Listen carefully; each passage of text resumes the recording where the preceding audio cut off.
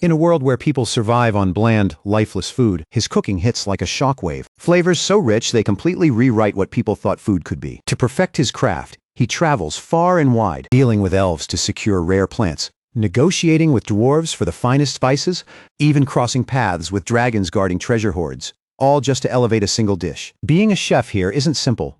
It's a battle of its own, and this is where it all began. 15 years earlier, he was just Ellison, a regular culinary student chasing the dream of becoming a chef, until everything was cut short by a sudden accident, a truck ending his life before it could even begin. But death wasn't the end. When he opened his eyes, he found himself in a completely different world, one already drowning in war. Confused and lost, he had no idea what to do until a stranger guided him into a group of evacuees. From there, he learned the truth. This land was the Rubber Empire, specifically the city of Greek, and it was locked in a brutal war against dragons. Instead of breaking down, he adapted fast, convincing himself that this second chance couldn't possibly be worse than his previous life. At least here, he wouldn't be forced into military service after graduation or so, he thought. That illusion shattered instantly. A knight appeared before the crowd and delivered the emperor's command, with mercenaries abandoning the battlefield and manpower running dry. Conscription was now in effect. Everyone between 17 and 45, regardless of status, would be forced into the Knight Corps. Just like that, his new life was decided for him. Training was brutal, to the point where he found himself wishing he had simply died back then instead of enduring this. During that time, a knight noticed something unusual. After his initial training, he was told he would be transferred to the Mage Corps. His potential was too high to ignore. Even so, reality hit him in the smallest moments. At lunch, staring down at nothing but boiled potatoes, he felt genuine despair. But what shocked him even more was the people around him. They actually thought this was good food. That realization flipped a switch in his mind. If this world had no idea what real food tasted like, then opening a restaurant here wouldn't just work, it would dominate. From that moment on, he trained with a new purpose. No matter what, he would survive, endure everything, and build his dream here. All he needed was to last 2 years until the war ended. What he didn't know was that the war would drag on far longer than that. By the time he would finally earn his freedom, 15 entire years would have passed since the day he arrived in this world. A span so long that even imagining it now feels suffocating. Back in the present, those years weigh heavily on him, tears quietly forming in his eyes, not from sadness, but from everything he endured. Finally catching up to him, a passing girl notices, stopping in her tracks before introducing herself as Rain. He introduces himself as the restaurant owner, and when she asks if he's running the place alone, he casually mentions he does have a family member, though she's probably still asleep and won't wake until evening. Rain's curiosity sparks immediately, and she offers something valuable: a connection to a meat supplier, her husband's butcher shop located near the entrance of town. He accepts without hesitation, promising to visit, though she gives a small warning: her husband is exactly the easiest person to deal with. That warning doesn't faze him. After everything he's been through, a bad temper is nothing. But the moment he actually meets the butcher, that confidence wavers just a little. The man's expression alone is enough to make anyone tense. And when Ellison explains he needs meat for his restaurant, the response is cold, dismissive. The butcher immediately assumes he's just another greedy reseller looking to profit. Before things escalate further, Rain steps in, swinging a frying pan straight into her husband, forcing him to cooperate and fetch some Ballaran meat. He protests loudly, blaming people like Ellison for his troubles, but she doesn't budge, pushing him to follow through before apologizing on his behalf. She then explains the reason behind his attitude. He was betrayed by a restaurant owner in the past, and since then, trust hasn't come easily. In return, Ellison shares his own past, 15 years in the military, a detail that changes the atmosphere slightly. Eventually, the butcher returns, but not with the premium meat. Instead, he tosses over a cheaper cut, challenging Ellison to prove himself. If he can create a dish that satisfies him, then maybe, just maybe, he'll supply better meat in the future. His standards are made clear, extremely high. The pressure is obvious, and for a moment Ellison feels it, until the butcher mocks him, questioning if he's already scared. Another hit from the frying pan shuts that down instantly. Ellison brushes it off, confidence returning as he invites them both to his restaurant for dinner that evening. Rain hesitates, clearly unsure about the quality of the meat he was given, but he reassures her this is more than enough. Once he leaves, her concern lingers, especially knowing the cut he received: Yuba belly fat, something most people here wouldn't even consider using. But to Ellison, it's different. In this world, livestock goes by unfamiliar names, but what he's holding is unmistakable pork belly, and not just any pork, high quality at that. The reason it was given to him is simple. Pork is the cheapest meat here, and the belly cut is considered the lowest of the low. What they see as worthless, he sees as opportunity. Without hesitation, he decides on the perfect dish: grilled pork belly, simple, powerful, and incredibly effective. As he begins preparing, a fire spell ignites beneath his tools, While elsewhere, the couple argues, Rain calling out her husband's behavior, while he insists it's all a test. Eventually, she realizes the truth. He's not rejecting Ellison, he's evaluating him. The memory suddenly shifts back to the battlefield. Soldiers struggle desperately against overwhelming monsters, forced into retreat. One man left behind with an injured leg, a moments away from death until Ellison steps in, unleashing a blade spell that cuts through the monster effortlessly, saving him. That same spell now returns in a completely different form, back in the present, inside a quiet kitchen. He uses that very magic, not for combat, but for cooking, slicing through the meat with precision, so the seasoning seeps deep into every layer. Soon after, the couple arrives at the restaurant, greeted warmly. Rain is immediately impressed by how clean everything is, while her husband remains skeptical, only calming down after a silent threat from her frying pan. In the kitchen, Ellison moves with complete control, oiling the grill, adjusting heat, carefully turning the meat as it cooks, letting it crisp perfectly while locking in flavor. A light sprinkle of salt enhances everything. And once done, he slices it into bite-sized pieces, pairing it with a fresh salad. He considers adding more complexity, but knowing his audience, he keeps it simple. When the dish is finally served, the reaction is instant. Rain takes the first bite, and the shock hits immediately. It's unmistakably pork, yet it tastes completely different, rich, balanced, perfectly paired with the salad. At the same time, Ellison hears something even more important. The butcher declares he'll supply him. Looking over, Ellison notices his plate is already empty, despite the man still acting grumpy, claiming he's out of pork. When asked directly if he's satisfied, the answer comes out rough. He isn't. He wants more. Rain immediately forces him to give a proper response, and this time he does. He admits it. This was the best pork he has ever eaten. From that moment, the decision is made. He will supply Ellison with the finest pork in the entire empire. The deal is struck, though. The butcher wastes no time asking for more food, something Ellison gladly provides. As the day wraps up, his first real business success settles in, just as his so-called family member finally wakes up, drawn in by the irresistible smell filling the air. From there, everything begins to take off. Within just a week, his restaurant gains steady momentum. Orders pouring in non-stop, especially for the pork belly, and every single customer leaves the same way. Plates completely empty, and expressions filled with satisfaction. By the end of the day, he starts wondering if maybe it's time to close the restaurant for now. But while checking his supplies, another problem jumps out at him. His spice stock is almost gone, and he's completely out of pepper. In a world this old where trade is slow and unreliable, spices are valuable, and even then, the quality still can't compare to what he remembers from modern times. Then an idea hits him. He pulls a coin from his pocket and goes with the one solution that always feels a little absurd but works. He summons ingredients straight from the modern world. He first discovered this magic while desperately trying to find a way back home. And even though it came with limits on how much size and weight he could bring over, he still considers it a blessing. Out of guilt, he sends gold coins back each time, because taking things without permission, even across worlds, still doesn't sit right with him. As he refills his spice jars, he reflects on the biggest frustration of this magic. He can't summon proper fresh food. No meat, no eggs, nothing perishable, because every time he tries, it arrives spoiled. On top of that, the spell itself is exhausting to use. After that, he decides he's earned a drink and goes to grab the beer he summoned earlier, only to open the fridge and find absolutely nothing left. That alone tells him exactly who the culprit is. He heads straight for the dragon girl and scolds her, not just for draining all his beer, but for leaving the mess behind too. She fires back without shame, calling it revenge for him not leaving her anything decent to eat, then proudly reminds him that she is the great black dragon, Lauren, and someone like her is obviously not going to lower herself to cleaning. He lightly bonks her and tells her to peel vegetables and clean up properly, which earns a weak protest about how she is, in fact, a dragon. Looking at her, he can't help thinking back to how she was orphaned when her mother died during the Dragon War, and how she got swept into that chaos alone. That's why he chose to look after her, after she took human form. Even if she's already 100 years old, by dragon standards, she's still basically a kid, young, reckless, and immature. So to motivate her, he promises to make her Salisbury steak if she finishes the job. And just like that, her mood flips. Not long after, Creston shows up asking for something to drink with his meal. Our chef checks the fridge that Lauren already emptied, then pulls out another bottle. To avoid raising questions, he transfers the drink into a different container before serving it. Creston eyes it curiously and assumes it might just be water. But Ellison explains that it's called soju, and that it pairs perfectly with the food. The result is immediate.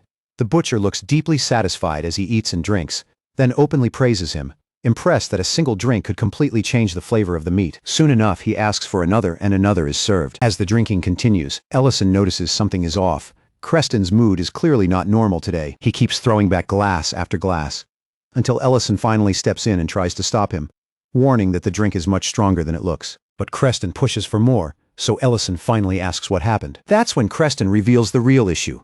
He suspects Rain is seeing another man. Every month at a certain time, she dresses up and goes out. And one day he followed her, only to find her meeting an old mercenary comrade of his, someone who used to be close to him. He slams the table in frustration, furious that this man never comes to see him, yet somehow meets with his wife in secret. To make it worse, Rain is supposed to meet him again today. Ellison tries to calm him down, telling him that drowning himself in alcohol won't solve anything, but Creston, already emotional, asks what else he's supposed to do. He starts crying over Rain because despite all his anger, he loves her that much. Ellison then tells him he wants to help because he simply doesn't believe Rain is the kind of woman who would betray her husband. With that, he heads over to Lauren with a plan already forming. He asks if she wants to come with him, and adds that if she does, she can stop peeling vegetables. She agrees instantly, practically desperate to escape the task. Soon after, the two of them are crouched on a rooftop, secretly watching Rain. From there, Ellison spots her sitting inside a restaurant across from a man who could only be the old mercenary Creston mentioned. He immediately puts his plan into motion and asks Lauren to listen in on their conversation and tell him exactly what they're saying. Naturally, she refuses to do it for free and bargains for steak in exchange,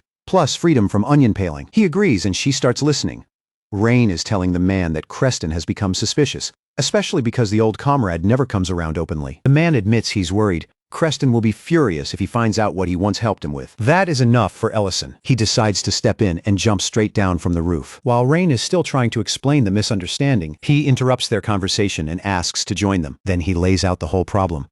Creston has misunderstood the nature of their relationship. Before long, both Rain and the old mercenary are standing in front of a completely drunk Creston, who takes one look at them and sarcastically comments on how good they look together. They try to explain, but Creston lunges at his former comrade before they can get the words out. His punch never lands, though, because Ellison instantly throws up a shield in front of them. After that, he pushes them to clear everything up properly. The truth finally comes out. This man had helped Creston financially so he could start the butcher shop in the first place, which leaves Creston stunned. Holding a basket filled with meat and vegetables, Ellison moves past them while telling them to sort this mess out, because in the meantime, he's going to make dinner. Since Creston is drunk, he decides on something warm and easy on the stomach, a soup-based meal. Rain had brought him high-quality ballerine meat, so he chooses to make shabu-shabu. He prepares the soy sauce dipping sauce first, then once the broth comes to a boil, he strains out the solids and pours the clear broth into the pot as the meal comes together. Outside, Rain finally explains everything. The truth is that the man had given her his life savings so she and Creston could open the butcher shop. Now that their income is stable, she has been repaying him little by little every month. Creston had assumed the money came from some lord as a reward for catching a thief. But Rain admits that story was a lie, because if he knew the truth, he would never have accepted money from another man. After hearing that, the old comrade apologizes too, for not attending the butcher shop's opening, and for letting such a painful misunderstanding happen in the first place. Creston, looking crushed and confused, asks why anyone would lend their life savings to someone like him, especially money that could have supported him after retirement from mercenary life. Before the mood sinks any further, Ellison returns with the pot, sets it down between them, and tells them to eat before the vegetables turn mushy. When Creston comments on how thin the meat slices are, Ellison explains that he cut them that way so they would cook quickly in the broth. Both men fill their bowls, and after just one sip, satisfaction spreads across their faces, especially Mint, who is tasting Ellison's cooking for the first time. As they eat, the meal pulls them straight into old memories from the war. Back when Creston once took a sword in Mint's place. That time, food supplies had run dry, and they were forced to survive on miserable rations just to keep going. During that same period, Mint had managed to hunt a ballerine and turned its foul-smelling meat into a soup that somehow became the best meal they had tasted in ages. Then Mint explains that he never really had any grand plan for retirement anyway. Helping his friend mattered more than anything else. Hearing that, both men finally apologize to one another. Right after that emotional moment, Lauren points an accusing finger at Ellison and reminds him that he broke his promise to make her steak. He tries to dodge it by saying, "Evening hasn't ended yet, so he still has time," but she grumpily fires back that it is already night. He ignores the complaint and instead asks Mint what he thought of the food. Mint praises the cooking, then asks if it would be possible for him and the rest of his mercenary group, who are about to leave on an escort mission, to come eat at the restaurant before they depart. Ellison goes quiet at that suggestion, because feeding an entire mercenary group is a very different level of problem. It seems he ultimately decides he needs chicken for the feast. But catching chicken in this world is somehow an exhausting nightmare. At one point, the struggle gets so ridiculous that he even considers burning down the forest just to catch one. Now, he fully regrets confidently declaring that he would prepare chicken for the mercenary dinner. In a flashback, it's shown that he first demanded Creston supply him with chicken, only for Creston to tell him that getting one is nearly impossible because the livestock is so rare. When Ellison kept pressing, Creston finally mentioned hearing that some had been spotted in Lemon Forest. That is how Ellison ends up there, exhausted and annoyed, eventually asking Lauren to help, She agrees, but only if he does the dishes in her place afterward and he accepts the deal. Then in the very next moment, she completely burns the chicken, which makes him jokingly praise her, saying she'd fit right in with them if she hadn't eaten dragon heart, something she is absurdly proud of. After the job is done, Lauren lounges around drinking beer like she worked herself to the bone. Ellison teases her, saying all she really did was glare at the chicken.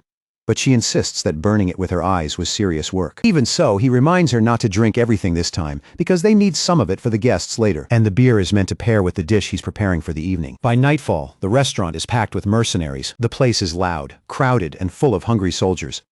But not everyone is convinced.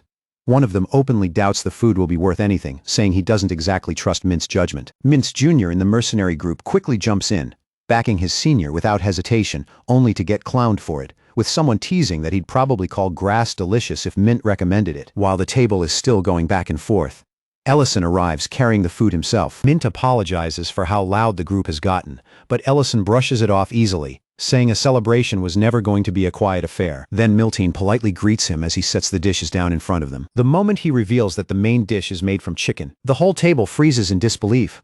Especially Miltian, can't accept that something even skilled hunters struggle to catch ended up on their plates. But the second they taste it, the disbelief changes completely because the food is absurdly good. Even Mint's skeptical friend has no choice but to admit that Ellison's cooking is the real deal. After serving them, Ellison heads back toward the kitchen to take care of the other tables too. With the restaurant completely packed, he asks Lauren to help out. She reacts like he just insulted her bloodline, asking if he seriously expects a dragon to serve ordinary humans, especially after she was the one who helped catch a legendary creature that even professional hunters couldn't handle. Ellison immediately realizes she must have heard everything from earlier with that absurd dragon hearing of hers. So instead of arguing, he plays the emotional card, reminding her that opening a restaurant after the war was supposed to be their shared plan from the beginning. Then he adds that if she really doesn't want to help, he'll somehow manage on his own. That line lands exactly where it needs to, and after some nervous resistance, she gives in. A while later, she's actually serving customers, running around the restaurant until the rush finally ends. And the moment it does, she collapses across the tables from pure exhaustion. Ellison then brings out a platter of fried chicken and the beer he had secretly saved for the two of them. They dig in with the kind of satisfaction that only comes after surviving chaos together. That's when Ellison notices something else. She didn't just help serve.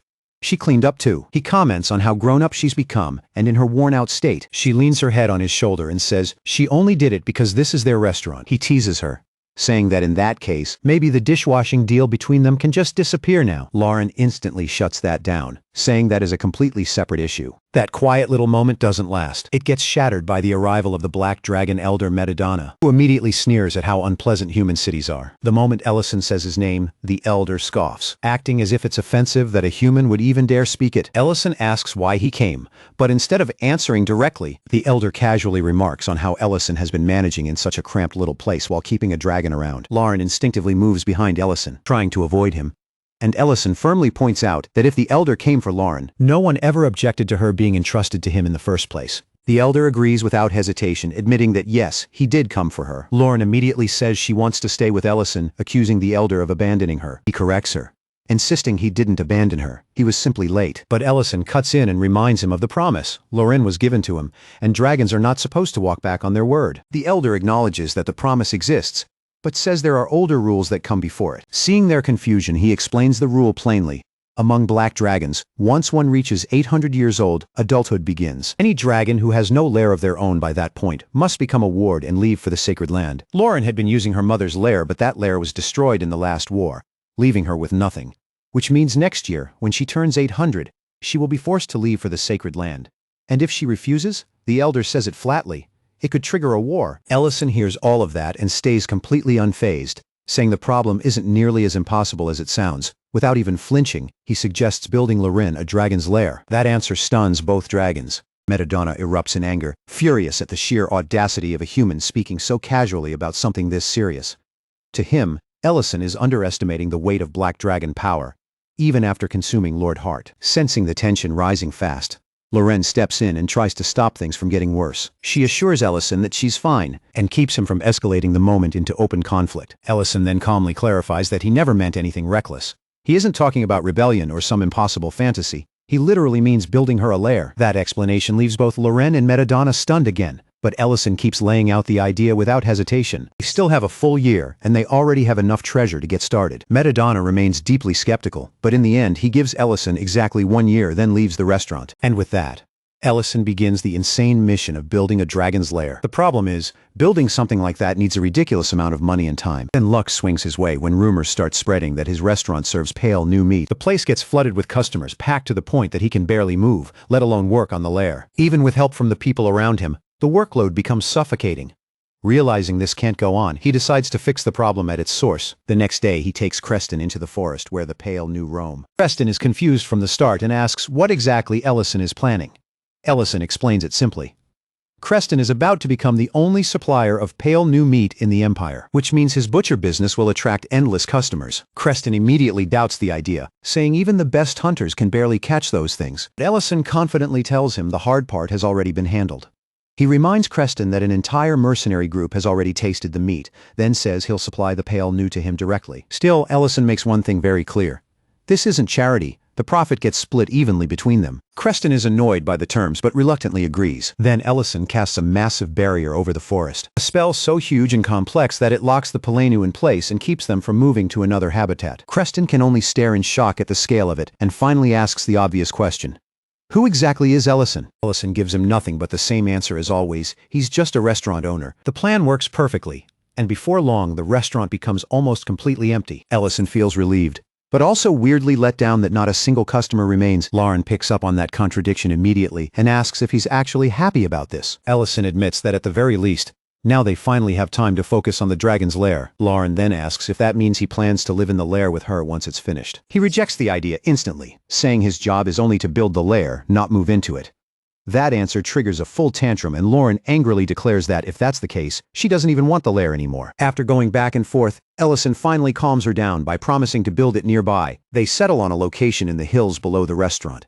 Land that already belongs to him. The only issue is that the inside will need magical reinforcement, or it could collapse. Lauren, suddenly fired up again, starts digging right away. Ellison, meanwhile, excuses himself by saying he can't leave the restaurant unattended for too long. Frustrated beyond belief, Loren is left to keep digging while he heads back alone. At the restaurant, Ellison finally takes a brief moment to rest. But that peace gets interrupted when a young nobleman walks in and asks whether this is the place that once served the legendary pale new meat. Tired of hearing the rumor by now, Ellison tells him they no longer serve it, and suggests he try the nearby butcher shop instead. But the nobleman insists that he doesn't care what it is, he just wants something to eat. So Ellison decides to make him a hamburger, using the best ingredients available, including yuba meat. He carefully puts the whole thing together, finishing it with a special demi-glace sauce, and topping it with an egg he had collected earlier. When the burger is placed in front of the nobleman, he is visibly stunned by how good it looks. But just as he's about to take a bite, a man suddenly rushes into the restaurant calling for him. The newcomer is horrified to find the nobleman in a place like this, and immediately warns him about food poisoning, insisting he leave at once. Insulted by that, Ellison defends his restaurant on the spot, saying the nobleman is a paying customer, and there is absolutely nothing wrong with the food. The man then reveals that the young customer is the Baron, heir to the barony of Greek. That revelation means nothing to Ellison, who keeps arguing anyway. In the end, the nobleman quietly leaves a gold coin on the table, apologizes for the trouble, and walks out without even touching the burger. Later, Lauren comes back to the restaurant completely covered in mud,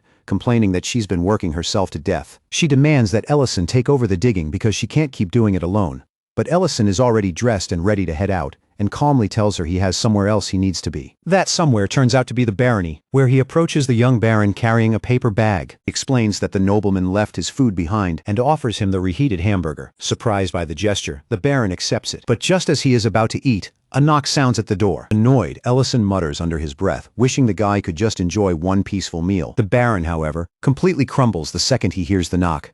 His hands start shaking, sweat gathers on his forehead, and when he turns toward Ellison, his voice is weak and panicked as he asks what he should do. Ellison looks at him with mild amusement and tells him exactly what to do. Take control, speak firmly, and declare that nothing is wrong. He says the Baron needs to act like the rightful heir to the barony. But the Baron shakes his head, fear written all over his face, convinced that nobody listens to him anyway. He believes the person outside will ignore him and come in no matter what he says. The knocking grows harsher, and a voice from the other side warns that if no answer comes soon, the door will be opened by force. Watching all of this, Lauren rolls her eyes at the Baron's complete lack of backbone and decides to step in herself. She perfectly copies his voice, then loudly speaks through the door with enough authority to make it completely believable. declaring that nothing is wrong and ordering the person outside to leave immediately. The Baron stares at her in total shock. Then, just like that, the banging stops. The person outside apologizes, says they'll withdraw, and asks only to be called if anything happens. Ellison then remarks that this is exactly what he meant. The young Baron suddenly drops to his knees and declares Ellison his master on the spot, leaving him completely stunned. Then the boy begins laying out the story of how he ended up like this. His mother died giving birth to him, and not long after his father remarried. His stepmother was strict, always pushing him to be careful, always reminding him to behave like the son of a lord.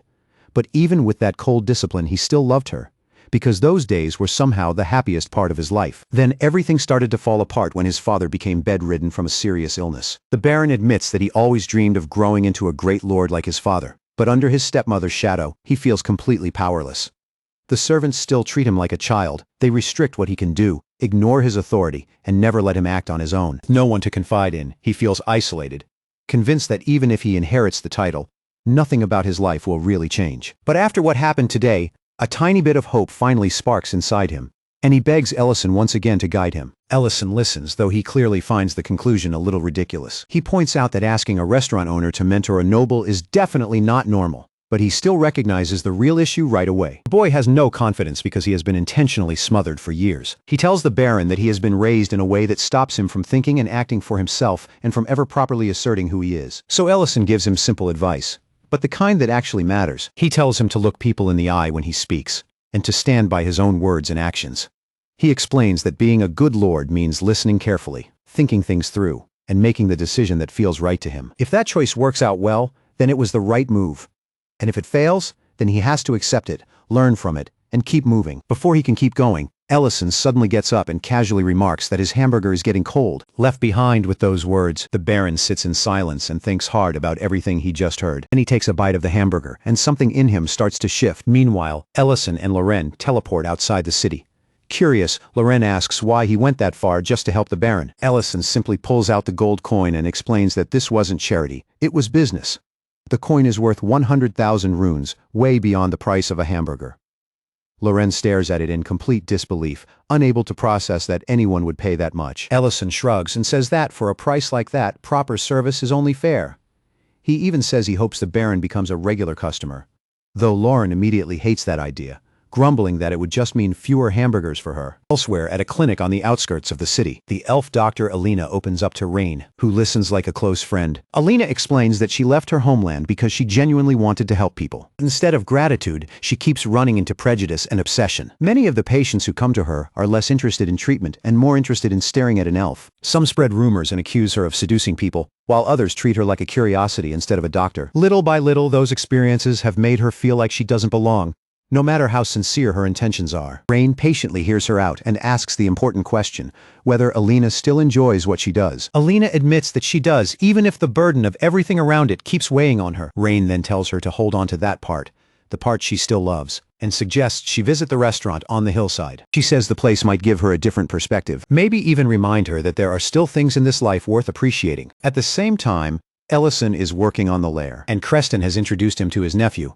while also telling him that Alina has arrived at the restaurant. When Ellison gets back, he walks into absolute chaos. Alina is on her knees in front of Lauren, and Lauren, wearing a smug little smile, is declaring that Alina must serve her like a subordinate if she wants forgiveness. Ellison freezes for a second, fist tightening from pure irritation, then immediately demands to know what Lauren thinks she's doing to a customer. A few minutes earlier, Lauren had been lying around on one of the restaurant tables when the door opened. Alina stepped inside carefully, looking around and asking if anyone was there. Lauren got up to greet her and mentioned that the owner wasn't around at the moment, but then her attention instantly locked onto something else. Alina was an elf.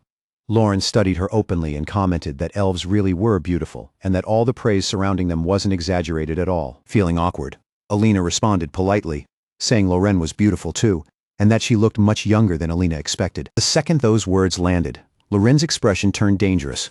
She smiled, but not in a friendly way, and asked whether Alina was implying she looked young. Then she coldly explained that while she might be considered young among dragons, she was still far older than Alina, and demanded to know who had given her permission to speak so casually. In an instant, the air in the room turned crushing and terrifying, so heavy that Alina couldn't withstand it. Overcome by that pressure, she collapsed to the ground. That is the exact scene Ellison walks back into. After dealing with Lauren, he opens the door properly for their guest, apologizes for the commotion, and welcomes Elena inside. Lauren, now sitting there with a bump on her head after being scolded, miserably sulks and cries, and Elena can barely process what she's seeing. To her, it makes no sense. Dragons are monsters of overwhelming power, living disasters that can wipe out villages without effort. So seeing one act like a pouting child is completely beyond her understanding. Still shaken, Elena cautiously asks Ellison if he is really human. He hesitates for a moment, then realizes Lauren must have already exposed too much. In a lower voice, he confirms that yes, he is human. And yes, the girl in front of her is truly a dragon. Then he asks her to keep that information secret, explaining that the situation is complicated. Elena quickly assures him that she has no intention of provoking a dragon because she values her life far too much. Ellison tries to reassure her that she won't be harmed here, but he can already tell the first impression has been a complete disaster. Trying to recover the mood, he asks whether she is the Elf Council member Rain recommended. Elena confirms it, and that only makes Ellison more uneasy, because now he can fully imagine how terrible this place must look from her point of view. If this were Earth, he thinks the restaurant would have been destroyed by reviews for that level of hospitality. Sensing the awkwardness, Elena mentions that she had heard good things about the restaurant's vegetable dishes. Ellison immediately shifts into full professional mode and asks if she has any dietary restrictions. Elena explains that it's not for moral reasons, but her body simply can't digest meat. With that in mind, Ellison heads to the kitchen to make something that suits her. After thinking it over, he settles on pasta. He sautés onions, garlic, and mushrooms in hot oil, layering the flavor with salt, sugar, and spices. Then, while the sauce thickens, he boils the spaghetti and saves some of the pasta water so everything can come together smoothly. Once the dish is finished, he serves it to Elena and makes sure to tell her clearly that there is no meat in it. The moment she takes the first bite, her entire expression changes. The flavor is so different from anything she has known that she is left stunned. Until now, most of what she ate was little more than raw vegetables, so this completely rewrites her expectations. The pasta is so good that she quickly finishes it, savoring each bite with zero hesitation. Ellison notices how into it she is and approaches with a light comment about how much she seems to be enjoying the meal. Embarrassed, Elena covers her face and admits that it's just too good. She genuinely couldn't stop herself. He hands her a napkin and tells her there is no need to apologize, saying he's simply glad she liked it. Elena then explains that she almost never goes to restaurants because her appearance attracts far too much attention in the city, and most places don't even bother offering proper vegetarian meals. Even when they do, the food is usually bland and lifeless. Her face brightens as she admits that eating here has changed the way she sees things.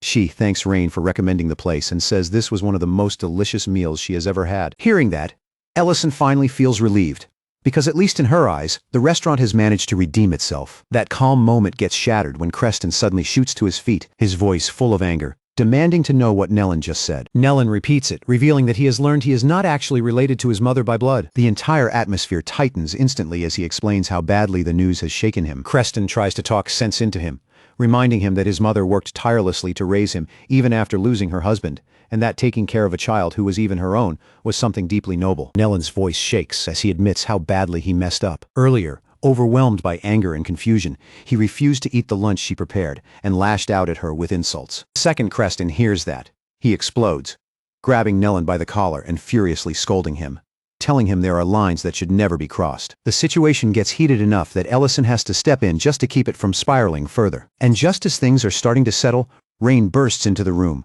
pale and panicked, and announces that the mine has collapsed and Nellen's mother is trapped inside. Nellen immediately asks what happened to her.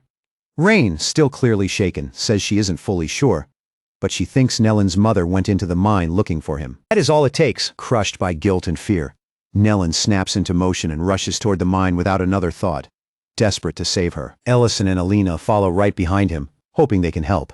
And when they arrive, the scene is complete chaos. People are holding Nellen back with everything they have, because the moment he breaks free, he's ready to throw himself straight into the collapsed mine to save his mother. Everyone around him is shouting for him to calm down, warning that the tunnel could cave in again at any second. But panic has already taken over. Right then, Ellison and Elena arrive, and Ellison immediately steps in, telling everyone to stop panicking because he and Elena are going inside to bring Nellen's mother back. The crowd instantly objects, insisting that going in now is suicide, that another collapse could happen without warning and bury even more people. Ellison doesn't budge. He makes it clear that this is an emergency and that Elena is a healer, which means there could still be injured people inside who cannot move on their own and need treatment immediately. After a lot of resistance, the people outside finally give in and let the two of them enter. As they move deeper into the mine, Alina thanks Ellison for choosing to risk himself for people who are not even his responsibility. She openly acknowledges how dangerous this is and tells him he doesn't have to be here. Before he can respond properly, the mine suddenly trembles and rocks begin falling from above. But Ellison reacts without the slightest panic, instantly casting a barrier that shields them from the debris. While continuing forward, he casually explains that when he was younger he happened to be a rather successful magician, though those days are behind him now. Then, curious about her, he asks why she decided to walk into a collapsing mine and risk her own life, when she could have stayed safe back at her clinic in Greek City. Alina hesitates, clearly unsure how to answer. But before she can say much, they reach a split in the tunnel. Since there is no time to check both paths one by one, Ellison begins chanting, and a spell summons light spirits that brighten the darkness of the mine. Before dividing into two groups and drifting down both routes, Alina watches in amazement as the spirits guide them toward a group of injured workers. One of the workers catches sight of the glowing lights and immediately thinks he's hallucinating, until Ellison and Alina step into view and prove that the rescue is real. Their injuries are not as bad as feared, so Alina quickly treats them with healing magic, allowing them to move safely, while Ellison uses his own magic to clear blocked passages and shift heavy stone out of the way. One by one, the injured are saved and sent back outside. But Nellen's mother is still nowhere to be found. Refusing to stop there, Ellison and Alina keep going until they finally find her collapsed on the ground, unconscious and badly hurt. Alina examines her at once and realizes the injuries are serious, far worse than the others. Without hesitation, she uses a much stronger healing spell, pouring everything she has into saving her. Soft green light spreads through the area, wrapping around the injured woman as Alina pushes her healing magic to its limit. Outside the mine, Rain is barely holding herself together, crying as fear completely overwhelms her. Ken tries to calm her, telling her to trust Alina's healing, because if anyone can save Nellen's mother, it's her. Ellison does the same for Nellen, who is frozen in helpless fear, assuring him that thanks to Alina, his mother is no longer in mortal danger. Exhausted but determined, Alina trembles as she explains that the head injury has been healed, and that the wound near the eye is not as terrible as it first looked. She even says that once the bandages come off, Nellen's mother should regain her sight. As Nellen looks at her lying there, guilt crashes down on him all at once. Then he sees the basket of breakfast she had lovingly prepared for him that morning. Same meal he cruelly rejected earlier, and the regret hits even harder. He starts blaming himself for everything, convinced that his own words led to this. Then, in the middle of all that pain, his mother stirs and weakly calls out, asking if Nellen is there. The second he hears her voice, he completely breaks. He drops beside her in tears, apologizing over and over, confessing that he was terrified his cruel words would be the last thing she ever heard from him. Tears stream from her eyes too as she answers, relieved beyond words to hear him call her mom again.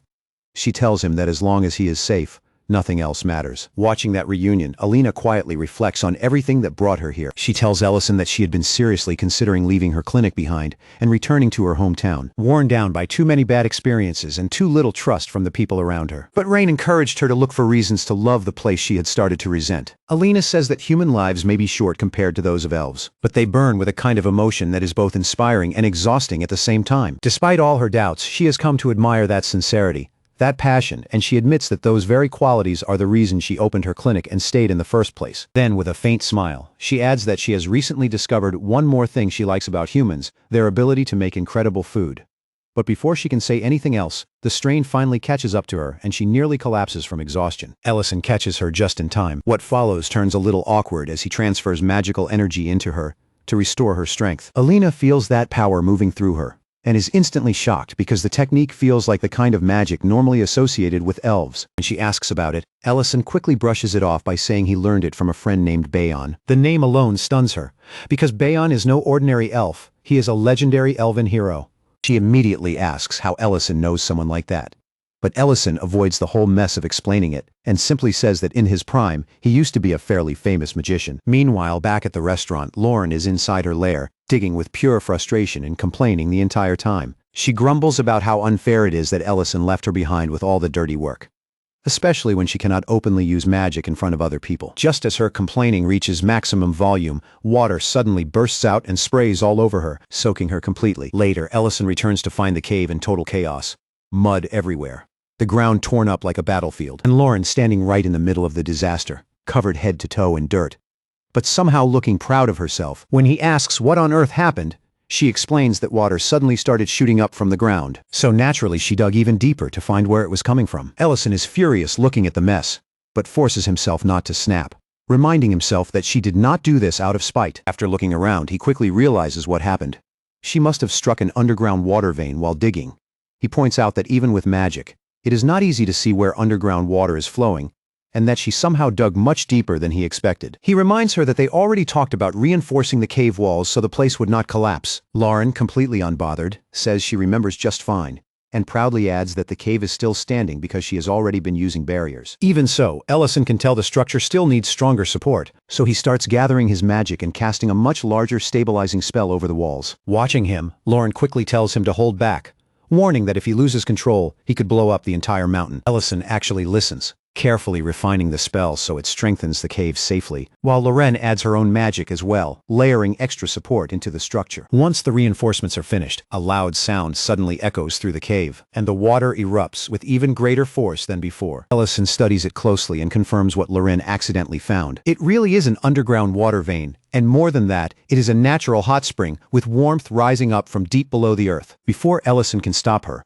Lauren immediately jumps into the water to warm herself up, only to start panicking and yelling that it is way too hot and that she is about to get boiled alive. Watching her flail around, Ellison scolds her for rushing headfirst into things without thinking. Then he decides to fix the problem properly, pressing his hand to the ground. He uses magic to reshape the earth, forming a smooth basin where the hot spring water can gather naturally. Little by little, the pool takes shape and begins filling with clear, warm water. Once the spring stabilizes, he removes the upper part of the barrier so the water can flow more freely. Then, without giving Lauren any warning, he simply grabs her and throws her back into the pool. She lets out a furious shriek as she hits the water. But the moment she sinks into it, her reaction changes. The temperature is perfect now, warm and relaxing. Not painfully hot at all. Ellison had already adjusted it. After taking off his outer coat, he calmly joins her in the spring himself. As they sit there in the warmth, Lauren gets curious and asks where he went earlier, mentioning that she noticed him disappear and wants to know what he was doing. Ellison explains that a mine collapsed and he had to go save people.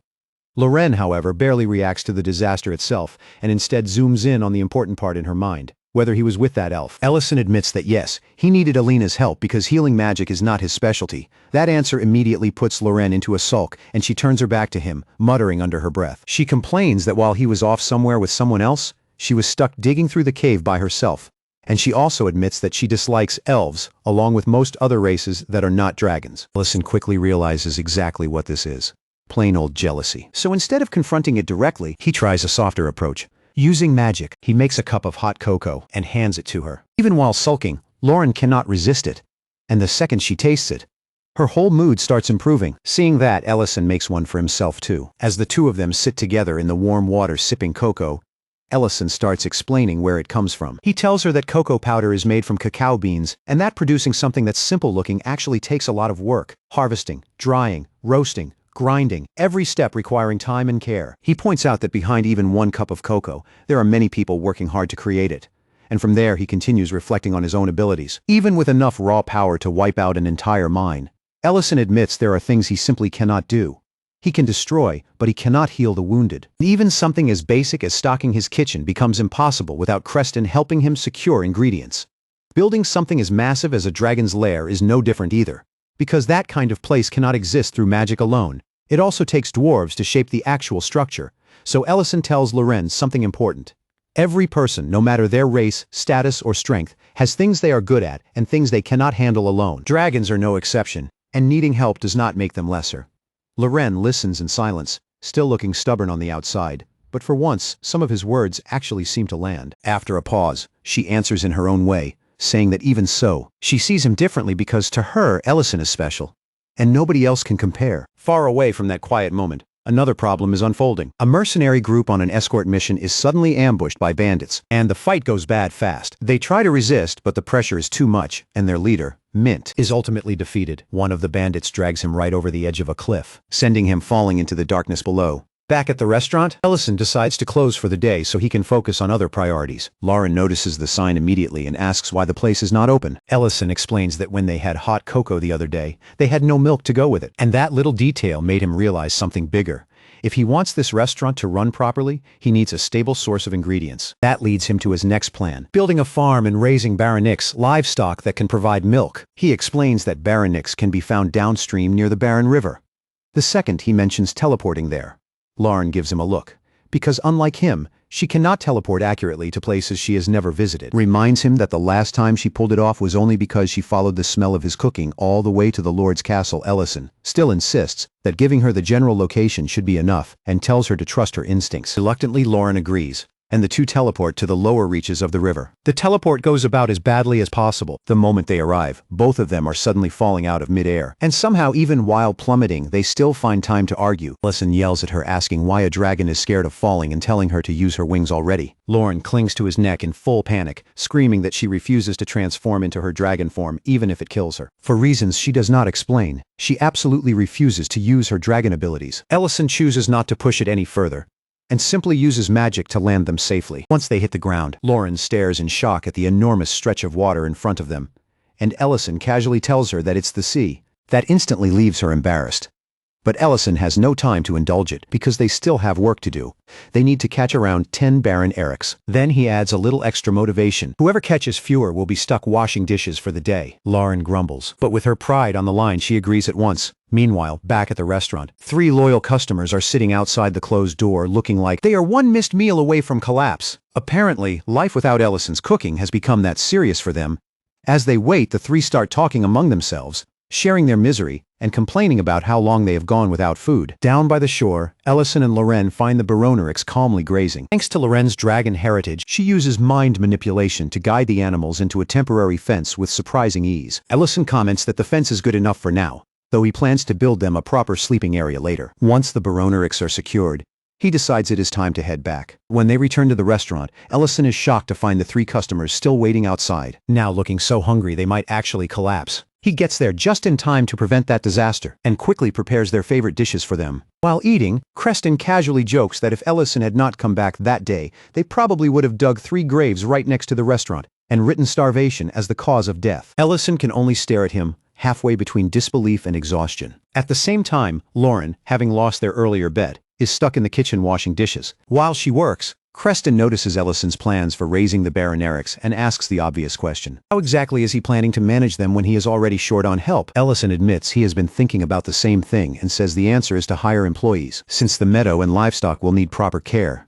he cannot just bring in anybody, so he decides to post a recruitment notice and hold interviews. Creston immediately finds that entertaining and mentions that elves are said to be able to sense people's true intentions. He adds that the young Baron should also learn how to judge whether a person is honest on his own. Even so, Creston offers his help too, claiming that years of mercenary work have made him good at reading people. Alina and the Baron also volunteer, saying they want to help Ellison choose the right person. The next day, interviews for the meadow caretaker position begin, and the recruitment notice draws in a crowd. Creston, Alina, and Dion enthusiastically take their places as judges. The first applicant barely gets started before being dismissed, because Creston decides his energy is not good enough. The second is a handsome young man who seems lively and confident, and Creston initially looks impressed, but Alina uses her ability to read deeper, and immediately throws him out, after discovering his thoughts are full of inappropriate nonsense about her. Then comes the third applicant, a middle-aged man proudly announcing 30 years of experience and promising to create the finest meadow in Greek City. This time Dion takes over the interview and goes absolutely overboard, firing question after question at him about how he would keep the Baronerics comfortable,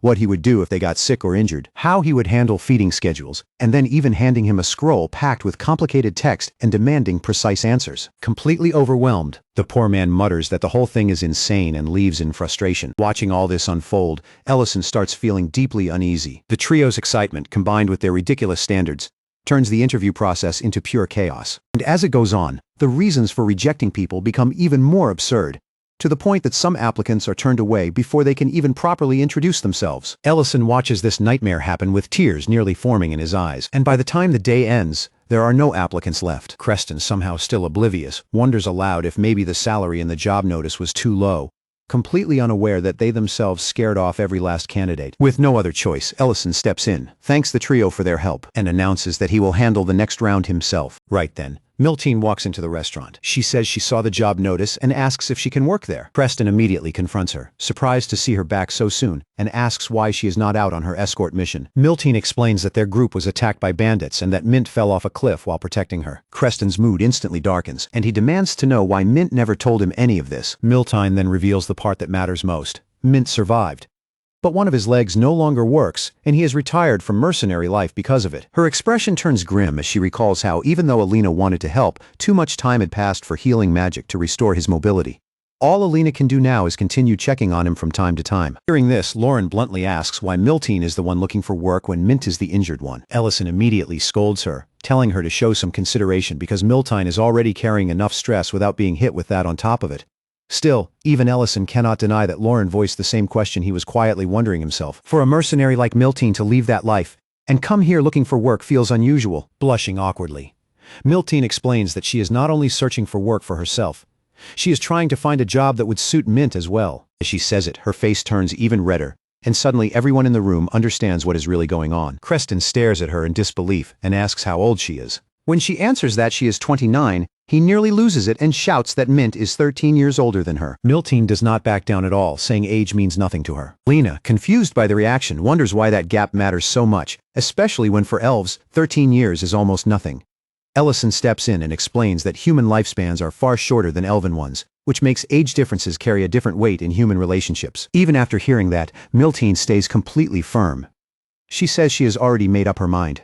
She has left the mercenary guild, and she intends to find work here, even if the alternative is starving on the street. Lauren, rather than mocking her, seems strangely intrigued by how serious she is, and quietly declares that age really does not matter, a statement that carries a little extra weight coming from someone far older than she looks. Ellison acknowledges Miltine's resolve and genuinely appreciates that she is willing to work alongside Mint. But he also points out the obvious: they still have not heard what Mint himself thinks about any of this. Miltine blushes all over again and admits that she has not spoken to him yet. Her plan was to secure the job first, then tell him afterward. She explains that Mint was the one who taught her everything from the proper way to hold a sword to how to care for her weapons, and now she wants to prove that she can handle farm work too, that she can stand on her own and support him in this new stage of his life. Alina finds the whole story touching and openly admires Miltine's determination to stay at Mint's side, though she quietly wonders if the words being used are maybe not fully capturing what this really is. After thinking for a moment, Ellison speaks up and tells Miltine that once she manages to collect her first bucket of milk from the ranch, he already knows the perfect dish to celebrate it with Mint. Then he officially welcomes her aboard, clearly looking forward to working with her. The next morning, Miltine arrives early, ready for her first day. Her first assignment is simple on paper: take the Baronerics out from the fence and let them graze. As she carefully approaches the first one, she is struck by how calm and gentle the animals seem. She has no idea what kind of magic or training keeps them this docile, but she assumes the task should be manageable. That confidence disappears almost instantly. One tiny shove from a Baroneric is enough to send her tumbling straight to the ground. She tries again and again, testing different approaches, but the result does not improve. She gets knocked over repeatedly and spends the day struggling just to keep up. By evening, frustration is starting to eat at her. While preparing dry hay for them, the Baronerics crowd around her instead of going where she directs them, completely ignoring the fresh grass she is pointing out. Exhausted, she finally sits down and complains to herself about how drained she feels, already worrying that she might get fired before she even has the chance to work with Mint. Then, just when she starts slipping into despair, one of the Baronerics walks over and gently nudges her with its nose. To her surprise, it feels almost like the creature understands. And then, even more unexpectedly, it allows her to milk it. Overjoyed, Miltine fills her very first bucket and rushes straight to Ellison to announce her success. Ellison is pleasantly surprised, even admitting that he expected it would take her at least a week. Smiling, he praises her effort and tells her to go change into clean clothes because they have another task ahead. Confused, Miltine asks what they are making, and Ellison reveals the plan. They are going to use that milk to prepare something special for Mint, a cheesy pizza. Ellison walks her through the process from the beginning, starting with pasteurizing the milk, then curdling it with vinegar. As he works, he explains why the curds have to be kneaded in warm water, how that helps remove the whey, and turns it into mozzarella. Watching the whole process, Miltine comments that what she is seeing does not resemble any cheese she knows. Ellison reassures her that it is simply a different type. Then, almost too casually, he tells her that a special dish like this is the perfect way to confess her feelings to Mint. That line hits hard enough to turn her bright red, and she immediately protests that she has not even thought about confessing yet, though the thought clearly plants itself in her mind anyway. Meanwhile, Ellison, busy with the dough, starts bragging about how popular he supposedly was in his younger days. Curious to spite herself, Miltine asks whether he has a lot of dating experience, only for Ellison to admit that he has never been on a single date in his life. Somehow, still undeterred, he hands her the finished pizza and gives her his grand advice. Anyway, honesty always works. He tells her to pour her heart into the dish, because Mint will definitely notice the sincerity behind it. Miltine rolls her eyes at his self-declared expertise but still takes the pizza, ready to go see where her feelings will lead. Once everything is prepared, the group heads over to check on Mint's condition. Miltine, meanwhile, lingers shyly outside with the pizza in her hands. After some time spent catching up, Ellison introduces Alina to Mint, explaining that she is an elf who runs a respected clinic and is widely known for her healing ability. Mint looks slightly surprised and maybe a little intimidated by that introduction. Then Miltine finally steps forward, face flushed red, and nervously asks how he is feeling. At that point, Mint seems to realize why everyone has really come to visit him. Alina calmly gets to work on his injured leg. Her magic cannot fully undo the damage, but it is enough to help with rehabilitation and ease some of the burden on him. Once the treatment is done, Mint turns his attention back to Milton and reminds her that she seemed like she had something important to say. His tone makes it clear he is waiting for her to finally say what is on her mind. Milton's heart starts racing, sweat building as everyone silently roots for her to go through with it. But at the last second, panic wins. She abruptly changes the subject and asks if he is hungry, suggesting that they eat first, hoping the food will give her the courage to speak afterward. She repeats Ellison's advice to herself. Honesty will work as long as her sincerity reaches him. Then she presents the pizza she worked so hard to make, with the toppings carefully arranged into a heart. In a nervous voice, she explains that it is called pizza, that she made it herself with some help from Ellison, and that it is something special. Then she asks if he thinks it looks nice. Mint, however, completely misses the deeper meaning and simply suggests that they eat. Without hesitation, he reaches for a slice. Once everyone joins in, Mint takes a bite and is visibly surprised. He admits that he always thought cheese was just that smelly stuff sold in markets, but the cheese on this pizza is actually delicious. The flavor and texture win him over immediately. While the others enjoy the meal, Miltine eats quietly. Afterward, Mint compliments her cooking and says he had no idea she could make something this unique and good. Gathering her courage again, Miltine asks whether he has thought about what he wants to do with his future. A serious shift in her tone makes Mint pause. He admits that he has not really thought about it. That is when Miltine suggests he come work with her at Ellison's ranch. Mint is surprised and asks what ranch she is talking about. So Ellison steps in and explains that he recently acquired one and would be honored to have Mint work with them. Mint looks taken aback, and once he learns that Miltine is already working there, he asks what happened to her mercenary work. Embarrassed, Milton looks away, then forces herself to say it plainly. She left the guild right after Mint did because she wants to stay by his side in the future. She blurts it out before she can stop herself. Unable to keep her feelings hidden any longer, Mint smiles warmly and agrees to work at the ranch, and that answer fills Milton with happiness. The others look pleased too. Then Mint casually says the one thing that destroys the whole mood for her. Since she is no longer with the mercenaries, he says, maybe now is a good time for her to start meeting some younger men in town. He even adds that she is old enough now to start thinking seriously about dating. Miltine freezes on the spot, completely speechless. Ellison, realizing instantly what just happened, scratches the back of his head and understands that Mint has completely missed the point. Meanwhile, Mint, utterly unaware of the emotional wreckage he just caused, keeps talking about when he will be able to start working at the ranch. Ellison gently tells him to focus on recovering first and not rush anything. As the group gets ready to leave, Ellison apologizes quietly to Milton, admitting that he really thought her plan would work. That sincerity alone would be enough. On the way back, he tries to comfort her, but Milton brushes it off and says that now that they will be working together, there will be plenty of chances for them to get closer. She forces a smile and says she is not upset that she is looking forward to working with everyone. But once she drifts a little apart from the group, the mask slips and tears finally spill down her face. She cries softly, yet even in that hurt she decides she is not giving up. The others watch her go, feeling bad for her, but not knowing what to say. Back where he is, Mint sits alone in thought, and it feels very much like he understood everything from the beginning, but simply is not ready to face it. The very next day, Crown Prince Leon of the Loving Empire arrives in the area. He wears a polite smile, but the faint displeasure on his face makes it obvious that he is not exactly impressed by the rural surroundings. As he passes through, he notices two beautiful women standing near the roadside, and with zero hesitation he approaches them and invites them to the castle that evening. Nearby, Porgo watches the prince's behavior and asks Madrini what exactly is going on. His expression darkens further as he complains about the complete lack of a proper welcome from the Lord of Greek City. At the same time, Dion prepares himself to meet the prince alone, since his mother is unwell and unable to attend. Seeing how tense he is, the steward encourages him, reminding him that he now stands in place of his family and represents his people who still believe in him. Dion enters the room where both the prince and Porgo are waiting, takes a breath, and silently asks his father for strength and guidance. Once he reaches the table, the atmosphere is immediately stiff. Porgo asks about Count Grieg's condition, and Dion's expression darkens at once. He explains that his father is still bedridden, and it is clear from his face alone how heavily that truth weighs on him. Prince Leon reacts with polished indifference, calling the situation unfortunate. Then he casually notes that Count Grieg once stood under Duke Saren, and Dion answers with extreme care, saying it has been a long time since there was any real contact between them. Leon adds that he has also heard rumors that Saren's health is failing.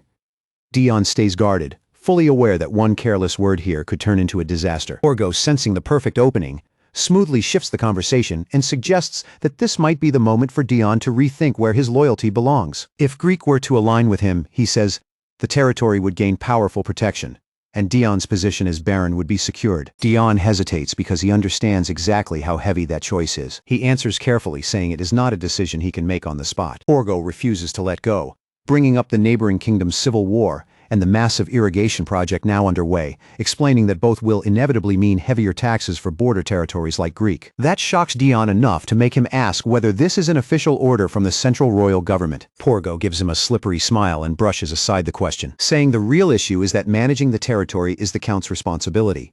Then repeats that siding with him could make the burden lighter. Dion understands the threat hidden underneath it all. If he does nothing, his land will become a stage for disorder and political struggle. Frustrated and cornered, he suddenly blurts out that he will hold a grand banquet first, and only after that will he give his answer. Porgo looks unimpressed, clearly seeing it as pointless stalling. Then Prince Leon unexpectedly shows interest, saying he has grown tired of palace cuisine and would welcome the chance to try something different. Dion, uneasy but trapped, agrees and promises to prepare a meal worthy of them. Back at the restaurant, Ellison is busy making food for his staff. And the menu today is fried rice, the smell alone filling the room. Lauren complains that her appetite feels smaller lately, even as she keeps eating. And Ellison casually tells her there is still plenty left, if she wants a second or third round. Then the calm gets shattered when a group of knights storms into the restaurant. Their leader, Sword, immediately demands that the owner show himself. Ellison steps forward without panic and calmly tells them to lower their weapons, pointing out that barging into a place where people are in the middle of eating is wildly inappropriate. The knights are not impressed by how relaxed he is. One of them presses a blade against Ellison's neck and threatens him, telling him to kneel or face the consequences. That is where Ellison's patience starts running out. In a steady, unmistakably cold voice, he warns the knight to leave. The man is too dumb to realize how close he is to disappearing, and raises his sword as if he is actually about to strike. Before he can move, a sharper, commanding voice cuts straight through the tension and orders everyone to stop. It is Dariant, the vice captain of the knights, and someone Ellison knows well. Dariant immediately tears into his subordinates and orders them outside to kneel with their hands raised. Then he apologizes to Ellison, explaining that the knights were assigned to keep watch over the area, but clearly overstepped in the worst way possible. Ellison lets it slide, acknowledging their loyalty while telling Dariant to make sure this kind of nonsense never happens again. The moment softens into nostalgia, as Dariant remembers the battle where Ellison saved his battalion in a hopeless situation. He recalls how Ellison alone broke through enemy lines and flipped the entire fight, turning certain defeat into survival. Even with all that praise, Ellison still downplays it, giving the credit to the battalion's discipline and to Dariant's leadership. Then Dariant's voice grows heavier as he shares something personal. How during the war he was so obsessed with honor that he left his wife struggling in poverty, a failure that still eats at him. He reveals that Ellison, without ever saying a word, sent the reward money Dariant had once refused straight to his wife. That kindness became a debt he feels he can never repay. So in his own extremely over-the-top way, he decides to return the favor with an idea so absurd it leaves Ellison staring blankly. Dariant proposes shutting down every other restaurant in Greek so Ellison's can dominate the city. Before Ellison can even begin to object, Dariant is already barking orders like he is launching a military campaign, which only makes Ellison's misery worse. Elsewhere in town, Porgo is growing more and more anxious about the Crown Prince choosing to eat at some random, unfamiliar establishment, because if anything goes wrong, it will be a complete disaster. Leon, meanwhile, is not worried in the slightest. But while they travel, the mood flips instantly when a volley of arrows suddenly rains down toward the prince, only to be stopped in midair by a magical barrier. Madrina, the Grand Mage traveling with him, is the one who blocks it, protecting Leon without the slightest hesitation. The assassins reveal themselves right after, boldly announcing that they only intend to kill the prince and will spare the rest. Madrina does not waste even a heartbeat. She unleashes her magic, making the earthquake beneath them and trapping the attackers under overwhelming force. Her sheer power alone crushes the threat, perfectly showing why she was chosen to accompany the Crown Prince in the first place. The ground shakes violently, rocks come crashing down, and the assassins are buried before they can do anything meaningful. Leon stands there unharmed in the middle of the destruction, watching the Empire's 7th-ranked Grand Mage erase the attack like it was nothing. Seeing that overwhelming display, he reflects on how her strength makes it almost impossible for any enemy to stand against them, and openly praises her as one of the Empire's greatest weapons. Madrina, however, remains composed and humble. Watching from a distance, Dion is left stunned because the rumors were not exaggerated at all. Madrina truly is the kind of mage who could wipe out armies by herself. Back at the restaurant, Dariant and Ellison continue talking. Ellison teases him for his usual habit of charging into situations before thinking them through, and Dariant awkwardly admits that the description is painfully accurate, promising he will start fixing that flaw from now on. Ellison laughs and brings up another time Dariant's recklessness caused trouble for everyone. Dariant can only laugh awkwardly too, and promise to do better. Then their conversation abruptly stops when Dariant notices someone approaching. His whole demeanor changes, and he immediately orders the knights outside not to move. He explains with urgency that the Crown Prince is coming. Ellison, by contrast, stays calm and finally understands why the First Knight Order has been so active in Greek City lately. When Crown Prince Leon arrives, Ellison greets him respectfully, though he remains cautious, fully aware that this visit matters. Among the prince's entourage, Ellison's eyes are drawn to Madrina, specifically because she is wearing an old Royal Mage Corps uniform. Leon notices that too, and immediately recognizes the connection, pointing out Ellison's ties to the Corps. Ellison casually replies that he still wears the uniform because it is comfortable, even though he was discharged long ago. Leon lights up at the discovery and excitedly introduces Madrina as a 7th-rank Grand Mage, assuming Ellison must have at least heard of her back in his service days, then calls her over with clear enthusiasm. Madrina freezes the moment this happens. Porgo, already impatient, calls her name again, snapping her out of it. She slowly gets off her horse, removes her helmet, and approaches visibly tense. Leon proudly presents her to Ellison, completely unaware of how nervous she is. Madrina struggles to keep herself together, thinking about Ellison's overwhelming presence and how badly one wrong move could go for her. Then Ellison gives her a calm, almost pleasant smile, and she instantly recognizes it for what it really is, a warning. So she follows his lead and nervously claims that this is their first time meeting. Leon believes her, though with a hint of disappointment. Madrina, on the other hand, understands exactly what Ellison is doing, pretending not to know her so that unnecessary trouble does not explode right here. She immediately uses that opening to shift the conversation and announces that the group will be holding a banquet at the restaurant, formally asking Ellison to prepare a grand meal. Inside, the atmosphere changes the second Leon steps in. He looks around and comments on how clean the place is, and Ellison apologizes for the lack of grandeur, explaining that he had no way to prepare for guests of this rank. Leon dismisses that concern, saying that for any restaurant, taste matters more than decoration. Then he directly challenges Ellison to produce a dish worthy of impressing the Crown Prince. To make things even more ridiculous, he drags Dion into a bet on the spot, declaring that if the food fails to satisfy him, Dion will have to parade naked through the city. Dion is visibly shaken by that insane suggestion, but Leon keeps pushing it anyway. Ellison accepts the challenge, because at this point, his reputation is on the line. For the first course, he serves a delicate mushroom soup. Leon admits that the aroma is good and the flavor balanced, but dismisses it as not especially impressive, given how many luxurious soups he has already tasted in his life. Porgo backs that up, calling it good but ordinary. Then Ellison turns to Madrina and asks for her opinion. She hesitates, opens the lid of her soup, and finds a message floating in the broth, ordering her to give a passionate review. Her heart nearly jumps out of her chest, because she realizes instantly that she has to think fast. She takes a spoonful, then suddenly slams the table and rises dramatically, going all in with ridiculous enthusiasm. She declares the soup extraordinary, comparing its flavor to 9th-level magic itself. Her over-the-top performance leaves both the Crown Prince and Porgo stunned. It is absurd, shameless, and completely excessive, but it works, because it shifts the mood and takes some of the pressure off Ellison. Inside, Madrina is dying from embarrassment, desperately hoping that this level of drama is enough to satisfy him. Still trying to recover from what she just did, she hurriedly urges Leon to taste the soup again. She keeps insisting the soup is exceptional, and Leon, half impressed and half entertained by Madrina's absurdly intense reaction, finally agrees to taste it again. He remarks that if she is praising it with that much passion, then maybe it deserves a second chance, then adds with a teasing edge that her expressions are far more animated than he ever expected from her. Dion, trying to smooth over the strange atmosphere, admits that the soup is genuinely good too, and says that if this were not such an important occasion, he might have asked for another bowl himself. But even with those comments, everyone at the table can tell that Madrina's explosive performance has less to do with the soup and more to do with something else entirely. A royal mage of her standing has surely tasted dishes far beyond this, so her sudden theatrical devotion feels off. Leon notices it, Porgo notices it, and both silently question what could possibly make someone of Madrina's rank act like this over a bowl of soup. Dion glances toward Ellison, beginning to suspect that the restaurant owner himself may be the reason. Ellison meanwhile hides a laugh behind a mischievous smile, calmly promises that the next dish will follow soon, and walks away from the dining room like he knows exactly what he is doing. Leon still looks unconvinced, commenting that while the soup is decent, it does not feel all that different from what he has already eaten at the palace. Porgo agrees and jokingly says he had no idea Madrina loved mushroom soup this much, even promising to add it to her meals once they return to the palace. Embarrassed by the spotlight, Madrina hurriedly insists that the soup really is unique, then quickly finishes the rest to avoid more questions. But the moment the bowl is emptied, another message reveals itself at the bottom, telling her to meet Ellison behind the restaurant. Realizing she may have just made a mistake by drinking everything, she panics and spits out what little remains in her mouth,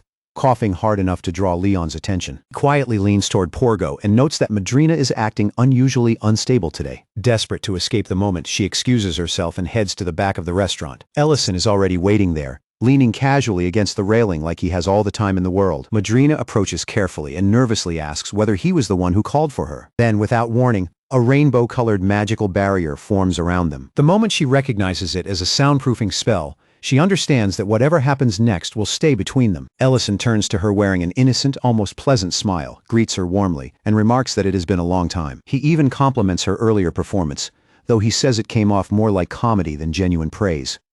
The comment somehow feels like a compliment and a scolding at the same time, leaving her completely unsure how to respond. Before she can even try, Ellison reminds her that he once warned her never to cross paths with him again. His smile thins, and the atmosphere around him shifts as a heavy, ominous, magical aura begins pressing down on the space between them.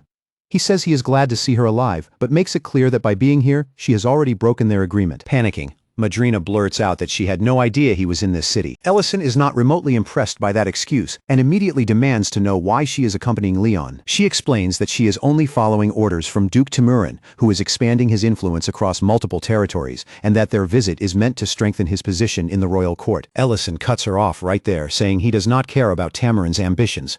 What he wants is Leon's real purpose. Under the pressure of his gaze, Madrina starts visibly sweating. Ellison then lays out Leon's reputation himself, describing him as corrupt, indulgent, and morally rotten. Someone who manipulates people through his status while pretending to have no interest in politics at all. His tone darkens further as he says Leon's behavior, including the way he is exploiting Dion, is part of something much bigger. And he demands the one answer she clearly does not want to give. What is the Crown Prince ultimately trying to do? Trembling, Madrina insists that she cannot say. She pleads with him to believe that even under torture she would not be able to reveal secrets like that. Ellison's expression goes cold as he tests whether she means it. In the end, all she can admit is that she just wants to leave. Sometime later, Madrina returns to the banquet table looking pale and badly shaken. Leon and Porgo both notice it instantly, though neither comments on it directly. Trying to regain control of herself, Madrina places a hand over her chest and weakly claims she was simply savoring the aftertaste of the soup. Leon clearly does not buy it, but he lets it slide and instead remarks that it is surprising for an outskirt restaurant to serve something like that. The glance he throws toward Dion makes it obvious. He suspects the young lord is hiding more than he lets on. Even so, Leon refuses to drop the wager. He reminds Duke Tamaran of the terms, and the Duke smirks as he repeats that the goal is still the same: to serve a dish truly capable of satisfying the prince. Leon's smile sharpens as he turns the knife a little deeper, mocking Dion by saying that even if his bedridden father somehow rose from his sickbed and personally presented the dish himself, it probably still would not meet his standards. Dion's fists tighten, but he answers with controlled calm, saying he is willing to endure any personal humiliation if it means protecting his people and securing their future. That resolve earns silent respect from everyone in the room, even Leon, though the prince hides it behind a mocking laugh. Then, as late afternoon sunlight pours gold across the room, Ellison returns carrying the main course. He lifts the lid with deliberate drama and reveals what at first glance looks like a smoky mound of dirt. Porgo, naturally skeptical, questions what kind of dish this is supposed to be, and Ellison casually explains that it is not dirt at all, but a chicken sealed in clay, based on an old recipe. Then, using a small hammer, he cracks the clay open, revealing a perfectly roasted chicken inside. The aroma that bursts out instantly captures everyone's attention. As he slices into it, Ellison explains the meaning behind the dish, comparing it to something precious hidden beneath an unremarkable shell, beauty concealed under an ugly surface. His words do not just describe the food, they carry a deeper edge, like he is quietly criticizing Leon's manipulative nature without ever saying it outright. For the first time all evening, the Crown Prince is left speechless. Ellison notices the reaction but remains composed, adding one final remark about how appearances can deceive for a while. But the truth eventually comes to light. Those words hang over the table long after he finishes speaking. From there, the conversation shifts into something far more dangerous. Holding a broken piece of clay in his hand like it is evidence in a trial, Ellison calmly suggests they talk about the current state of the Ruburn Empire. He says the empire has weakened badly after years of dragon war, and that the king's fading authority has given the count's room to expand their power unchecked. The room goes quiet as he speaks because his observations are far too sharp. Almost like he has been studying the empire from the shadows this entire time. With each sentence, Leon's unease grows. Ellison points out that royal authority is at its lowest point, leaving the crown prince in an extremely unstable position. Then he says something even harsher. That in such a fragile moment, the safest path might be to give up all claim to power entirely. Sweat starts forming on Leon's brow, and his carefully relaxed image begins to crack. He notes how Leon has carefully lived as a man of indulgence, hiding behind the image of a useless fool. Porgo, clearly infuriated now, glares at Ellison and repeatedly warns him to stop. His voice growing harsher as he demands to know whether Ellison understands the consequences of speaking like this. Ellison stays perfectly calm and simply asks everyone to listen a little longer. Then he raises the stakes again, saying Leon's aimless appearance is not aimless at all, that it is a calculated mask, and that beneath it he is preparing to strike back at the nobles and reclaim the royal authority that slipped away from the king. That is the point where Porgo finally explodes. He slams his hand down on the table and calls for Deputy Commander Darient. The whole room tightens instantly as Darient enters, visibly tense and unsure what kind of disaster he is walking into. Porgo fixes Ellison with a murderous stare and warns him that he has gone too far. Ellison, on the other hand, looks almost amused. He lets out a quiet chuckle, completely untouched by the threat, and even taunts Porgo by implying that getting rid of him would not be nearly as easy as he seems to think. Porgo's face twists with rage, and he orders his men to execute Ellison immediately. But before the situation can erupt into violence, Leon suddenly moves. He picks up his fork, takes a bite of the roasted chicken, and the exaggerated sound of him chewing cuts through the room hard enough to steal everyone's attention. Then he laughs, slams his hand on the table, tells everyone to sit down and eat. The sudden, almost theatrical shift leaves the room stunned. No one is quite sure how to react. But one by one they reluctantly follow his lead and begin eating. Even though the tension never really leaves, Leon, however, now seems almost delighted. Between bites, Leon casually remarks that pretending to be a fool has taught him more than people realize.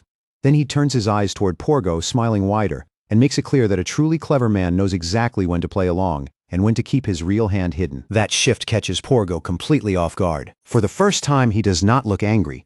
He looks uncertain. A moment later, Leon declares the matter settled and announces that Dion has won the bet, leaving the young lord genuinely stunned. Then the prince rises from his seat, settles his cloak over his shoulders, and thanks Ellison for the meal as if none of the tension from moments ago ever happened. With one careless wave, he orders his knights to prepare for the return to the capital. Only once the group finally leaves does the pressure in the room begin to fade. Ellison keeps his composure until the door shuts behind them, and only then does he exhale, wiping the sweat from his forehead. Dion, still trying to process the whole surreal dinner, asks how Ellison managed to steer things so cleanly. Ellison just smiles and tells him that not everything needs to be fully understood. Sometimes the real trick is knowing when to move, and when to let events unfold on their own. The return trip to the capital is strangely quiet. Porgo and Madrina walk in silence, heads lowered, each buried in thought, while Darient, still unable to make sense of everything that happened at the banquet, stares ahead like his brain is still catching up. Eventually, Leon breaks the silence and asks Madrina about Ellison, reminding her that she had mentioned him before, and wanting the full truth now. She hesitates, but eventually admits that yes,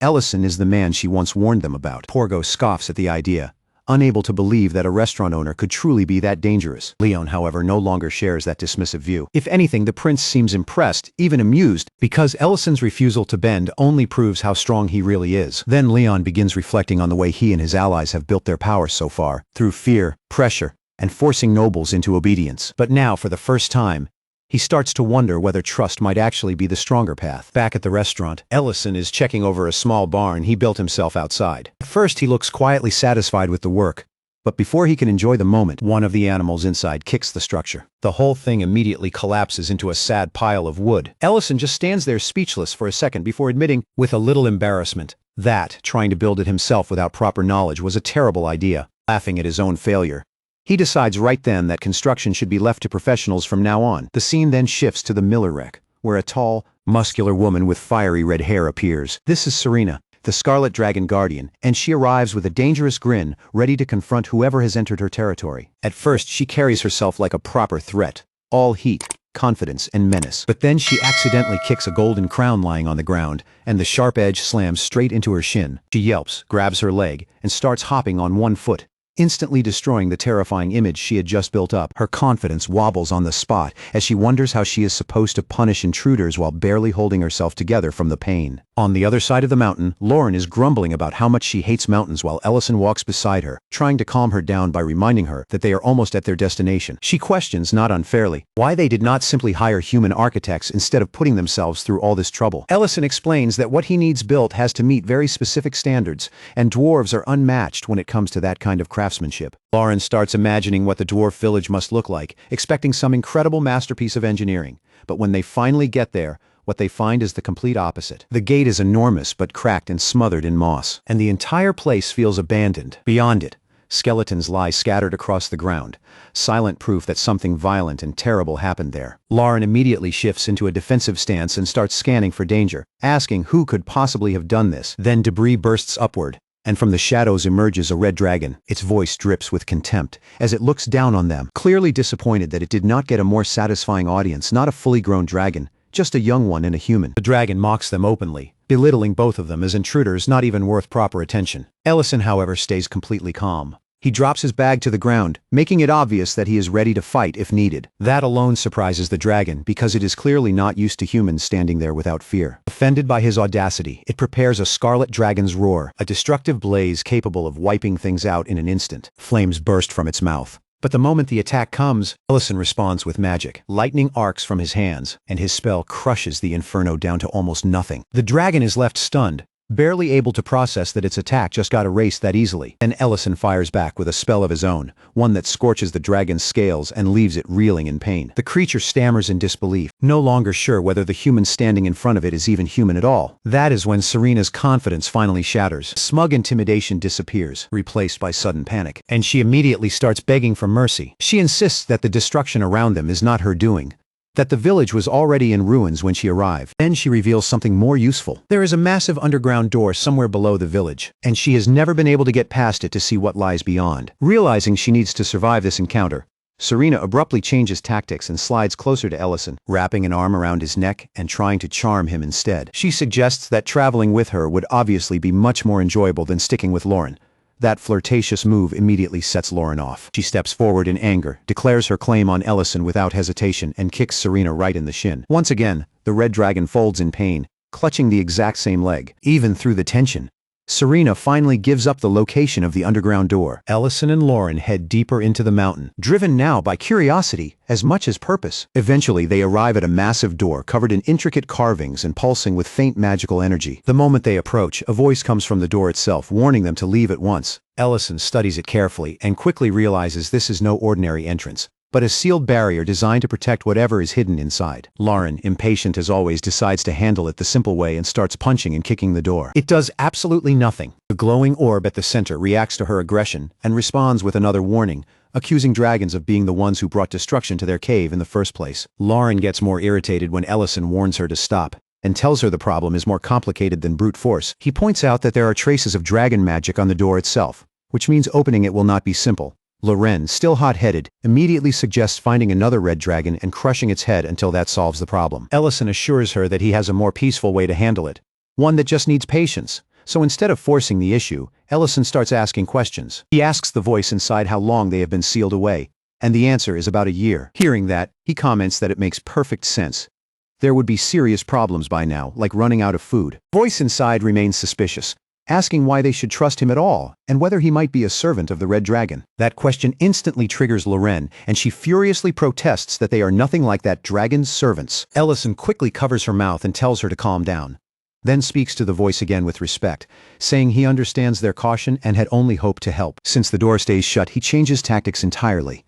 He starts stacking stones and uses magic to make a fire. Lauren watches him with a mix of confusion and disbelief as he explains that if they are going to be stuck here a while, they might as well eat. The people behind the door, starved after a year, are immediately drawn in by the smell of the sausages cooking over the fire. They ask what he is doing, and Ellison casually says they are just preparing for the trip back. That only makes them protest harder, demanding to know why he would cook and eat right in front of starving people. Ellison answers with total shameless calm, saying it is too far to go all the way back for food, so eating here is simply more convenient. By now, Lauren has caught on and pulls out a string of sausages herself. As the scent of sizzling meat spreads through the air, both she and Ellison grab sausages and crack open cans of beer. Toasting to their efforts like this is all perfectly normal. And that is the final straw. The door creaks open, and the leader of the dwarves appears lured out by the smell, Ellison smirks, fully aware that his strategy just worked. Then the door opens wider, revealing a group of thin, starving dwarves behind it. The dwarves who step out are painfully thin, clearly starved for far too long, and the moment they catch sight of the sausages, the entire group practically loses control. Ellison sees their condition immediately and tells them not to rush, to slow down and actually enjoy the food. One old dwarf with a white beard bites into a sausage and is so overwhelmed he tears up on the spot, while another shouts that the flavor is even better with beer. Ellison quietly notes to himself that giving alcohol to hungry people is usually a terrible idea. But in this case, dwarves can handle their drink, and they are not so far gone that one cup will drop them. Their leader, still wary even while starving, asks about the taste, and Ellison simply reassures him that it is something special. That finally earns a booming laugh from the chief, who admits that after a meal like this, they owe Ellison more than they can repay. Ellison, still perfectly polite, offers to share the rest of the sausages with the others, then casually asks about a dwarf named Geltsar. Chief visibly reacts and asks how he knows that name.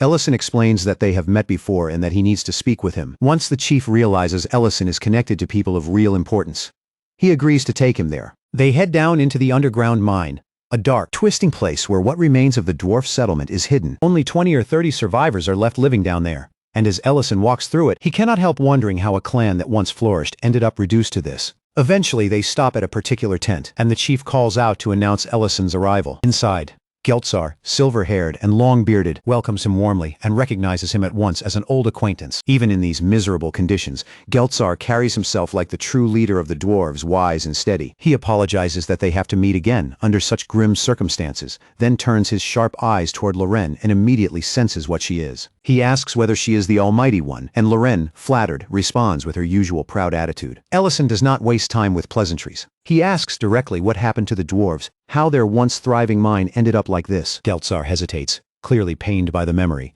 but eventually tells the truth. It was the red dragons. The dwarves fought as hard as they could. But against dragons, they never stood a chance. Only a handful survived, retreating underground to protect the last thing they had left. Ellison, feeling that there is more to the story, presses further and asks specifically how many dragons attacked. Geltsar reveals it was not one, but a group. That confirms Ellison's suspicion immediately. The marks on the sealed door were the result of a coordinated assault, and that raises an even worse question. What kind of larger problem is forcing dragons to work together like that? As Ellison is processing that, Geltsar reaches beneath the table and presses a hidden switch. A bookshelf slides aside, revealing a secret passage, and he leads them into a concealed chamber. There he explains that the dwarves have survived dragon attacks for generations, not through luck, but because they always had a guardian protecting them. And he takes out a gem glowing with a cold blue light. And the chamber brightens just enough to reveal something massive, the skeleton of a dragon. Geltsar introduces it as Killert, the noble golden dragon protector of the dwarves. The sight leaves Ellison speechless. Just from the scale of those remains, he can tell Killert must have lived for at least 500 years, and the weight of that sacrifice hits hard. Geltsar quickly explains that the dwarves never worshipped him with offerings or tribute. Killert protected them simply out of kindness, defending them, teaching them, helping them survive. But even a dragon like that could not escape time forever. Ellison and Loren stand there in stunned silence. Then Geltsar reveals the real reason the red dragons keep coming.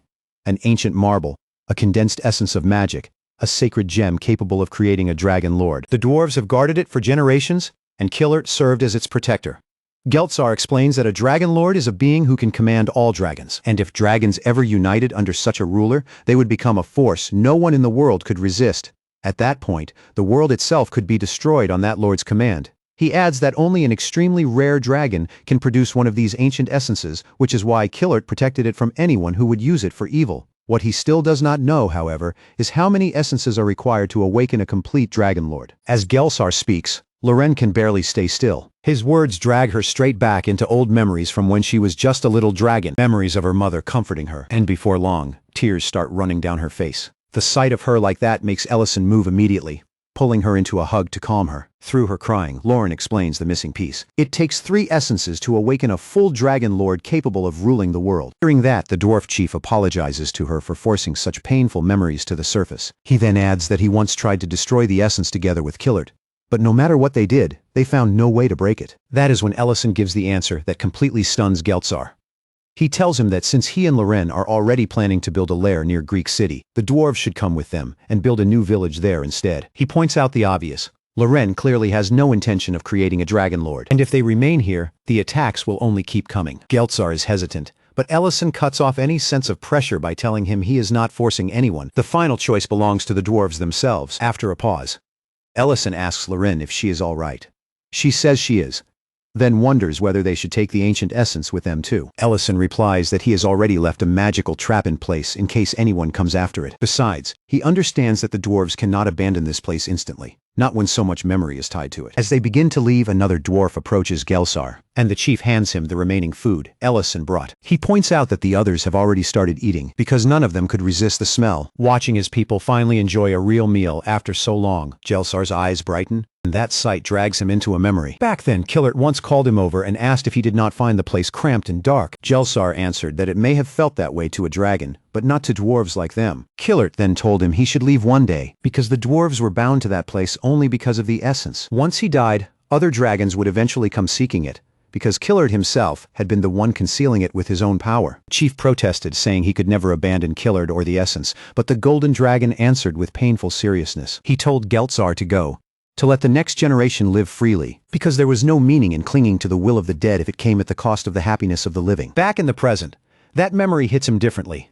He remembers Killert never truly expected him to protect the essence forever anyway. As he watches his people eating, smiling, and alive again, he realizes just how much has already been lost by holding on too long. Meanwhile, Ellison and Lauren are moving ahead when the dwarves stop them. To Ellison's surprise, they have already packed their belongings and are ready to leave. They agree to help Lauren build her lair. After that, everyone heads to Greek City, and construction begins. Ellison worries a little about whether the dwarves are truly in any condition to start work so soon. The chief brushes the concern aside and says they can manage. Then, with perfect dwarf priorities, he asks for more sausages, and Ellison happily agrees. A moment later, the chief entrusts the ancient essence to Ellison himself, placing not just the gem, but the fate of the dwarves along with it in his hands. Lauren immediately tells him to just absorb it, which leaves Ellison staring at her like she has to be joking. Instead, he decides to keep it, in whose for now a choice Lauren clearly does not like. She reminds him that a new dragon lord absolutely cannot be allowed to be born, and Ellison agrees, saying he already has ideas for preventing that. Then the scene cuts back to the red-haired dragon, Serena,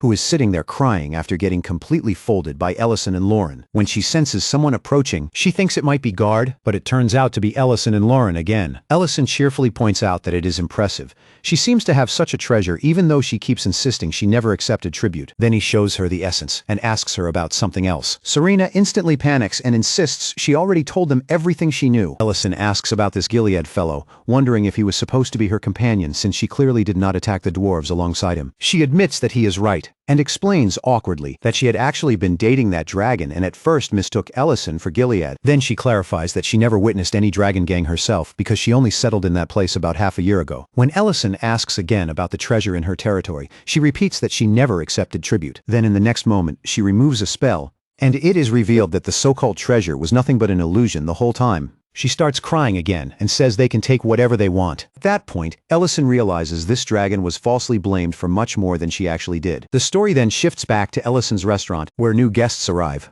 Alina and Mint. Ellison asks Mint about his leg when he sees him walking with crutches. Mint says it is thanks to Alina's efforts, but Alina immediately rejects the praise and says it is really Mint's own determination that pushed his rehabilitation forward. So Ellison praises Alina for how far Mint has come, and that instantly puts Lauren in a sour mood. He then asks Alina how things are going at her clinic, and she answers that everything is running smoothly, which makes him quietly suspect Rain has probably been pulling strings behind the scenes to help. Before he can dwell on that thought, the dwarf chief suddenly cuts in, asking whether there are any leftovers from that stew Ellison made before. Alina freezes at the sight of an actual dwarf standing there, and immediately asks Ellison if he seriously let dwarves dig beneath his land. That kicks off a noisy argument, and not long after Creston also walks in, demanding to know why the restaurant was closed the day before. With a dwarf, an elf, and Creston all adding to the chaos, Ellison decides there is only one proper answer.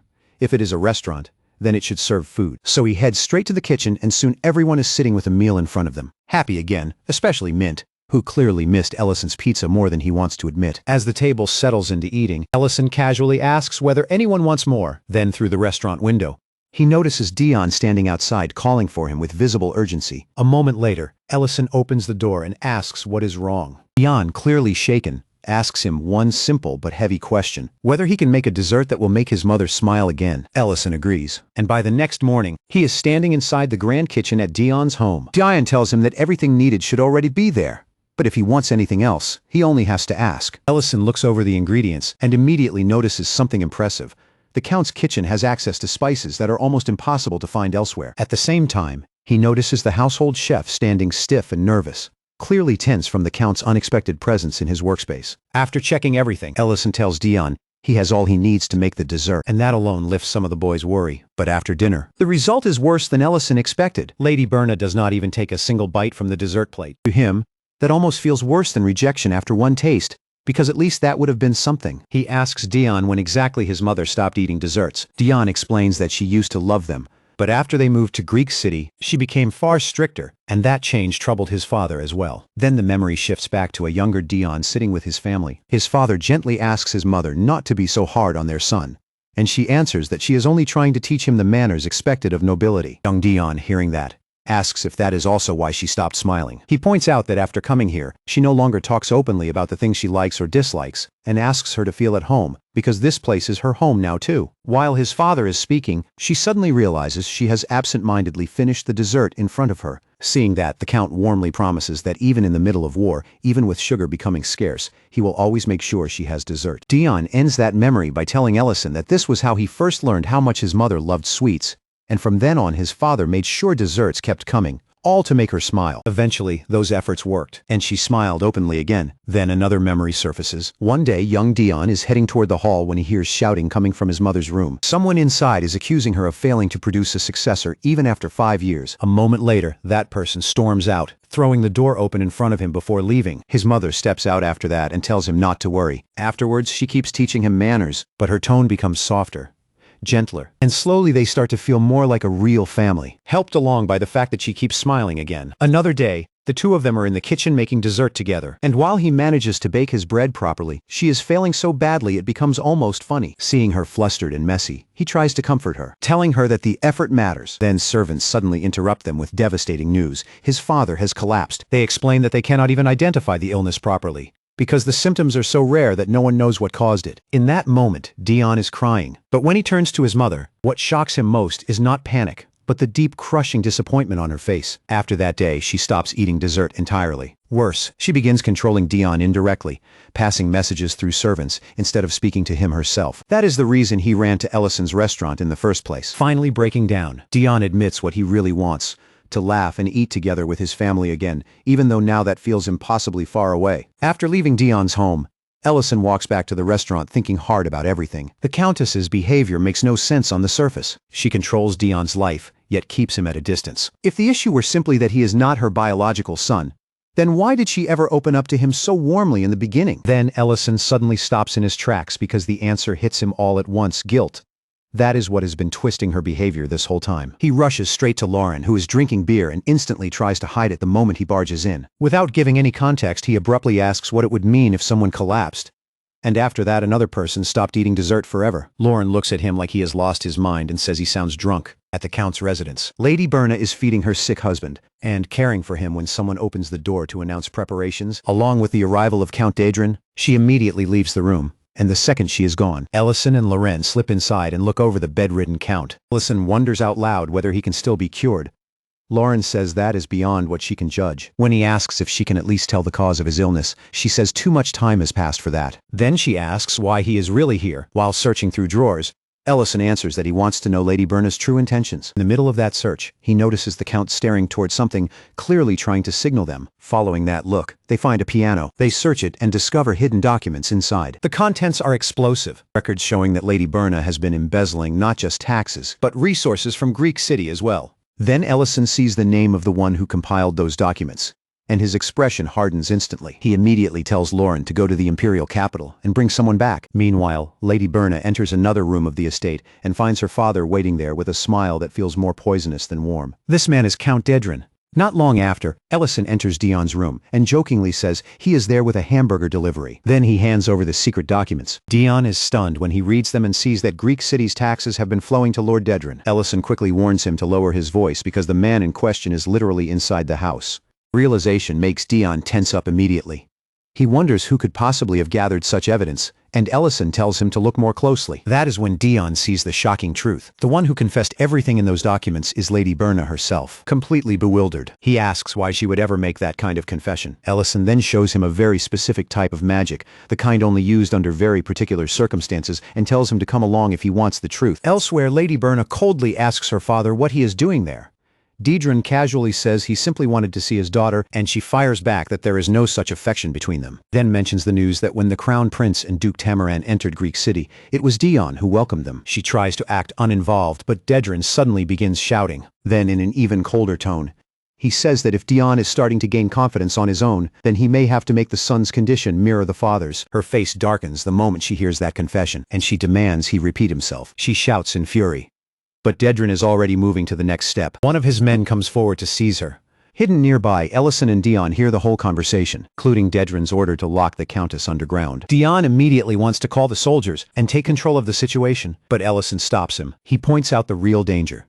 The soldiers may already be aligned with Deidran, because it was likely through those very soldiers that his father was poisoned in the first place. Dion then begs Ellison to help catch them. Ellison answers that catching them is easy, proving the poisoning is the problem. If they move now, the only charge they can confirm is kidnapping. And if they use Lady Berna's documents as evidence, she will be arrested too. They need a setup that will produce undeniable proof against Deidran himself. At that exact moment, Loren tears open a portal and steps through, holding a woman in one hand while announcing that they now have someone with rank, status, and enough authority to help collect proper evidence. Dion can only stare, utterly baffled by what he is seeing. Ellison tells him to play along for now, because he already has a plan. The next morning, Deidran visits his daughter and puts on a fake face of sorrow over her condition before ordering her to come with him. She screams at him to leave Dion out of this, saying he already has what he wants. Deidran coldly reminds her that because she never produced an heir of her own, Dion's position as successor only became stronger, and then reveals that his original plan had actually been to poison Dion first. Then he shows her that he has already given him breakfast, implying the poisoning has already begun. She is horrified when she sees Dion lying in the same state as his father. In that moment, all restraint breaks, and she screams through tears that it disgusts her to share blood with a man like Deidran, all while crying out for Dion. At that exact moment, a servant brings in the evidence. Ellison and Dion, uncovered earlier, proved strong enough to corner Deidran completely. The second he sees those documents, he shouts that she truly is his daughter.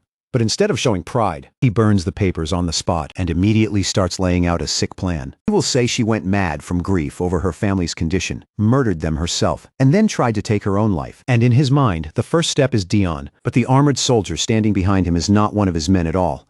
It is Ellison in disguise. And before Deidran can do anything, the attack aimed at Dion is stopped cold by a defensive spell. In the very next moment, Chief Magician Madrina steps in and openly accuses Deidran of attempted murder. Then Dion drops the act and declares that it is over. The Countess is so overwhelmed to see her son alive and unharmed that all she can do is thank the heavens. Deidran, on the other hand, is completely shaken to realize the table has turned against him. Madrina orders him to submit quietly to the Imperial order. He quickly tries to twist the situation, claiming the dagger in his hand was only for self-defense, that it simply fell out while he was walking, and that he had no intention of killing anyone. Madrina, clearly having expected exactly this kind of lie, summons the poisoned breakfast meant for Dion and calmly tells him to eat it if he wants to prove his innocence. For a second, dread flashes across his face. He reaches toward it, then throws it away instead, realizing he is cornered. He lashes out by exposing his own daughter too, revealing that she had been embezzling the taxes of Greek City. But the move fails when Dion presents the ashes of the destroyed documents, proving that Deidran has nothing left to tie the blame to his mother. Then Madrina turns to the soldiers standing nearby and asks if they intend to keep watching without acting. They answer that they are only following the Count's orders. Her response is merciless.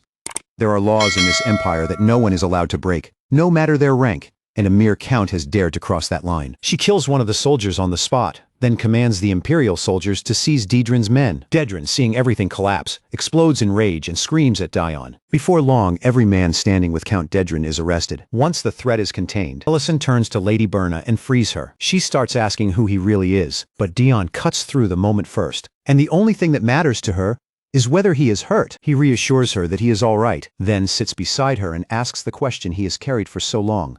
Why she cannot look him in the eyes. With nothing left to hide, she confesses everything, the crushing guilt she has been carrying, the misery that has spread through their family because of her, the shame that made her believe she deserved no forgiveness. Diane answers with surprising clarity, saying there is no reason for her to ask forgiveness because none of this is her fault. Deidrin is the one to blame. Then for once, he lets his anger show and tells her that instead of secretly leaving evidence behind, she should have trusted them enough to tell them the truth openly because they would have stood by her and helped her. That finally breaks the wall between them. She pulls him into a hug and promises she will not do this again. Elsewhere, Deidrin is still screaming at the soldiers arresting him, ranting that they have no idea who he is, and threatening to kill them all the moment he is released. Then Ellison steps into his path. Deidrin asks if he is some palace mage sent to deal with him, but Ellison answers in a colder way, saying that Deidrin already had a vast territory of his own, and yet greed still drove him to reach for Greek City too. So as punishment, Ellison tears down the castle around him, forcing him to watch the destruction of everything he built with his own hands. At the same time, outside the estate, Dion has arranged a dessert bouquet with the help of his friends. Everyone is stunned by the sight of so many sweets gathered together, but the joyful atmosphere is interrupted when Madrina points toward Deidrin's territory. They all look up and see his castle hanging in the air, suspended for only a moment before Ellison turns it into nothing. Deidrin shouts in horror as he watches his home vanish, and Ellison casually tells him he is simply giving him fireworks to look at, since he will not be seeing that kind of light again for a very long time. Meanwhile, Dion asks Lady Berna what she thinks of the fireworks. She answers through happy tears while eating dessert, saying this is the finest banquet she has ever had. Everyone around them is enjoying the sweets.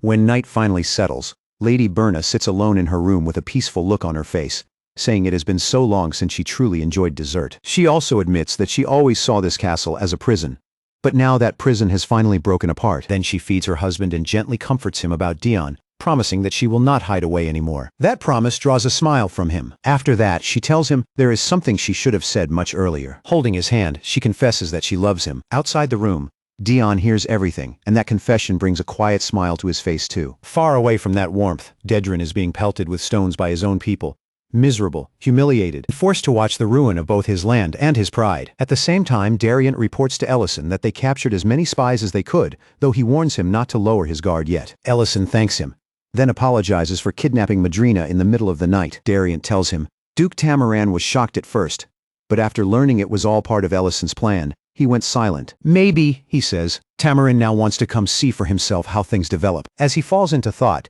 Durian is struck again by how powerful Ellison has become, even stronger than before. Unaware of that silent admiration, Ellison simply says that he has done all he can and now hopes Greek City will finally know some peace. But the next day, peace arrives in the form of rain. Lauren immediately starts complaining because she had just hung the laundry, and Milteen's work gets interrupted too. After listening to them grumble for a while, Ellison shuts it down and orders them not to work outside. When they protest, he redirects them toward helping inside the restaurant instead. Then he helps dry Lauren off so she will not catch cold, while Milton and Mint stand nearby with towels, completely baffled by the sight. That awkward moment gets interrupted when Benin walks in, saying the weather has him craving something warm. Ellison serves him a bowl of knife-cut noodle soup with chicken. Benan reminds him that he once said he had stopped serving chicken, and Ellison explains that since so many customers are now getting theirs from Creston, he decided to bring chicken dishes back. Then he asks how Benin's orchard is holding up in this rain. Benin jokes that Ellison would probably love it if the orchard failed, since he once offered to buy it for a price way above market value. Ellison admits he would be disappointed if Benin gave up too easily, and the two share a good laugh. Benan then adds that staying at the orchard all day would not stop the rain anyway, then takes his first sip and hums with satisfaction, saying the trip was worth it for this alone. Lauren grumpily asks Ellison why he stopped drying her hair off halfway. He tells her he has a guest now, then serves Bannon a drink as well. Watching the odd little exchange between Ellison and Lauren, Bannon asks whether Ellison has ever made a decision he regrets so deeply that he wishes he could go back in time and change it. The question makes Ellison pause. Seeing that expression, Bannon assumes that must not be the case for him and says he can tell as much from the way Ellison interacts with his wife. Ellison immediately corrects him, saying Lauren is not his wife. With a strangely peaceful expression, Bannon begins talking about the girl he loved in his youth, the woman who held his heart for 30 years meal. He says no other woman ever came close. Curious, Ellison asks whether he ever confessed to her. Bannon admits that he never did, because he always assumed they would naturally end up together after spending so much time by each other's side. But once they grew older, and she began talking about marriage, he finally resolved to take her on a date in the outskirts and confess properly. He never got the chance. That day, the dragon attack happened. Ellison's expression darkens, because he realizes this was the exact same period when he himself was dragged into this world and the war with dragons exploded. Bannon continues, saying that in that moment, he ran away like a coward. After that, he never saw her again. And now, 15 years later, he has finally caught sight of her in the city. Ever since then, he has been haunted by that lost moment. He admits that he was too afraid to meet her and stopped going out, yet he still misses her terribly. Then he tells Ellison to treat his wife well, so he will not carry the same kind of regret into the future. Before Bannon leaves, Ellison corrects him again, Lauren is not his wife. But once night falls, Ellison still finds himself thinking about Benin, a man who has carried love for 15 human years, which in dragon terms feels almost like 150. The next day, Ellison asks Rain about Meal, who apparently recently became friends with her. Rain tells him Meal has just opened a repair shop and has troubles of her own. When he asks what kind of troubles, Rain reveals something that catches him off guard. Meal carries the exact same regret as Banan. Curious, he asks what they talked about. Rain explains that when Meal first met her, she asked why Rain did not seem to recognize her face. Rain answered that she had only recently settled in this city with her husband. Then Meal opened up. She said she once loved someone deeply, and when the time finally came to confess, she also ran away like a coward. She had heard that 15 years ago, that man came to meet her carrying a bouquet of flowers. Back in the present, Ellison grimly reveals that the man Meal loved was Benin. He shares everything Benin told him the night before, and together he and Rain realize the full tragedy. Both Benin and Meal went to the meeting place. Both were interrupted by the dragon attack, and both fled in fear, each assuming the other had abandoned them. For 15 whole years, both of them carried that same wound alone. The realization leaves both Ellison and Rain deeply sad. Rain adds that Meal even rejected every arranged marriage proposal after that. Ellison listens, then calmly says he has a plan, and asks Rain to deliver a message to Meal. Later, Ellison finds himself in Banan's orchard, handing the man a magnifying lens because Meal's eyesight has grown poor, even offering to adjust it if it strains her eyes. Banan is completely thrown by how specific that is. But before he can even process it, Ellison tells him to go outside Greek City, to the exact place where he was supposed to meet her 15 years ago, because she will be waiting there. Confused and shaken, Banan asks what he means. Ellison makes it simple. Making one mistake is human, but clinging to that same mistake for 15 years is something else entirely, and deep down, Banan already knows that. That evening, Banan goes anyway, his head flooded with doubt, fear, and every possible reason to turn back.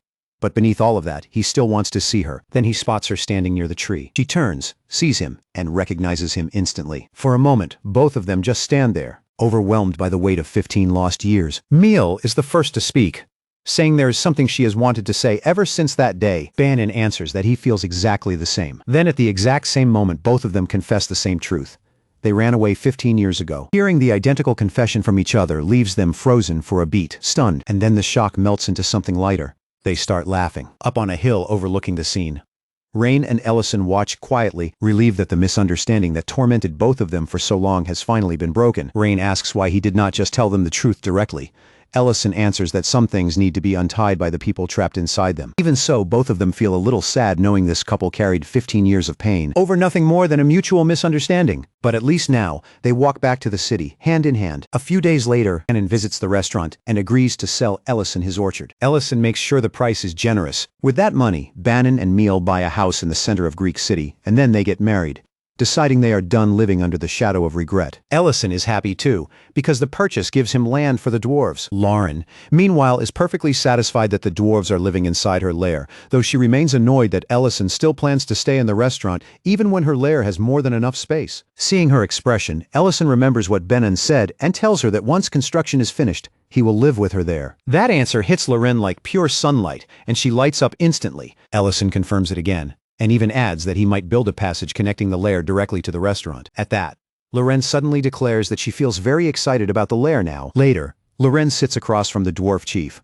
while he reports that the lair is already 70% complete and says with confidence that they will absolutely finish before next year arrives. Ellison serves them food while they talk about the difficulty of building something on this scale. The dwarf chief tells him they could never truly repay what he has done for them, giving them land and the chance to build a new dwarf village. Around the restaurant, every table is lively. People talking, joking, teasing each other, and eating well. As evening deepens, two more figures appear, worn down, exhausted, and clearly rough around the edges. These are the vagabond brothers, Lint and Mate, and the smell drifting from the restaurant pulls them in immediately. A moment later, they knock on the door and ask for work, saying they saw the flyer about staff being needed at the ranch. Ellison bluntly tells them he actually threw that flyer away not long ago, and their faces instantly sink into dread. Noticing the panic, he softens a little and says that they probably would not mind extra help after all. He asks them to sit down first, eat something, and talk while they do. Then, because the weather is cold, Ellison starts preparing something warm, beginning with pork. In a separate pot, he builds a proper stew with all the important ingredients, even finishing it with MSG. After a while, the pork stew is ready. The brothers hesitate when the meat is served to them, but Ellison eases their concern by saying there are plenty of leftovers, and that is enough to make them dig in. The moment they taste it, they are stunned, tender meat-rich broth warmth spreading straight through their bodies, and for a moment they look genuinely happy. They thank him sincerely, saying it is the best meal they have ever had. Ellison warns them not to eat too fast, guessing they were already close to starving before they got here. Then he asks why they want to work at the ranch. Mate answers that they genuinely love animals and are persistent workers, even if they do not actually know much about ranching yet. Ellison then turns to Alina with a serious look and asks for her judgment. Alina replies that, yes, they are persistent, but they are clearly hiding something. Hearing that, Ellison orders the brothers to show their wrists. With no real choice left, they do. The moment the shackling marks are revealed, everyone's expression turns grave. Mate quickly shouts that yes, they were imprisoned, but it happened because of something he did for his brother. Then, after apologizing for the lie, he stands up, already assuming the job is gone. As he moves to leave, Lint tries to stop him, pointing out that the people here seem kind enough to hear their story if they would just explain themselves. But Mate is already too disappointed and says that no matter the reason, a crime is still a crime. He refuses to make excuses, even if he does not regret what he did. He is just about to walk out when Lint's voice stops him cold, asking why he is leaving without even finishing the meal. Inside, Lauren asks Ellison why he turned the brothers away. Ellison answers that they clearly have a story behind them, but they are not ready to tell it yet, and pushing them now would not help. Then he checks the spice supply and realizes they need more. So he decides to use summoning magic again since business has been so busy lately. The moment he does, the strain visibly hits him and Loren protests, clearly worried. Ellison admits he never really thought about this problem until after taking in Lordheart, and now his condition is getting worse, because he is suddenly having trouble gathering mana properly. Then the magic slips from his control entirely, and before he can steady himself, he collapses to the floor, thinking only that even if it comes to this, he still wants Loren beside him. When he opens his eyes again, Loren is right there, crying and demanding to know if he is all right. He tries to brush it off, saying he only exhausted his mana. But that answer just confuses her more because he is supposed to be a 9th Circle Archmage. He reassures her that he is fine, and then she asks if there's anything she can do for him, promising she will do whatever he needs. The thing he asks for leaves her shouting in outrage, because what he wants is for her to cook for him, and she knows absolutely nothing about cooking. The scene shifts back to the brothers, now outside in the freezing night, shivering while trying to find work. No one is willing to take them in because of their criminal past. One of them mutters bitterly that prison was warmer, at least. Later, they are eating stolen scraps when a cat growls nearby, making it obvious there is not enough food to go around. So Mate decides to check a trash bin, hoping there might be something edible left inside. That is when a villainous-looking man and one of his subordinates step out and spot them. The moment he hears they have just come out of prison, the brothers recognize him instantly. Supervisor Rotunda is still after them. Mate is furious to see him again, admitting openly that he made a mistake and clearly wants to beat him right there. But Lint stops him and reminds him that they could end up repeating the exact same disaster from 2 years ago. The memory flashes back. That time, Rotunda was a construction supervisor harassing a poor woman whose husband worked under him. Then the brothers interrupted him with urgent news. Support in Section 3 had collapsed, and someone had been injured. The woman immediately ran outside in panic to check on her husband, and Rotunda, furious that his prey had slipped away, blamed the workers for the collapse. Mate argued back, saying they had followed the blueprint exactly. Then the brothers did something even riskier. They accused Rotunda himself, saying the materials were faulty, and that was what caused the accident. That set him off. He beat them brutally and reminded them that he was the one who hired these orphans in the first place. Then he fired them on the spot, declared that the damage would be taken out of their wages, and said that once those wages were gone, they would simply owe him instead. Lint tried to beg for mercy, and Rotunda, seeing his desperation, turned disgusting, suggesting Lint could always earn money by ending up in some noble's bed. That was the moment Mate snapped. He attacked Rotunda, and even though Rotunda's lackeys tried to stop him, Mate was strong enough to beat Rotunda half to death. Back in the present, Lint tries to calm him down, saying he is always picking fights.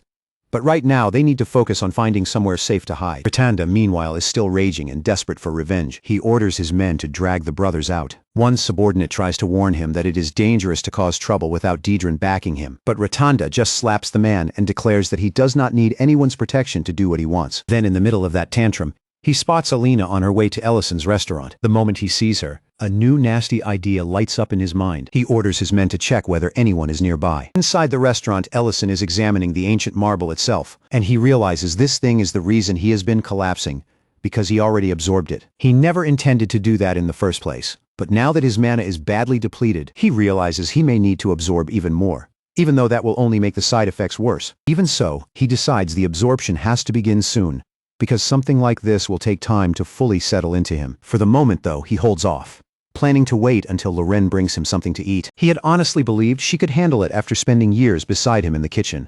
But the strange noises coming from inside make him realize he may actually starve before the food reaches him. Inside the kitchen, Lauren stands there on the verge of tears, staring at the burnt disaster she made for Ellison, panicking that, if he eats it, it might finish him off before his condition does. She wants to take care of him properly.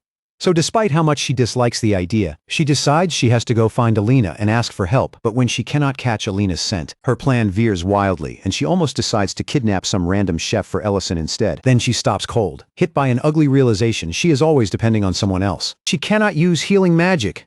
She cannot cook, and when Ellison truly needs her, she cannot do anything on her own. Then his words come back to her that in this world not even a dragon can survive alone. That truth sends a chill through her, because now it feels brutally personal. At the same time, Alina is being grabbed by one of Rotonda's men, a disgusting fool who openly lusts after the fact that she is an elf and smugly claims he has visited her clinic many times before. He demands to know where Lint and Mate are, warning that if she does not cooperate, he will deal with her too. He assumes she might not even know those two brothers who just got out of prison. Alina calmly says that she does. Then, without wasting another second, she activates her magic and tells him she still has no intention of speaking. He lunges after her in anger, ready to chase her down. But before he can move far, Mate's fist slams into his face. Mate can no longer stay hidden. He apologizes to his brother for stepping in, while Lint is already gripping a stick and preparing to fight as well. Mate tries to lighten the grim mood by telling his brother that at least now they can probably warm themselves this winter through the consequences of this decision. Alina asks why they came back, but Lint urges her to run instead, saying this man's grudge is really with them. Mate is furious too, because Rotonda attacks someone who had nothing to do with any of this. Rotonda, however, stays eerily calm, claiming that all of them are going to die anyway. Then it becomes clear why.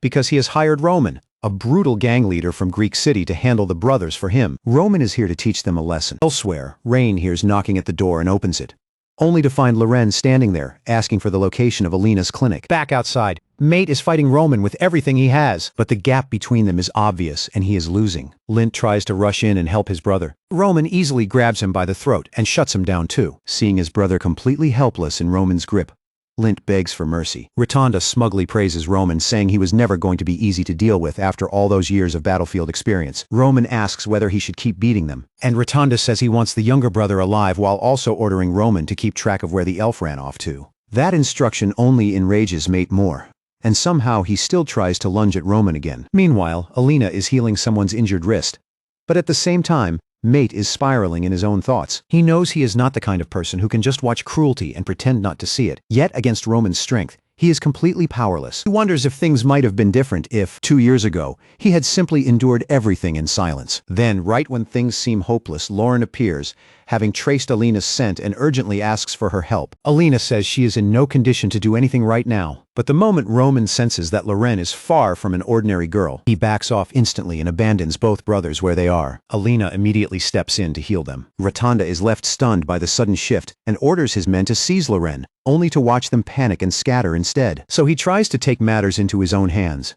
He grabs Loren, intending to capture and sell her, but in the next second she disappears from his grasp and rips his arm clean off. Everyone is left stunned. Lauren then goes straight to Alina and begs for help, because Ellison's condition is far more serious than she can handle alone. A little later, Alina is shown healing Ellison, exhausting herself in the process. Ellison thanks both Alina and Lauren for bringing help in time, while Lauren clings tightly to him the entire time. Alina ends up draining nearly all of her own mana because of how overwhelming Ellison's condition is. Afterward, Lauren turns to her with obvious jealousy, still written on her face. But this time the feeling softens before it can become anything ugly, and she actually thanks Alina. Both Ellison and Alina are visibly shocked to hear that. Lauren immediately protests and claims she was just emotional, not genuinely being nice. Then Ellison calls the brothers inside. Mate thanks them for saving them, but Ellison flips that around and says he should be the one thanking them, because from where he stands, they were the ones who saved Alina. Lint explains that Alina only got dragged into this because Rotonda was after them, and she was caught in the middle of it. Ellison tells them not to blame themselves for the evil choices of other people. Then he asks why they did not tell him the whole truth earlier. Mate answers that he wanted to atone for what he did. Ellison asks whether they have anywhere to stay. Their expressions say enough, so he simply holds up a gold coin, enough to cover a month at an inn. Mate asks why he is giving them money,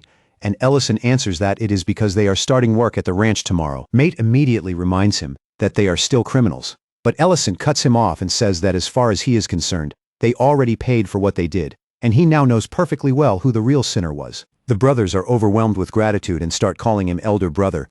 But Ellison quickly says he would prefer manager. The next day, the brothers begin work at the ranch. They immediately start calling Miltine Sr., which secretly makes her feel pretty good, and she welcomes them warmly. Mint, however, is nowhere near as easygoing. The first thing he notices is the bruising from the shackles on their wrists. He openly says that even if Ellison gave the final word, he does not trust them yet though. He also adds that he fully intends to beat Rotunda as well, which earns a small smile from Mate. Meanwhile, Ellison continues working with the ancient marble and feels relieved that his mana is finally stabilizing again. More importantly, only a few days remain now. Then his attention shifts back to Lauren, who has been acting strangely lately. He asks what she is doing while she quietly watches the guests. At the same time, he notices that his restaurant has gotten much more crowded, full of people he does not even recognize anymore, and he realizes he has no clue what is going on in Lauren's head either. In truth, Lauren is watching the women wearing jewelry and asks why they bother putting it on. Ellison tells her the answer is simple, because it looks beautiful. He reminds her that dragon lairs are usually filled with treasure for the same reason. Lauren answers a little sadly that her mother's lair was never like that. So Ellison asks whether she would like to receive jewelry as a gift. Then, while watching Meal receive a necklace from Bannon, Lauren admits she feels strangely confused about the whole idea. Before the conversation can go further, Dion cuts in and calls for Ellison, saying he has good news. Once they sit down, Dion reveals that Rotunda has been arrested for numerous crimes, and that his own men betrayed him and testified. He also explains that Dedran was the only real power backing him this whole time. Even while sharing that, Dion looks exhausted, because every time they think everything has finally calmed down, another one of the Count's old cronies seems to crawl out of the walls. While handing him a burger, Ellison praises him for managing all of it well. Then Dion asks whether Ellison will be free 3 days from now, and Ellison agrees for his sake. After that, he leans in and whispers something to Dion, and Dion instantly lights up and says he will absolutely take part. 3 days later, Ellison is sitting in a dark room across from the dwarf chief. The chief starts to speak, but Ellison stops him and says he wants to inspect the item first. The chief hands it over and Ellison immediately judges it perfect. In return, he hands the dwarves a huge container packed with sausages and beer, then asks them to join the event as well. The chief politely declines, explaining that they are entering the final phase of construction and cannot spare the time. The scene then shifts to Rain, who is visibly excited to participate in whatever Ellison is planning at the restaurant. He asks the ranch staff to join too. Seeing all the noise and movement around the restaurant, Lauren steps outside and asks what exactly this event is supposed to be. Ellison begins by thanking everyone for coming, then answers her question indirectly by announcing that today's restaurant event is a quiz called, "What did you put in my mouth?" The rules are simple. Contestants will be blindfolded, fed a mysterious dish or ingredient, and whoever guesses correctly wins a big prize. Mint points at Miltine and nominates her to go first.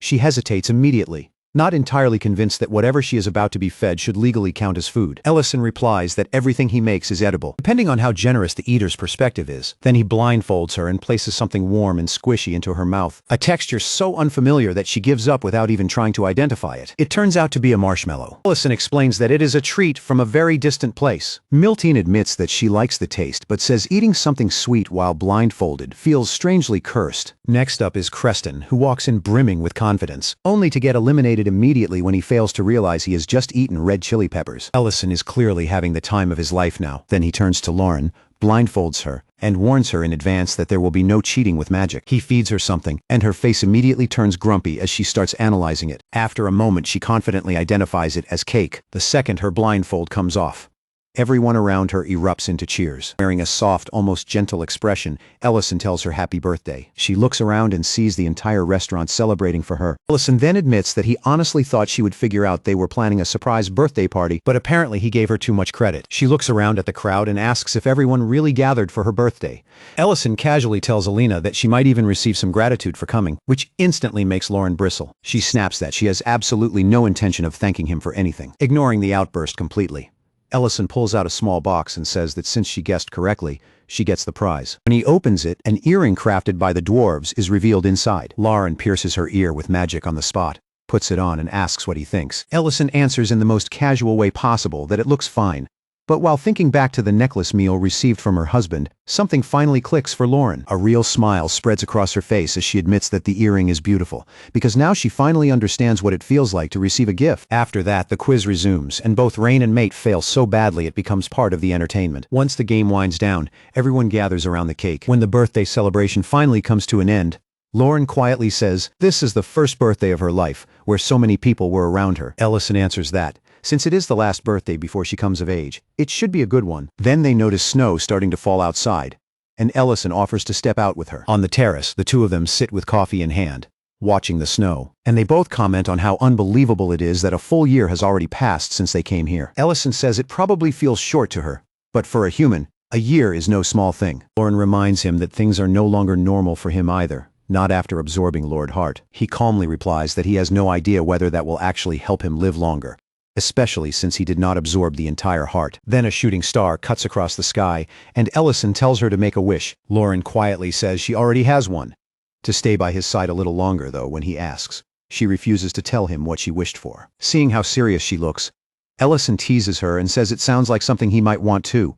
Lauren avoids answering, and tells him to make his own wish instead. Far away, inside the Black Dragon Shrine, Nye storms in with anger written all over his face, and confronts his uncle Dehigma, who is seated on the throne. Nye complains that allowing a human to walk free is humiliating for the entire Black Dragon clan. Dehigma calmly asks whether this is really about ruin hitting the mark. Nye hesitates, then admits that it is, and Dehigma immediately scolds him, saying that if he truly cared about the girl, he should have treated her with kindness instead of bullying her. Nye tries to defend himself by saying this is not only about his personal feelings. The clan lost many young females in the last battle.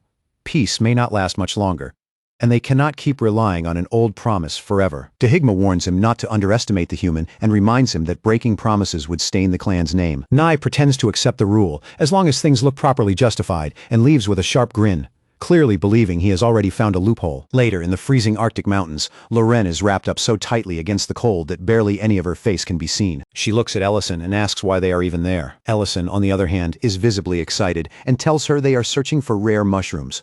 Lauren, understandably confused, asks what could possibly make mushrooms this important. Ellison explains that these are extremely rare and could make him a fortune. He recalls hearing that nomads once found some with the help of pigs and sold them for ridiculous amounts of money. When Lauren asks how he expects to locate them, Ellison admits the mushrooms have a distinct smell, but since they grow underground, they are nearly impossible to find normally. That is why he needs her dragon senses. Lauren lets out a tired sigh, feeling used again but reluctantly agrees. Then a loud howl cuts through the mountain air. Looking ahead, they spot a pack of goblins, attacking a huge mutated cat near the edge of a cliff. Spears stab toward the creature, as it trembles and cries in pain, clearly moments away from being finished off. Then a red flash tears through the scene, slicing into the cat's leg and sending it collapsing fully onto the ground. Before the goblins can close in, Ellison steps between them and the cat, raising a shield with magic and declaring that whatever reasons they might have for fighting, it ends here. Before the goblins can even decide what to do, Lauren's glare lands on them. And that alone is enough to turn their courage into dust. They drop their weapons instantly and flee without looking back, leaving the wounded cat behind in shock. Ellison glances at Lauren and remarks that the goblins definitely did not run because of him. This time when Lauren gets praised, she does not act smug. She simply says she has more dignity than that. The cat slowly gets back up and comes toward them again, but with a strange, slightly hostile expression. Then, before either of them can react, it throws itself onto the ground and starts wagging its tail. The threatening image completely collapses. Seeing that desperate, needy behavior, Ellison cannot help thinking of Dion back at the restaurant when he begged to become his disciple. Wondering what exactly the cat is trying to say, he asks Lauren to translate. Reluctantly, she explains that the cat is thanking them for saving it and wants to repay the favor. The creature stares up at Ellison with sparkling eyes, waiting for his answer.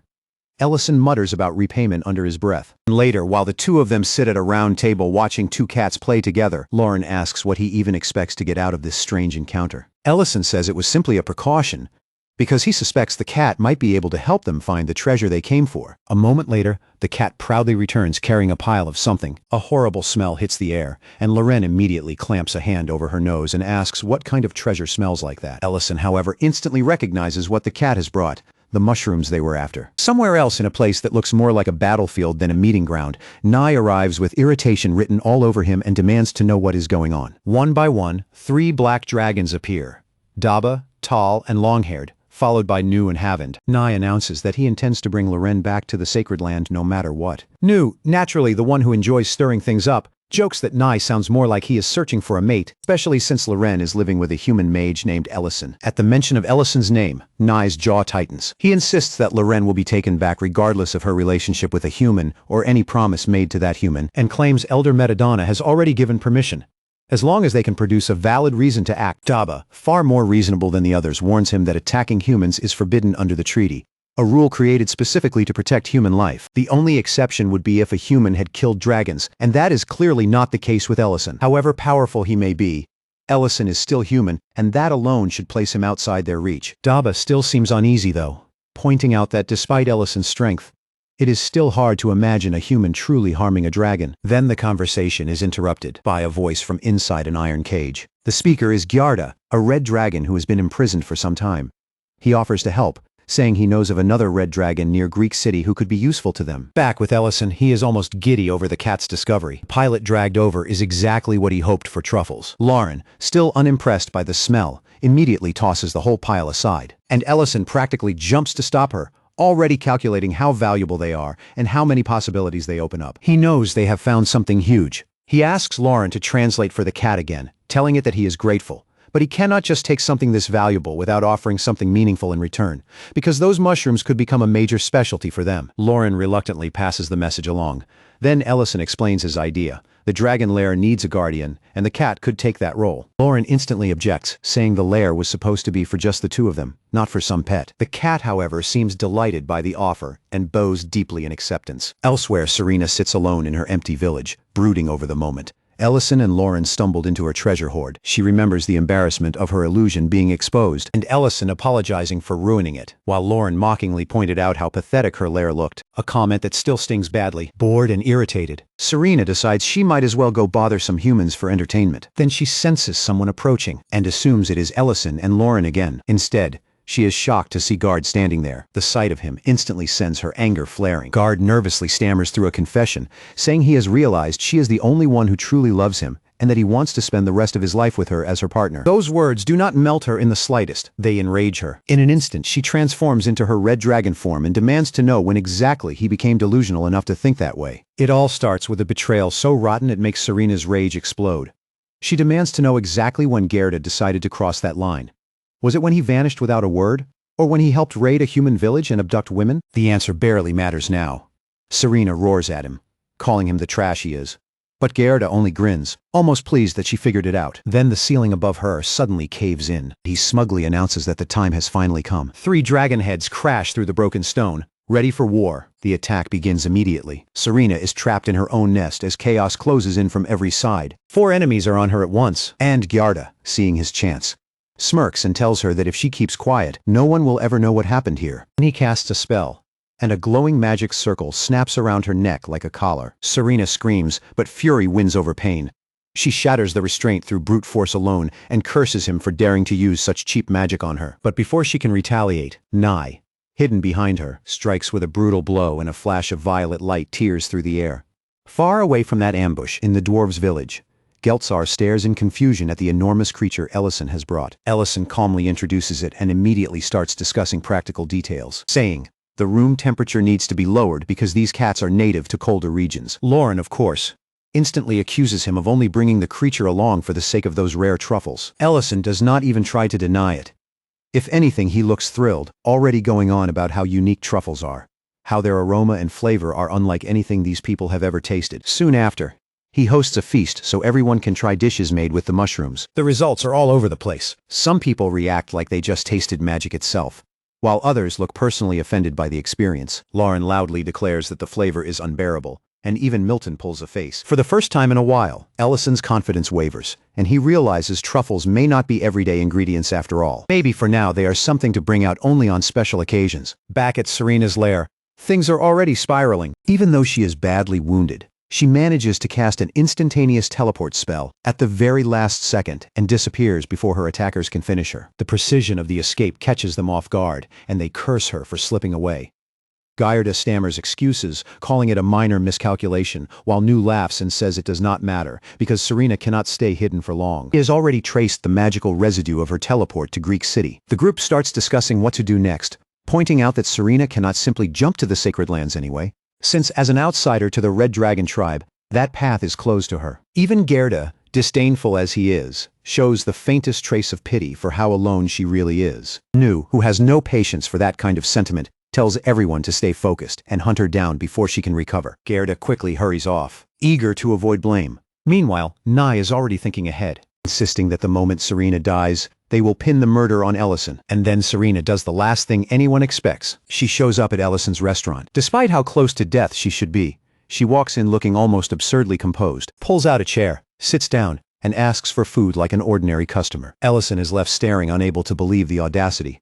Lauren, already irritated by her existence, demands to know why she came. Serena ignores the hostility and focuses entirely on the dish placed before her. She eats slowly, carefully, and comments on the flavor with a strangely reflective tone. As she keeps eating, her thoughts drift into loneliness, love, and all the failed attempts she made to fill the emptiness inside herself. She talks about her old relationships with humans and dragonkin, admitting that she once believed she understood human men well. Now, though, she sees all of it as meaningless effort, desperate attempts to fill a void that never stayed filled. There is something final in the way she speaks, like she already knows this is the end for her. By the time Ellison and Lauren realize how bad things truly are, it is already too late. Ellison notices the wound on her back, the sweat soaking her face, and then she collapses mid-sentence, coughing up thick blood, even while still praising his cooking. Panic hits both of them instantly. Lauren grimly states the truth. The injuries are so severe that even a dragon should not be surviving this. Then a red portal tears open outside the restaurant. Heavy armored footsteps follow it, and a group emerges accusing Ellison of murdering a red dragon. Inside, Serena lies motionless with her life hanging by a thread. Outside, dragons are already preparing to strike. Ellison and Loren understand immediately. This is a trap. He tells Loren to take Serena to Alina at once, because that is their only chance to save her. Lauren nods, asks what he plans to do, and Ellison rises with grim resolve, saying he will go greet their guests. He tries one last time to keep things civil, welcoming them with tight politeness and suggesting they talk over tea, but that idea dies the moment it leaves his mouth. The dragon named Bent charges straight into the restaurant and launches a magical attack at Ellison. Dodges just barely, only to see Serena's blood still staining the floor behind him. Lauren reacts instantly, opening a portal to the clinic and disappearing with Serena. Ellison answers the intruders with sarcasm and defiance, but they are in no mood for reason. Magic circles flare all around the room as spells begin firing in rapid succession. Ellison turns fully toward them, military cloak shifting behind him as his expression hardens into the look of someone who is no longer playing around. Elsewhere, Nye and his group laugh in the shadows, clearly pleased by the magical turmoil they can sense from afar. Nye, smug as ever, remarks that everything is unfolding exactly as planned. The red dragons have been dragged neatly into the chaos. One of his companions wonders aloud, who could have manipulated them this effectively? Meanwhile, inside the restaurant, one of the red dragons roars with fury, accusing Ellison of harming one of their own. He throws a massive fireball. Ellison stays perfectly calm, and erases it with a shield spell, scattering sparks harmlessly through the air. Then with a flick of his hand, he opens a portal and tells them to step through, warning that if they keep fighting here, innocent people will get caught in it. At Alina's clinic, she is startled out of her senses when Lauren rushes in carrying Serena, whose condition is far worse than anything she expected. Fear flashes across Alina's face, but she forces it down and gets to work immediately, channeling healing magic into the dying dragon. Bright light fills the room as she pours her strength into stopping the bleeding. Back on the battlefield, Ellison teleports the dragons away to a barren field, hoping distance will at least contain the damage. Bent mocks him and declares that this empty place will become his grave. Ellison, however, is already piecing the puzzle together in his mind. He suspects the whole thing is a setup designed to frame him. The only question is whether he is the direct target or whether the red dragons are merely pieces being moved by someone else. If it is the second option, then maybe there is still a path to reason. So he calls out, telling everyone to calm down and think rationally for once. He explains that the blood they saw in the restaurant was not spilled by him, but the older dragon, already poisoned by Nye's manipulation, cuts him off and insists the blood itself is proof enough. Ellison continues anyway, saying Serena arrived already wounded, that she is still alive, and that he is trying to save her. Then Yarda steps forward and adds his own poison to the lie, accusing Ellison of driving Serena from her lair, and then killing her when she refused to leave. At that point, Ellison realizes exactly how central Yarda is to this scheme. But the other dragons are already too enraged to listen. Giant transforms into his true dragon form and unleashes a terrifying roar, his rage taking over. Ellison throws back attacks while asking the obvious. If Serena mattered so much to them, then why did they abandon her in the first place? Their answer is cold. He knows nothing about dragon law. That is where his patience starts to break. Their stubbornness, their refusal to listen, their blind commitment to nonsense, all of it pushes him over the edge. A surge of magical pressure bursts from him so intense that Gerda drops in fear. And then just when the chaos is already bad enough, Nye and his group finally arrive. True to form, Nye mocks Ellison the moment he appears. Bent asks why they are there, and Nye answers with fake civility, claiming they came only to help settle the situation. But Ellison recognizes him instantly the moment he senses the mana. He knows exactly who he is dealing with now. which means the battle just changed again. Meanwhile, Nai is clearly eager to put him in his place. Inside the healing room, Alina is reaching her limit. Blood keeps leaking onto the floor despite everything she does. And she is so drained she begins whispering apologies, convinced that she has failed. But Loren refuses to accept that. She channels her own mana into Alina and tells her to keep going. Alina is stunned because now mana shortage is no longer the problem. Outside, the battlefield only gets worse. The black dragons join the assault as well, hammering Ellison with constant attacks meant to pin him down. He blocks them, but even for him, the pressure is becoming heavy. Golden magic rises around him as he lifts the ground beneath his feet, preparing for the full force of what is coming next. Then Nai orders his companions to support him, and another coordinated strike begins to form, enough to make even Ellis intense. And just before it lands, a voice cuts across the battlefield, sharp and absolute, commanding everyone to stop. Then the sky itself seems to split. 4 teleportation gates open at once, and from them step the elders, among them Metadonna and Didank, their arrival crushing the battlefield into silence. The atmosphere changes instantly. Even the dragons, who were moments from tearing everything apart, stop and stiffen. The elders demand to know what kind of chaos has broken out here, and Metadonna, stroking his chin with that old, tired look, dryly remarks that somehow Ellison always ends up standing in the middle of these disasters. Then he says he wants the truth, all of it. Ellison, relieved but still wearing that irritating calm of his, pulls back his hood and greets them with a mix of sarcasm and respect. Meanwhile, Nai thinks he finally has the board set exactly the way he wanted. In his mind, Ellison must be feeling safe now, assuming the elders came to shield him.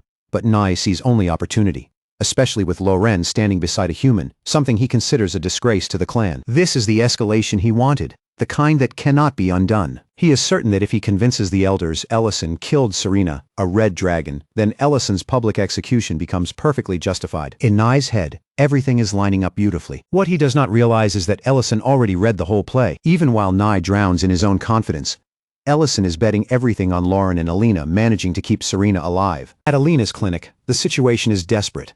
Lauren and Alina are working without pause, trying to stabilize Serena. The bleeding has finally stopped, but that only means she has not died yet. Not that she is safe. Lauren then prepares Alina for something far more dangerous. She reminds her of a similar moment from the past and explains that what she is about to do now is far more extreme. To save Serena, they have to synchronize completely. Alina's body will have to act as a conduit for dragon-level power.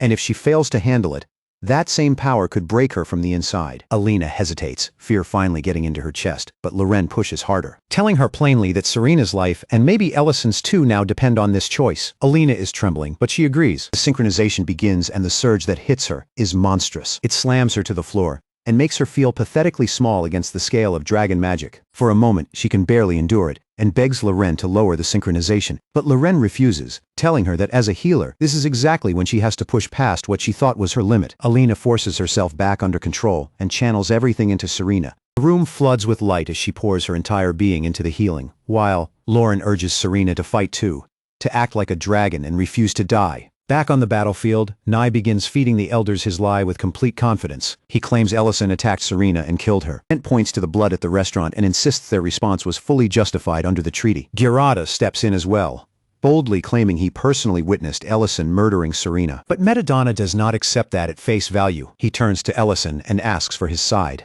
Ellison answers simply saying he has no reason to kill a dragon. During the war, a treaty was made, and under that agreement, races are not supposed to kill each other. He has abided by that, and he is not in the habit of harming those who do the same. On top of that, the accusation itself is absurd. The idea that he would casually kill a red dragon merely because her lair happened to be nearby makes no sense. Then he points out the real oddity, that the black dragons arrived far too quickly after the supposed attack, almost like they were already waiting for it. Ellison openly accuses them of orchestrating the whole thing. The elders exchange looks, and suspicion starts shifting. Didank asks whether Ellison can actually prove it. Ellison, completely steady, says yes. Then he opens a portal, and when Serena steps through it alive, the whole field goes silent. Nai's face loses all color. Ellison gives Alina full credit for saving her, and Loren explains that the synchronization between them is what made it possible, though Ellison still praises Alina's healing skills specifically. Serena then confirms the truth herself, that Nai and his accomplices attacked her in her lair, and that Ellison and his people saved her life. That revelation detonates through the crowd. Vent immediately apologizes to Ellison and says he will accept whatever punishment is deserved, but Ellison lets him off. The Black Dragons, however, are not getting off so easily. The elders are also visibly shaken by the healing method Alina and Loren used, even if Alina herself is too drained to enjoy any of the praise. Metadonna then turns to Nai with a voice that has gone cold, declaring that he violated the treaty and endangered the fragile peace between dragons and humans. That should have ended it. But Nye, furious that Ellison is not only a terrifying mage but also has Loren beside him, decides to act anyway. He wants revenge more than survival now. In a flash, he transforms and attacks from behind. Blood splashes across the ground as Ellison moves instantly, shoving Loren out of the way and taking the full blow himself. The strike lands hard. Ellison crashes to the ground with his back torn open and blood soaking everything beneath him. He lies still. Lauren just stares, unable to understand what she is looking at, and her voice cracks. She asks why he pushed her away. Why there is so much blood? And then she starts sobbing his name. Bent is enraged and demands to know what kind of dishonorable coward ambushes someone from behind like that. Nye only laughs. He calls himself a hero, a savior of dragonkind, the one who preserved their future, and asks why they should keep a pact at all when someone like Ellison exists, someone too dangerous to let live. While he rants, Alina is already beside Ellison, her hands shaking as she tries to heal him. Nothing works. She begs Loren to synchronize with her again, the same way they did for Serena. Loren is frozen, staring at her own blood-covered hands while tears pour down her face. Nye mocks them all and says it will not matter because Ellison's case is different from Serena's. Then Serena, watching from the side, lets out a sharp, bitter laugh that cuts straight through the panic. She calls Nye a coward and says this is not even the first time he has chosen the backstabber's route. Then she barks at Lauren to stop crying and actually look. When Lauren does, she sees it. Ellison's wound is not worsening. It is healing and fast. His strength is not disappearing. It is rising. Serena's words snap Lauren out of her paralysis. Hope flickers back into her eyes. Ellison stirs, and then he slowly lifts a hand and wipes Lauren's tears away, telling her softly not to cry. Then the battlefield is drowned in blue light. It erupts from Ellison's body and blinds everyone watching. Above him, the ancient marble begins to glow, radiating power in every direction. Metadonna watches with a grim face, recognizing immediately what that energy is. When the light finally drops, Ellison stands again. Behind him, luminous wings have unfolded. He faces Nye without hurry and explains exactly what happened. The ancient essence absorbed the force of Nye's attack and stopped him from dying. Nye, now consumed by rage, roars and transforms, fully body swelling, scales gleaming, power gathering for one final strike. He means to erase Ellison completely. Ellison does not even flinch. He raises one hand and stops the attack like it is nothing. Then, in a calm voice, he reminds Nye of the treaty, the one forbidding dragons from killing or attacking humans or other races. After that, with the faintest hint of a smirk, he invites Nye to justify himself. And then the sky answers for him. Flaming meteors begin falling from above. A storm of fire so violent it turns the battlefield into a burning hellscape. The earth shakes under every impact. Nye can only stare, his voice shaking as he asks how a human can possibly wield power like this. The flames swallow him whole. When they fade, nothing remains of him but ash. His followers stand there in silence, regret heavy on all of them now that it is far too late. Ellison then turns back to Loren, and the hard edge in his face disappears. He gently takes her hand and tells her it is time to go home. Still trembling, Lauren throws herself into his arms and clings to him while crying without restraint. Metadonna steps forward then and delivers judgment. The ones who conspired with Nye will be imprisoned for 3,000 years in the sacred forbidden grounds. Serena too receives compensation. Her destroyed lair is restored and filled with treasure. Later, Lauren sits with her back turned to Ellison, clearly upset. He approaches carefully and asks what is wrong. Without turning, she accuses him of being reckless, of taking a risk so stupid it nearly broke her. Ellison listens in silence, then gently wraps his arms around her and holds her close, apologizing and promising that he will think more carefully next time. The moment should have stayed quiet, but Metadonna suddenly appears and interrupts them. Both Ellison and Lauren jump in surprise, and before Lauren even thinks, she instinctively punches the elder straight in the face. Metadonna stumbles back, clutching his cheek in total confusion and pain. Loren, still furious and startled, demands to know what he thinks he is doing there, and the elder, still holding his sore face, can only stammer out a reminder that he is, in fact, an elder. Ellison awkwardly scratches the back of his head and steps in before things get any worse, explaining that he was the one who invited Metadonna here. Loren turns toward him, still visibly thrown off, and demands to know why he would ever call the elder over. Metadonna, still trying to recover both his dignity and his face, looks between the two of them and asks what exactly is going on. That is when Ellison's tone shifts. The joking ease drops away and he starts explaining the real issue, the awakening Metadonna likely sensed, and how it connects directly to the ancient marble. Even while discussing something that dangerous, Ellison still slips into the role of host and offers Metadonna a drink. The elder takes a sip and his expression changes immediately. He notes the depth of the whiskey's flavor, rich, refined, aged for decades, maybe 60 or 70 years. Ellison gives a small smile, clearly pleased that his guest judged it so accurately. Watching the exchange, Lauren reaches for the bottle herself out of curiosity, only for Ellison to smack her hand away and warn her that this is not beer. One sip would probably flatten her. Lauren protests, complaining that he never lets her drink anything stronger than beer. Metadonna watches all this with obvious amusement and comments that the two of them make for a very unusual pair. He even remarks that Ellison sometimes seems to forget he is dealing with dragons at all. Ellison casually shrugs that off and asks whether it really matters in the end. Then the conversation turns serious again. Metadonna brings up the principles that were established after the last war and openly acknowledges that Ellison acted properly, especially in the matter of Nye. Lauren, despite still being annoyed with Ellison, immediately defends him and says that if he had not acted, she would have handled it herself. Ellison falls quiet for a moment, briefly reflecting on just how close he came to dying. From there, Metadonna begins explaining the ancient marbles in more detail. He lays out just how dangerous they are. 1 grants dominion over dragons. 2 gives control over purebloods, and 3 could, at least in theory, allow someone to rule all dragonkind. He then points out the strange part. If Ellison had been a dragon, absorbing all 3 would have effectively made him a dragon lord. Ellison asks what would happen if another ancient marble appeared after all 3 had already been absorbed. Metadonna answers that any extra one should simply disappear. That leads Ellison to a darker thought. Maybe someone is trying to resurrect the Dragon King itself, and the repeated appearance of these gems could be part of that plan. Metadonna, clearly alarmed, listens as Ellison expands on the theory, bringing up the coordinated dragon attacks tied to locations connected to the gems, like the mine and the dwarf settlement. The pattern is too deliberate to ignore, realizing the weight of that possibility. Metadonna agrees to investigate the place where Ellison found the last one, but he also suggests using Ellison as bait. Before he can really finish, Loren cuts him off sharply and tells him to stop being dramatic. Even Metadonna looks mildly amused by how boldly she talks to him. But he lets it pass and begins preparing for the investigation. The next morning, Alina is out in the forest gathering herbs, focused on rebuilding her medical supplies and muttering to herself that what she has collected should last her a while. And Serena appears right behind her, startling her badly enough that she nearly drops the basket. Serena immediately teases her for being so easy to scare, then casually announces that she has decided to stay around for a while longer. Elena, still trying to catch up, reminds her that her lair was already repaired. Serena dismisses that by saying the place is way too big, and that she is simply not built for quiet recovery. Then she playfully accuses Elena of being cold-hearted for trying to send her away so quickly, which only flusters her more. After that, Serena shifts the subject and suggests Elena teach her how to transfer magical power, promising that if she learns it, she could help more with healing in return. Elena immediately turns red and stumbles over her words, trying to dodge the whole thing by awkwardly bringing up vegetarian food instead. Their odd exchange is quietly noticed by someone standing at the doorway. Somewhere else, Gerda is running through the woods in desperation when a mocking voice stops him cold. A woman, calm and utterly in control, corners him without effort. He stops, breath ragged, and listens as she begins listing his failures one by one. How he failed to infiltrate the human village.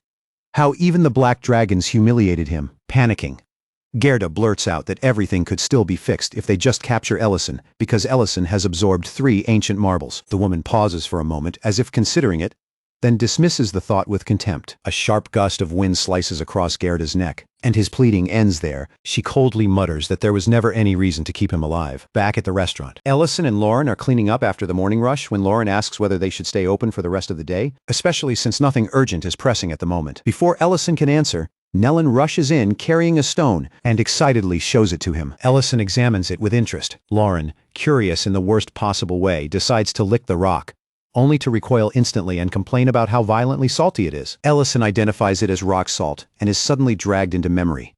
He mentions how similar stones helped him endure his early military days, and then laughs at Lauren's reaction as his mind slips back to the beginning. He remembers how terrifying those first days in this world were, how soon after arriving he was dragged into military training, how even his original name was abandoned because the people here could not pronounce it, leaving him as Ellison instead. He had been frightened, homesick, and completely out of place. But somehow worse than the fear, worse than the training was the food. Sitting in the mess hall, staring down at the same tasteless sludge day after day, he could not understand how anyone ate it without complaint. 2 full weeks of that misery passed, and the one thought that never left him was how just a little salt would transform everything. Surely he was not the only one thinking that. Even worse, he overheard instructors complaining about the food too. Yet they still ate it like it was nothing, which only deepened his frustration. By the time another 2 weeks passed, the training itself had become slightly less brutal, but the food remained an ongoing nightmare. Ellison realized that before he could ever chase a dream like opening a restaurant, he first had to survive this camp. Then came the moment that changed everything. During one of the magic lessons, The instructor, Vane, a fifth-level mage with a curled mustache and the kind of arrogance that comes naturally to small men with authority, announced that they would finally be learning offensive magic. He presented it like some grand privilege for recruits of such low rank. Vane introduced them to mana, showing off a glowing green sphere, and explaining that all magic was built on manipulating mana through circles and attributes. To demonstrate, he launched a fireball into a training dummy. Then he ordered the recruits to try. Their results were pathetic. Tiny flames that sputtered and died before they even reached the target. Furious, Vane started yelling at them, mocking their lack of talent and discipline, all while inwardly complaining that the war had forced the military to scrape together recruits this worthless. And then, out of nowhere, a fireball the size of a small house tore across the training field, erased the practice dummy, and even blew apart part of the cliff behind it. Every recruit froze. Every instructor froze. Ellison himself stood there just as shocked as everyone else, while all eyes slowly turned toward him. Vane, pale and rattled, grabbed him by the shoulders and demanded to know what he had just done. Ellison answered with complete innocence that he simply gathered the mana and cast the fireball the way he was told. When Vane pressed harder, Ellison casually added that he could see the wisps of mana floating in the air. That was the moment Vane broke into cold sweat. He realized Ellison possessed an absurdly rare sensitivity, the ability to see mana itself. Later, Vane discussed the event with Thurn, the head instructor of the camp. Vane admitted Ellison's ability was extraordinary, but the conversation clearly brought up something ugly in him too, because he had clawed his way toward magic through effort, while Ellison had just stumbled into genius. Thurn suggested delaying Ellison's deployment to the front and sending him for advanced magical training instead. Ellison, listening in from outside the room, quietly smiled to himself.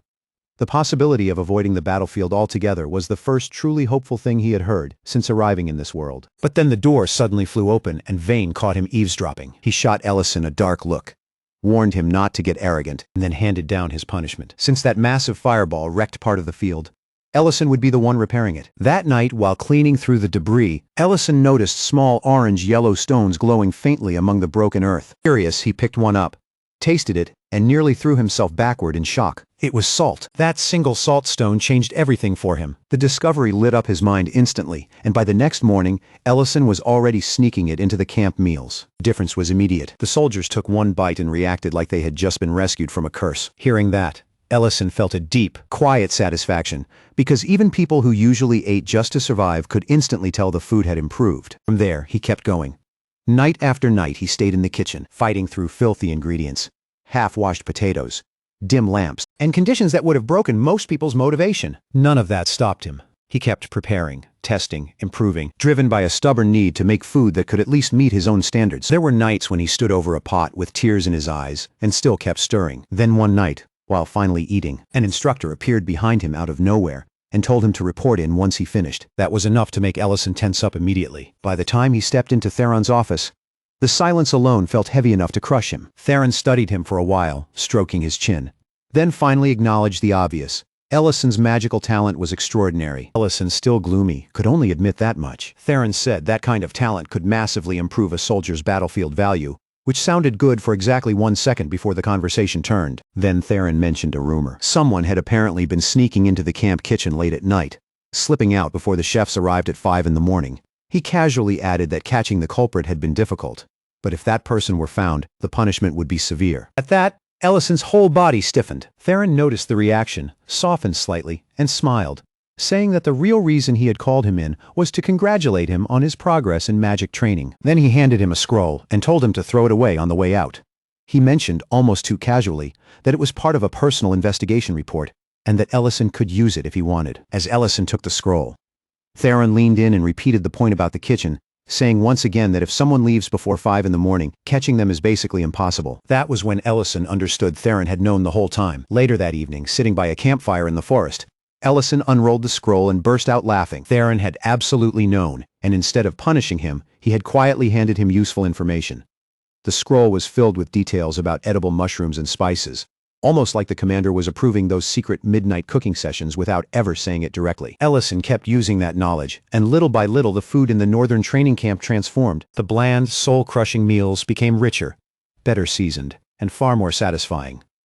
Before long, the camp became known for having the best food in the entire military. Even after Ellison eventually left, the recipes he introduced stayed behind, passed down until the camp's reputation became permanent. Back in the present, Ellison decides to make that same old camp dish again, feeling nostalgic about the salt stone that started it all. Lauren peers into the pot and asks if this really is the food he used to survive on back in Camp 5. Ellison says yes, it is exactly that, the kind of recipe they all clung to just to make it through. As they eat, Lauren and the others admit that it does not taste as impressive as his food now. That does not really matter. Nostalgia gives it a weight of its own, bringing back the hardship, the mess, and the strange sense of bond that grew out of enduring all of it together. Elsewhere, Serena is sprawled across a table complaining about hunger, when two children nervously approach looking for Alina. They explain that their brother is hurt, and since Alina is not there, they ask Serena for help instead. At first, Serena blows them off, pointing out that a scraped knee is hardly a life-threatening emergency. But the children keep pressing, and eventually she gives in, using a simple healing spell on the boy while acting like she hates every second of it. Later, Alina meets those same children and gets thanked for Serena's kindness. Confused, Alina confronts Serena, who instantly denies being kind and instead demands to know why Alina left her starving. Alina explains that she had gone to the Lord's castle to treat a patient suffering from a strange poison that caused damage to the brain. So far, every treatment has failed, and the Lord remains in a coma. Hearing that, Serena suddenly recalls a researcher who might know something about conditions like that, though she cannot remember the name or where to find them. Then a messenger bird arrives carrying a letter from Alina's homeland. The second she reads it, her face falls. The elf forest is under threat of destruction by a dragon, and to prevent that, Alina is now expected to become the dragon's bride. News crushes her. She breaks down, saying marriage should be built on love and familiarity, not fear and extortion. Serena scoffs and dismisses the dragon's threat as bluff and intimidation, but Alina cannot shake the anxiety. Serena, full of confidence as always, tells her she will protect her. Meanwhile, back in the elf village, the elder Narya is informed that the letter has reached Alina. One of the elves asks whether Alina will truly return after learning what is at stake. Narya says she believes Alina will come because that is the kind of selfless person she is,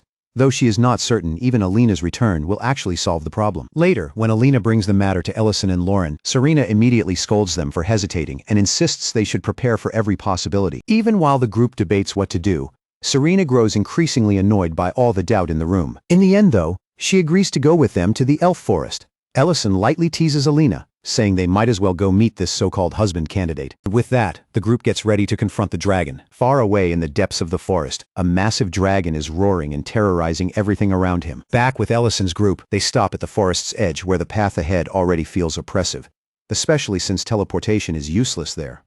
Ellison comments on the time while Serena suggests flying instead to make the trip easier. Alina explains that the elf forest is protected by a magical system that shuts down teleportation completely, which is why none of that will help. Before they can think further, a sharp voice cuts through the moment. An elf named Lilia appears with her bow already drawn, warning them not to move unless they want to be shot. A whole squad of elves steps out around them, fully armed and on edge. Lilia demands to know why they have come. Sensing how dangerous the tension is, Alina quickly steps forward, identifies herself, and assures Lilia that they are here with her. Even then, Lilia stays cautious, saying their identities still need to be confirmed. She turns to Ellison and asks his race and purpose. Ellison grimaces but answers honestly, saying he is human and came to help Alina. Lilia notices a brief flash in his eyes. Something strange. A rare trait tied to thought treating that normally belongs only to elves. When she turns to question Serena next, Ellison casually cuts in, introduces himself like he is at a market, mentions that he owns a small but highly rated restaurant in Greek City, and even invites them to visit sometime. That instantly irritates Lilia, who snaps at him for speaking out of turn.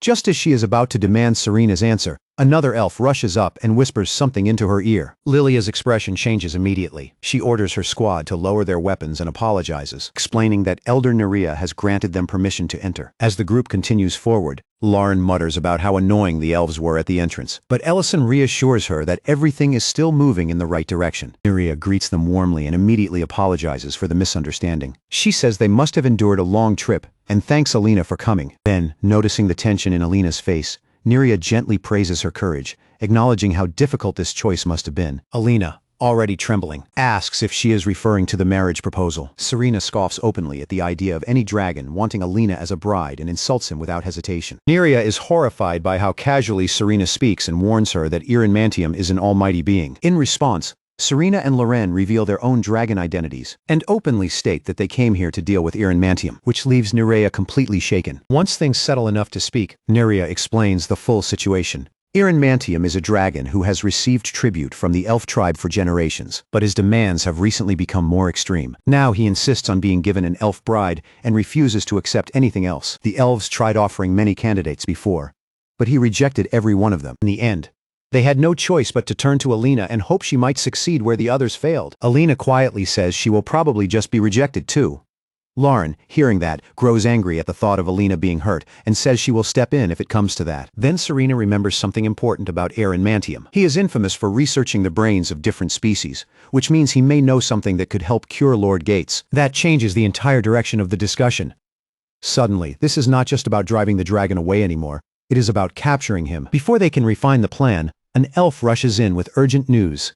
Mantium is already on his way. Narya quickly warns them about one crucial detail. He is extremely cautious. If he senses another dragon nearby, he runs. And if he feels truly threatened, he abandons his lair altogether. So if they want to trap him, they cannot confront him directly.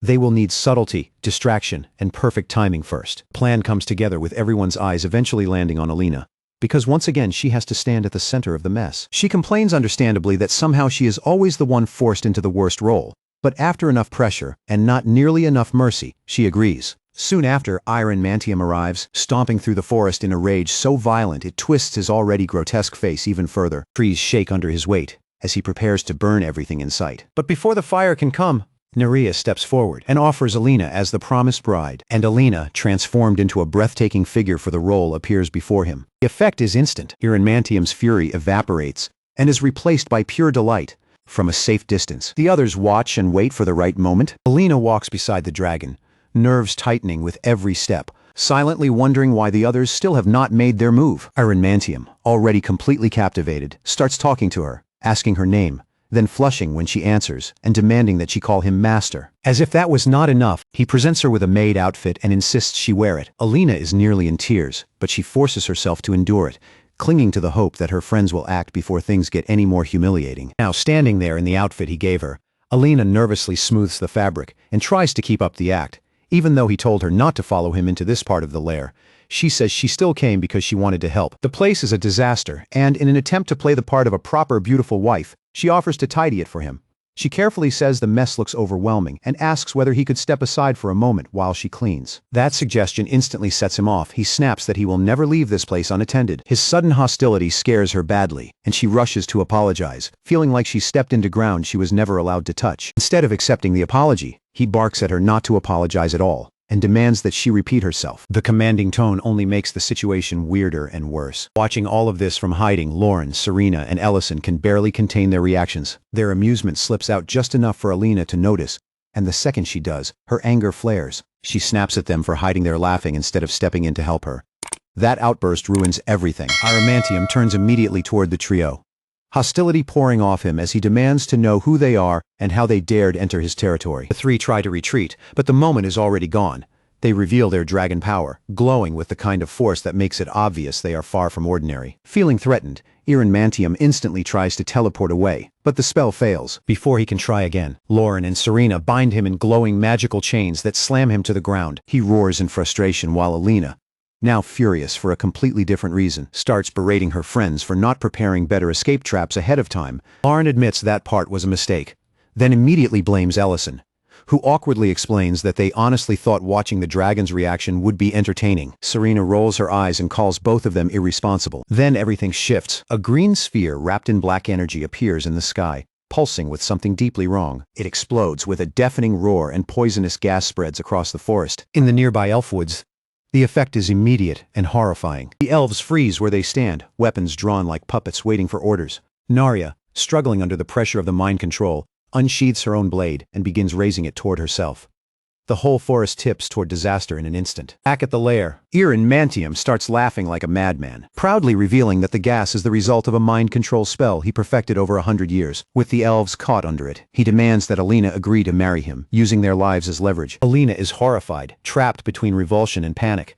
Her friends tell her not to give in, but the choice looks impossible. Just as she is on the verge of agreeing, Ellison appears in a burst of golden magic. He casts a protective spell over the forest and breaks the mind control entirely. The relief is instant and overwhelming as the elves lower their weapons and return to themselves. Narya drops to her knees and thanks Ellison for saving her people, while Alina, crying openly now, clings to her, in pure relief. Isekai completely loses it.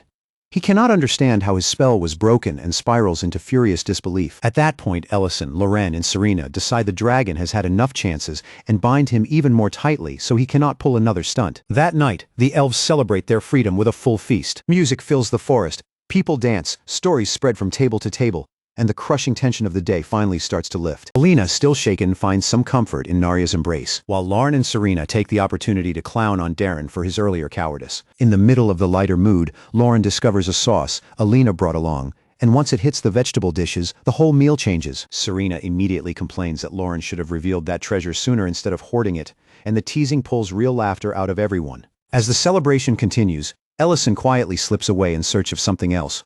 Or maybe someone else. He heads toward the statue of the elf hero Benna. And the story drifts back to his military days, back when Ellison was a 7th Circle Archmage and Ben was still alive at his side. Ben was complaining as usual about being fed greens, saying he wanted meat, not grass. Ellison shot back that Ben could not even digest meat, and asked why he kept insisting on it anyway.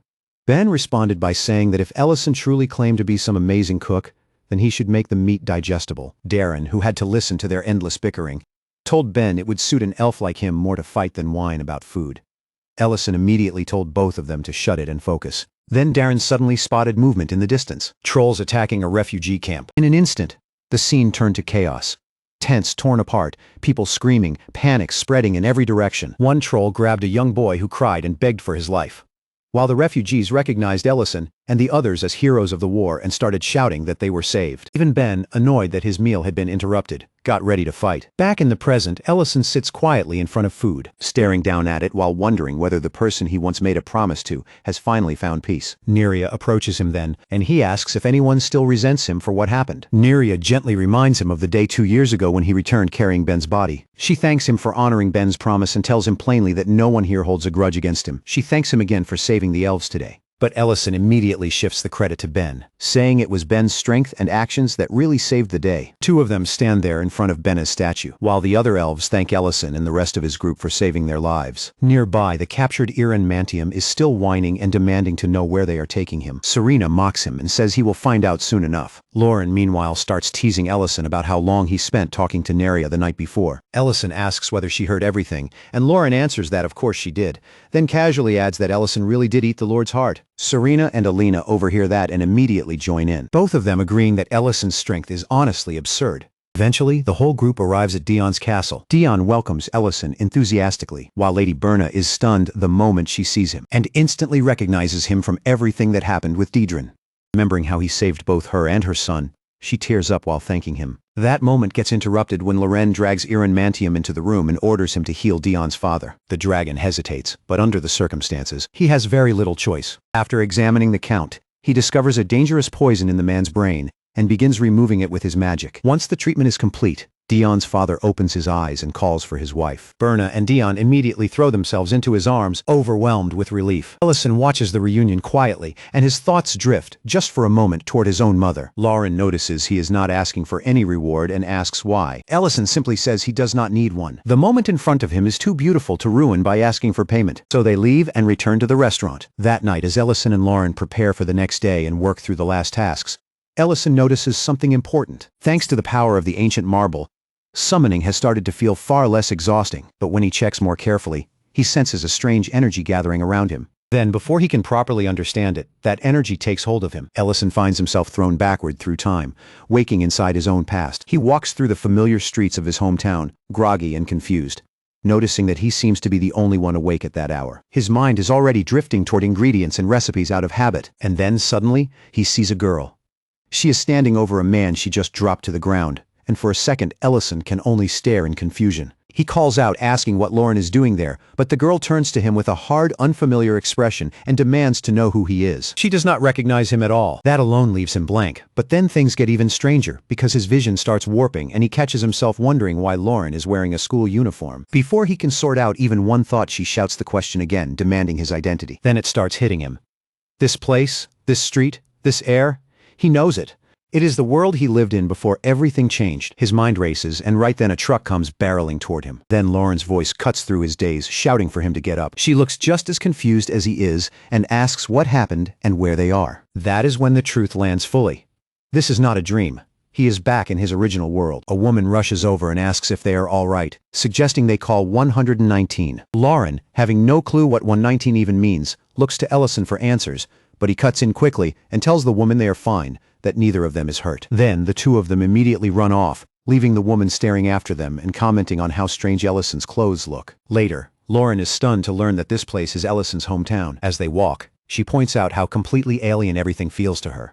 The iron carriages, the cars, the towering buildings, all of it. Ellison, though clearly overwhelmed himself, smiles faintly and admits it has been a very long time. If anything, the city looks even prettier now than he remembered. Lauren points out that if this is truly his hometown, he should know where they are. She asks where they should go, but Ellison is still trying to think through the time gap, remembering the phone he saw earlier.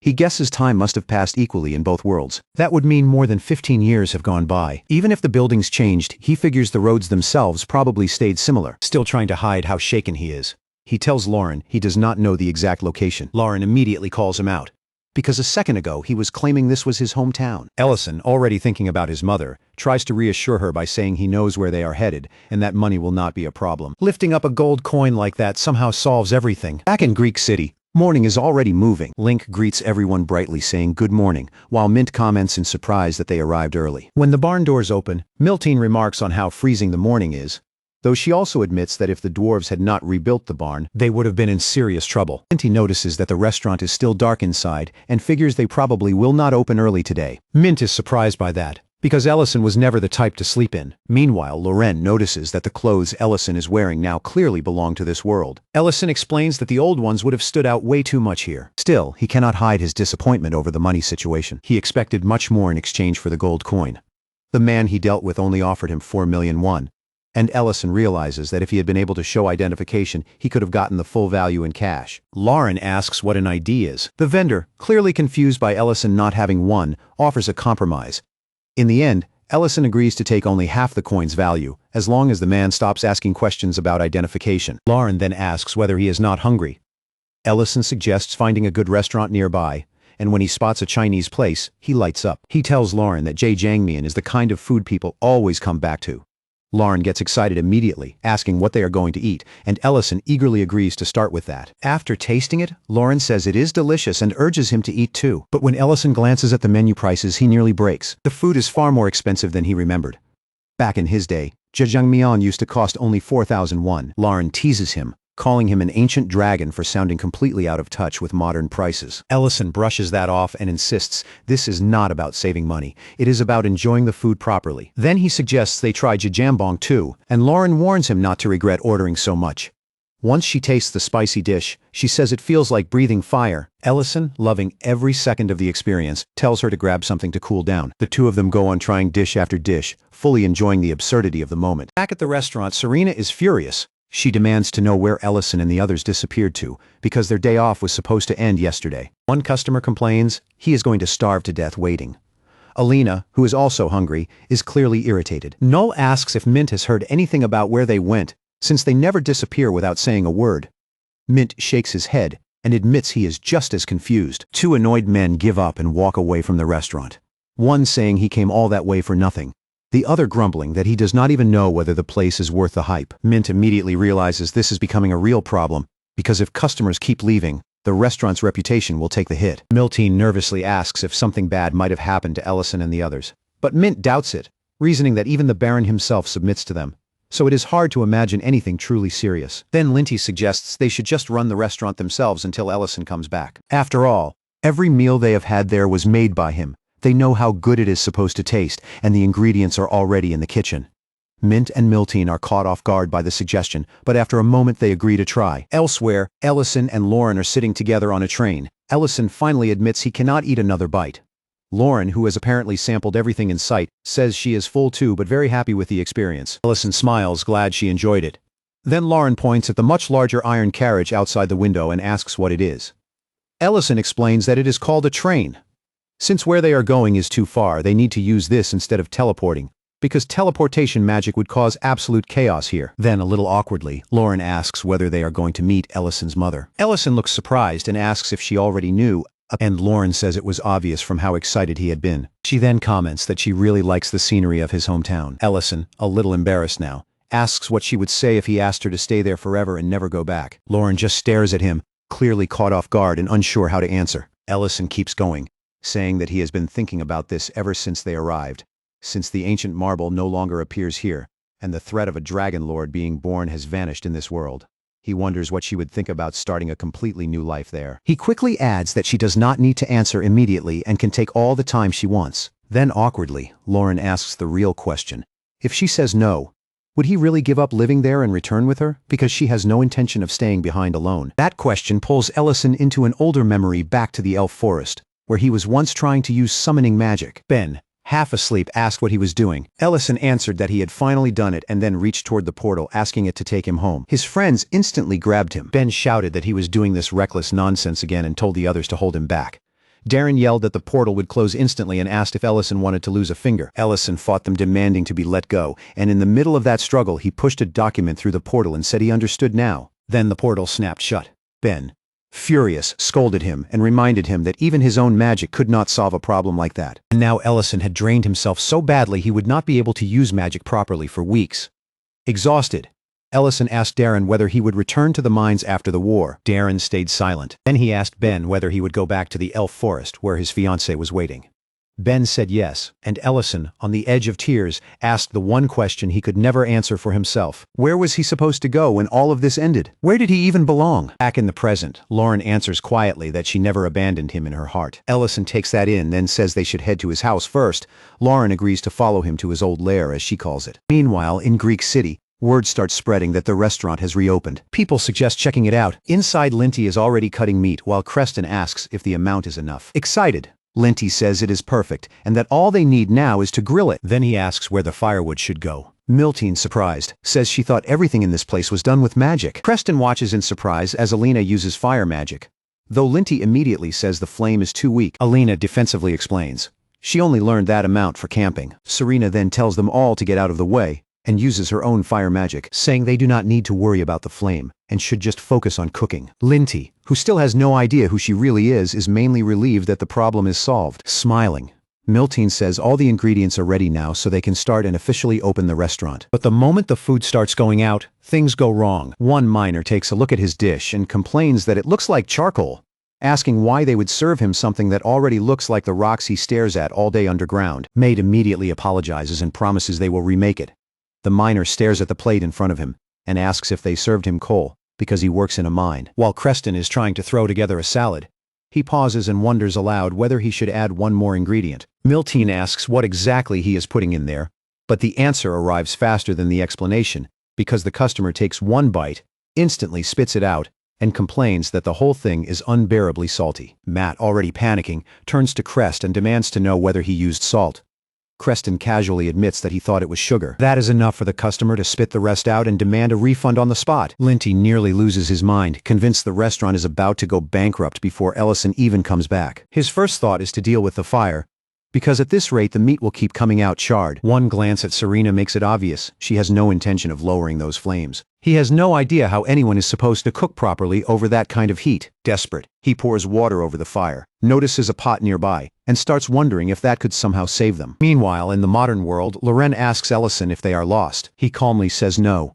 Even if countless buildings have changed, some things are still familiar. He says that even after 15 years, even after 30, he would never truly lose his way in his hometown. Then, with the faintest smile, he says the words he probably imagined 1,000 times. He is home. When he reaches the door and knocks, Lauren notices the tension in him and remarks that he seems nervous. Ellison starts worrying about how he is even supposed to introduce her. Lauren bluntly says he should just tell the truth that she is a dragon.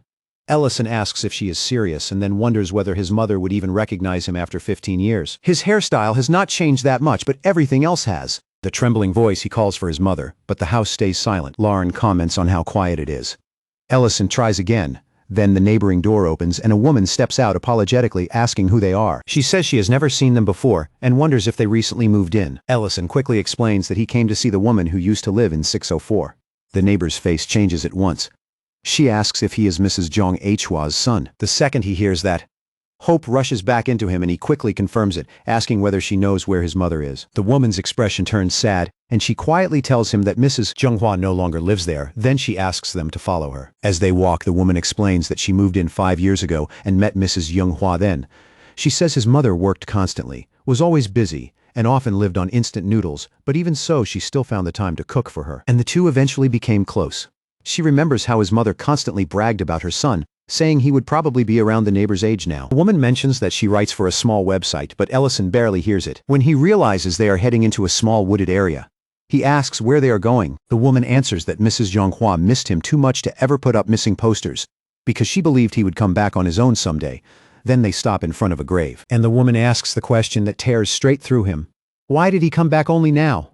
Why could he not have returned even just 2 years earlier? Ellison is completely frozen. The woman explains that his mother had been fighting stomach cancer for years. Even after a gastrectomy, she kept finding joy in cooking for other people, because seeing them eat made her happy. But 3 years ago the cancer returned, and from then on she was in and out of the hospital. This is not the reunion Ellison dreamed of. Every memory of happier days with his mother crashes into him at once, and none of it lines up with the reality in front of him. This is not how he ever wanted to say goodbye. The neighbor tells him that she does not really care why he came back now anymore, because it is too late and nothing can bring her back. But she says Mrs. Zhonghua left something behind just in case he ever did return. Then she hands him an old envelope. Completely devastated, Ellison takes the letter, and Lauren immediately notices something strange. The paper is from the Rubber Empire. The letter begins by begging his mother not to doubt what she is about to read, saying every word is true. He writes that he did not leave by choice, that he is in another world now far from the one they knew. He explains that he used unstable magic to send this letter, that he is safe, that he has become a mage, and that he plans to open a restaurant. He adds that while he can send letters, he cannot receive any, and that eventually he gave up waiting for a reply. But when Ellison reaches the bottom, he realizes there is an answer written there in return. His mother had written that her son is a mage now, and that he should invite her when the restaurant opens. That one line crushes him. Tears start falling uncontrollably. He blames himself immediately because once he later gained summoning magic, he could have sent another letter or another or more. Lauren wraps her arms around him and tries to comfort him, but Ellison can only speak through regret, saying there was more he could have done. Back in Greek City, the restaurant is completely packed the next day and the customers are happy. They praise the food loudly. Linty proudly explains that he solved the problem of the burned meat by using a special pan. Serena brags that her fire magic helped too, and Alina insists she contributed as well. Mint finally relaxes a little because for the moment everything seems to be working. The only real problem is that Ellison is still nowhere to be found. In the modern world, Lauren tells Ellison he needs to eat something because she is clearly worried about his condition. But Ellison keeps his head lowered and quietly apologizes, admitting that he lied to her. He tells her she does not need to stay and that if she wants, he will send her back alone. Lauren looks genuinely shocked, grabs his arm, and asks whether he truly believes there is nothing left for him there anymore. Then she reminds him of what he asked on the train, about making this world their home. She says she never meant to leave him behind, and that they can stay as long as he wants. But then asks the question that matters. What about all the people still waiting for them back in the Empire? That finally reaches him. At the same time, back in Greek Castle, Baron Leiden asks why Ellison is not at the restaurant. The soldiers explain that someone else is handling things for now. Leiden says they still owe Ellison proper thanks, and decides he should go visit. At Loren's lair, construction is still going strong. Lord Geltzar reassures everyone that Ellison would never abandon them. Back in the present world, Loren continues, telling Ellison that humans, dwarves, elves, even dragons, all of them are waiting for him. She reminds him that the 15 years he spent there were not lost years. Her words hit him hard. Thinking again of the letter, he asks whether his mother truly believed him when she read it. Lauren answers that of course she did, because parents always believe their children. Then she takes hold of him and says it is time to go back. 2 days later, the neighbor who handed him the letter still has not seen him again, and is left wondering whether maybe she had been too harsh with him. Then Ellison suddenly appears in front of her, holding out a bag of gold. He explains that it is a thank you for taking care of his mother's grave. She opens the bag and is stunned by what she sees. Before she can even process it, Ellison says he has to return to his restaurant. Then he disappears through a summoning portal right in front of her. The woman is left remembering a conversation she once had with Mrs. Zhonghua in the hospital, a time when his mother mentioned there was a restaurant she wanted to visit. At the time, the neighbor never took it seriously. Now she understands it was all true. Ellison really is a mage. Before leaving that world behind, Ellison places a picture of himself and Lauren, along with a bouquet of white flowers on his mother's grave. Then the two of them finally head back. As they move toward Greek City again, Ellison remarks that it feels like too much time has passed. Looking around, he realizes they wandered very far in the modern world, far from the restaurant. Lauren starts to prepare a teleportation spell, but Ellison stops her and tells her to wait. Instead, he forms a much larger portal himself. Lauren stares at it in surprise and asks how he did that. Ellison explains that it is based on the principles of dimensional magic as they step through. Lauren suddenly asks him to teach her levitation magic. Ellison reminds her that she once said she had no reason to learn it because she already had wings. Loren immediately shouts back that all the other dragons know how to use it anyway. Once they cross through, Ellison starts worrying aloud, saying the customers at the restaurant must be anxious, and the ranch workers were probably terrified when he disappeared without a word. Lauren dryly says she doubts the restaurant will have customers for a while. Then she sees something and stops. The restaurant is packed, and there's a statue of Ellison standing outside it. Ellison, deeply embarrassed, asks whether they accidentally came to the wrong place. Lauren, equally confused, asks what in the world is happening. As they get closer, they hear Lint loudly asking the crowd if they know who saved Count Layden Greek. Then he answers his own question with absolute pride, shouting that it was none other than the owner of this restaurant. Mr. Ellison, a man in the crowd, calls him amazing, while a woman, clearly moved, tells her husband she cannot believe such a great man made their food. Holding up a dish, Lint announces that this very meal once healed the Count, and asks whether anyone wants to try it and see how much health it gives them. Customers enthusiastically shout that they want it, and right in the middle of that sales pitch, Ellison walks in. The moment Lint sees him, he goes rigid with fear. Ellison immediately demands an explanation for the statue. Count Layden steps forward and calmly admits that the statue was his idea. He apologizes and explains that when Ellison and Lauren vanished so suddenly that night, panic spread everywhere. Lint adds that they were only trying to keep the customers entertained, and somehow that snowballed into all of this. While eating, Layden comments that Ellison has incredible employees. Ellison takes a bite of one of Lint's dishes and privately admits to himself that it is actually excellent. The boiled pork is so good that he starts wondering why he never thought of making it himself.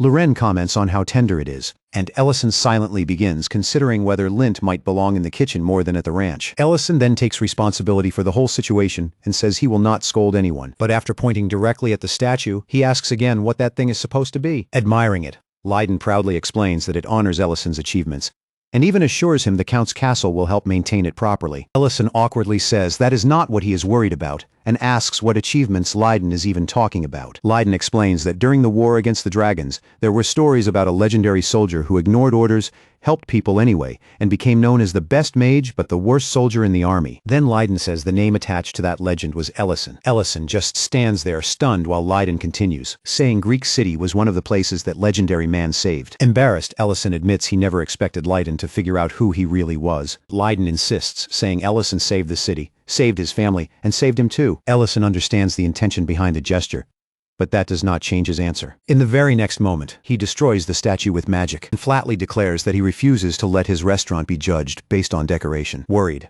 Layden quickly admits the statue may have gone too far and promises he will deal with the rumors about Ellison's food somehow being miraculous medicine. Elsewhere, in a school corridor, two girls are talking when they accidentally bump into the Empire's royal mage, Madrina. Their books spill everywhere, and they panic as they apologize. But Madrina casually lifts the books with magic and tells them it is fine, even wishing them luck with their studies while warning them to be careful with magic. One of the girls thanks her shyly, clearly impressed by how quickly she cast the spell. Then Madrina overhears them dismissing the rumors that she had once been kidnapped and tied up, and just hearing it makes her visibly miserable. When she returns to her room, she senses someone inside and immediately freezes, convinced for one awful second that Lauren somehow found her again. But when she opens the door, it is Prince Leon. Startled out of her mind, she instantly starts pleading not to be dragged around again, and blurts out something about the rumors which only confuses him. Leon calmly assures her he is not the one spreading anything, then shifts to the real reason he came, asking about Dedrin's territory. Hearing about the rising crimes there and the deaths of every official sent to stabilize it, he says they need someone capable of handling that mess, someone who can do it without stepping into the spotlight under his real name. At the restaurant, Ellison is back to serving customers, and one of them happily says he can finally eat a truly good meal again after so long. In the kitchen, Ellison is smiling while working, and announces that the Yuba rice bowl is ready, telling Lauren to carry it out. The moment Serena sees what she has served, she looks offended and asks where all the meat went. Lauren casually chews while saying this is simply how the dish is meant to be eaten. Serena immediately calls her bluff and demands to know who she thinks she is fooling. Lauren fires back that she should just eat what she was given. Lady Berna is there as well, and after tasting the food, she openly says how much she loves the restaurant. She asks whether Dion has really been coming here by himself that often, and Ellison answers that at this point he can probably be called a regular. A little awkwardly, Berna admits she had actually been against putting up a statue in the restaurant. Ellison tells her she does not need to apologize for that every single time she visits, because the Lord already explained everything. Then she asks what today's dessert is. Right then, two disguised newcomers enter and ask about the menu. The woman is Madrina, and she requests 2 portions of the special dish. Ellison lets out a quiet sigh, says he will handle it, and tells them to wait. A little later, he serves them both, announcing that 2 plates of fried rice with yuba are ready. The man takes a bite and admits the taste catches him off guard. Madrina agrees, saying it is genuinely that good. Ellison then asks if he is surprised, because he does not look like the type to be easily impressed. The man stiffens. He realizes Ellison has already seen through the disguise and knows he is Leon. Madrina, equally stunned, mutters that Ellison's eyes are as sharp as expected. Ellison then asks how exactly this was supposed to be the perfect disguise. Leon answers that apparently the lady sitting there did not notice anything wrong. Ellison asks what drove them to come in disguise at all. Leon says that first, he wanted to eat the food here again, and second, he pulls out a small vial and asks if Ellison knows what it is. Ellison studies it and asks what he is looking at. Leon replies that it is a poison, a very specific one, something capable of destroying the human brain. It is the same poison that left Count Leiden bedridden for years. That answer freezes Ellison in place. Leon goes on, saying the poison is slowly spreading through Daedran City. And while the Count waking up was practically a miracle, that outcome cannot be expected for everyone. Worse, the poison leaves no trace in the victim, making hard evidence almost impossible to obtain. Before he can say more, 2 thieves burst into the restaurant and order everyone not to move. They demand all the money and food at once.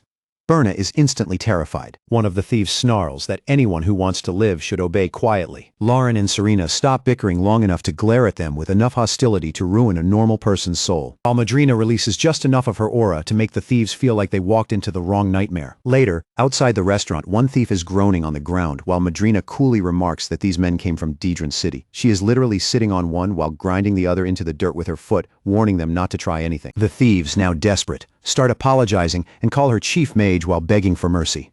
The compliment visibly improves her mood, and with a rather wicked grin she confirms that yes, she is the chief mage, and asks if they understand who exactly they picked a fight with. Back inside, Ellison, still holding the vial, asks if the real reason they came was to put him in charge of investigating Daedran City and finding whoever is producing the poison. Leon says that no matter how much they interrogated Count Daedran, he never revealed anything useful, and every general sent into the city ended up dead, leaving the territory in its worst condition yet. While Madrina continues to toy with the thieves, Leon adds that he is convinced the same organization is behind all of it, and that they are spreading through the city like rot. Ellison asks why the Crown Prince would entrust something this serious to nothing more than a restaurant owner.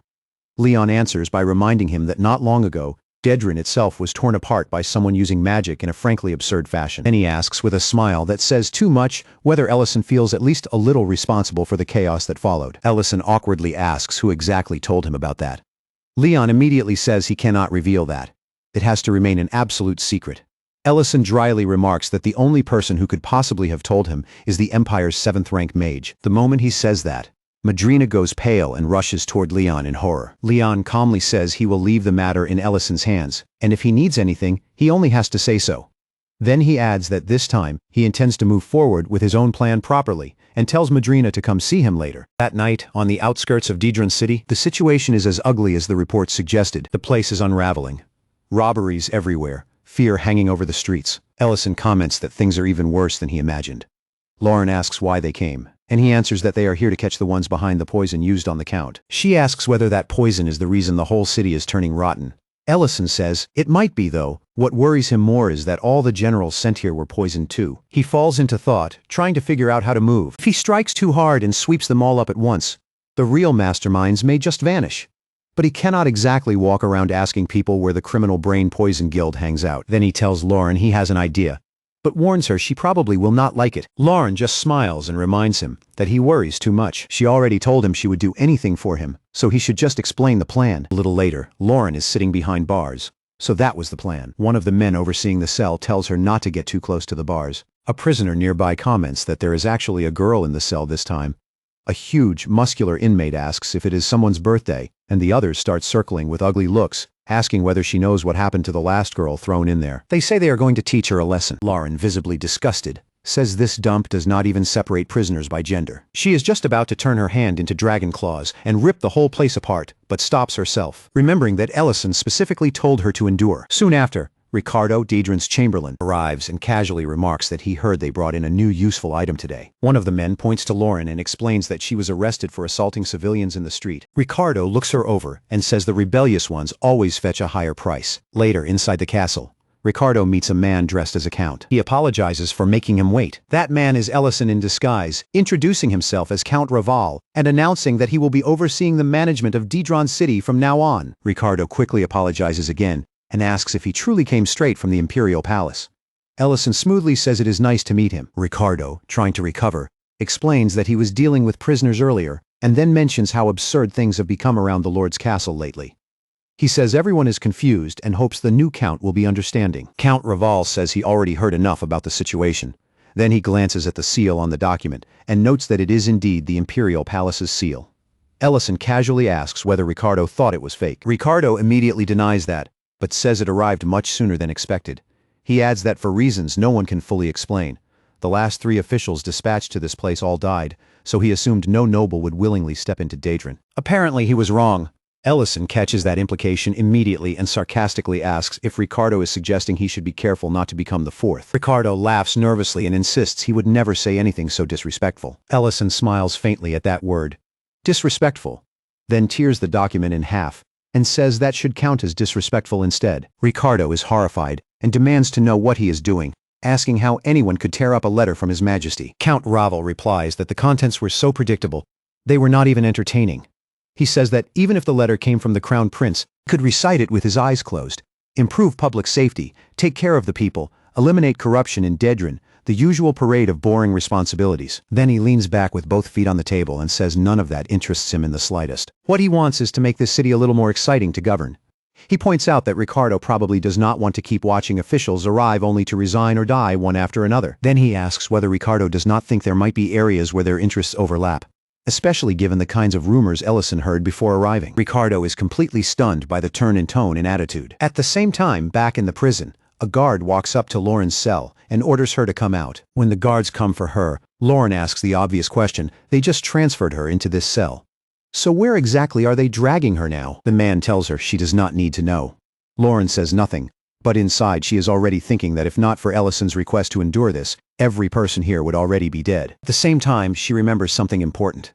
Ellison said the criminals running this place likely know where the poison is coming from. One of the prisoners calls out after her and says that once she sees where she is headed, she will end up missing this filthy cell, because compared to that next place, even prison will feel like heaven. He adds that if he were in her position, he would bite off his own tongue and die now.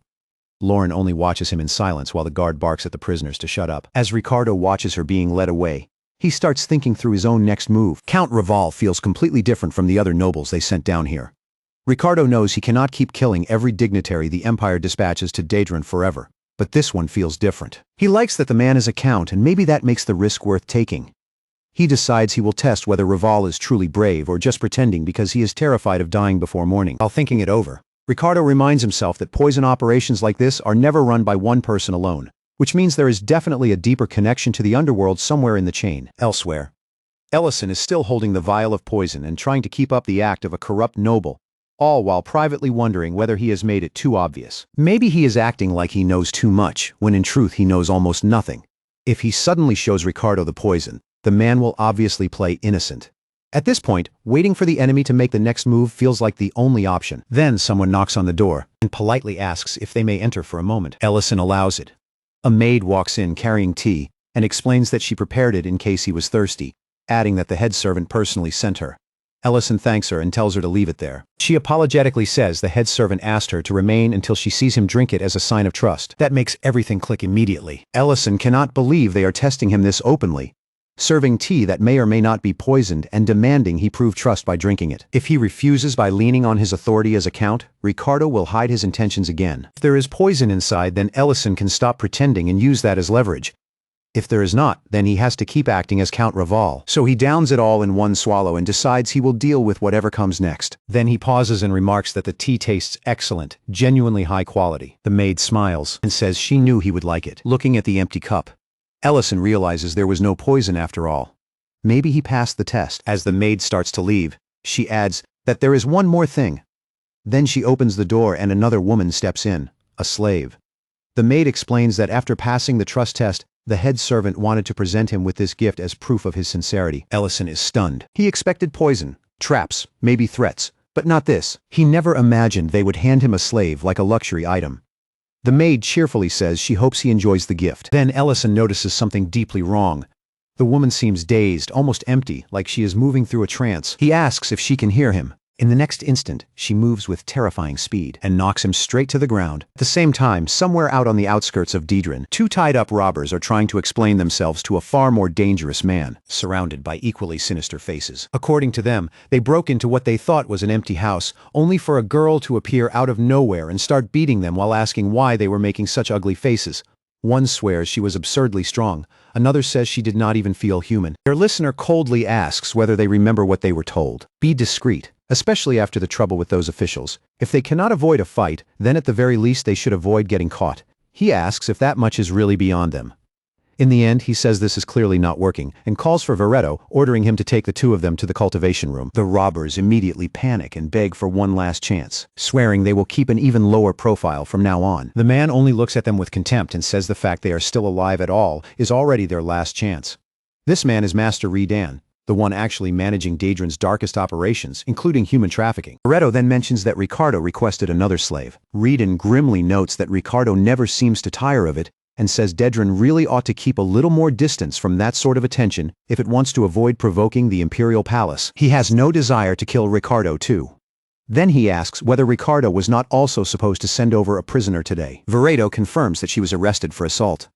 One of the men wonders if this is really the same person who beat up his people. They say she is waiting in the selection room now. Meanwhile, Lauren is standing in a line of slaves while a man with glasses sorts people with awful efficiency. 3 for the cultivation room, 2 for the nobles, 5 for the black market auction. As the next prisoner is called forward, Lauren quietly reflects that even if she does not fully understand every human custom, she knows perfectly well that slavery is illegal throughout the empire. Yet somehow a business of this scale is operating right under everyone's nose.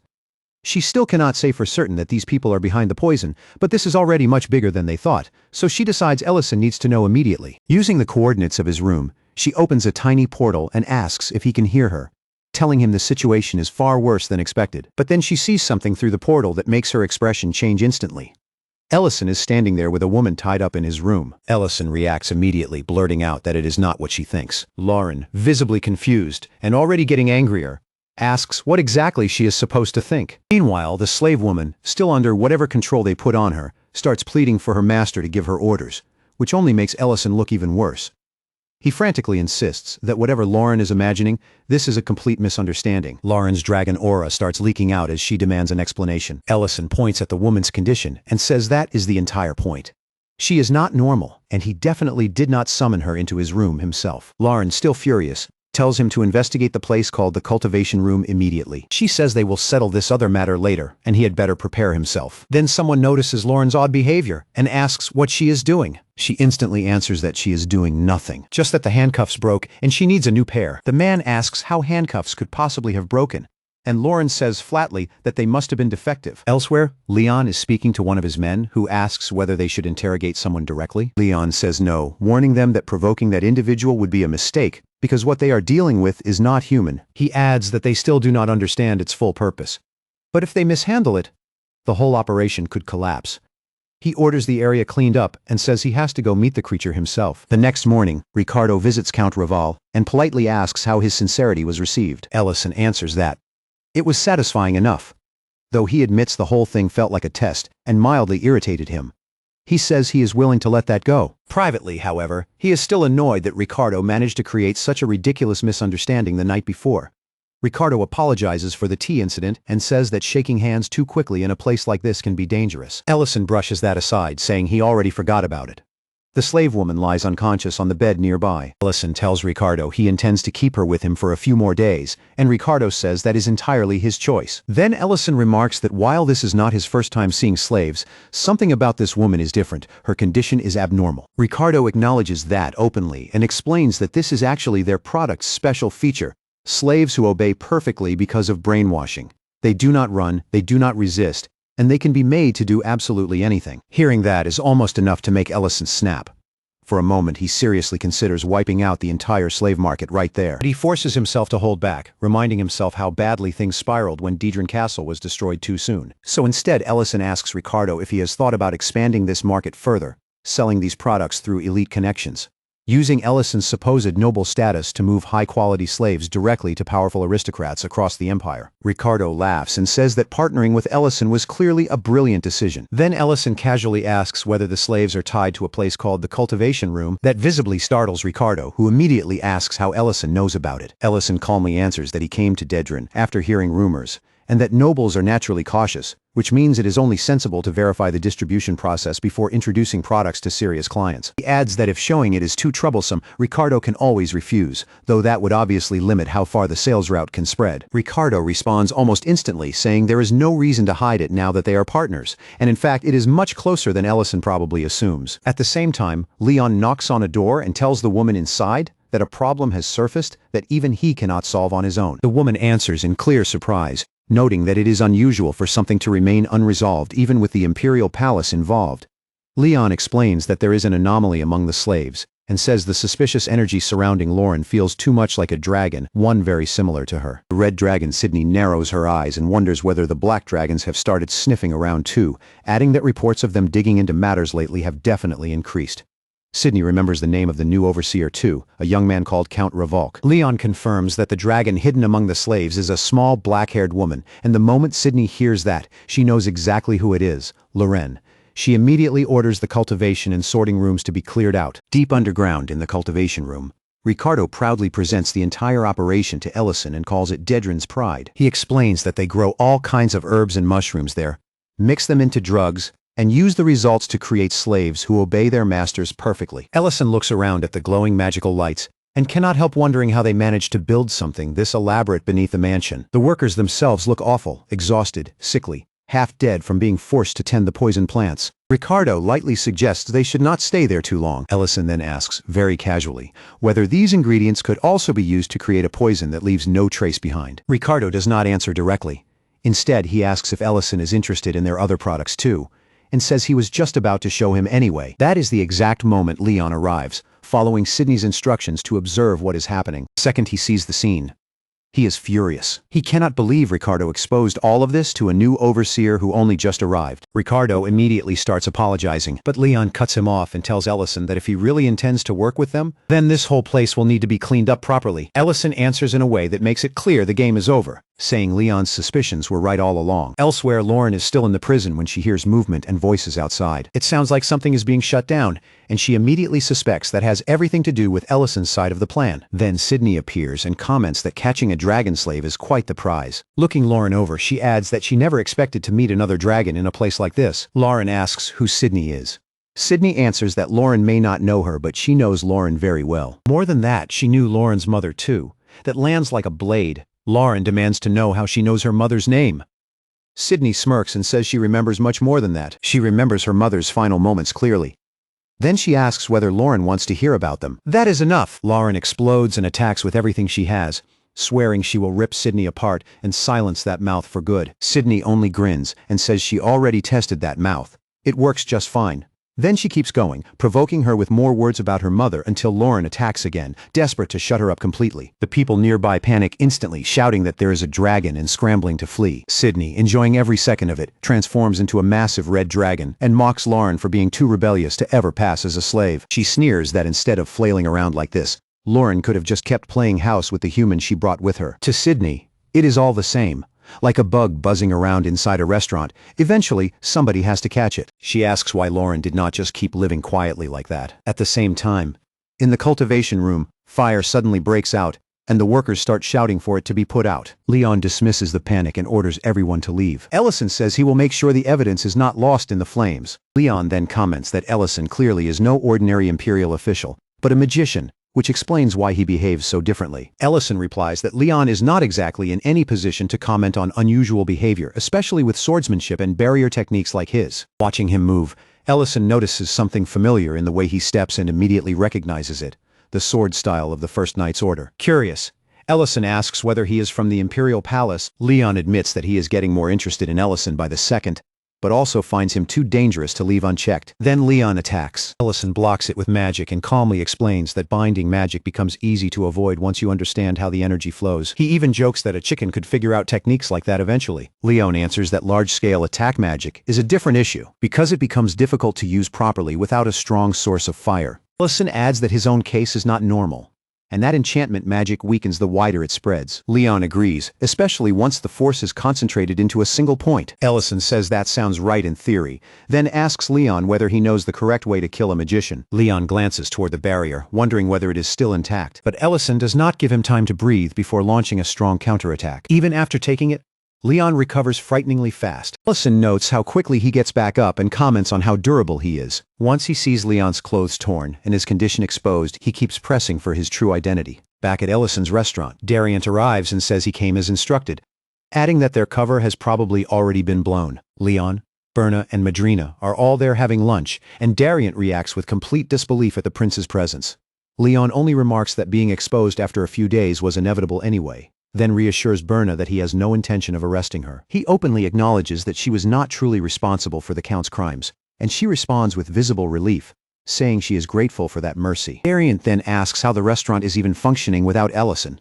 As Berna takes her leave, Leon explains that someone surprisingly talented has been handling the kitchen in his absence. From there, he shifts the topic back to Dedren, noting that Count Dedren has remained eerily silent ever since his castle was destroyed, most likely because the shock broke him. Then Leon asks something so blunt, it startles both Madrina and Dariant. If Ellison fought the two of them together, who would win? Dariant is visibly horrified by the question, but Leon insists on an answer. Reluctantly, Dariant admits the truth. Even together they would still lose. Ellison is beyond common sense, more monster than man at this point. Dariant says he only ever knew one other person remotely like that, a man he once served under directly in the infantry, Commander Adrian Pierce, the swordsman who refined the First Knight's Order's style and remained the strongest blade he had ever seen. He adds that standing under a monster like that was exactly why he could never rise beyond vice commander. Leon presses him for someone who is still alive, and Dariant says he does not know for certain because Adrian vanished during the war while defending the Imperial palace. Back in the fight, Leon keeps demanding Ellison's name. Once he hears it, he immediately calls him a deserter. Ellison responds that later in prison he has plenty of questions he wants answered. Leon brushes that aside and says there is someone he still has to serve,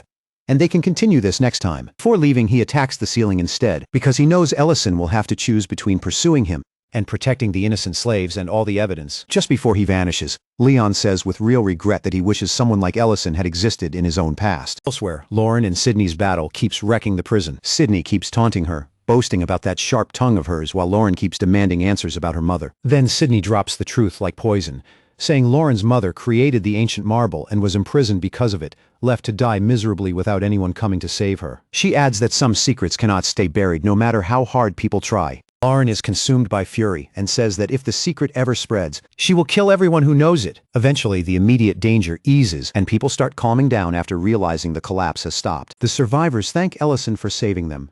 He brushes it aside and tells them to stop wasting time on praise and start helping the wounded instead. Among the fallen is Ricardo. People crowd around his body and begin stomping on him, cursing him for what he did to them. One person tries to calm the mob and reminds them they are doing this in front of the man who actually saved them. Ellison dryly asks whether he is supposed to step on Ricardo too, just to fit in. Elsewhere in the castle, one of the maids is wondering what happened in the basement and whether Lord Ricardo is still down there when a fully covered man suddenly appears. She asks who he is. He answers that he heard there was a patient here. The maid, surprised, apologizes and says she had not been told about any visitor, so he will have to leave. Before she can finish speaking, her eyes shut and she collapses asleep. The man comments without emotion that he did not come as a guest anyway. Then he opens the door to the room where one of the sleeping slaves lies and quietly wonders whether she is the one he has been searching for. At the same time, Lauren breaks into the prison and tells the slaves there are no guards left and they are free to run. None of them move. She tells them again, louder this time, but they remain standing there with blank faces.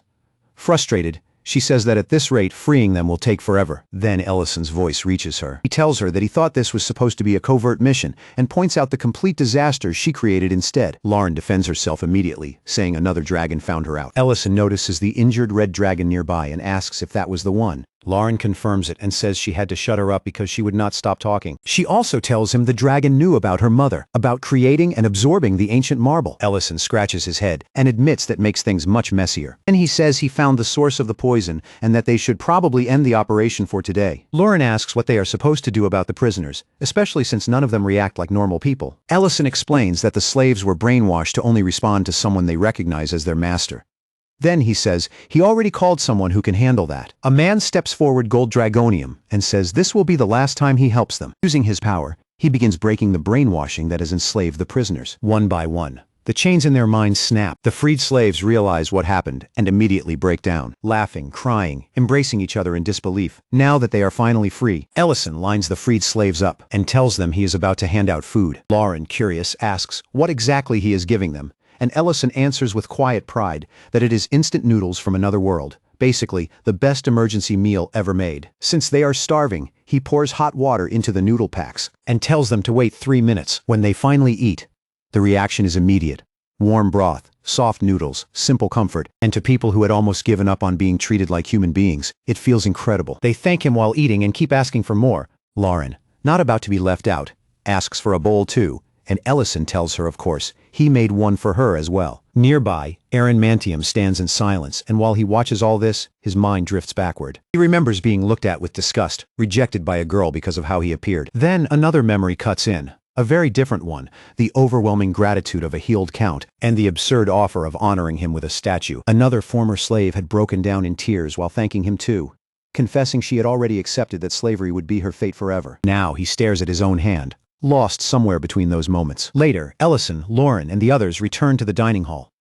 Ellison is still quietly impressed by how effortlessly Mantium removed the brainwashing and says so out loud. They confirm that the woman who had been sent to Lauren's room has already been treated. Lauren remembers that ugly misunderstanding from earlier and admits she is relieved to see everything resolved. Then she suddenly turns to Ellison and asks whether he is ready to face the consequences of what he did. Ellison awkwardly starts explaining that his actions were unavoidable. But Lauren cuts straight through that by pulling him into a fierce hug and declaring that this is his punishment. Ellison, confused, protests, but Lauren insists that this is exactly what he gets and tells him to accept it quietly. He apologizes and promises it will not happen again. Then, trying to lighten things, he teases that if punishment feels like this, he might survive a few more. Then the mood shifts. Ellison casually asks Lauren whether she cleaned up the dragon corpse so the crown prince would not see it. Lauren, embarrassed, immediately denies doing anything and had simply assumed he already handled it. Realizing neither of them did, Ellison grimly says that is a very bad oversight. Elsewhere, the injured Red Dragon Sydney is speaking with Adrian, the captain of the First Knight's Order. She admits her own limits,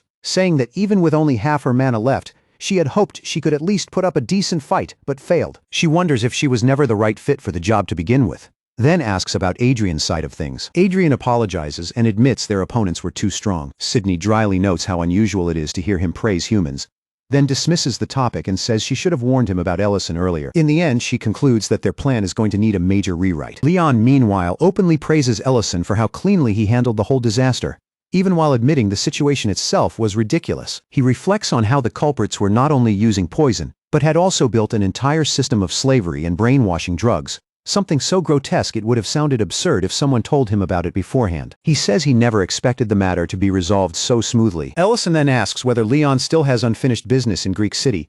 Leon says there is one last matter and admits he is still shocked that the main culprit turned out to be a dragon. He adds that the dragon also had a human accomplice trained in the swordsmanship of the First Knight's Order. Hearing that, Dariant immediately says he wants to face the man who dared stain the name of the order. Ellison, however, is more annoyed by the fact that the dragon's body disappeared, leaving the whole affair technically unfinished.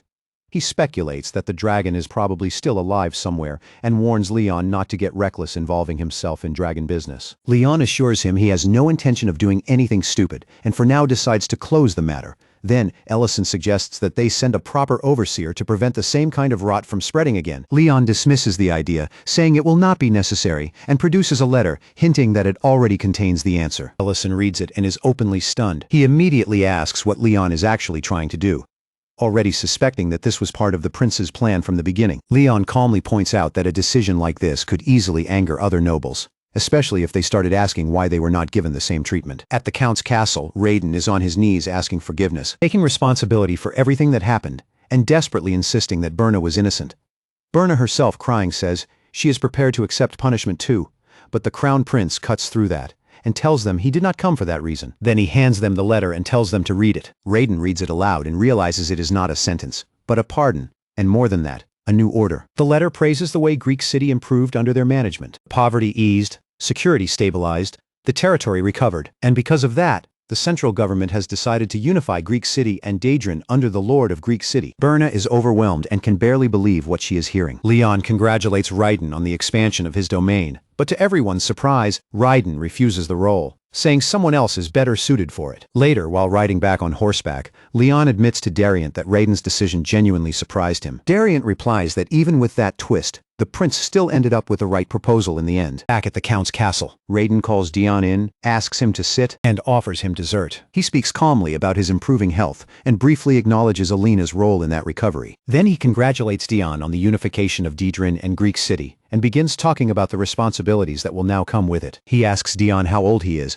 and then, almost out of nowhere, says it may already be time to think about marriage and securing an heir. Dion, completely blindsided, asks why they are suddenly talking about that. Then Raiden reveals the real point. He has already informed the palace that he intends to transfer the management of Daedrin to Dion. He explains that he has heard Dion speak, seen how thoughtfully he worries about the people, how practical and grounded his concerns are, and that those qualities proved more than enough. He names Dion the rightful lord of Daedrin and says he believes he can govern it well. Dion is overwhelmed, but still vows that he will do everything he can to rebuild and strengthen the territory. That same night, Dion arrives in Daedrin and immediately feels the weight of what he inherited. The place looks awful. One of his subordinates gives him the grim summary. Yes, they took down the largest criminal network, but now smaller groups are fighting to fill the vacuum, and the soldiers barely bother with proper patrols anymore. Wanting to see the truth with his own eyes, Dion steps into one of the military facilities and finds soldiers drinking, gambling, passed out on the floor, and treating duty like a joke. The sight leaves him speechless, because the mess is so deep, he does not even know where to begin. Back at Ellison's restaurant, Linty is working on a dish and asks Ellison for feedback. Ellison praises the effort but still points out where it can improve. Lauren overhears that and instantly insists she can cook just as well, which immediately starts another playful argument. At another table, Rain and Creston are talking about Dion's departure for Daedrin. Rain says she is worried because the place is still such a disaster. Preston agrees that Dion's reputation is growing, but so are the problems waiting for him there. Then the door swings open, and Dion himself stumbles in drenched in sweat, asking for a hamburger. Everyone stares at him. Lauren immediately jokes that he looks like a corpse. Dion devours the hamburger with such desperate speed that it actually worries everyone more. Ellison notices how pale and exhausted he looks and asks whether he is all right, even offering help. Dion hesitates because he clearly does not want to rely on Ellison yet again. But then he cracks, blurting out that he is dying and needs help. Ellison asks whether the situation is really that bad enough to feel like death. Dion instantly realizes what he just admitted, and tries to cover it up, saying it was only a joke, and that he is perfectly fine. Then he throws a coin onto the table, mutters that he is busy, and leaves abruptly. The whole room is left staring after him in confusion. After that, Ellison turns to Lauren and asks whether she still has the thing they made earlier. Loren remembers it immediately, and says they never ended up using it, so it is probably still in the attic on the 3rd floor. Elsewhere, back in his own room, Dion sits alone and starts scolding himself. He tells himself he relied on his master again out of habit, and that he needs to get a grip. He forces himself to think clearly. Just implementing a few temporary fixes will never be enough to save Daedrin. He needs priorities. The first problems he identifies are corruption in the officials and the collapse of public security, because those are the issues crushing ordinary people the hardest. He also sees how connected everything is. Corrupt officials feed criminal networks through bribes, and those same networks worsen security, which in turn gives the officials even more room to rot the territory from the inside. On top of that, the military has decayed so badly that there is barely anyone left capable of seriously cracking down on the criminals. For a moment, he thinks of Ellison again, then immediately rebukes himself for wanting to depend on him yet another time. In the end, he makes up his mind. He will summon all the officials in charge of the territory's departments, and start dealing with the problems one by one. Elsewhere, some soldiers are already in rough shape, complaining about aching legs and ruined stomachs after drinking far too much. Kinder, the squad leader of Daedrin's guard, tears into his men, asking if they still dare call themselves soldiers. He reminds them that during the last inspection, their lord showed them far more mercy than they deserved, and that the fact they all kept their heads should already feel like a blessing. One soldier pushes back, saying Kinder used to ignore this kind of behavior himself, so why act strict now? Then he says the real thing, eating at all of them, no matter how hard they work. It all feels pointless when people above them can erase that effort with a single rotten decision. Those words hit Kinder harder than he shows. He walks away carrying the weight of them, blaming himself for helping build that kind of hopelessness in his men, wanting to clear his head. He goes looking for somewhere to drink. On the way, he spots a camp lit up in the dark with an absurdly good smell drifting out from it. When he steps closer, he finds Ellison and Lauren running a mobile restaurant, a food cart that moves from place to place. Kinder asks if it is really a restaurant, and Ellison calmly says yes. They serve both food and drinks, drawn in by the scent of grilled skewers. Kinder orders some snacks and something to drink. Ellison hands it over and tells him to enjoy. The first bite is enough to stop him cold. The meat is tender, rich with flavor, and the sweetness of the vegetables blends perfectly with the juices. Then he takes a drink and feels the stress of the day start melting out of him. Pleased, he says the food and drink fit together perfectly, and that the meal is doing more for him than rest ever could. Ellison tells him to take his time and enjoy it, adding that he is willing to listen if something is weighing on him. The next morning, Dion meets Mending, the man in charge of taxes and finance. As he reviews the records, he quickly finds something ugly. A supposed expenditure of 20 million for road repairs 4 months ago, yet no repairs were ever actually done. When Dion questions him, Mending does not even try to hide his instincts. He confidently opens a box filled with jewels and coins and says he came prepared with a proper explanation. For a moment, Dion considers arresting him right there. But then he remembers what Ellison would probably say. Gather proof first, because moving too early will only warn the others. So instead, Dion pretends to be pleased with the bribe, saying he appreciates that kind of thoughtfulness and will be counting on him from now on. Back at the mobile restaurant, Kinder talks about how he used to patrol the streets even on his days off, just to keep them safe. He says the state of his unit has gotten so bad that there has to be something deeper rotting underneath it all. Right then, a thug barges in and demands to know who gave them permission to run a restaurant here. Ellison calmly tells Lauren to handle it, then notices she is holding a bottle. When he asks about it, she explains that it is not beer, just a drink that pairs well with the food. The thug starts threatening to flip the whole place over. Watching this, Kinder says the Daedran army has really fallen if street garbage is bold enough to act like this. The thug responds by punching him. Even while getting hit, Kinder is already saying he is placing the man under arrest. The thug sneers that some people only understand after being beaten, and then swings toward Ellison next. But Loren suddenly hugs Ellison and mutters that Lord Dion really must be suffering if this is what he deals with. A flash of light erupts inside the camp. The thug is left in terrible condition. Ellison comments that he does not want to crush the man's entire operation just yet. More importantly, he cannot step in too directly because this is supposed to be something Dion learns to handle with his own ability. Still, after looking at Kinder half-slumped with his head resting on the table, Ellison decides they need to help a little. Despite everything, Kinder still has a decent core, and maybe that means he deserves another chance. While unconscious, Kinder drifts back into his early days with the security team. Gaybone, the captain, had been lying there lazily, telling him there was no proper instructor for weapons or arrests, and that if he wanted training, he could just figure it out himself. Then Gabon casually added that he should only be woken if someone from the castle showed up. Kinder had been stunned and furious. He immediately turned to the other guards and told them robbers were looting openly in the streets, while they stood around doing nothing. He insisted they could compensate for lack of training with numbers. Reluctantly, the others agreed. Together, they caught a robber, only for that same criminal to laugh and ask if they really thought the Lord would support what they were doing. Soon after, the Lord himself scolded them for acting beyond their authority and ordered them to release the robber. Kinder and the others were crushed by it. When Kinder tried to rally them again, they refused. They said they were already underpaid, over-criticized, and starved of proper supplies, and that extra patrols would only make their lives worse. In the end, they gave up, leaving Kinder alone to cling to the idea of doing things right. He wakes to Ellison's voice. Ellison tells him he left him a gift. The gift is the thug tied up tight with ropes. Ellison tells Kinder to throw him in jail on the way back. Recognizing the man instantly, Kinder asks if Ellison caught him. Ellison acknowledges how hard Kinder has tried to make the streets safe, and asks him directly if he still believes in that goal. Kinder looks confused for a second, then answers with absolute sincerity that he has never abandoned that dream. Right then, another man steps in and says Kinder should seize this chance while he has it. It is Dariant. Kinder is stunned to see the vice captain of the First Knight's Order standing there. Dariant introduces himself and says he has been assigned to guide Kinder's swordsmanship. Back at Dion's castle, the atmosphere is a different kind of ugly. People keep arriving with gifts. One man mentions treasure vending and offers a pouch full of jewels. Another drags in a bigger box and says Dion should accept it without hesitation. Then more people come, each one trying to outdo the last with larger, shinier offerings. As the pile of wealth keeps growing, Dion's subordinate starts looking uneasy. Dion reassures him outwardly, but inside he knows the truth. Arresting these officials will trigger a massive backlash. Then a woman with short hair and glasses steps forward and introduces herself as Mohan, the one in charge of land administration. Dion asks if she brought a gift too. Mohan apologizes and says she has neither wealth nor resources to offer him anything. To her total confusion, Dion immediately approves of her.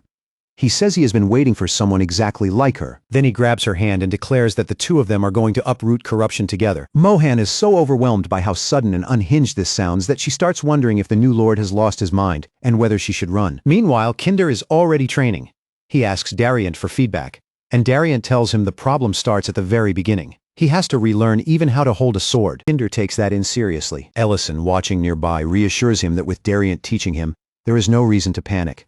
Then he casually asks how Dariant plans to keep commuting back and forth from the palace. And also how long it will take before Kinder can truly handle the duties of the security team. Dariant, a little shocked that Ellison is going this far over one thug and one broken town, answers honestly that even with daily training, it will take at least 3 months. Ellison looks disappointed and says that is a long time. Inside, he tells himself he should stay out of this further.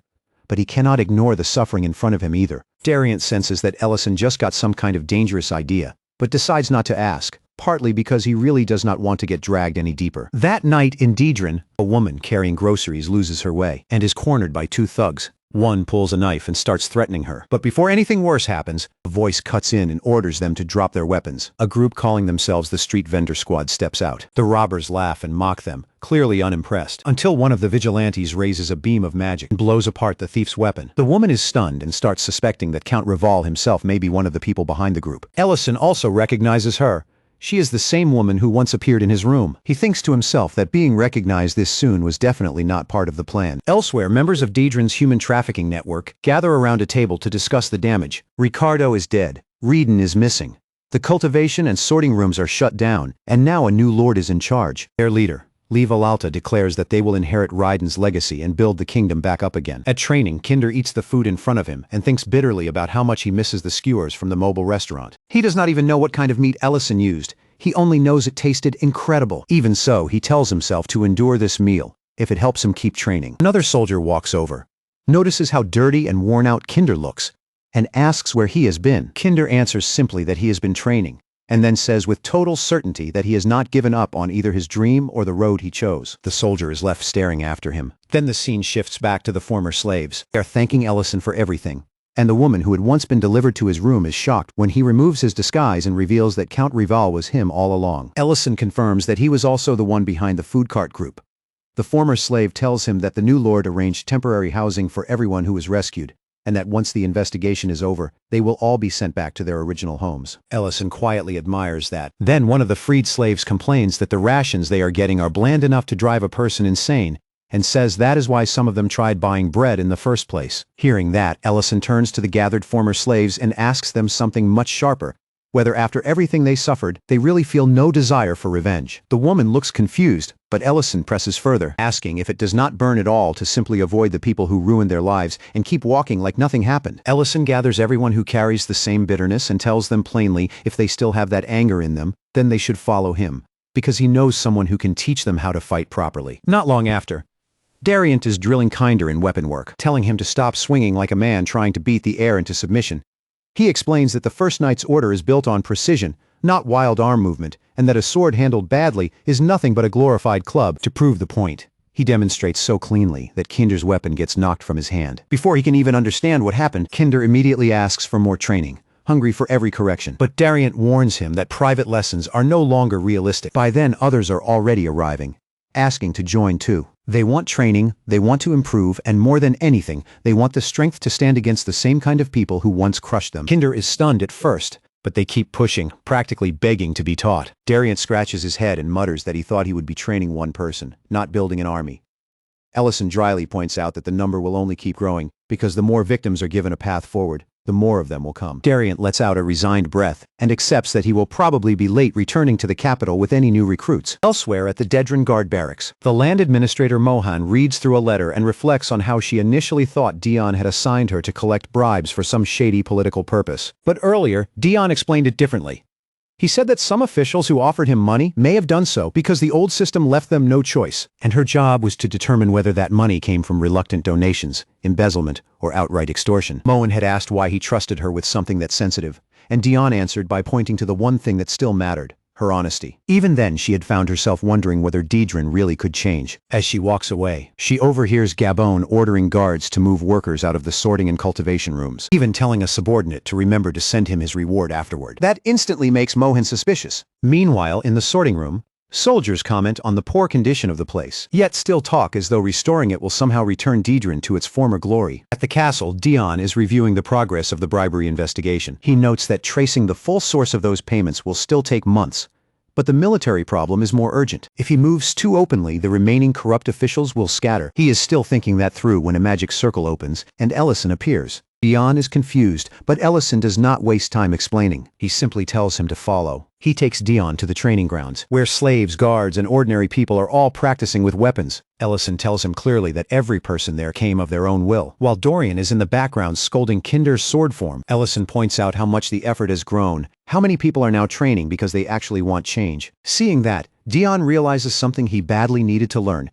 He was never fighting alone. For the first time in a while, hope for Dedran feels real. 3 months pass. One of Veretto's men reports that both the sorting and cultivation rooms have already been restored. Veretto, still furious over how much he lost once they were no longer allowed to openly prey on civilians, decides it is time to strike back. He orders his men to move on every facility and seize control, while also sending word to Mohan and Valalta. But when they move out, they find something waiting for them, a full force of guards and former slaves, all standing under Lord Dion's command. Dion demands that they surrender peacefully, promising a lawful trial if they submit, and warning them that resistance will bring harsher judgment. Veretto laughs it off, dismissing the force as nothing but a row of scarecrows in armor, though even one of his own men looks shaken. Then Kinder steps forward and orders every criminal to show themselves. A woman from the crowd shouts for the kidnappers to come out, and the sheer force of that fury leaves Veretto visibly confused. Why are these people suddenly standing their ground like this? At the same time, Mohan is shouting orders of her own, telling the soldiers to arrest the corrupt officials and detain everyone who tried bribing their way out of consequences. Those being arrested start screaming in outrage, demanding to know who authorized this and calling the soldiers mad. Gebon, sword in hand, demands to know whether they are staging treason right in front of him, reminding them that he is still their leader. One of the soldiers apologizes but calmly says they are only following orders because a soldier's duty is to obey the proper chain of command. That completely floors Gabon, and Dion gives the order. He declares that Dedran will be purged of the rot eating it alive, and tells his people to show the criminals what Dedran justice looks like. The fight begins. Criminals swing first, with one sneering that these could not possibly be Dedran guards, because those weaklings were supposed to be useless. Kinder charges in, fully committed, determined to bring every one of them down. Then Veretto enters properly, leaping from above with such force that the ground cracks when he lands. The impact stuns everyone. He remarks that the guards have gained some strength, but they are still fools without real training. Then he orders his side forward.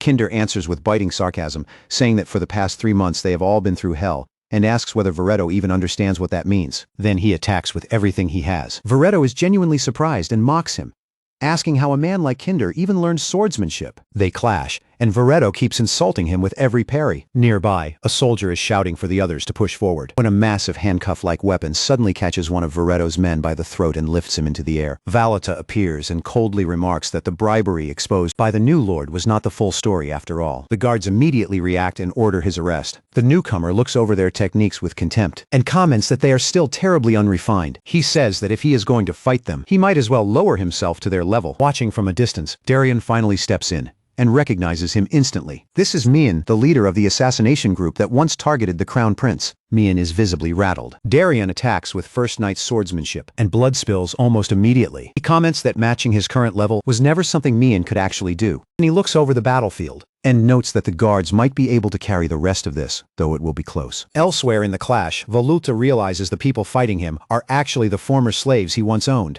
The sight irritates him deeply. He growls that they should not dare look down on him and raises his weapon with all his strength, ready to crush them. Before he can bring it down, a woman captures him and declares him a criminal under arrest. After some time, reports start coming in their side is clear, and all the criminals in that section have been captured. Kinder is still locked in battle with Veretto, who begins to notice strange magic circles intercepting and dulling his attacks. Frustrated, Veretto finally turns and retreats, shouting that even if it takes multiple attempts, he will rebuild their kingdom. While fleeing, he runs straight into Lauren, who is casually sitting on top of one of the captured criminals. She asks if he is a criminal too and tells him to go back. The second Veretto recognizes she is a dragon. He goes white with fear. Lauren then threatens to burn the whole place down, only to be genuinely startled when he identifies her as a dragon out loud. Right then, Ellison and the others arrive and finish capturing Veretto properly. Soon after, Darian reports to Ellison that there were injuries while subduing Mian, but no one's life is in danger. Then he asks the question that has clearly been bothering him. Why did Ellison intervene after agreeing to leave this to Count Dion? Ellison answers that once attacks started reaching soldiers, and former slave women directly, staying out of it stopped being an option. Back at the castle, Dion is being praised by his father for capturing the criminal network and the corrupt officials tied to it. But while holding his drink, Dion waves off the praise and calls himself unfit to be a lord, basically certified trash. His father, understandably confused, asks what on earth he means. Elsewhere, Ellison is cooking barbecue at the camp, When Lorin asks if the reason he came was really to protect the soldiers, he confirms it, adding that the young count probably is not happy about it. Lauren does not understand why, because in her eyes everyone got saved, which should be the only thing that matters. Ellison answers thoughtfully that he understands exactly why Dion feels bitter, and just hopes he will not be too hard on himself. That leads back to Dion's study, where his father brings up the success in Didrin, but also notices that his son is clearly unsettled by how much Ellison had to do with it. Dion admits it. At first he wanted to prove that he could change things through his own ability as a lord. But after seeing what his people were actually facing, he realized he had been eager without being ready for the cost of those choices. Then he apologizes, saying maybe he simply does not have the qualities of a true lord. His father responds by asking him to take a walk. He says there are some very important misconceptions about being a good lord that need to be cleared up. A little later, the two of them are walking together. His father asks how Dion actually sees him as a lord. Dion explains that everything he ever heard painted his father as the man who restored glory to Greek city after the devastation of the Dragon War. His father immediately understands what happened. Hearing those stories made Dion idealize him and assume that a good lord is someone who always solves everything through his own strength. Then he tells Dion the truth. The very first thing he did as lord was ask for help. Back then, Greek city was in such bad shape that the people would have starved if he had tried to stand alone. So he went to a neighboring lord and asked for shelter and enough supplies to keep his people alive. That, he says, is what matters most for a lord. Not pride, not image, but the final outcome for the people under his care. And with that, he gently pushes Dion toward Ellison, because there is no point spending a celebration day walking around with that kind of face. At first, Dion is completely thrown off by what his father just did, but then he sees it. His soldiers, his people, and Ellison all gathered together, celebrating and welcoming him in without hesitation. That sight finally pulls a smile out of him. Watching from a short distance, his father feels a quiet pride, because he knows many of those people would not be alive if he had refused to ask Ellison for help when it mattered. And because of that, he is certain of one thing now: Dion is already a fine lord. Next morning, nearly everyone is wrecked from drinking through the night. Ellison looks over the scene and dryly remarks that he did not expect the celebration to spiral that far. Then he turns to Lauren and asks whether she wants to come with him.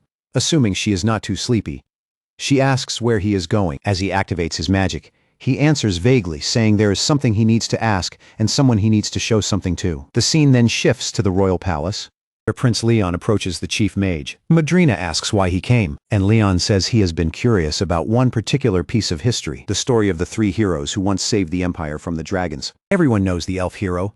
Everyone knows the dwarf hero, but there is no real record left of the human. Leon explains that almost nothing remains except the fact that this human was a powerful mage. Then he shows her an old document with a single name written in it: Ellison, a man who served the Imperial military as a mage for 15 years before retiring. Leon says he is also convinced Madrina already knew him the first time they met, and that she lied when she claimed it was their first encounter. Madrina answers that it is not what he thinks, though that hardly settles anything. Then the story moves again, this time to Ellison and Lauren standing before the Emperor of the Reuben Empire. The Emperor greets him calmly and asks why he came, even jokingly wondering whether Ellison wants to visit the Magic Academy again. Ellison says there is no reason for him to go back there, because plenty of people would grind their teeth just from seeing him. Apparently, he was the Academy's biggest headache. That sends the story back to his Academy days. The new students are being congratulated for entering the Imperial Magic Academy and reminded that they were chosen for a reason: to sharpen their power and advance the Empire's magical strength in a time of war. And right in the middle of all that promise stands Ellison, somehow managing to fail in what looks like every class. The principal is already losing patience because Ellison still has not graduated, while Ellison keeps babbling about taking life one small step at a time, which only makes the principal angrier until he finally kicks him out of the office. Outside, Ellison runs into other students who jokingly call him the Academy's distant senior. He laughs it off, saying he enrolled young, so he does not really mind. As they walk, a younger Madrina, still a junior at the time, watches him with pure contempt in her eyes. Later on the training grounds, the principal demonstrates advanced freezing magic and explains its principles before ordering the class to practice it. Ellison casually says he cannot do it. Principal, already irritated, drops down to the basics and tells him to perform even simple magic instead. But Ellison helplessly says he cannot do that either. The principal reminds him that even junior students can manage the basics by now, and Ellison answers that juniors these days are unusually talented, unlike in his own time. That excuse nearly drives the principal insane. Meanwhile, Ellison is quietly sticking to a plan. If he keeps up the image of someone who cannot progress, maybe he can stay in the academy until the war ends and avoid being thrown into the real battlefield. At the same time, Madrina is shown to be everything Ellison is pretending not to be: gifted, brilliant, admired by both teachers and students. One instructor even comments that Ellison should try learning something from her, since he had also shown exceptional magical talent when he first entered the academy. Madrina hears that and only looks at him with even even more scorn. Back in the present, Leon, hearing all this, is baffled that Ellison once claimed he could not do magic properly at all. Madrina explains that it was not entirely false, because technically there was only one spell he could really perform. Leon asks the obvious question. Why keep him there during wartime if he could not advance? Times like that, the academy could not afford to be generous, and students who could not keep up were normally pushed toward frontline duties instead. Madrina answers that the reason he was kept was simple. That one spell he could use was absurdly powerful. Back in the past, the academy buzzes with admiration for Madrina's brilliance. She is praised everywhere, and gets so wrapped up in her own talent that she starts believing she is the future of the academy, the one genius no one else can compare to. Then, that fantasy gets brutally interrupted when she sees Ellison cast a fireball. The other students explain that while he cannot do much else, he is terrifyingly good at creating fireballs. And that is the reason the professors refuse to let him leave without learning anything more. Watching the destruction he causes with that one spell leaves her genuinely shaken. She had convinced herself she would be the Academy's uncontested future, and now she is forced to watch someone she sees as completely inadequate casually overpower her in the one field that matters most. She decides right there that she refuses to lose to someone like him. From then on, she starts working harder on fireball magic too. At her level, her version is excellent, but next to Ellison's, it still feels pitifully small, and that only makes her angrier. So she starts keeping an eye on him. One day she notices him leaving the canteen with his friends because none of them can stand the food. Other girls catch her watching him and immediately start teasing her for always looking his way. Madrina snaps at them, but their answer only deepens her interest. They say Ellison is the exact opposite of her, and that he once openly declared he had no interest in becoming a mage at all. That gets her attention instantly, and she demands they explain. The scene shifts to Ellison sitting with his friends, happily eating food he made himself. One of them is amazed that the meat is so tender when it was clearly tough before cooking. Ellison explains that he seasoned it with multiple spices and cooked it slowly over low heat so the juices stayed inside and the meat never got overdone. Then he checks the sides and says it is finished. His friends also comment on the pot simmering over a flame he lit with automatic magic. Ellison casually mentions that most of these spells were made by himself. The group laughs at the ridiculousness of him, fooling the professors into thinking he can barely perform magic. Then one of his friends asks seriously whether he has changed his mind about graduating. Ellison says he still does not know what he would even fight for because he wants to be a chef, not a magician. To him, magic is just a tool, nothing more. His friends understand, especially because he is not even from this country. Why would he feel the same responsibility to protect something he was never truly born into? Ellison replies that a few more failures will eventually get him thrown to the front lines anyway. One of his friends jokes that by then they will have been promoted enough to look after him, and Ellison says that does sound nice. Listening to all of this from hiding, Madrina finally sees the real face behind his act, and it leaves her tense. Then graduation day comes. His classmates receive their emblems and celebrate leaving the academy, while Ellison stands off to the side, watching the whole thing from nearby. After the ceremony, Madrina goes to see the principal because she wants to talk about Ellison. Around the academy, everyone is talking about the graduating batch leaving for assignment, all except Ellison. His graduating friends tell him they are all being sent to northern Dalian City, far away, and say their farewells. Ellison asks if they will come visit his restaurant after the war, because he knows they will miss his cooking. After they leave, he quietly activates his magic and starts preparing food. He knows the middle-level students will soon move up and become seniors, and he hopes maybe he can find a few new friends in the next class too. That thought is interrupted when Dean Bond appears and immediately starts inspecting his magic seal. Lair defensive enchantment. Then he examines the magic working through the cauldron and confirms that it is as complex as he suspected. After tasting the food Ellison made and admitting it is excellent, the dean tells him the truth. He has heard from students across every class that Ellison is far too gentle by nature for the battlefield, and that his whole act of being unable to learn basic magic has clearly been a pretense. In reality, he is already an expert. Then the dean gives him two options. First, he can graduate properly and head to the war as a first-class wizard alongside his friends, and the dean will pretend not to have noticed the deception. Second, he can become the Academy's cook, with the extra duty of organizing the lists. Back in the present, Ellison tells the Emperor that naturally he chose the cook position. Then, with obvious dread, he adds that it stayed enjoyable only until the list work started. Back in the past, 3 months have passed since Ellison became the Academy cook, and he is genuinely thriving. He has figured out how to make large-scale cooking easier through scorching magic techniques, and he now turns out delicious yuba and stir-fried vegetables for masses of people. Madrina and her friends happily eat his food. On the surface, Madrina is satisfied because now she is officially the top student while Ellison has, in her eyes, been demoted to glorified kitchen staff. That mood does not last. One day after academy hours, Ellison is summoned to see the dean again. The dean praises him, saying everyone is talking about how good his cooking is. then casually hands him a paper and tells him he needs the names from a 200-person batch organized in chronological order. Ellison's eyes widen the moment he understands what the list really is. The dean quietly tells him to take his time, because another list will arrive in 3 months. When Ellison asks directly, the dean confirms it. These are the names of those who died on the battlefield. Later, Ellison sits alone making the list, forced at last to truly face the reality he had been avoiding. He had once told himself the war would probably end in 2 years, maybe less, and that he could spend that time shielded away in the academy, living peacefully, and pretending distance was enough to keep him clean. But now, with a dead laid out name by name in front of him, that illusion starts to break. He once told himself that people in this world had to be strong. Of course they were.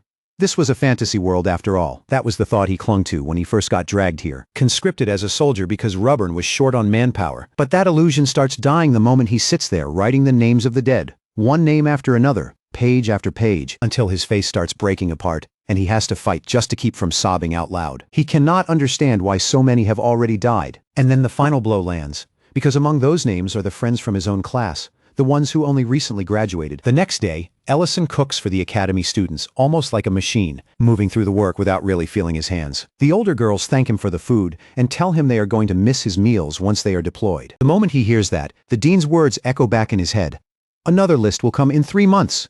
And he nearly loses control right there. That night, he goes to the dean's office. The dean already knows why he is there, and asks whether Ellison finally has something to say. Ellison shocks him by asking to be sent to the battlefield. Then, while setting down his graduation robe, the dean tells him to show his fireball one more time. What Ellison unleashes later is seen by no one directly, yet the force of it shakes the academy hard enough for everyone to think an earthquake struck. The next day, the dean calmly explains it away as an accident caused by magic, while the students hear that a first-class wizard, one who somehow never received promotion, quietly left the academy. Back in the present, Madrina tells Leon that Ellison disappeared from the academy the very next day after that accident. Leon quickly pieces it together, realizing the massive crater left behind must have been Ellison's doing. Madrina does not argue, but the memory gives her no peace. Even after he vanished, the stories reached her. Ellison had gone straight to the front lines without ever officially graduating. After leaving the academy, Ellison is brought before 2nd Company Commander Dagos, who remarks that luck clearly hates him, because receiving a magic student like this in the middle of a battlefield is unusual even in wartime. Dagos explains the situation bluntly. Their operational zone sits right in the center of the war, where monsters are just as deadly as the dragons they are technically fighting. Dragons raid villages, loot and destroy, but monsters are what truly turn the battlefield into a slaughterhouse. Dagos advises him to stay back, unpack, and wait for orders, because walking into combat right now would be suicide. Ellison ignores that completely.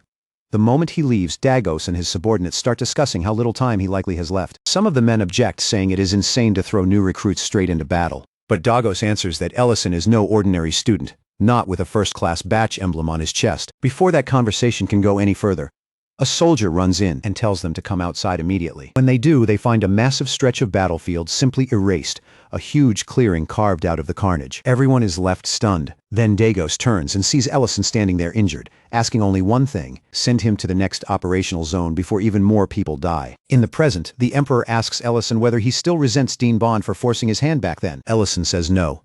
Bond did not betray him. He only forced him to see reality by placing that list in front of him. Later, Ellison heard that Bond himself was sent to the battlefield, fought dragons, and eventually died there.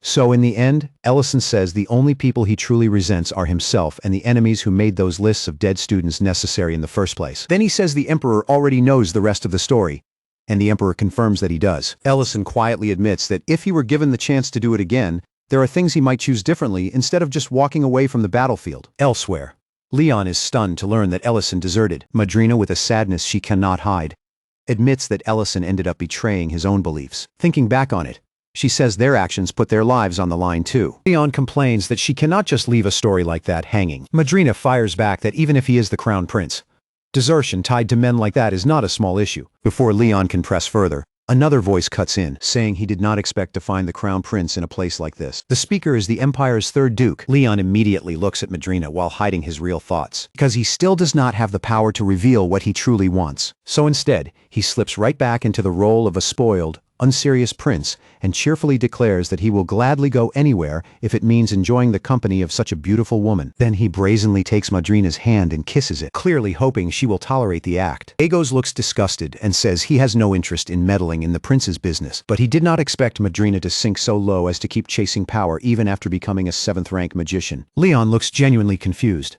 Dagos points at the 7 circles on her badge and explains that they symbolize her rank and position. Leon shrugs and says he never noticed something so complicated, insisting that he summoned her simply because she is beautiful. Dagos leaves, advising him to keep those activities away from the records room. The second he is gone, Leon starts to apologize and asks Madrina whether she has dealt with Duke Dillion before, but he stops when he really sees her expression. Madrina is not just flustered. She is completely shaken. She grew up as a magical prodigy, proud, noble, always looking down on others because of her talent and status. As a 7th-rank mage, no man ever dared step close enough to unsettle her. This is the first time she has ever felt a man near her like this, and her body does not know how to process it. Leon, meanwhile, has absolutely no idea what is happening and is about to ask when Madrina suddenly faints. At another moment, Ellison is carrying the sleeping dragon girl on his shoulder, deciding to let her rest while he handles some messages. Then, in almost absurd timing, he walks in on Leon in nearly the exact same situation, with Madrina slung over his shoulder. The two immediately accuse each other of suspicious behavior involving girls draped over them. A little later, they sit across from each other in Leon's study. Ellison says he came because he has business with the Emperor and knows Leon would eventually hear about it anyway, so he wanted to say goodbye before the wrong eyes saw them together. Leon stops him there. He reveals that Madrina told him enough for him to piece things together. After returning from studying abroad, he had heard rumors of a terrifying hero known as the Dragon Slayer, and after meeting Ellison, became certain that the man behind that title was sitting in front of him. Leon finally says it out loud. Ellison is the legendary 9th-class Archmage, the one man who broke past the human limit of 7 circles. Then, without pretending anymore, Leon asks him to lend him that strength. Meanwhile, the Emperor is still turning Ellison's earlier words over in his mind, his regret over leaving the battlefield, his quiet wish that maybe he would choose differently if given another chance. Then the 3rd Duke arrives, and bluntly asks whether Ellison is somewhere in the palace. The Emperor refuses to answer. That refusal clearly angers Dillion, but instead of speaking it, he steps forward, and in his presence, the Emperor looks visibly diminished. The Emperor's knight tries to intervene, only for the Duke's own knight to catch his wrist. Dillion coldly reminds the Emperor that the glory he once had is already gone. Before the scene turns uglier, Porgo steps in and warns Dillion that he is still standing in the Imperial Palace, and that he should tread carefully, especially if Ellison truly is nearby. Dillion acknowledges the warning, and decides to leave it there for now, though not before advising the Emperor to reprimand Madrina for carrying on with the Crown Prince in such a shameful way. Once Dillion is gone, Porgo asks whether the Emperor is all right. The Emperor thanks him, but says he feels nothing but disgrace as a ruler, and wonders how ashamed his own son must be of him. Then the scene returns to Leon's study. Leon reminds Ellison how the Imperial family began to fall after the First Knight's Order was broken apart. When the war with the dragons began, the Emperor tried to act for the people's sake and split the order across different regions to support the front lines. But that left the palace almost empty, defended only by the commander and a handful of forces. With a bitter look, Leon asks Ellison whether he understands what that meant. Ellison answers immediately. It meant the Empire lost its grip on the nobles. Leon agrees and says that every time the palace summoned those nobles for support, they either refused outright or sent worthless troops who only made the situation worse. Instead of helping the Empire survive the war, they turned the battlefield into deeper chaos. Leon finally drops the mask completely. His anger, his helplessness, and his desperation all rise to the surface at once as he begs Ellison for help. Instead of merely asking, Leon drops to one knee before Ellison and begs for his strength. That alone leaves Ellison completely thrown. He immediately tells the prince to stand, saying a man in Leon's position should not be kneeling to anyone, especially not to someone who is, on paper at least, just a restaurant owner. Leon rises, visibly embarrassed by his own desperation, and briefly admits he may have judged Ellison wrong. But then his eyes catch the insignia on Ellison's person, the mark bearing 9 circles, and in that instant, the truth becomes impossible to ignore. Ellison calmly tells him that he never abandoned his duty. Even so, he makes one thing absolutely clear. He will not go around crushing authority figures just because Leon asks, and he will not take a side in the palace's internal power struggles. But if a genuine threat rises against the Reuben Empire itself, then he will act, and he will erase it. When Ellison leaves, Leon sinks back into his chair, finally grasping what kind of existence the 9th Circle Archmage really is. His thoughts drift back to when he first returned from abroad during the war, when 2 boys mocked him for bowing despite being crown prince and sneered that the country was relying on only 3 heroes to survive. Even then, Leon snapped at them because they did not understand the weight those heroes were carrying for the Empire. Back in the present, he can only smile faintly and trust that Ellison will return someday, even if everyone else assumes he is gone for good. Elsewhere, Lauren wakes up and immediately finds a terrified Madrina in front of her. Madrina hurriedly tries to explain that she did nothing wrong, but Lauren is still angry enough that explanations are not helping. Then Ellison arrives and dryly remarks that if he had been even a little later, the whole thing would have turned into a disaster. Lauren instantly throws herself at him,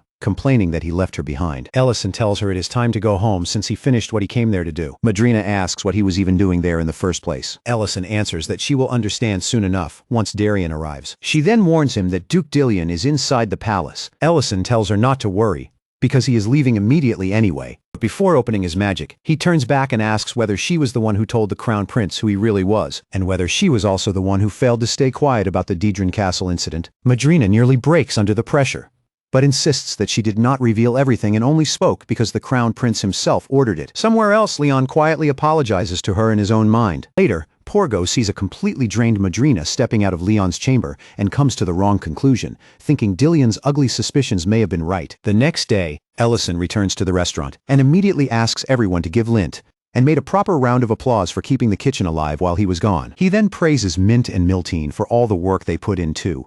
Lauren immediately asks what about her, but Ellison completely ignores that question. Then Lint casually reveals that he always knew Ellison had been keeping an eye on them the entire time, even while pretending to be away, which genuinely throws Ellison off. Still, he lets it go and announces that they are all getting rewarded with a camping trip. That earns instant excitement. Maid asks if they are going alone, but Ellison says no, as Greek City's self-proclaimed social butterfly. He plans to gather people so naturally that no one will even know whether it is a picnic or a full-blown festival. He first asks Creston, who refuses because work is piling up, though he does at least recommend a few good camping spots. Meanwhile, at Elena's clinic, Serena watches Elena treating a patient and gets irritated all over again because she already told her she does not need to keep working when Serena can practically drown her in gold coins. Elena calmly says, "Gold cannot heal people." Right then, Ellison walks in, and Elena's face brightens so clearly that Serena notices immediately and decides she has seen enough expressions to know that one means something. Ellison invites Elena to join them for the camping trip, pointing out that she already comes to his restaurant for meals anyway, so she may as well come properly. Elena agrees without hesitation. Serena keeps watching her face, trying to decide whether what she is seeing is admiration or something closer to love. Then she cuts in and declares that, as a great dragon, she will also be joining them. Ellison is visibly nervous that she just invited herself, which annoys Serena even more because she had assumed the invitation obviously included her too. Soon they arrive at the campsite, a beautiful place near a waterfall. Elena asks how Ellison found it, and he gives one of his usual vague answers, saying that as a social butterfly, he simply heard about it on the wind. Mate quickly points out that with all that social power, Ellison still only managed to bring 2 extra people, which makes Ellison look faintly wounded. Once everything is set down, Lauren asks if they are finally going to pitch the camp. Instead, Ellison announces they are about to play a game called Rubaruma Monopoly. Lauren asks if that name is from his homeland, and Ellison says yes, then starts distributing cards and money. He explains the rules: build up capital, bankrupt the others, and whoever holds the most money after 10 rounds wins. Lauren immediately declares that this is basically a game about the world's ruin. Ellison adds that there will be prizes and penalties too, and then the match begins. The chaos starts almost immediately. The second lint lands on Serena's property. Serena proudly demands payment for stepping onto the great dragon's land. Ellison quickly points out that her land is not worth much, which visibly lifts Lint's spirits. Then Lauren draws a golden card with a smug expression, only for her face to collapse when she realizes it is a penalty card announcing that all buildings on the most expensive lands are destroyed by a dragon. She instantly declares that she is going to kill that dragon. Later, Ellison points out that Alina built an inn on her property, and he just landed on it. Alina immediately starts daydreaming about being the innkeeper, Ellison arriving as a traveler, only to destroy the whole image in reality by awkwardly telling him he can stay for free, which just leaves him confused. Meanwhile, Miltine asks Mint whether she should build on one of her spaces, and he starts helping her, prompting Ellison to protest that this is supposed to be an individual game. At another corner, Lint is begging his younger brother for mercy, while Mate icily reminds him that money has no concept of brotherhood. Ellison has to point out that the money is fake anyway. Lauren also tries to argue her way out of prison, but Ellison shuts that down too. In the end, they total up the money. Lauren and Serena crash out dead last, both completely bankrupt. Ellison places third. Alina somehow wins the whole thing. As her prize, Ellison gives Alina a wish ticket, something she can use to ask for anything within his power to provide. Alina asks whether she can save it for later, and Ellison tells her there is no expiration date. Serena, meanwhile, is watching Alina's face way too closely and immediately thinks she ought to use that opportunity well. Ellison then announces the penalty. Lauren and Serena, the two losers, are on tent duty. Naturally, the two of them spend the entire setup process fighting with each other. At night, while everyone else sleeps in their tents, Alina lies awake and gently kisses the wish ticket Ellison gave her. Then she notices Miltine quietly getting up and slipping out of camp. Curious, and maybe a little alarmed, Alina decides to follow her. Soon enough, she finds Miltine in someone's arms, declaring that she cannot bear being apart from him, that someone is Mint. Alina is completely stunned to catch them like this as the two talk quietly about how they plan to keep the relationship secret for a while. Miltine comforts Mint by saying everyone is asleep, so there is nothing to worry about. Of course, that immediately stops being true when Lauren and Serena arrive beside Alina and casually admit that they heard the noises too and came to investigate. Lauren dryly comments that they keep calling it a secret, even though basically everyone could already tell. The two of them were into each other. Not long after, the newly exposed couple is standing in front of Ellison, who calmly says he already heard the news that they are together. He congratulates them and tells them there is nothing to feel guilty about. Off to the side, the brothers are discussing how foolish they were for somehow never noticing what was going on between the two. Ellison then declares that since the relationship is out in the open now, everyone is going to hear the full story over a meal. He decides to make curry for the occasion. First, he sautés onions until they brown. Then, in another pot, starts working the vegetables and meat with butter. He adds water, cooks everything down, mixes it all together, and layers in the spices. The sight of the meal alone makes everyone happy. He even prepares a vegetarian curry for Alina, which makes her blush at how thoughtful he was. As they eat, Ellison asks the obvious question, who confessed first. Miltine answers immediately that she did. Mint admits that at first he wanted to reject her because of the age gap between them, but in the end, he could not do it. He kept asking himself whether it was really right to deny someone just because he was afraid for their future. And in the end, the only thing that mattered was that their feelings were mutual. Ellison casually asks whether they are planning the wedding in Greek Plaza already, and Mint quickly says it is way too early for that. That only makes everyone start cheering harder, pushing the two toward the kiss. They never got to properly share the night before because of all the interruptions. Eventually, the pressure works, and Miltine kisses Mint. Everyone is thrilled. Everyone except Lauren, who looks noticeably grumpy watching it happen. After the meal, the brothers are so moved by the curry that it reminds them of the stew they once had at Ellison's restaurant. And the night settles into that warm kind of happiness that only comes after chaos, embarrassment, and very good food. The new couple slips away for a short walk, leaving the rest behind. Meanwhile, Lauren, still wearing that same sour expression, asks Ellison to play Monopoly with her again. He assumes she is still upset about losing. But Serena, off to the side, compliments the curry while Alina agrees that it was wonderful. Serena then leans in and tells Alina not to hesitate too long, because a wish ticket may not expire, but a good man absolutely can be stolen first. She adds that Ellison made some kind of decision today, which only makes Alina's heart more restless. At the same time, Ellison and Lauren sit down for another round of Monopoly. And almost immediately he ends up stuck in jail. Lauren coolly tells him that he is simply unlucky.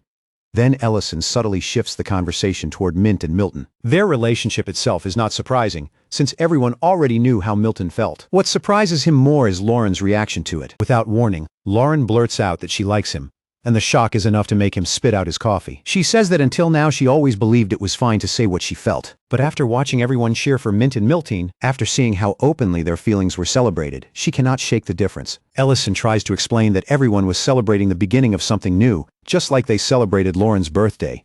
Lauren shoots back that no one celebrated her feelings. Her frustration spills over as she says that when she confessed to him, nobody reacted that way.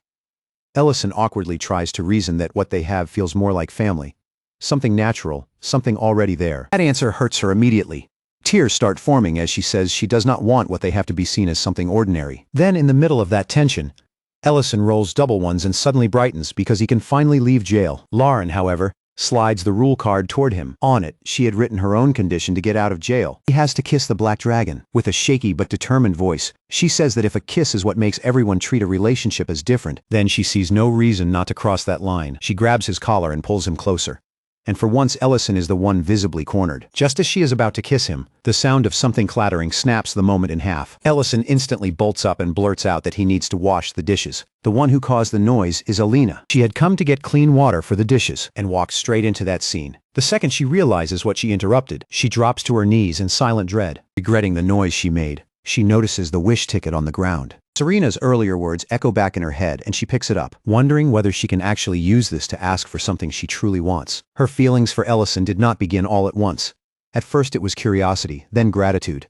The more she came to know him, the more she saw things she could not forget. The joy he brought through cooking, the way he quietly helped with her clinic, the care hidden in all the things he did without announcing them. And then she learned who he really was, one of the 3 heroes of the war. Someone who protected others without discrimination alongside Banan. That knowledge changed everything. Curiosity turned into something deeper. Something painful enough that she found herself wanting to go to the restaurant just to see him. And now, holding the ticket in her hand, she finally knows what she wants to ask for. Sometime later, the group packs up and prepares to head home. Ellison helps everyone gather their things and makes sure they all enjoy the trip.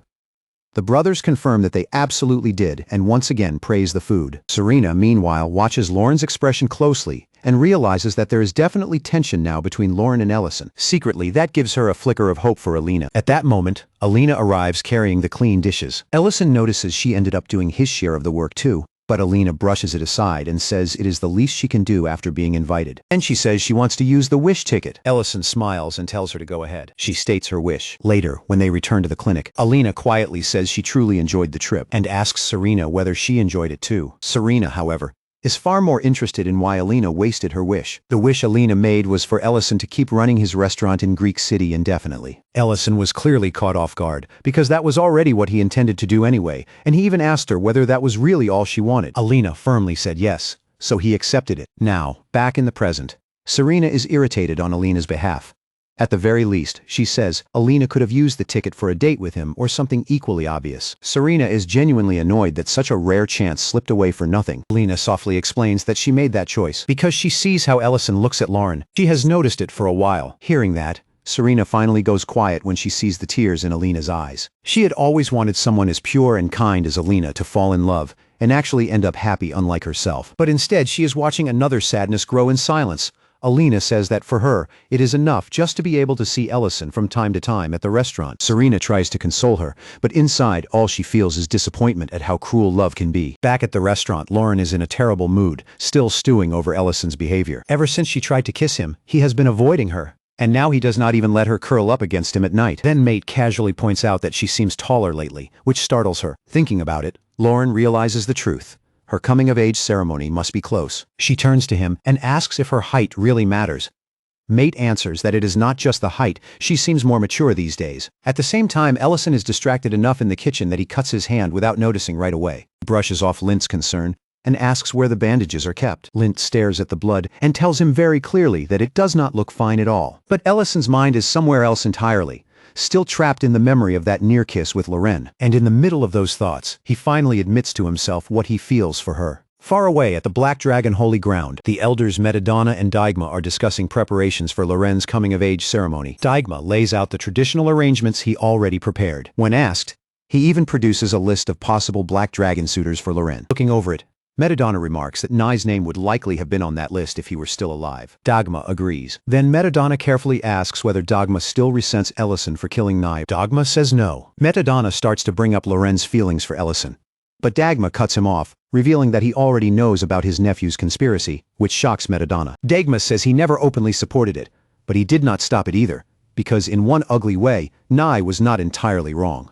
The Black Dragon clan really is facing extinction.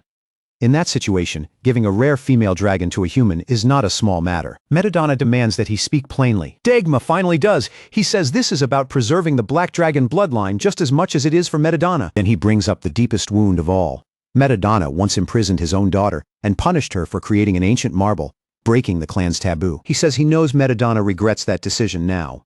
And that is exactly why he believes Loren must mate with another Black Dragon. That evening, the butcher couple visits Ellison's restaurant and asks how his vacation went. Ellison says it was honestly a lot of fun. Rain apologizes for not joining, but he brushes that off and says there will always be another chance. Then, leaning in with obvious excitement, she whispers and asks whether he prepared anything for Loren's next birthday. Ellison assures her that he has, something he has been quietly working on for a long time. The moment she hears that it is a house, she nearly squeals. At the same time, Geltsar stands proudly inside the nearly completed Lair, deeply satisfied with the final result. He even pats Cat Loren's chamber and says it worked hard alongside him. Then he turns to his workers and apologizes for driving them so hard. His perfectionism kept dragging out the finishing touches. The dwarves laugh it off and tell him that the perfection of the Lair is exactly what makes the work worth it. They are convinced this can only be called Geltsar's masterpiece. Now they just want to see everyone's reaction. Meanwhile, Loren is asleep and dreaming. In the dream, she stands before the elders of her clan while they repeat her mother's crimes back to her. They say the war happened because her mother created the ancient marble. Loren trembles as she tries to explain herself, but Metadonna does not listen. He simply delivers the verdict, exile from the sanctuary. Lauren jolts awake in panic. Then she notices Ellison is not beside her. She heads outside looking for him and finds him with Geltsar. Both of them notice her. She is confused and asks what is going on. Ellison clears his throat and says there is something he wants to tell her. Something he had planned to save for her birthday, but now feels like the right time. Then instead of explaining, he decides to show her. He leads her to the entrance of the lair first. The moment she steps in, she is struck by the sheer height of the ceiling. Near the entrance sits Cat Loren's chamber, which Geltsar proudly explains is the guard compound. Then the full tour begins. They show her the wine cellar, the pantry connected to the dining hall, the bedroom, and finally the prepared vault. Each part of the lair laid out like a promise made real. After that, Geltsar leads them deeper inside and proudly reveals the center of the lair, a massive bathing area. The moment Loren sees it, her whole face lights up. She immediately asks if the bath is fed by the underground aquifer, and Geltsar confirms it, explaining that he remembered how much she loved the hot spring, so he built one just for her. Watching that excitement bloom across her face, Ellison feels a quiet wave of relief. He knows his awkward distance has been hurting her. Now, at least in this moment, she looks genuinely happy. And seeing her that way only hardens his resolve. He cannot keep dodging his feelings forever. Lauren turns to him right away and demands cocoa, then casually suggests they bathe together, which nearly short-circuits him on the spot. Before he can even respond properly, she steps straight into the water. When she notices him still standing there hesitating, she gets annoyed. Ellison, meanwhile, is trying to prepare his heart, because in his mind, she is moving frighteningly fast. Then another thought hits him. Maybe maintaining this strange distance has been just as awkward for her as it has been for him, especially when they already sleep together and share baths like it is nothing. That thought survives for only a second, because a portal suddenly opens, and with cosmic-level bad timing, Metadonna hears exactly that last part. He erupts immediately, accusing Ellison of shamelessly taking advantage of his granddaughter. Ellison tries to explain that this is not what it sounds like, but Metadonna is in no mood to believe him. A little later, while being shown around inside Loren's new lair, Metadonna looks around with reluctant approval and admits that by his standards, the place is decent. He did not expect a human to be capable of preparing something worthy of a dragon at all. Ellison quietly hopes that means he passed some invisible trial. Then Metadonna suddenly asks whether Ellison is prepared for the possibility of failing anyway. After that, he says they need to talk. Two of them step into the water, and Ellison is visibly nervous. Metadonna's presence is completely different from Lauren's. Heavier, older, far more overwhelming. Ellison can feel that pressure pressing against him from every side. He awkwardly asks the elder to begin. Metadonna does not with a threat but with a story. He speaks of an age before even his time, when a dragon lord named Balachar was born after absorbing 3 ancient marbles. From the start, Balachar was the worst kind of ruler because he saw every being that was not a dragon as something beneath contempt. And unlike other hateful dragons, he actually had the power to act on that belief, so he purged them. He slaughtered everything that was not dragonkind, but once only dragons remained. Balashar finally learned what kind of mistake he had made. With no one else left to rule, dragons turned on each other. In the end, other powerful dragons, ones who had absorbed 1 or 2 ancient marbles themselves, rose up and destroyed him. After surviving that horror, dragonkind swore never to allow another being to consume 3 marbles again. That vow became law, and from there came the absolute taboo against creating ancient marbles. Then Metadonna shifts to the real wound beneath this story, Loren's mother. He takes Ellison back 300 years, to when Loren was still a child running around happily, while he and Saren watched over the sanctuary during a rare era of peace. That peace shattered in an instant. A violent tremor struck, and Loren's mother crashed into the tower in dragon form. She entered breathless, hoping no one had followed her, then revealed an ancient marble and begged them to hide it at once. Saren and Metadonna were immediately on edge. Saren demanded to know where she got it. She answered with infuriating ease, saying she had sort of smuggled it out from somewhere. Her father was furious, though her mother tried to calm him, pressed harder. She explained that it was not complete yet, but soon a dragon lord would be born. She said she once saw people trying to gather all 3 marbles, and without fully understanding the entire situation, stole one. In fact, she admitted she almost wanted to steal all 3, bragging that nobody could catch her anyway. Saren, however, reminded her that an ancient marble cannot stay hidden forever. The energy alone would betray it. So sooner or later, tradition would catch up to her. Surprisingly, Loren's mother did not resist that truth. She knew what stealing it meant. She had already accepted the cost, but she had one condition. At that same time, little Loren was furious that her grandfather would not let her see her mother. Then she saw her surrounded by other dragons. Metadonna demanded a confession, asking whether she admitted to creating the ancient marble. She said yes. He then pronounced the sentence she would be imprisoned in a secluded place. She accepted it without argument. Lauren, hidden nearby, watched the entire scene in terror. Metadonna ordered his own daughter to be locked away, and declared that once the prison was ready, he would personally take her there. Back in the present, Ellison can barely sit still through the story. He protests that this still does not sound like a crime. Metadonna asks whether he really does not know the full truth. Ellison answers honestly that all he knows is that she created the ancient marble. Metadonna clarifies that the imprisonment was not merely punishment. It was also protection. The place she was sent to was built to safeguard the marble itself, layered with some of the highest level magic possible so no outsider could intrude. Ellison points out the obvious: whatever purpose it served, it was still a prison. Metadonna does not deny that. He only admits quietly that he regrets it. Then he speaks of how that decision poisoned Lauren's childhood. Some dragons whispered about her. Some pitied her. Others simply called her the daughter of a criminal. One day, when he visited Lauren's room, he found her crying and begging for her mother to come back, trying to comfort her. He told her that one day she might be able to bring her mother back herself. Then he mentioned a place where she could gather herbs for him. Lauren went there only to find it strange and frightening. At first she wondered whether her grandfather was cruel enough to be playing with her feelings. In retaliation, she decided she would gather poisonous herbs instead. Then she sensed something. That was when she understood why he sent her there. After entering a cave hidden behind a waterfall, she found her mother at last. Lauren broke down crying. But her mother only told her to go back. Stubborn as always, Lauren refused. In truth, the place was a lair hidden behind visual magic. From that day on, Lauren kept returning to see her in secret. Her mother always tried to stop her, but Lauren argued that her grandfather would never find out. Her mother calmly corrected her, saying it was Metadonna himself who led her there. Lauren realized that too. Metadonna admits now that because Lauren was naturally rebellious, no one ever noticed her disappearances. She never got to study magic like other dragons or properly see the world. Instead, she spent those years growing up at her mother's side. He worried that one day she would be isolated by her own clan because of it. But he never stopped her, because for the first time in a long while she was happy. During one of those visits, Lauren declared that once she became an adult, he would stop sneaking around and just live with her mother forever. Around then, she began noticing something strange. The passage to the lair was getting shorter each time she came back. One visit later, she found her mother staring at the ancient marble with a dark, uneasy expression. Lauren stepped closer in alarm. Her mother had realized the cult behind all this had not abandoned its goal. They still intended to create a dragon lord. At the same time, the red dragons had gathered under their lord Sard alone. He declared that he would restore the world. And with that single declaration, the Age of War began. Metadonna says that during those days, he and Sauron had already been observing the growing danger. They knew someone had already absorbed 2 ancient marbles, but no war had begun yet. That meant the enemy was waiting for the third. Then a messenger bird arrived from the Red Dragons, and when Metadonna read the letter, his face changed immediately. They were threatening to reveal the truth about the Dragon Lord. Later, Metadonna met with the Red Dragon Elder Dance. Years before, he had warned Dance that the Red Dragons were involved in creating a Dragon Lord. But Dance dismissed it as baseless accusation. Now, however, Dance admitted Metadonna had not been wrong at all. Every red dragon had received the order to annihilate the Ruben Empire. Hearing that, Metadonna went cold. Dance urged him to stop them if he could, then flew away. And just like that, the war began. The Imperial Palace was hit first, and then the Empire's territories were ravaged under the power of the Red Dragon Lord. Still, the Red Dragons did not have an easy victory, because the Black Dragons were fighting them too. At the time, Metadonna took some comfort in one thing. His daughter and granddaughter were still hidden away and for the moment safe. Neither side had room to chase them while the war consumed everything else. During that period, Loren went to her mother and told her the Lord had risen.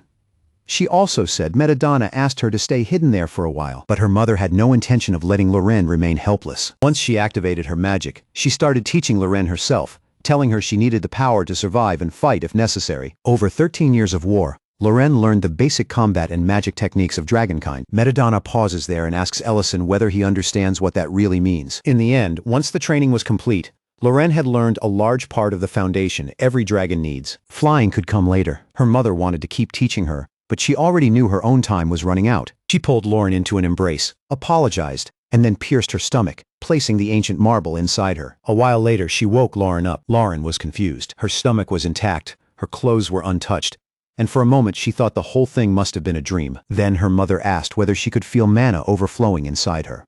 Loren, still dazed, answered yes. She felt stronger, overwhelmingly so. Her mother told her the reason she suddenly felt that overflowing power, she had absorbed an ancient marble. Then, with what time she had left, she gave Loren one final task: go to her grandfather, stay in the holy ground, and help in the war.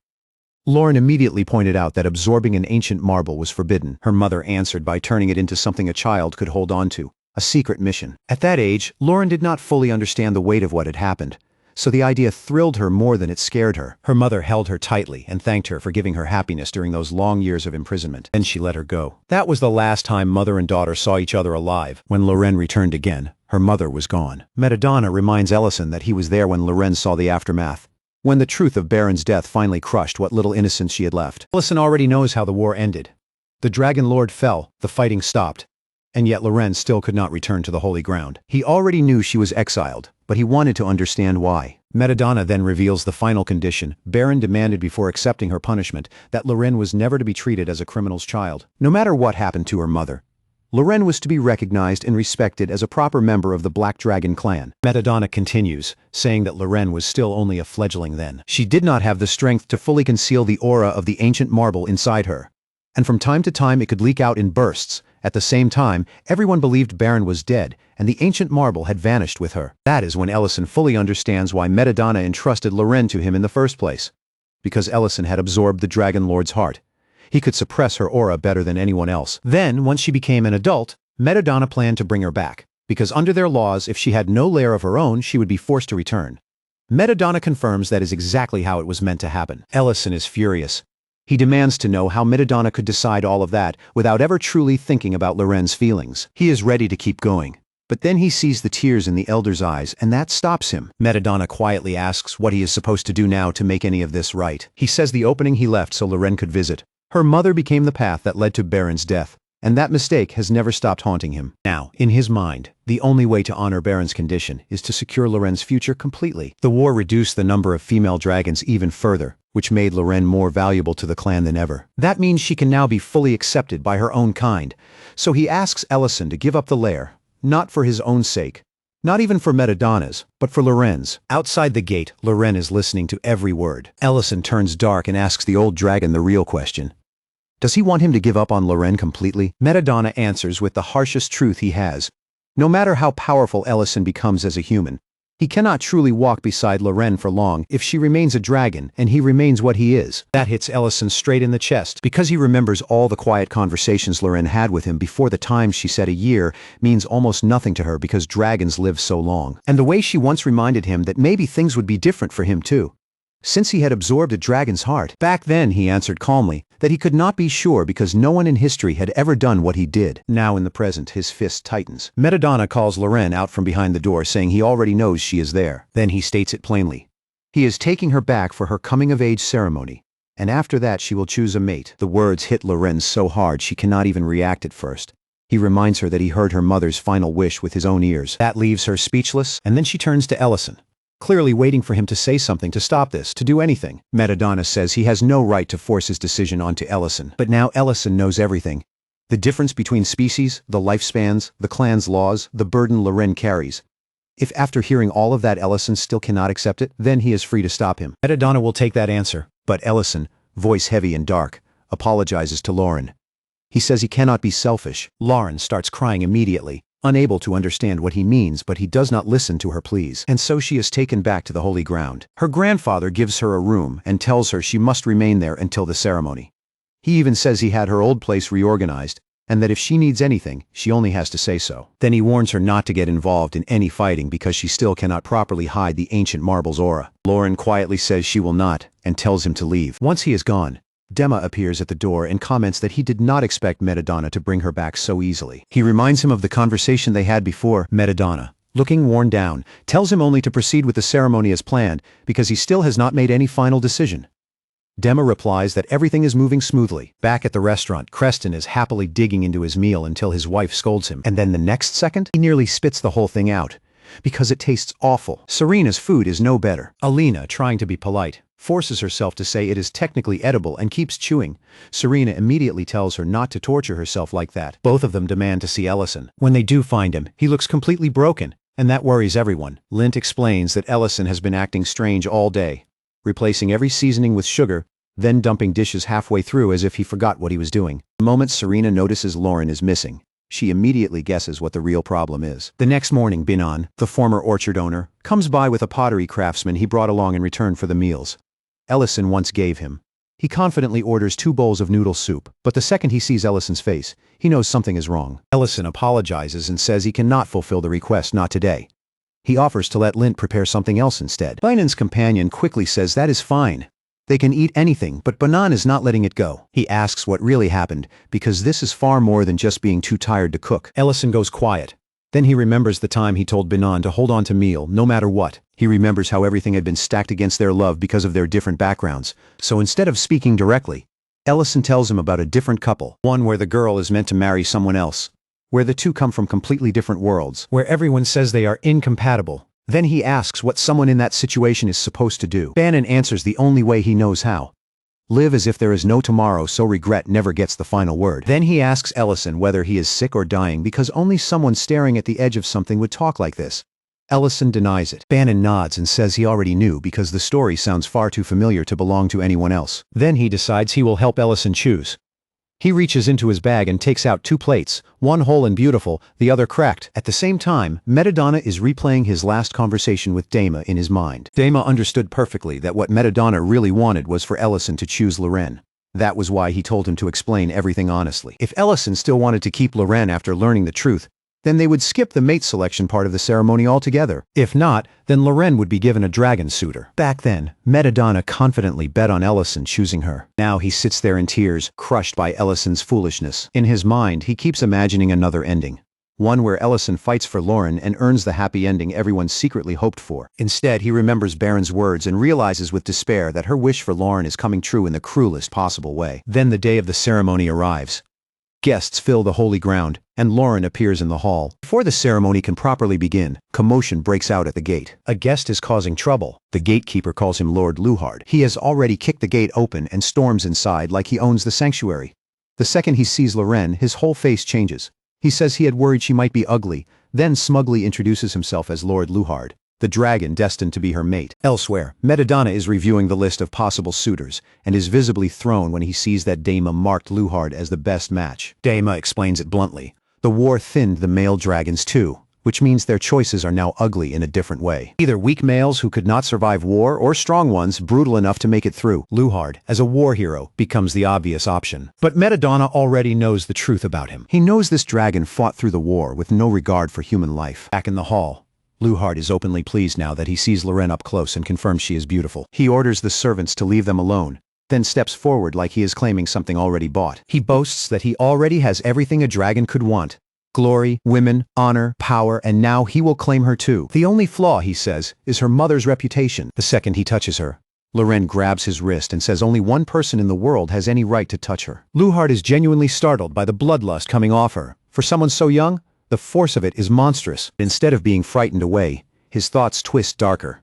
Now he wants to tame her. The moment breaks when Saren steps in and sharply reprimands Loren for releasing bloodlust inside the sanctuary. She orders her back to her chamber at once. Inside the room, Saren scolds her for using bloodlust at all, because that kind of emotional spike could let the ancient marble's aura leak out. She says it was only lucky that Luhard was dense enough not to notice. Loren quietly apologizes, and that softens Saren too. She looks at Loren's ceremonial clothes and tells her she looks beautiful, then says her mother would have wanted to see her like this. Even now, Loren cannot understand why her mother is still branded a criminal. The war is over, and she never forged the ancient marble with her own hands. Saren answers with cold clarity, because if they do not punish Baron, then every future dragon who creates an ancient marble will simply claim they also found it somewhere, or stole it from someone else. Loren tries to argue, but Saren continues without wavering. Their law is simple. Any dragon who creates an ancient marble is confined to a special lair, and the one who absorbs that marble is supposed to be executed. Those words drain the color from Loren's face. Then Sauron explains the only reason Loren still stands there alive because of her mother's sacrifice. She alone became the exception to that law. Sauron guesses Baron thought of that condition before anyone else did. After telling Loren to prepare herself and complete the coming-of-age ceremony, Sauron leaves her alone with that truth. Elsewhere, Hone introduces himself properly as a vessel artisan. The 2 plates he brought are part of the wedding gift he once prepared for his daughter Tina. When she came of age, she had 2 men pursuing her. One was Jidroa, the eldest son of a grand workshop in Melly Wealthy Highborn, the picture of a perfect match. The other was Piner, her childhood friend, close to her heart, but poor. An orphan since youth, with no status and no wealth to speak of. Hone says he was torn between them until one day a vessel slipped from his hands and shattered. On a whim, he asked both young men to repair it. At the time, it felt like a casual task, but in truth, it gave him the answer he needed. Then he shows Ellison the results. Jidroa's repair looks flawless, beautiful, seamless, almost too perfect. Piner S, on the other hand, still shows a large crack. He asks Ellison which one appears better. Ellison points to Jidroa's vessel exactly as Hone expected. Then Hone reveals the catch. Jidroa used a toxic adhesive. It looks perfect on the outside, but it can never safely hold food. Piner's vessel still bears its scar, yet it is strong, useful, and honest in what it is. Hone says that vessel became the symbol of Tina's marriage. Once he allowed her to wed Piner and saw their happiness with his own eyes, all his worries dissolved. Love, he says, is not decided by appearance. Then he leaves Ellison with one last question. Does he still think a cracked vessel is worthless? That question tears straight into Ellison's heart. He thinks of himself and Lauren, a human and a dragon, not just different, but divided by species, by lifespan, by a future that seems designed to leave her behind someday. He remembers that her mother wanted Lauren to return to her own kind. He remembers every moment they shared, every meal, every argument, every quiet night. He also knows one day she will have to go back. That is why he tried to let her go. Why he convinced himself it was the kind thing to do? Then he remembers Lauren saying that his restaurant was their restaurant, not his alone. Looking down at the repaired vessel, beautiful despite the crack, he finally breaks. Tears fall, and with them comes his answer. He is going to take one more chance with Lauren. The moment that decision settles in, Creston punches him, not hard enough to break him but hard enough to shove him forward. He tells Ellison to stop wasting time and go after her. Then Miltine hits him too, reminding him that she and Mint carry their own taboo relationship, and still chose each other anyway. Annan watches this and remarks that apparently they are all the same kind of fool. Then Alina steps forward and lands a hit of her own before handing Ellison his robe, quietly saying she has no desire to watch him run the restaurant alone anymore. At the sanctuary, Loren's coming-of-age ceremony begins. Metadonna, in full dragon form, addresses the gathered clan, and then Loren enters the hall. Her beauty is so overwhelming that even the dragons who once judged her mother fall silent before it. Luhard is openly pleased, especially because Nye is no longer there to compete with him. Metadonna tells Loren to take her dragon form. She refuses. A low murmur spreads through the hall, dragons whispering that this must be what comes of living with a human. Metadonna immediately silences them. Then he calls Luhard forward and declares that he will stand with Loren as her designated mate during the rite. Luhard accepts eagerly. Metadonna explains that by midnight, Loren will fully become an adult dragon and remain in the sanctuary. Afterwards, she may leave only if she creates a lair, bears offspring, or earns her independence. Until then, she must complete the ritual bond with her chosen mate before the ceremony ends. Lauren hears all of it with empty eyes. Her mind drifts backward to the day she first met Ellison. Back then, Neon Hoburn had been bullying her, mocking her mother's crime and laughing that no matter what happened after the war, Lauren would never restore her family's honor. They beat her and left still sneering. That was when Ellison appeared and asked the simplest question.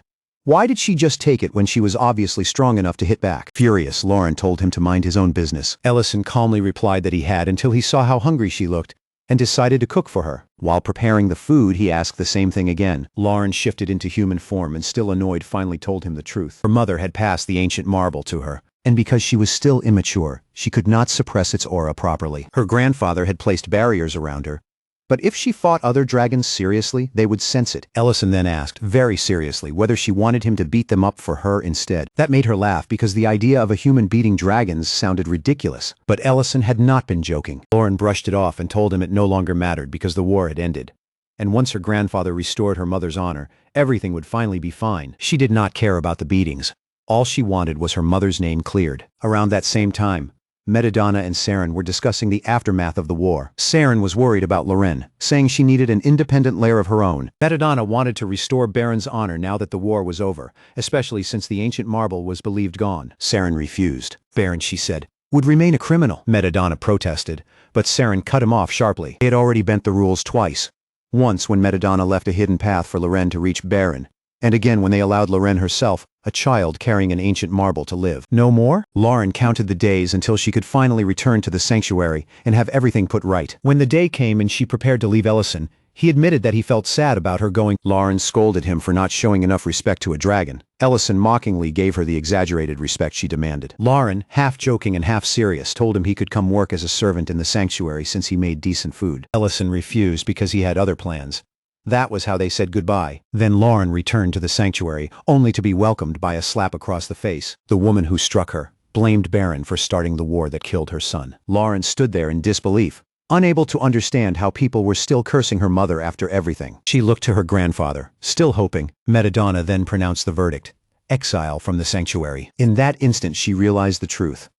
After everything her mother endured, after everything she herself endured, nothing had changed at all. Time had moved. But her life had not. With nowhere else left, she went back to Ellison. He asked why she returned. Lauren told him she had been banished, and Ellison was genuinely shocked because her mother's honor was supposed to be restored. Lauren, hollow and furious, said none of it mattered because she had never meant anything to them in the first place. Their efforts were worthless. Ellison tried to comfort her by saying he understood. She hated that answer. She accused him of enjoying watching her get beaten, He tried to deny it, but she did not let him finish. Instead, she transformed into her dragon form and attacked him, shouting that he could never understand what it felt like to live under that kind of pain every single day. She screamed at him to leave. She said he was just a lonely human from another world.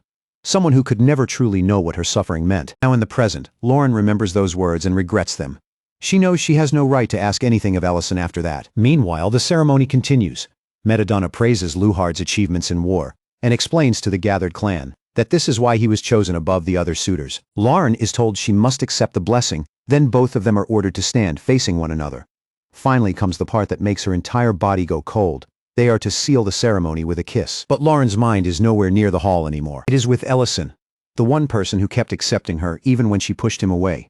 Tears gather in her eyes. Deep down, she makes one last wish that he would come for her again. The moment one of those tears falls, the entire sanctuary trembles. A shudder runs through the barrier, and every dragon there feels it. Someone gasps that the sanctuary is under attack. Another points out that no message came from the guards, which only makes it more terrifying. No one can believe anyone is actually powerful enough to breach a barrier of this level. Then the barrier breaks. And on the other side, standing there like he tore through heaven itself just to get here, is Ellison. He apologizes for being late. Then he looks straight at Loren and tells her he will not hesitate anymore. Daima is the first to truly register what this means. He immediately recognizes the intruder for who he is. One of the three great war heroes, the only ninth circle magician, the legendary Dragon Slayer. Metadonna, for one brief honest moment, looks almost delighted to see him and even urges him to take Loren away. Then he remembers where he is and what role he is supposed to play, and hardens himself again, demanding Ellison explain why he has come. Luhard, obnoxious to the end, steps forward first and declares Ellison nothing but an intruder. He says he has wanted to challenge him for a long time, and now he finally has the perfect reason. By stepping into the sacred ground and daring to halt the ritual itself, Ellison commits what every dragon present would call blasphemy. His very arrival stains the sanctity of the place. Ellison answers that darkly, saying he already apologized, and no one told him simply standing in front of a dragon was a capital offense. Luhard takes that tone as pure mockery. Furious, he changes form and prepares to put this insolent human in his place. In his mind, whatever stories follow Ellison, they are still exaggerated, because there is no way a human who happened to kill a few dragons can truly challenge him. Then, in the next instant, Ellison's magic hammers him into the ground. The entire hall freezes. Ellison coldly declares that Luhard is no longer qualified to stand there as a suitor. Luhard cannot even process what just happened. He was brought down by what looked like nothing more than simple reinforcement magic. Ellison is ready to keep going, but Metadonna cuts in and warns him that his power is shaking the sanctuary itself apart. Ellison steps forward anyway and makes his position unmistakable. He was the one who ended the war. He was the one who brought peace to every race. He holds the Lord's heart, and he absorbed the ancient marble too. He tells Metadonna plainly that his power is enough to uphold the dragon pact by force if it comes to that. The dragons around him feel the pressure of that statement in their bones. He openly invites anyone there to challenge that authority if they dare. Lauren feels it too. And for a second, her fear shifts not for herself, but for Luhard, because at this rate, Ellison really might kill him. Sauron is the one who stops the moment from tipping further. She reminds Ellison that Luhard's attack was not meant to kill. So if Ellison goes too far now, he will be the one crossing the line. She says that even if he stands there carrying dragon-level authority, he is still human, and that alone does not spare him from judgment, especially not after absorbing an ancient marble. Ellison answers that he has never claimed authority over them, even after carrying the power of three different beings, but by the same logic, they have no simple right to punish him either. He is the only one alive capable of stopping another ancient marble from ever fully becoming what it was meant to be. Then he activates his magic and tells Saren that if she still intends to pass judgment, she is welcome to try. The entire sanctuary tightens with tension. Lauren desperately tries to stop her great-grandmother from escalating things, but Saren says she will not give any verdict until she hears his reason. Then she asks the question again. Why did he come here? Ellison finally says it.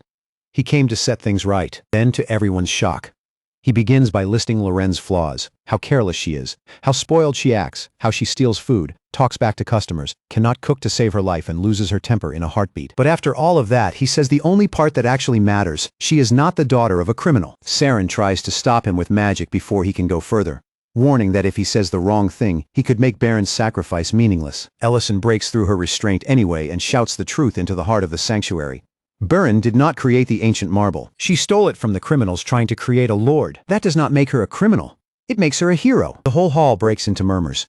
Dragons, who had spent years repeating one version of history, suddenly want the real one. Metadonna, hearing Ellison say what he himself once failed to force into the open, feels something dangerously close to pride. Ellison reminds them all of what they did to Loren for years. 2 years ago, Nye and the others mocked her, telling her she was still just a criminal's daughter and asking how she dared expect her mother's honor to be restored. Even the ones who knew Nye liked her called him twisted for hurting the girl he wanted. Now Ellison throws the hypocrisy in all their faces. When the clan did not need her, they let her suffer alone. But now that she is useful to them, suddenly she is welcome again to him. That is pathetic. Hearing him say it, Lauren starts crying because in that moment she understands something all over again. Ellison never actually changed. Her mind flashes back to the old Lair, to the days she spent there alone, staring at the meals he left behind. She remembers crying over the words she threw at him, admitting to herself that she was wrong when she said she was alone. Then she heard his voice again. He had kept the rift open because he knew something like this might happen. He stood there holding another plate of food, another hamburger steak, and told her to eat. He explained that he had gone to the sanctuary, only to find Nye already gone. Seeing how beaten up he was, she had asked what happened there. Ellison told her only what mattered. She had not been thrown away because he had taken her in. At the sanctuary, he openly declared that he was taking Lauren with him. Standing in front of her then, he said he was opening a restaurant and would need her help. And besides, if she came with him, she could keep eating his food. Now back in the present, Ellison says that he took her in once before, and this time he will not let her go. But he says one more thing too. He will not hide behind the restaurant excuse anymore. He wants her beside him because he wants her beside him, full stop. Before he can continue, Lauren cuts him off, the only way that makes sense to her, by kissing him. Then she tells him it is way too late to start asking now because she has always been his dragon. Belladonna looks at them, then at the sky and says midnight has already passed. That means Lauren is now an adult. He had already said that if she did not have a mate by then, one would be chosen for her. But looking at Ellison now, he says the answer is already in front of everyone. She has a mate worthy enough. And he does what should have been done long ago. He restores Baron's honor in front of the entire clan and formally acknowledges Lauren as an adult dragon. In his heart, he thanks Ellison for forcing his hand where his own courage once failed. The ceremony ends not in chains, but in blessings for both of them. The story briefly slips back to the past, to one of their earliest talks after Lauren first learned about the restaurant. Ellison had explained that it was a place where people came to buy food. Lauren immediately got excited at the idea of endless meals, and Ellison had to remind her that customers came first. Then he noticed she had started calling him my dear. She told him she used that because he was her dear. He warned her that she could not just transform inside the restaurant, and she promised she would not. Even then, she had already begun thinking about all the stories of dragons who lived with humans and even fell in love with them. Back in the present, Lauren asks for midnight food, specifically hamburger steaks. Later, the two of them eat those midnight snacks together and finally return to bed. And for the first time, despite having slept next to each other countless times before, everything feels different. Ellison nervously compliments her dress. Lauren, just as flustered, brings up how hesitant he got back at the bathhouse. They both know the truth. Things changed. Even her heartbeat feels louder now. Then, with dangerous casualness, she says the dress is uncomfortable and asks if he can help her take it off. He has barely started when a portal explodes open, and the strictest possible interruption arrives, Saren herself. She says she still has more to discuss with Ellison. Poor Belladonna tries to stop her, but she instantly reminds him that she did not ask him to come. A red-faced Lauren punches her grandfather on instinct. Saren calmly says this was entirely her own decision. Later, Ellison, still committed to being a proper host even in disaster, serves them whiskey. He notes that Saren rarely ever leaves the sanctuary, so he asks what exactly brought her all the way here. Saren says she will decide what to think after hearing his answer. Her assumption is simple. If he absorbed 3 ancient marbles, then his lifespan must now be equal to a dragon's. That is the only reason she is even tolerating the chaos he caused, especially exposing Baron's truth to the entire clan. If he intends to keep Lauren with him, then he must be able to live beside her for a lifetime, so she asks whether he has truly resolved those questions. Ellison answers honestly. He does not know whether his lifespan will actually match a dragon. He does not know whether another ancient marble could emerge in the future either. Saren is instantly furious. In her eyes, he has broken dragon law and stolen Lauren's chance to be paired with a dragon partner, all while standing on nothing but uncertainty. But Ellison says there are still things he knows for certain. He remembers Bainen's words that somewhere deep down people always know what answer they truly want. Then Ellison gives Sauron his own answer. The wrong choices, the ones he can never accept, are leaving Lauren buried in the sacred ground and letting Baron remain branded as a criminal. Those are the only certainties he needs. Sauron fires back that he clearly does not understand Baron's sacrifice at all. Normally, the owner of an ancient marble cannot absorb it themselves. That is exactly why those marbles are kept with prisoners. They must remain separated from the one who made them. In Baron's case, she could have taken it into herself, but chose not to, all for the sake of the clan. Sauron asks whether he truly understands what kind of devotion and patience that requires. Ellison asks the question she least wants to hear. What did that devotion ultimately produce? Despite Baron's sacrifice, the Dragon Lord still rose. Baron still died helplessly, and Lauren had to absorb the ancient marble herself to prevent the Lord's full completion. Saren reminds him that if he really lived through the war as deeply as he did, then he should understand that what dragons call punishment was, in its own way, mercy. Ellison answers that he does understand, which is exactly why he cannot accept punishing someone for what they never chose and could never control. That answer takes Saren back to her own youth. She once met a boy named Sardalone, a red dragon who teased her because both their names started with Sa. He never cared that she was black, and he was red. Back in the present, Saren remarks that she has not heard words like Ellison's in a very long time. Then she removes her tiara, and Ellison immediately notices the resemblance. It looks too much like the Dragon Lord's necklace. Saren calmly reveals that it is because the tiara was given to her by him. Everyone there is stunned. The past opens again. Sardalone had been irritating from the start, always appearing in front of her, always following her around until she was forced to acknowledge him. He promised he would come again the next day, and he did. One day he took her to a cliff he thought was beautiful. There, the two of them complimented each other's hair in the kind of awkward, innocent way only young people in love ever do. In the present, Saren admits it plainly. She loved him, but it never led anywhere. Before her own coming-of-age ceremony, she broke things off. She was already expected to meet her designated mate there, Sardalone protested, and told her that he could be that mate. Saren answered with the law she had been raised under. Mixing different dragon lineages was taboo, because if an incomplete dragon lord was born, resistance to command would weaken. Back then, she told him she couldn't allow it, not because she didn't care, but because duty came before desire. So she pushed him away, and it left him shattered. Even then, he refused to accept the excuse. He reminded her that neither of them chose the lineage they were born into, but loving her was never something he could control before leaving.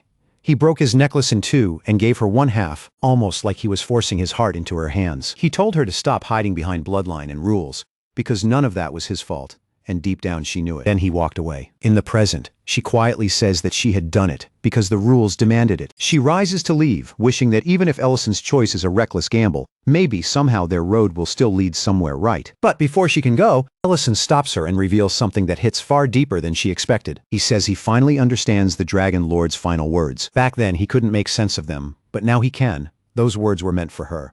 The Lord's last regret was simple and raw.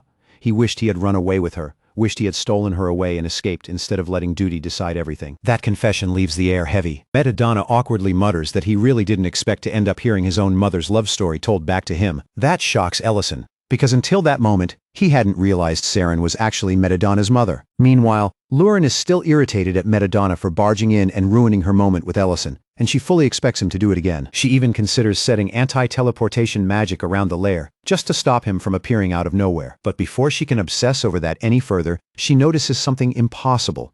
A flower blooming in the middle of winter. She leans in, staring at it, and that is when a voice casually tells her it's a Hibaran flower. She turns and finds a strange girl standing there. The girl introduces herself as C. Lauren wonders how long she'd been there, then asks if she isn't cold. Only then does she notice the girl chewing on something. C answers completely seriously that it's grass, and apparently she thinks it's delicious. A moment later, she tries to go for the Hibaran flower too, and Lauren immediately stops her. Instead, Lauren carefully preserves the flower, already deciding to use it as decoration in her room. Watching her use magic, C asks if she's a mage. Now that Lauren knows the flower's name, she's ready to head back. But when C casually reveals that she's homeless, Lauren pauses. Then, almost too casually, she says she's heading somewhere warm, somewhere with plenty of food, and C is welcome to come along. C follows without hesitation. When they reach the lair, guard cat Lauren instantly reacts like the world is ending, clearly furious about this random new arrival. Lauren calms him down by saying C is her guest. Once inside, she feels relieved, seeing that her relatives are finally gone. Ellison notices the flower in her hand right away. Lauren tells him what it is, and announces that she's going to grow it on the restaurant's second floor. Then Ellison notices C, who promptly introduces herself as Lauren's little sister. Lauren immediately snaps that she is absolutely not her little sister. She is her mother's only child, and she only brought C because the girl had nowhere else to go. Ellison assures her he isn't judging anything. He's just glad to see her looking after someone else. Lauren immediately starts fishing for praise for her good deed. But when Ellison, clearly flustered, points out that there's literally a child standing right there, it kills her momentum instantly. Instead, he tells her to let C stay for now, and assigns Lauren the job of keeping an eye on her, which Lauren is clearly not thrilled about. The next morning, Crest is happy to see Lauren back and already assumes this means Ellison might finally return to normal too. Serena quickly notices that Lauren has reached adulthood and starts mocking her, saying she was supposed to bond with someone else by now. Lauren fires back immediately, while Alina nervously tells them not to start fighting first thing in the morning. She does, however, say how relieved she is that Ellison wasn't too late. Lauren hears that Alina also played a part in changing his mind, but Alina brushes it off. Then Alina asks what exactly happened between them when they met again. The memory of that kiss instantly flashes in Lauren's head, and with an embarrassed face, she mutters that it's a secret. Alina quietly congratulates her anyway, even though there is a sadness buried inside it. Serena, done with all this emotional tension, just demands food. At that exact moment, C starts causing trouble. Lauren had brought her there so she wouldn't be lonely at the Lair, but now the girl is becoming a one-child disaster zone. Lauren warns her not to interfere with restaurant work. C promises to behave, then immediately proves that promise means absolutely nothing. A little later, she's already back to mischief, breaking a plate, poking around the beer, and creating one problem after another. Lauren is ready to explode, but then something clicks. Watching C's chaotic energy, she suddenly sees a reflection of all the trouble she herself used to cause for Ellison. So instead of snapping, she forces herself to hold it in. Lint notices the weird atmosphere and asks what's going on. And Ellison, way too amused by all of this, happily announces that someone is finally getting hit by karma. Later, while Lauren is cleaning up the mess, Ellison shows up with pancakes as her reward, telling her she can share them with C. That hits harder than she expects. Realizing just how much of a nightmare she must have been in the past, Lauren quietly admits she gets it now. Ellison says she made her understand that on literally the first day, which is honestly kind of impressive. After a while, both girls sit together eating pancakes and both are completely delighted. C envies Lauren, not just because she gets amazing food, but because she seems popular. Lauren is stunned that C sees her that way. C explains it simply.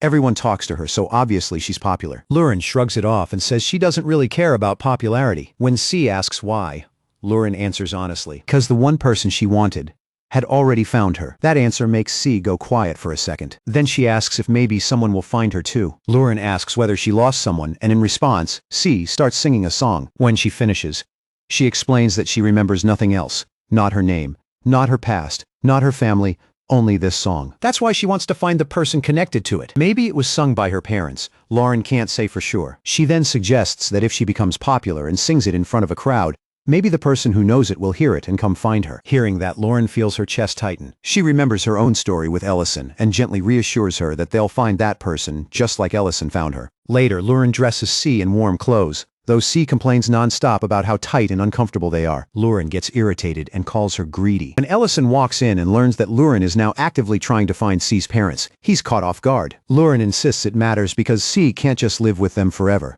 She explains the song, and the second Ellison hears it, he already knows who they need. The city's biggest information network in human form, Rain, so he heads straight for the butcher shop.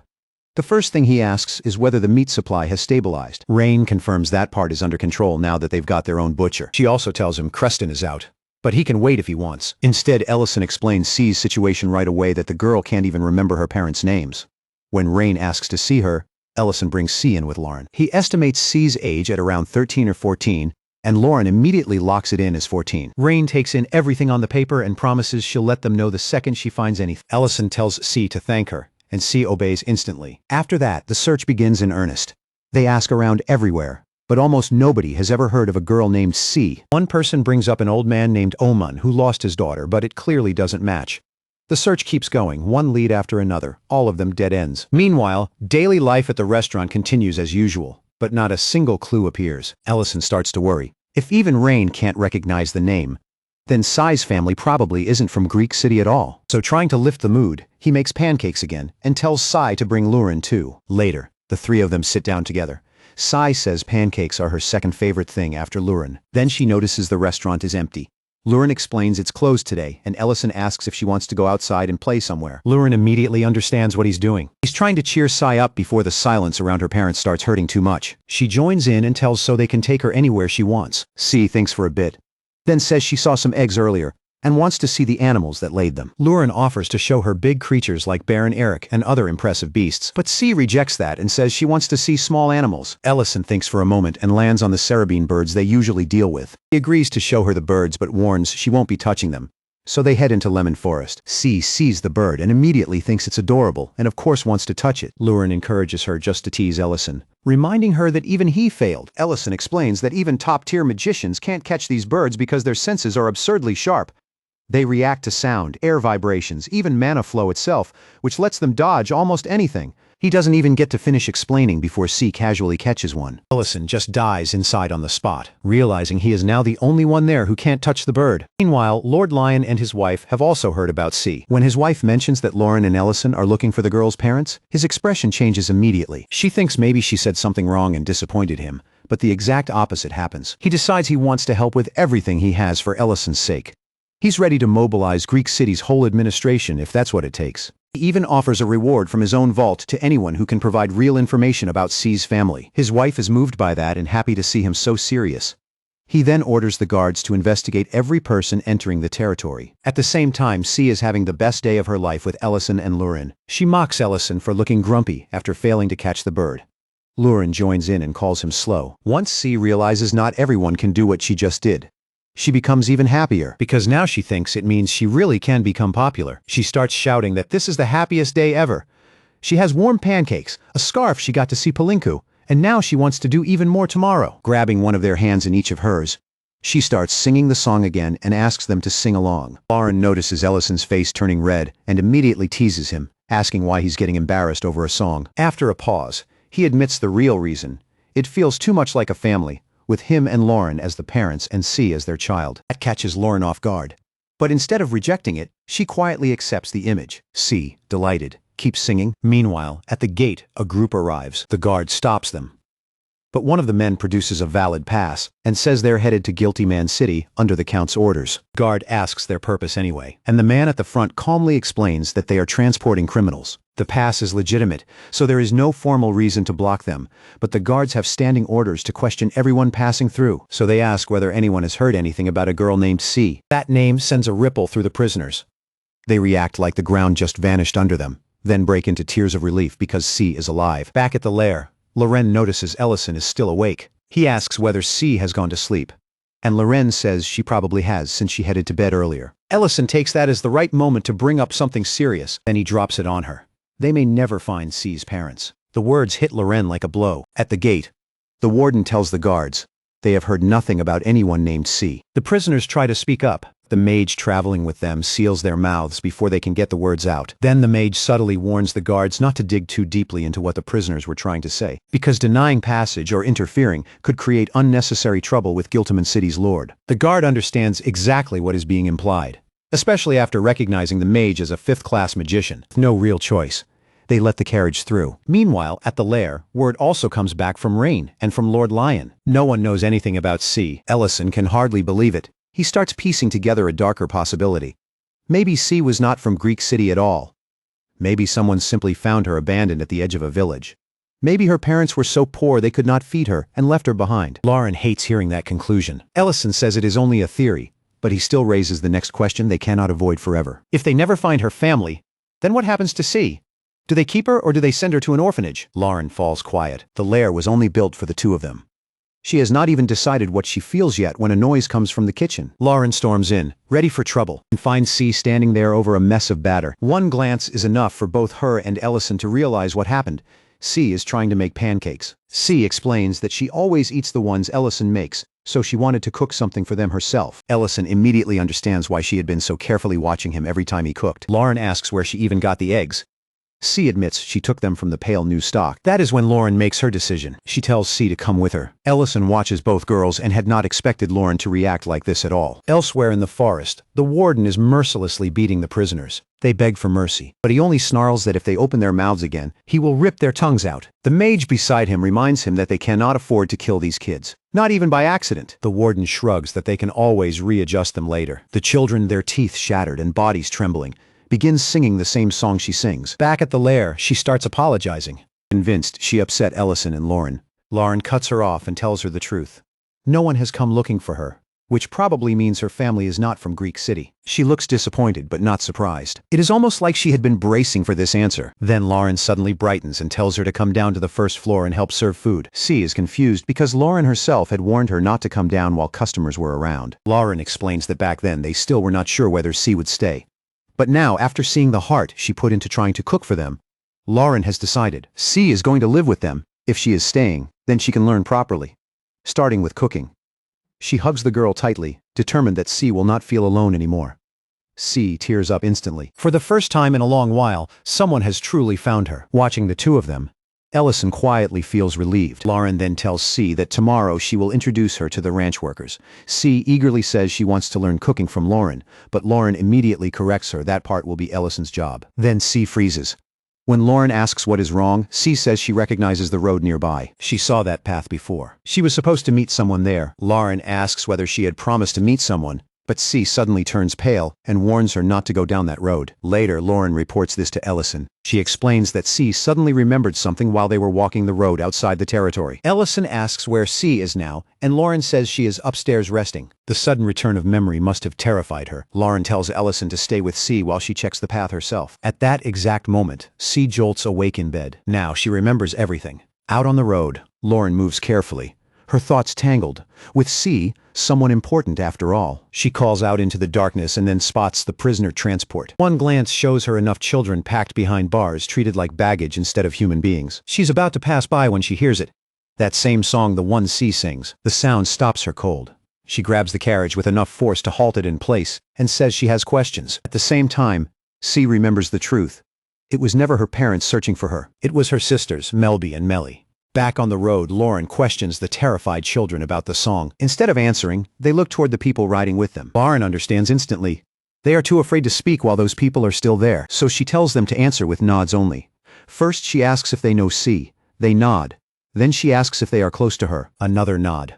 That is all Lauren needs. She tears the bars apart with brute force and announces that she is taking the children. The wardens are left reeling. The mage, Melikarsh, steps forward and threatens her, demanding to know whether Lauren even understands whose carriage she stopped. Lauren says she has no interest in their business beyond the children and tells the captives to keep nodding if they cannot speak. Then Melikarsh gives the order to Nalan to destroy the whole carriage. He understands immediately. They are going to erase the evidence and dispose of the prisoners. Melikarsh launches a 5th-class fire spell, Amber Blast, at the carriage, furious that everyone from the checkpoint guards to Loren keeps asking about C. She wonders whether Loren is some noble's daughter or something similarly annoying. Then Loren's voice cuts straight through the flames. She tells the mage she is not going to kill her, not today, but she will make sure she never forgets this fear. With that, she tears both of Melikarsh's arms apart with magic. The mage collapses screaming. Lauren turns to the children and decides their first stop is Alina's clinic. As she opens a portal, she tells them who she is, C's elder sister. A while later, after leaving the injured children with Alina, Lauren returns to the Lair and finds C and Ellison waiting. She asks if C is all right and C says she is fine. Lauren then proudly announces that she finally found people who know the song. When C quietly asks whether their names are Mel B and Melly, Lauren freezes for a second. Then she understands C's memory really has come back. C throws herself into Lauren's arms, revealing through happy tears that they are her siblings. Ellison asks how Lauren found them, and she tells him everything. Mel B is hurt, but Alina already said it is nothing life-threatening. C is overwhelmed with relief that both of them are alive. Lauren tells her to get some rest because tomorrow they will go see them properly. That night, C sleeps between Ellison and Lauren. The two adults eventually drift off, but C stays awake longer, too full of feeling to close her eyes. She is relieved her siblings are alive, and more than that, she realizes how happy this time with Ellison and Lauren made her. Hugging both of them, she silently admits that this has been the happiest moment of her life. As tears of joy slide down her face, flower petals scatter around them. The next morning, Ellison wakes up and immediately notices the space where C should be. He wakes Lauren and asks where she went. Neither of them heard her leave. Ellison guesses she may have gone to Alina's clinic to see her siblings, but then realizes she does not even know the way there. Lauren, looking deeply unsettled, says she learned something strange yesterday. Ellison asks what. But Lauren only tells him they need to get to Alina's clinic first. When they arrive, Alina informs them that she recently finished treating the children. The siblings recognize Lauren instantly and call her their savior. Ellison is startled seeing them there, and both children thank Lauren repeatedly for rescuing them. Then they ask the obvious question, where is C? Lauren takes Ellison outside before answering. He asks where she is going now, but she avoids the question and heads straight for Rain instead. Lauren asks Rain if C is there. Rain says no and adds that she never met C personally at all. That answer turns Lauren's face completely pale. Just a few days earlier, when they asked Rain to help search for C's family, C had come with them, but Rain firmly says that never happened. Only Lauren and Ellison were there that day. That realization horrifies Lauren. Back at the clinic, C's siblings explain something equally strange. C called both of them her sisters, even though only Melly is actually her blood sister. They cannot even remember the exact ages clearly anymore. Then one of them reveals that C is the same age as them. Ellison is completely taken aback by that. He first asks their ages. Melly says she is 17, Mel B is 18, and C somehow should only be around 13 or 14. Numbers hit Ellison like a bad omen. None of it fits. Alina notices the look on his face and asks what is wrong, because he looks like he has just seen a ghost. What is haunting him is the gap. 5 whole years that refuse to make sense. Now Ellison starts checking every detail with Alina and Serena. Both confirm the same thing. Neither of them ever truly saw C. When Loren used to storm upstairs to scold the girl, Serena always assumed she was just going off alone to sulk. Thinking back, Ellison realizes Rain never addressed Sid directly either. The only people who ever truly met, saw, and spoke with C were him and Loren.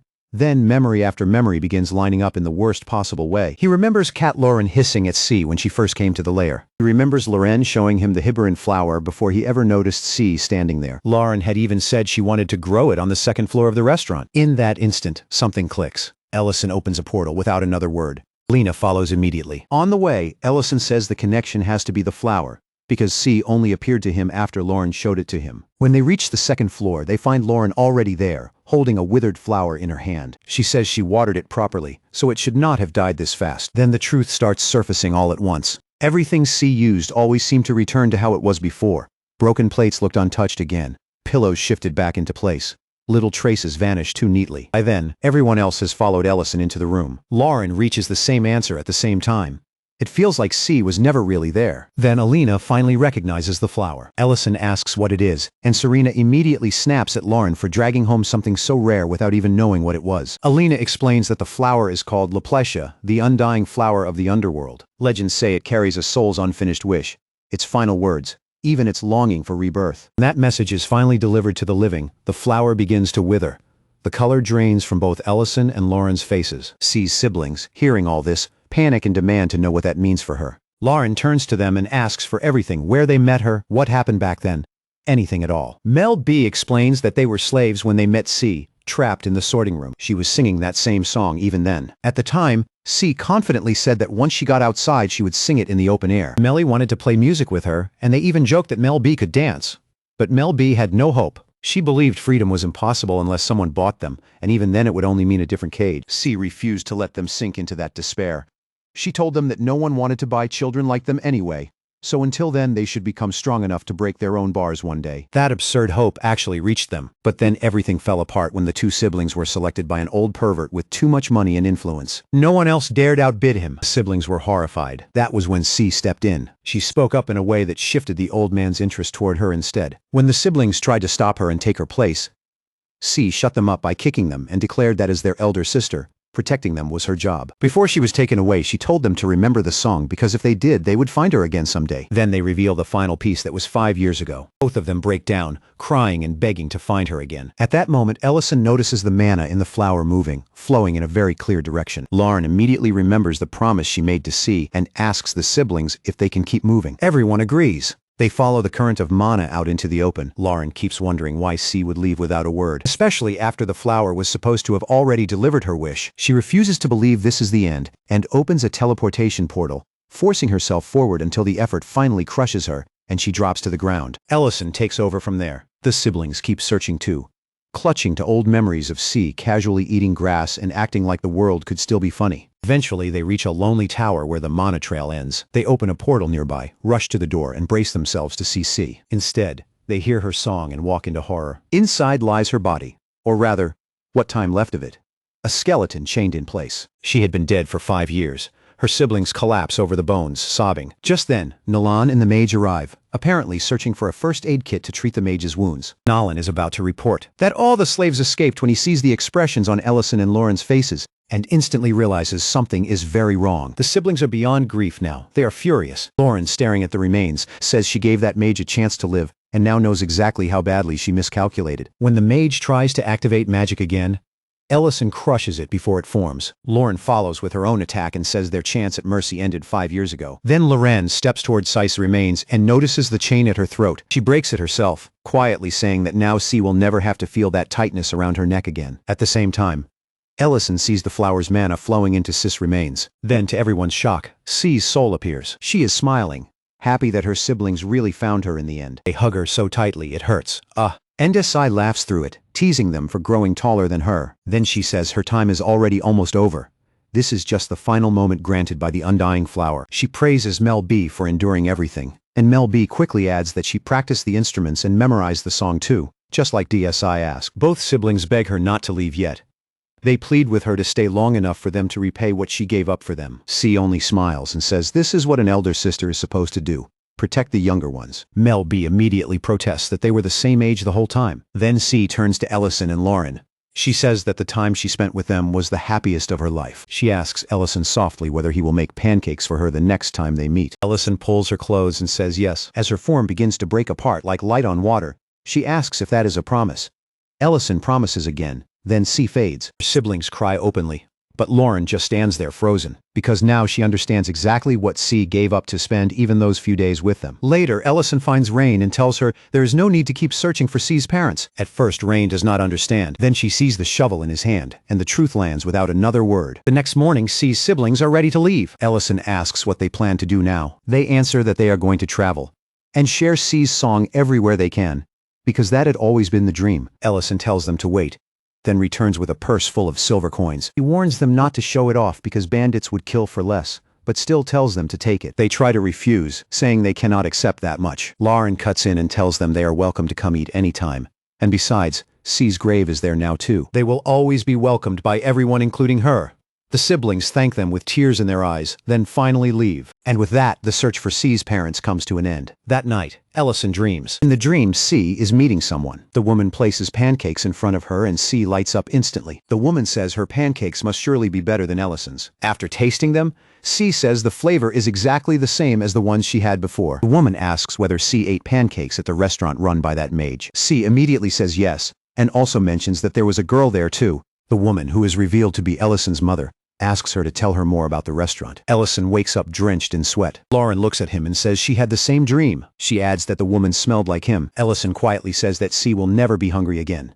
Both of them understand then that it was not just a dream. That same evening, one of the escaped slaves from the transport is reduced to begging on a street corner. A restaurant owner steps out, furious to find a beggar in front of his business, and splashes water on him to drive him off. The man mutters that leftover scraps are no good anyway, and says he misses the bowls of rice from Greek City, the ones where no one ever left food unfinished. That beggar is actually Dariant. He looks at the cook and briefly thinks this must be Ellison's rival restaurant, but pushes the thought aside because he has a mission. He is bait tonight, and the kind of people he wants to catch always come for isolated prey. So he heads into a quieter alley, exactly as planned. As expected, men appear and bind him. One sounds disappointed that he turned out to be male. Another shrugs and says they still need to fill a quota, so gender is hardly a luxury they can worry about. Dariant plays the part perfectly, begging them to spare him. While they drag him off, he remembers Dedran. He remembers the day the city finally cracked open, and the freed slaves cheered after the corrupt officers and trafficking dens were destroyed. He reminded them not to celebrate too early, because if Ellison had not intervened when he did, the death toll would have been far worse. Their own lack of strength had cost them comrades. Even so, he praised them because they learned self-defense fast enough to matter. They swore they would get stronger. Then, just before he left, some of the freed slaves stopped him and thanked him for teaching them how to defend themselves. Even though Ellison had saved them from slavery,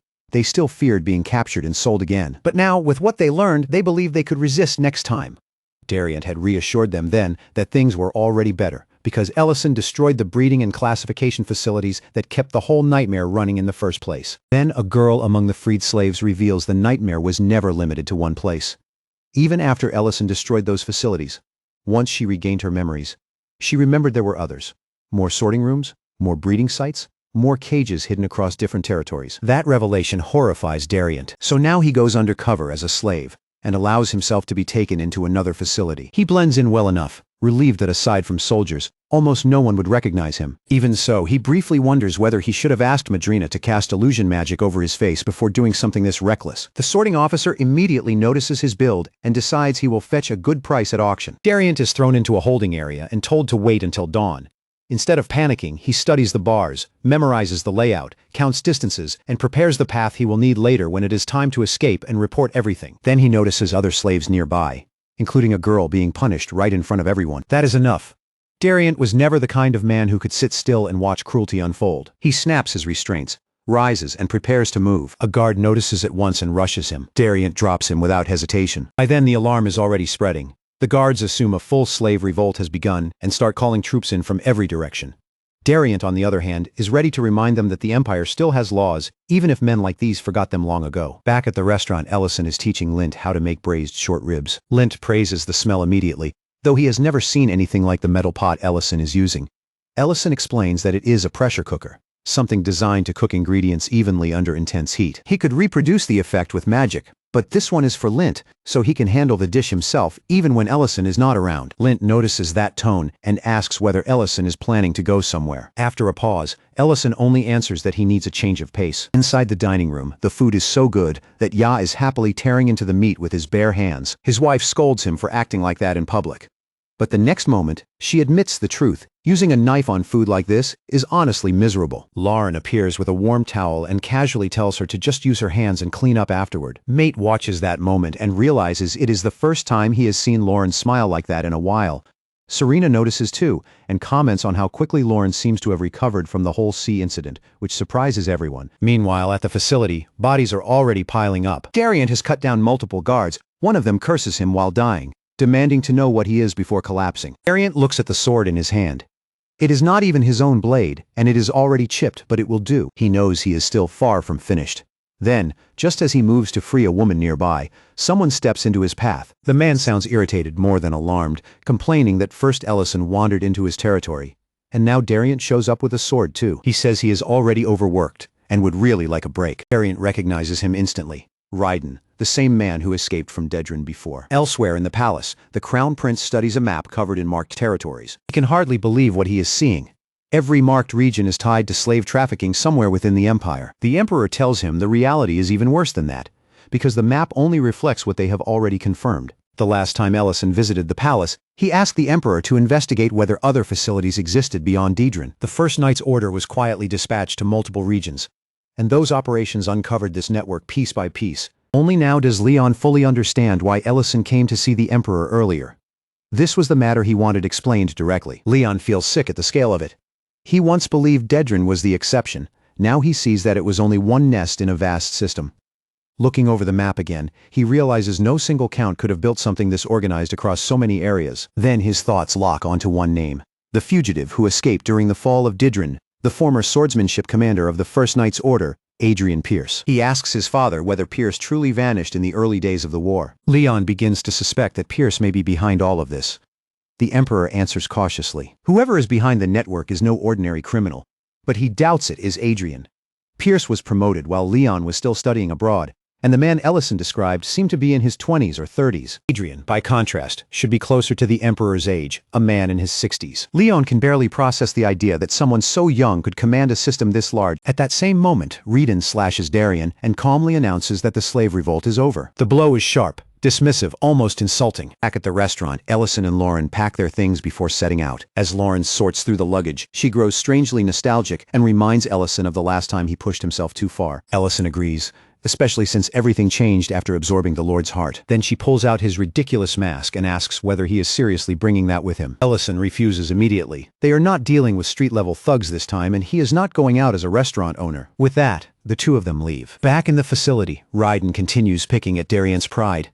If a man like Dariant is the vice captain of the First Knight's Order now, then in his eyes the Order is already dead. He says Dariant should have disappeared when the war began, because the First Knight's Order after the war was only a rushed reconstruction of something once great. Dariant lunges again, and this time Raiden barely avoids the blade. That alone tells Dariant something important. This man knows his name, knows his movements, and knows the Order too well. He demands to know who he is to speak so lightly of the First Knight's Order. Raiden remarks that Dariant managed to shift his blade away from the vital points at the last instant. Then their swords collide again. Back in the palace, the Emperor tells Leon that Raiden uses the swordsmanship of the First Knight's Order. He suspects that came from Commander Pierce, who traveled from place to place, teaching his art to anyone willing to learn. That had always been Pierce's philosophy, to spread the craft until someone eventually surpassed him. Leon processes this and realizes something else. Maybe Pierce is not the architect behind the trafficking empire, but Raiden is still dangerous enough to matter. He escaped Ellison once already, and there is also a dragon involved in these facilities. Then Leon remembers Ellison's own words.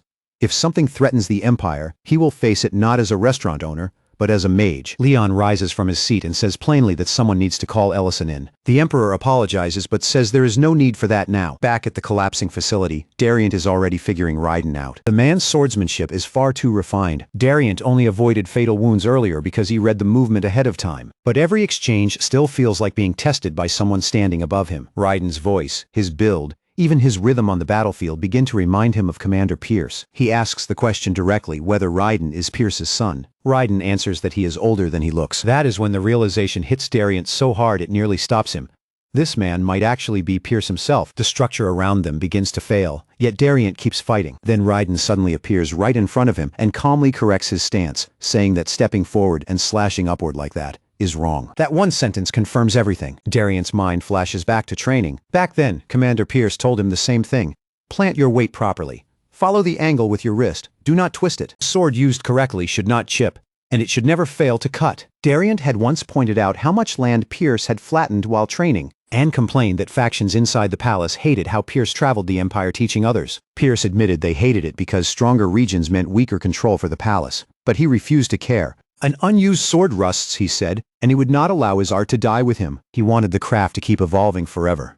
Passed down, challenged, surpassed, then reborn again. If someone surpassed him, then that person would become his teacher, and Pierce would gladly learn in return. That was the future he wanted. Back in the present, that memory only fuels Darian's rage. He cannot stand seeing this man wear his teacher's face, his movements, even his voice. He says he worked too hard, bled too long, and climbed too far to become vice captain so he could properly inherit that swordsmanship and honor the commander's will. Now Raiden is desecrating that legacy by acting as though he owns it.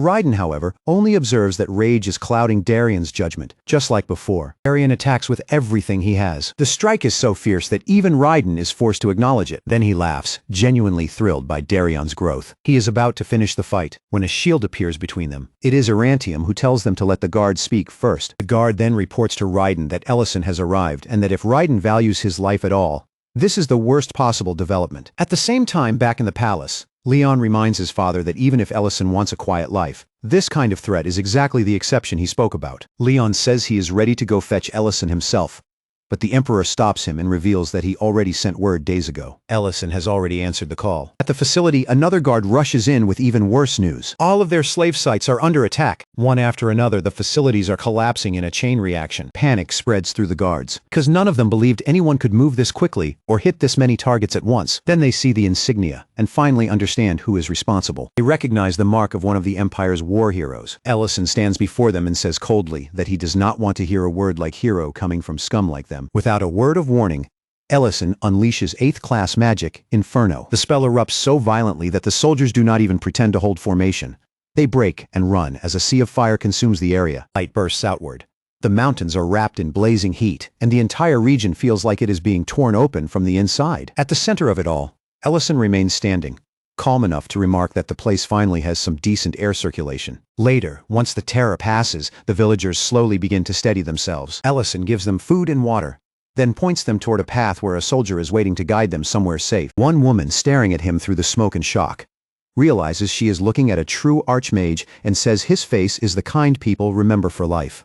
Another person whispers that he looks almost heroic enough to be feared on sight. Others keep murmuring over his appearance, some saying he looks strangely delicate, others wondering out loud if he might even be a woman. Then a child cuts through all of it by bluntly calling him ugly, only for his older sister to instantly shut him down. Some villagers notice the scars scattered over his body and assume war carved them there, while others point out how strangely untouched his face still is. Afterward, Ellison returns to where Loren is waiting. She asks whether he finished his part and he says yes.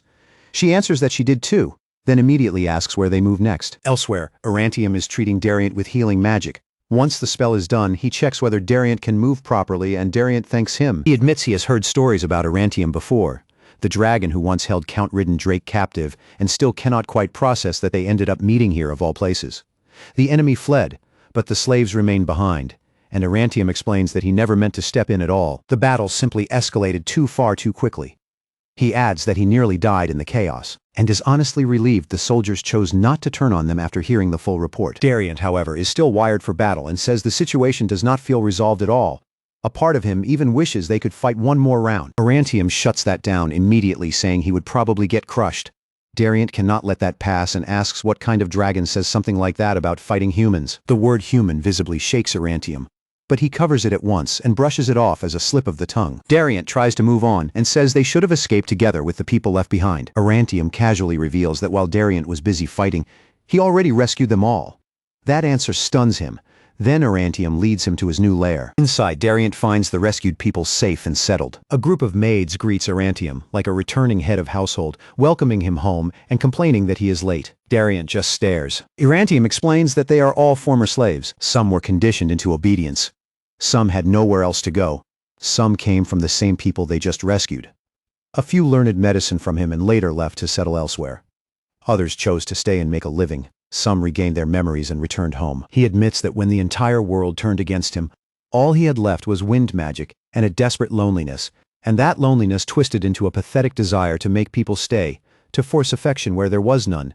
He reflects bitterly that the heart of life always slips away when you try to seize it with your hands. Dariant listens, but remains confused.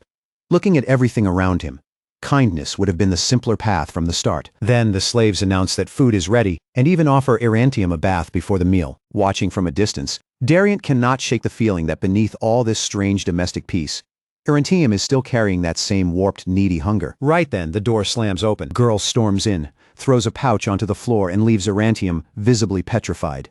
She starts scolding everyone for not cleaning the herb room, says the whole place looks like a disaster zone, and before anyone can breathe, Arantium drops straight to the floor at her feet, snatches up the pouch, and starts apologizing. He says he meant to clean before leaving. She mocks the excuse, grinds her heel into his back, calls him filthy and makes him cry out. Then she notices the girls nearby and asks whether he picked up a fresh batch of slaves again. Dorian freezes. He recognizes her. It is Lady Madrina. She recognizes him too. In the moment their eyes meet, panic flashes across her face. Meanwhile, Ellison and Lauren are sitting together on a blanket while he prepares food. He tells her it will be ready soon and adds that meat always tastes best when someone is exhausted. Lauren quietly apologizes and says she is not hungry. Ellison notices immediately that something is wrong. Not long ago, empathy for strangers was not something Lauren even pretended to entertain. Now she stands, says they need to move to the next facility, and refuses to rest. Ellison understands exactly what is happening. She is still carrying C's death inside her, still blaming herself, still unable to bear the thought of another child's suffering while she pauses to breathe. Tears rise in her eyes as she insists there is no time. Ellison catches her hand and begins telling her about himself. He says that 3 years into the war, right after graduating from magic school, he was thrown straight onto the front lines. He moved from battlefield to battlefield without stopping,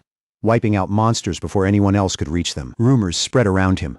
Soldiers called him a monster who saved lives by slaughtering everything in his path. Then he was assigned to the 8th Infantry Regiment, 2nd Company. The commander looked at what he had done, praised his results, gave him water and food, and ordered him to rest until morning. Ellison immediately asked for the next mission zone, but the commander refused. He told him that even though Ellison had reduced the casualty count, the strain was obvious and unsustainable. The order stood rest first. Ellison bathed, sat down with soup, and tried to obey. But even while washing and eating, one thought kept drilling into him. People are dying while I sit here. The idea became unbearable. He stood up, laughed bitterly, and thought that maybe running a cafeteria is easy when it is someone else bleeding somewhere else. Then the horn sounded. Emergency mobilization. Full assembly. A dragon had appeared at the forward outpost. For Ellison, that changed everything. For the first time, he had the chance to face the beings who started the war and perhaps end it. He had encountered a dragon once before, but back then he was not ready, not skilled enough, not the same person. This time he ran toward it. The dragon was crushing soldiers. Fire spread everywhere. Explosions ripped through the ground. And then Ellison landed in front of it hard enough to crack the earth. It turned its attention toward him. That moment became the first true time he stood before a dragon and chose to challenge it head-on. When Dagos realizes Ellison left alone, he explodes with anger. His subordinates explain that the tent was empty and someone saw him heading out. But no one stopped him because no one really could. That truth lands heavily. If it is Ellison, then it means a direct clash with a dragon is already underway. Dagos feels fear and pride at the same time. On the battlefield, the dragon laughs at him as if he is just another suicidal human sprinting toward death. Ellison ignores the insult and pours every scrap of mana he has into his strongest spell, determined to end everything in a single strike. The blast that follows shakes the entire battlefield. Back in the present, Ellison explains to Loren that he has always felt different from other people. Mana makes sense to him in a way it never should. Formulas unfold naturally in his mind. Spells amplify almost on instinct. After leaving the academy, he stopped pretending to be normal, and once he did, he truly believed he could even kill a dragon. The dragon itself admitted that Ellison broke through its barrier and wounded it. something far beyond ordinary magic. That was the moment Ellison truly understood why dragons were called living disasters, incarnations of death itself. Then the dragon fired its breath straight at him. He thought stupidly that maybe he could block it, but the attack was too fast. Before it landed, someone grabbed him and dragged him out of the path. That was his first meeting with Darren and Bin. Bin immediately told him the most important rule. No one blocks dragon breath, not even dragons if they value survival. You dodge or you die. Darren glanced at Ellison's insignia in surprise, while Bin, even while firing support arrows, admitted that trying to block that attack still took insane courage. But they made one thing clear. Today was not the day Ellison would die. Ellison could not understand how they appeared in the middle of an operation like this. Darren ignored the question and charged straight at the dragon. Ellison shouted a warning, but Bin remained calm, loosed a manifold arrow, and struck the dragon cleanly. Darren followed immediately with a brutal forward assault. Ellison watched stunned. As a man fought a dragon head-on like this was simply the next thing to do. Ben meanwhile noticed something else entirely. That Ellison had been carrying everything alone for too long. He could see it in the exhausted look on his face, in the way he held himself like all the deaths around him somehow belonged to him personally. Ben praised his talent, said he had never seen anyone break a dragon's barrier with raw magic before. But as Darren called for support and Ben kept firing, he made the real point: clear strength breaks when pushed too far. A bow drawn too long snaps. Ellison's isolation was not noble, and this war did not belong to him alone. Then the battle changed again. Several black dragons descended and attacked the red dragon. Ben told Darren to finish it while the black dragons kept it pinned. Ellison could barely process what he was seeing. Dragons fighting dragons. Darren laughed at that expression and pointed out that allies were arriving too. Dagos finally reached the field with reinforcements and immediately checked whether Ellison was still alive. Ben told Ellison again that he was not alone. Darren properly introduced himself, and so did Ben, both with the easy certainty of men who knew their paths would cross again and again after that day. And even after the battle ended, Ben's words stayed with Ellison long after everything else faded. Later, after everything settles, Ellison returns to his quarters and quietly eats a bowl of leftover soup from the mess hall. The bland taste drags him back to his academy days, and for the first time since stepping onto the battlefield, he decides to change something. Not grand, not heroic, just something human. He tells the captain he will take over the cooking from now on, and the captain agrees without hesitation. As Ellison cracks eggs into a pan, a faint realization hits him. This is the first genuine smile he has had since the war began. Back in the present, Ellison gently tells Lauren that moments of comfort are not something they should feel guilty about. She admits, almost shyly, that simply sitting beside him, holding his hand, sharing food, imagining a quiet life together, brings her a kind of peace she has never known before. Those feelings confuse her, trap her, make her restless. He blushes, but instead of dismissing it, he tells her to accept those emotions instead of running from them. He remembers Darren and Ben's words: no matter how much he tries to relax, he will never truly be someone who lets everything go. And that is fine, accepting that matters more. He finishes the dish, adds the egg, and asks for her opinion. Lauren takes a bite and genuinely lights up, calling it soft, warm, and comforting in a way she cannot explain. Elsewhere, the red dragon lounges inside a bar, smoking as if nothing in the world concerns her. A man stumbles into her space without thinking, and she slams him to the ground without a second thought. Raiden questions whether that was necessary, and she answers simply that fools like that are perfect practice targets, people who never sense danger until it crushes them. Raiden barely reacts to the chaos. Before anything escalates further, another figure steps in and apologizes for the disturbance. It is Dillion, the third Duke of the Lucerne Empire, accompanied by his knights. He expresses open disgust at the kind of people running loose in his territory, then immediately shifts to business. He already knows Ellison and Loren have destroyed every facility. The Red Dragon cuts him off, insisting on proper introductions, and reminding him that the plan they are following is the only reason he was called here at all. The scene shifts quietly into Loren's dream. In it, Ellison tells her she does not need to run away from happiness. That permission alone is enough to loosen something inside her. She steps closer, guided by that feeling, and the closeness becomes overwhelming, almost too real, until she suddenly wakes up, breath uneven, skin flushed, heart racing. She sits there in silence, trying to process what she just felt. Meanwhile, at Alina's clinic, life continues as usual. Patients come and go, and Alina treats them one after another. One man finishes his treatment, but instead of leaving, he pushes a pair of tickets toward her and awkwardly suggests they spend the holiday together. Alina hesitates, clearly uncomfortable, but the man keeps pressing. Before it can go any further, Serena steps in, flicks his forehead sharply, and shuts the situation down in an instant. She makes it very clear that the treatment is over, and he should leave before embarrassing himself further. He tries to argue, earns a cold warning, and ends up walking out in tears.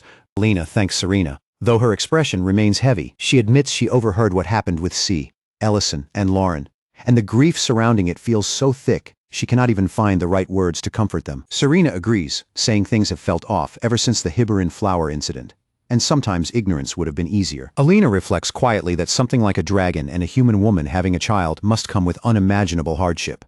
Serena admits she has never even heard of such a thing, which only makes Alina sadder, because to them, she was simply a child. Serena then shifts the mood on purpose, pulling Alina closer and teasing her, asking what would happen if she carried Ellison's child instead. Alina reacts instantly, flustered and rejecting the idea outright. Serena keeps pushing, casually mentioning that elves and humans can have mixed children at least after a few generations, and hints that maybe Alina regrets pushing Ellison toward Loren. Alina denies it, but her reaction betrays her nerves. Serena brings up her own past, her maturity ritual and the one she bonded with Guard. The memory darkens her expression immediately. Alina apologizes, but Serena brushes it off, admitting that back then she took things too seriously. Looking back, she sees that man as someone who never deserved her feelings. The mood flips again as Serena leans in, deliberately playful, turning seductive just to tease Alina, enjoying every second of how flustered she becomes. Before it goes any further, a portal opens, and Lauren appears, landing a punch squarely on Serena's head and ending everything instantly. Alina panics. Serena recovers quickly, and Loren immediately demands help. When Serena's reputation as a seductress comes up, Lauren latches onto it without hesitation and asks for advice. Serena bursts into laughter, realizing Loren is completely serious. At the same time, outside the sanctuary, a pair of dragons notice something crossing the boundary. One grows suspicious, while the other shrugs it off, saying it is probably just Ellison again. They complain about how casually he walks into dragon territory like it belongs to him, then fall silent as he approaches. Ellison watches quietly as subordinates work around a glowing pillar, carving something into it. They greet him with formal respect, but he waves it off, reminding them he is human and does not need ceremony. Metadonna soon appears and leads him inside. On the way, Ellison asks about the massive monument outside. The elder explains it is for those who died in the war, and Baron's name is now being carved among them. That alone brings Ellison a quiet sense of relief. The elder thanks him sincerely, admitting that trying to fix everything alone would have destroyed what little remained. Ellison understands the weight of being both a father and a leader. Then the topic shifts to the Hibarin flower. The elder mentions the seeds, and Ellison's expression darkens instantly as he reveals that C is dead. The elder realizes that Ellison had come to see her as a living being, not just a phenomenon, and admits neither of them truly understood her nature. He explains that the flower binds to a soul near death, then wanders the world until it finds a heart strong enough to anchor it. Ellison remains calm and says he has no regrets left. He believes he is at peace now. Then he reveals something unexpected.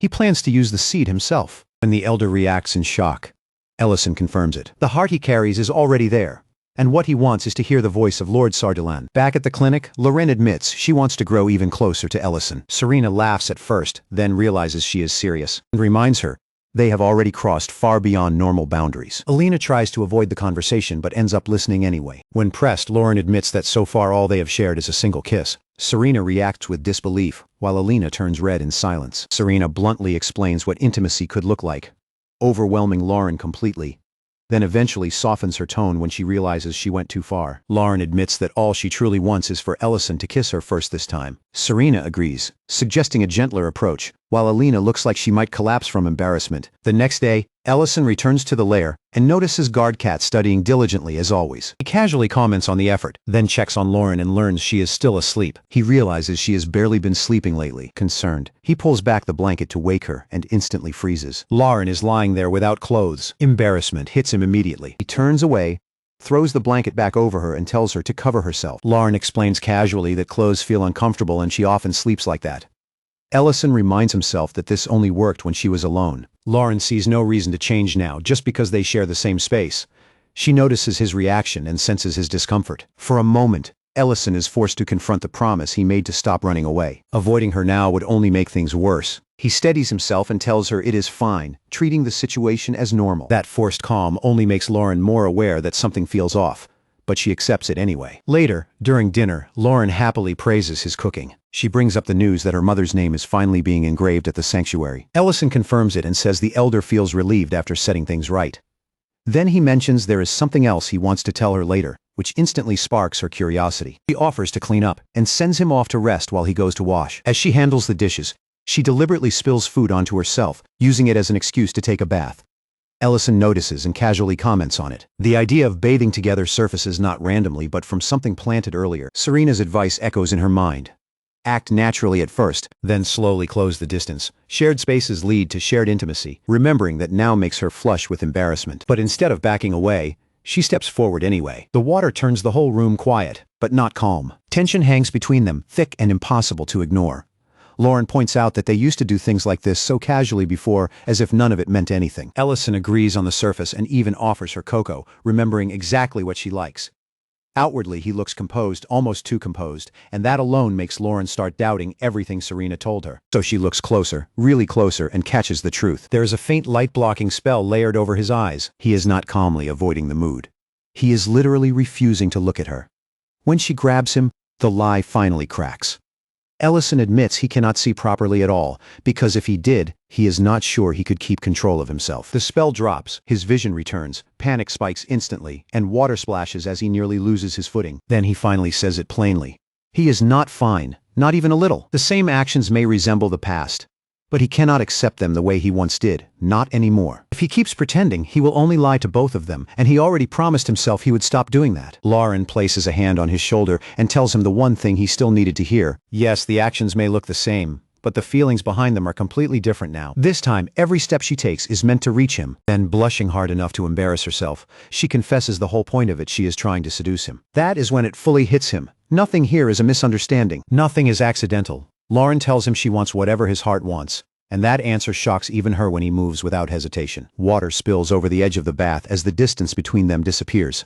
Then, of course, chaos arrives through a teleportation portal. Serena is watching from the other side, complaining that stopping halfway makes no sense at all. She loudly pushes him to keep going, while Alina rushes in behind her in total panic and insists this is absolutely not something they should be watching. Serena brushes that off and says she is only there because Loren asked for help in the first place.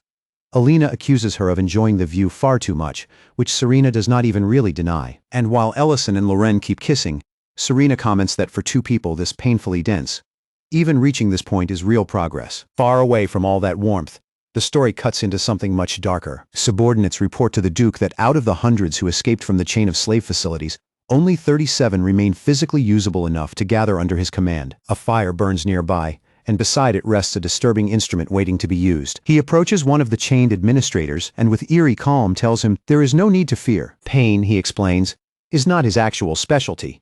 Other people handle that. In this world, everyone has a role, and order only survives when each person fulfills it. Running from that role is what deserves punishment. The administrator apologizes, but the Duke does not care. Someone who exists to enforce rules cannot abandon them and expect mercy. Then he presses the instrument into the man's chest. Agony erupts. Calmly, the Duke says simple cruelty would be meaningless. So instead, he gives the man a new role. A diamond is embedded into the burned flesh. The ritual begins. Chanting rises, magic swells, smoke spills upward, and the man twists into a monofilled beast. The Duke watches with satisfaction, pours a potion down the creature's throat, and wipes away whatever past remained. Only one truth is left now. Loyalty belongs to the rule, and he is that rule. Transformed beast kneels. Armor is brought in. Training starts immediately. The Holy Blood Knights have gained one more soldier. On the return trip, Madrina finally tells Darian everything. She explains that she began studying medicine under Arentium after receiving orders to find a cure for the poison that destroyed mines and controlled the mines. That mission eventually led her toward Count Leiden's case, because rumors had begun spreading about a mysterious doctor secretly treating brainwashed slaves. Those rumors took her straight to Arentium. Not because she distrusted him, but because she wanted to learn his magic and because she owed him a favor. That favor, unfortunately for her dignity, trapped her in the role of his maid, complete with an outfit she very much did not choose for herself. Admitting it all nearly breaks her pride, and it comes out through tears. Darian listens, but tells her plainly that he cannot simply erase critical facts from his report. Madrina insists those details have to remain hidden, especially from the Crown Prince. Darian agrees to be careful with how he handles it. When they arrive, soldiers loudly salute their deputy commander for returning from a mission that protected humanity. Darian shuts that down instantly. He reminds them the operation remains confidential and that careless rumors are more dangerous than silence. He confirms the rescued victims are already receiving proper support and guidance. Italian and company commanders report that investigations into the victims' hometowns are underway, and aid has already been arranged. Ryura mentions hearing that Darian was in serious danger and brings up Raiden by name. Darian labels Raiden as an extremely dangerous individual who requires further investigation and orders everyone to avoid direct engagement if they encounter him. Then the focus shifts to Ellison. The commanders react strongly, remembering how the earth shook, how one massive facility burned to ash, how night itself looked like daylight for a moment. One mentions Ellison's ninth-class barrier magic. Another recalls seeing a slightly shorter woman, Lauren, whose power was not much less terrifying. Her name comes up, matching the briefing. Carson starts connecting the incident to Valoran's strange behavior at a restaurant, but Dorian immediately cuts that line of thought off. Their identities are classified. Loose words could invite retaliation from power. No one there is actually prepared to handle. He makes one more thing clear. Ellison was not just assisting the mission, he was leading it from the start. Then he turns back to Madrina and quietly notes that she has changed in a way he never expected. Her old regrets shaped her into someone new, someone willing to study healing and endure humiliation without complaint. Madrina immediately tells him to stop. Dariant lets it go and reminds her that official events at the capital resume after 17 years, and they need to head back. She makes one last attempt to get parts of the report omitted, but the subject dies there. Back at the restaurant, Lauren serves Rain a perfectly cooked sirloin steak with a smile so obvious it practically glows. Rain notices immediately and points it out. Lauren confirms it without even trying to hide it. Serena naturally exposes the reason at once, saying Lauren finally got her first kiss from Ellison. Rain admits she saw that coming a long time ago, and says Ellison always did move at the pace of a dying snail. Lauren agrees. Creston, overhearing all this, reacts in disbelief somewhere nearby. Serena takes the chance to tease Alina again, insisting things would have advanced far more quickly if Lauren had followed her advice sooner.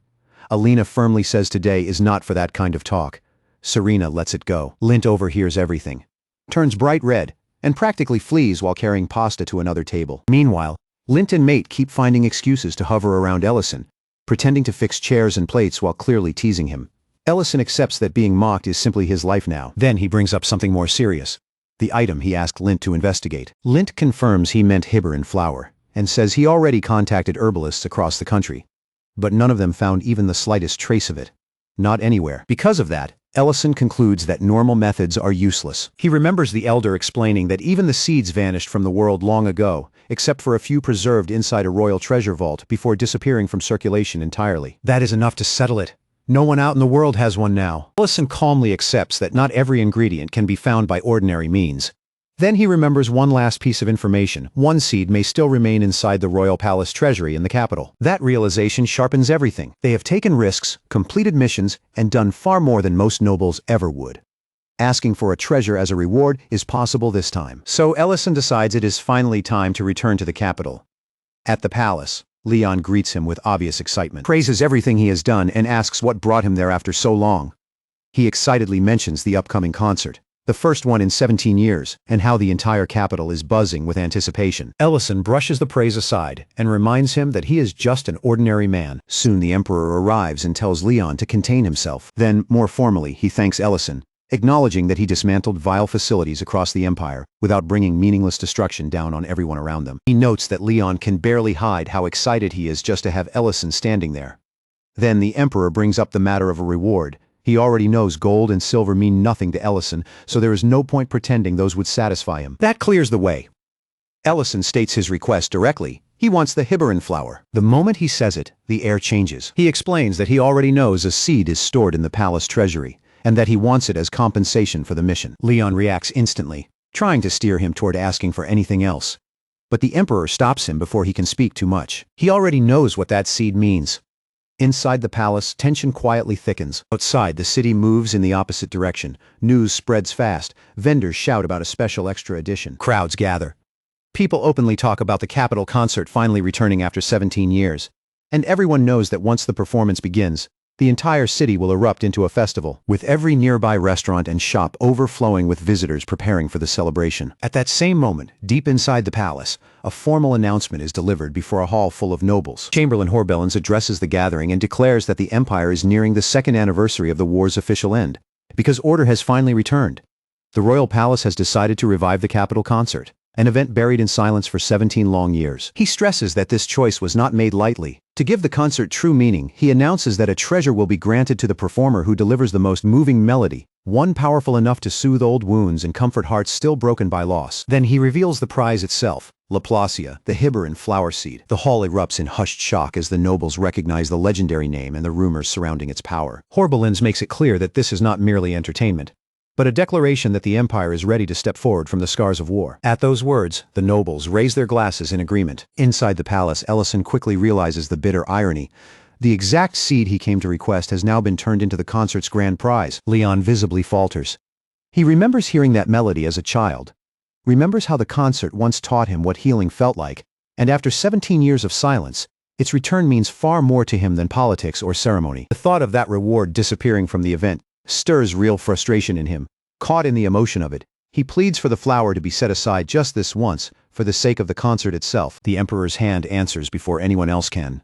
He strikes Leon and sharply rebukes him for speaking as though the reward matters more than the achievements that made it possible. Leon tries to defend himself by pointing to the expectations of the people, but the Emperor cuts him off and demands obedience. Seeing the argument veering toward disaster, Ellison steps in and tries to calm things down, explaining that if the Hiberan flower is simply handed over, then all their efforts end with nothing to show for them. The Emperor replies just as firmly that whether the event succeeds or fails comes second if Ellison wants that reward, and that nobles who truly care about the concert can still perform without needing treasure dangled in front of them. Leon finally realizes how narrow his thinking has been and admits it. But his emotions catch him again, and he blurts out that if there is no prize, then maybe the concert itself should be cancelled. In that moment, it becomes obvious once more. Leon is still far too easily pulled around by what he feels. Then Ellison asks calmly where he can submit an application to participate. Leon stares at him, realizing only now that Ellison intends to win the prize himself. The Emperor approves immediately, seeing the choice is honorable even after everything Ellison has already done. Ellison skips past the praise and asks how the application process works. The Rihanna is no ordinary instrument. In the Ruben Empire, it stands as a symbol of refinement and status. A keyboard instrument with the same prestige an organ might hold in another world. Its cultural weight runs so deep that nobles genuinely believe meaningful conversation is impossible with anyone unfamiliar with its sound. Naturally, the capital concert revolves around it. Now Ellison and Lauren stand in front of one. She studies it curiously, and Ellison explains that it is a used Rihanna, the same kind she once saw in a lord's manor. That thought reminds him. He still has not fully explained the plan, so he finally lays it out. He wants the Hiberan flower seed, and the only way to get it now is to win the concert. He needs the flower because he wants to hear the Dragon Lord's true voice. That desire comes from a lingering feeling he has carried for some time, the sense that the Lord never seemed like the kind of being who would start a war for no reason at all. Lauren understands immediately. The real target is the seed, and the concert is now just the battlefield around it. There is one massive problem, though. The concert traditionally allows only women to perform. Leon even suggests gender transformation magic as a workaround, which does absolutely nothing to reassure Ellison. Worse, Ellison cannot play the Rihanna at all. That leaves him with only one path forward: trusting Lauren. He tells her that dragons are naturally gifted, especially adult dragons, and that their race is said to master both art and culture with absurd ease. If that is true, then an instrument like the Rihanna should come naturally to her. Lauren accepts that logic without hesitation, and immediately proves him right by sitting down and playing with complete confidence and control. Elsewhere at the barn, Miltine approaches Mint and draws attention to her hair, clearly fishing for a reaction. He gives it to her, saying it suits her well. She complains that he could have just said he wanted to see it, and adds that cutting it already feels like a waste. Since she already did something for him, she wants one small favor in return. When he signals agreement, she reveals what she wants to trim his beard. But before anything can continue, the Baronics suddenly panic. Loud noises break out, and then the sky itself begins to crackle with electricity. The atmosphere shifts violently, danger spreading through the air before anyone can even name it. Back at the restaurant, Lauren finishes playing and looks to Ellison for some reaction. But instead of praise, he feels something is wrong. In that instant, he understands with sinking certainty that his first plan is not going to be enough. Elsewhere, the Lord's family is sharing a quiet meal. Dion eats carelessly until Berna and Lord Lion correct him, noticing how much he has improved lately. Their peaceful dinner soon turns toward recent news. Dion brings up the concert reopening in the capital and suggests they should all attend together. Leiden mentions that Berna herself used to be an exceptional Rihanna player, and adds that he already heard about the event. He asks for her thoughts, but the moment the subject reaches her, she stiffens. She excuses herself immediately, says she has something to attend to after dinner, apologizes briefly, and leaves before anyone can stop her. Even when the dessert arrives, she just takes it from the tray and walks out with it. Dion quickly clarifies that he only meant attending as spectators, not performing. But Leiden's thoughts have already turned elsewhere. He remembers the Rihanna in that locked room, how it has gathered dust for years because Berna never allowed even the servants to touch it, insisting she would handle it herself. The more he thinks about it, the heavier the realization becomes. She has not played it once since he collapsed. That alone tells him she is still carrying everything by herself, instead of sharing any of it with her family. Quietly, he begins discussing a plan with his son. Meanwhile, Berna locks herself in her room and sinks into her own thoughts. Of all the things her father once forced on her to shape her into something perfect, The Rihanna had been the only one she truly loved. She can still remember the warmth of her family clapping for her the first time she played. And even now she cannot deny that she felt gratitude for learning music from him. But that gratitude is poisoned by another memory. His words about how no one would suspect her even if someone collapsed. That thought drags guilt straight back into her chest. Even now, with a happier life, with people around her who genuinely care, she still cannot bring herself to play. The image of herself proudly touching the instrument he taught her feels revolting. She imagines Dion and Leiden looking at her with disgust. Every time she sees the Rihanna, it feels like her own sins are staring back. In her shaken mind, the instrument almost takes on a shape of its own, like a dark presence looming over her and accusing her of neglect. The pressure overwhelms her and she collapses. Lauren, who is there because of the Rihanna, notices Berna fall and immediately moves to help. At the same time, in another place, someone reviews the concert applications. Many names have already been submitted, but one entry stands out.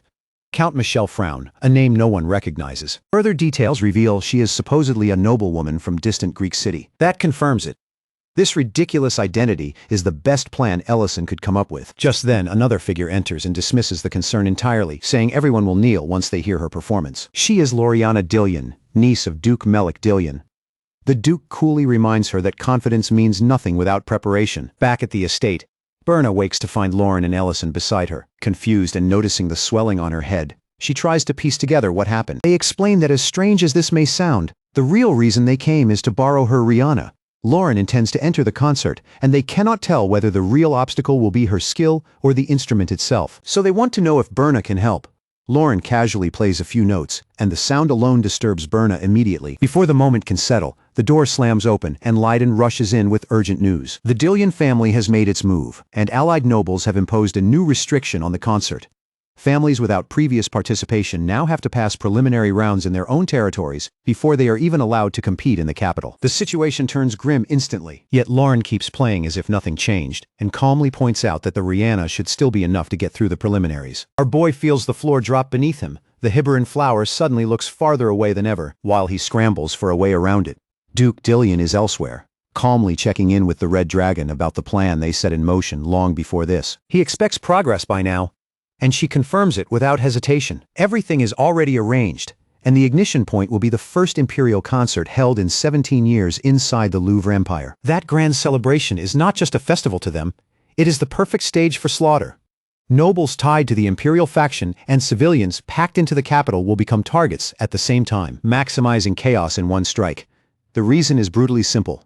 The last war failed to finish the empire only because people united behind three so-called heroes and found hope where none should have existed. Without that unity, the empire and the Black Dragons would already be dust. This time, they intend to make sure hope never gets the chance to rise again. She explains that the First Knight's Order will be responsible for security during the concert, and if a massacre happens under their protection, public trust in both the Knights and the Imperial family will shatter beyond repair. Once that collapse happens, the path to the transfer of power Dillion promised becomes wide open. The Duke agrees completely and coldly declares that the Emperor has already failed as a ruler. Then he turns to the applicant list for the concert, and one name catches his eye immediately: Lady Lena Revolk, directly tied to Count Rival. He refuses to dismiss them as harmless. In his mind, a troublesome fly is not dealt with after it enters. The window is shut before it gets in. Elsewhere, one of the preliminary judges, Baron Ravoz Panto, happens to meet Ellison during an inspection. Ellison introduces himself smoothly as Count Raval. The judge recognizes him at once, and casually notes that the restaurant where they are meeting remains strangely popular. When the topic of the participant comes up, Ellison calmly confirms that Lady Lena Raval is his wife. Even saying those words makes him tense. Panto asks why she is absent, and Ellison explains that there was a problem with her Rihanna, so she had to borrow another instrument. Panto reacts warmly, admitting he has a real love for Rihanna performances and has been looking forward to hearing her. Ellison answers politely, while inwardly trying not to crack under the pressure. Once back inside, he vents that pressure straight at Leon.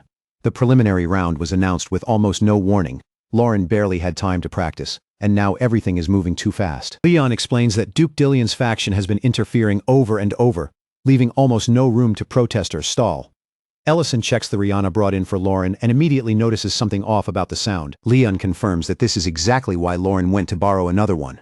The problem now is whether the replacement itself can be trusted, especially since they have heard it sat untouched under layers of dust. Before the tension grows any worse, someone arrives specifically to address that issue. The moment Ellison sees who it is, he freezes. At the estate, Berna is carefully cleaning the borrowed Rihanna while Lauren watches her. Lauren notices the dust caked into it and bluntly asks how long it has been abandoned like this.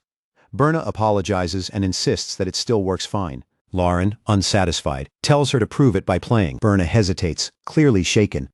But Lauren presses the point. If they are trusting the instrument, then they need a real answer. So Berna sits down and begins to play outside. Even the guards hear the melody drifting through the grounds.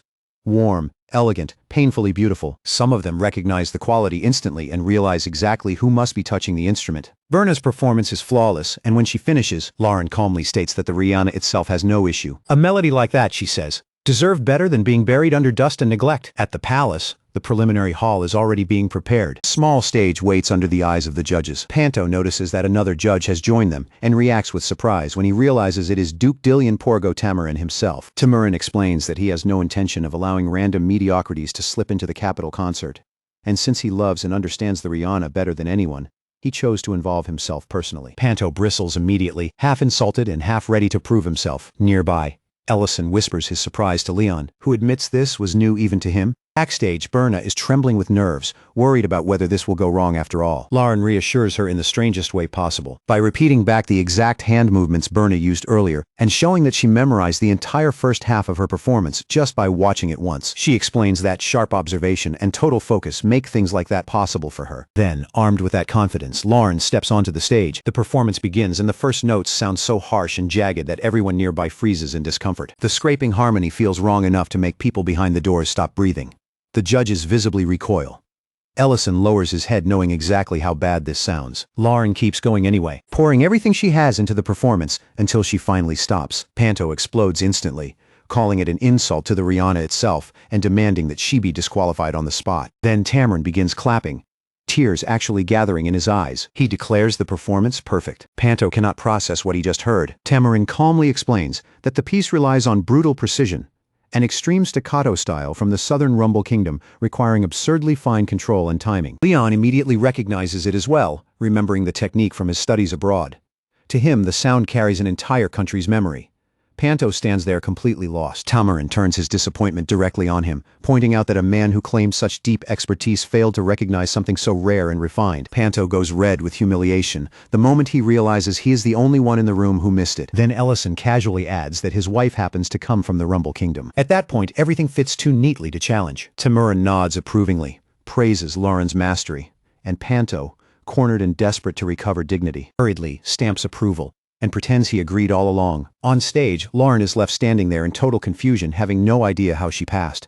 But pass she does. Far away, the result is quickly relayed to Duke Dillion and the red-haired woman. She smiles calmly and remarks that the door is open now. All that remains is to see what move comes next. After the preliminary round ends, Ellison explains to Lauren that somehow, against all logic, they survived it. But borrowing another Rihanna is clearly not something they can count on forever. And someone must know why the sound twisted so badly. Tamarin steps in and admits he could smooth things over this time, but it will never work once they reach the capital. Leon adds that he risked his own credibility from his years abroad just to support the explanation. Ellison agrees the problem cannot simply be blamed on careless maintenance at the venue, since instruments like these are checked beforehand. Berna grows tense, and Lauren snaps that she personally checked the instrument herself. So if something is wrong, it did not come from negligence. Berna examines the Rihanna again, pauses, then starts to play. This time, the sound comes out perfectly clean. Tamarin reacts with visible shock, because it should not be behaving normally now. Leon begins to suspect the issue lies not in the instrument alone, but in who is playing it. Berna gestures for Ellison to come closer so she can explain properly. While in the background, Lauren grabs Leon by the hair and reminds him he may be the crown prince, but that will not protect him from annoyance. As Berna keeps playing, the Rihanna suddenly begins producing the same sharp, distorted sound Lauren created earlier. That confirms her suspicion. She opens part of the instrument and shows them the real problem. The internal mana flow formula regulating the air channels is being destabilized. There is no visible damage. The Rihanna is intact, but once the mana flow inside it becomes unstable, the sound warps into that ugly scraping tone. Ellison finally understands why something felt wrong when he touched the strings before. Berna explains that both he and Lauren radiate such dense mana that simply standing near the instrument is enough to interfere with its internal formula. Ellison's presence alone is already excessive, but Lauren's own mana is now strong enough to cause the same problem, which raises even more questions. Lauren decides the discussion has gone on long enough and announces the obvious next step. Berna is coming with them to the capital. Berna is startled, but Lauren explains it simply. No one understands the structure of the Rihanna's internals better than her now, so she is the perfect person to stabilize the mana flow on the way. Besides, Lauren plans to learn more songs during the journey. Berna agrees though. She weakly mentions meetings and obligations she should not abandon. Lauren brushes that aside and says walking forward together sounds better than being dragged alone. From the doorway, Dion overhears everything and quietly tells Leiden that his mother is going to the capital. Leiden feels an almost painful relief, because this was a step he himself could never force her to take. Later, the capital of the Laverne Empire, Erie City, is already overflowing with life. Crowds fill the streets before the official opening even begins. While the First Knight's order secures every visible route, Commander Dariant orders his people to remain alert, and Riella answers with confidence. Soon after, the Emperor's arrival is announced. Emperor hears, greets the people, and remarks on how alive the capital feels. Reviving the concert after 17 years, he says, was the correct decision. Even though the official opening is still days away, so many people arrived early that they had no choice but to prepare several pre-festival events. He says he hopes everyone enjoys the long-awaited celebration, and the crowd answers with thunderous cheers. Serena stares at the packed streets in awe. Alina asks whether she has ever seen a concert before, and Serena admits she normally would not care enough about a human event to stay awake for it if she were not dragged here. Rain points out the Emperor, while Creston mutters something stupid about resisting the system and is immediately smacked for it by his wife, who tells him to stop talking nonsense in public. Alina soon spots the food stalls and suggests they take a look around. They stop at one selling stir-fried grilled noodles for 900 runes. Serena tries them and immediately praises the flavor. Alina laughs and admits the trip was worth it for this alone. Ken comments that food stalls like this are getting popular everywhere now, and his wife points out that the trend started in Dedran and spread all the way to the capital. Then he gestures toward another stall with an absurdly long crowd gathered around it.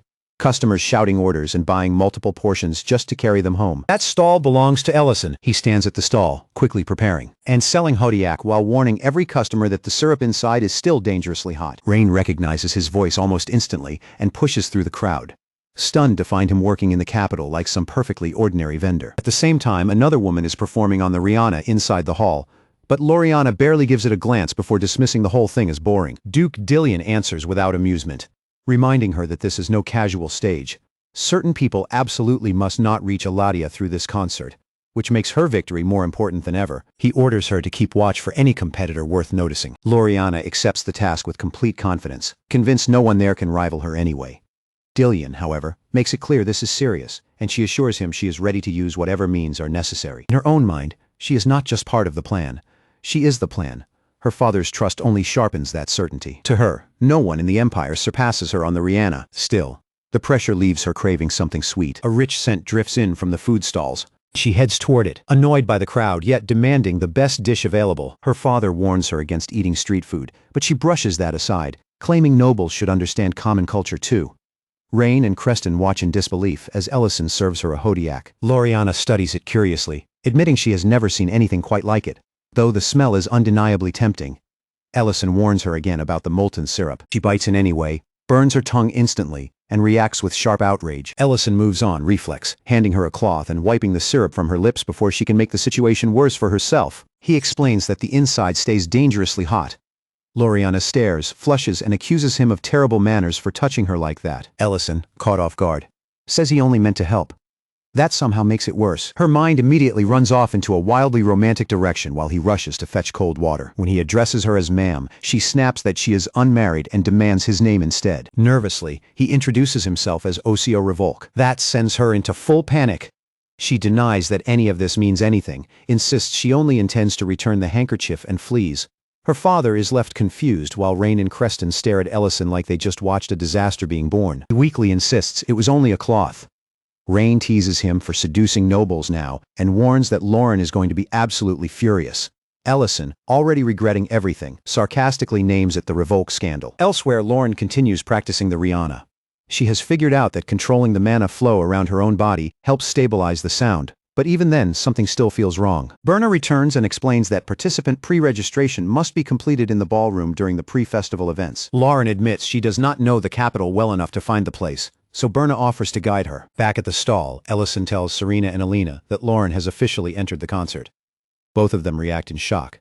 He then asks them, with way too much seriousness, to address him properly as Count Osio Rewalk and Lady Lena Rewalk. Creston grumbles about being ordered around by nobles now, while Rain finally understands why Ellison has been introducing himself in such a ridiculous way. Serena ignores all of that and asks for more Haidioke. Rain narrows her eyes and questions Ellison about the noble girl from earlier, clearly suspecting nonsense. He denies trying to seduce anyone. Alina, more hesitant, asks what he means by competition. Rain answers for him, revealing the girl's identity, Loriana Dillion, one of the highest-ranked Rihanna performers alive, famous enough to tour across entire regions and widely consider the Empire's best. Ellison corrects that immediately. The last true winner before the war, he says.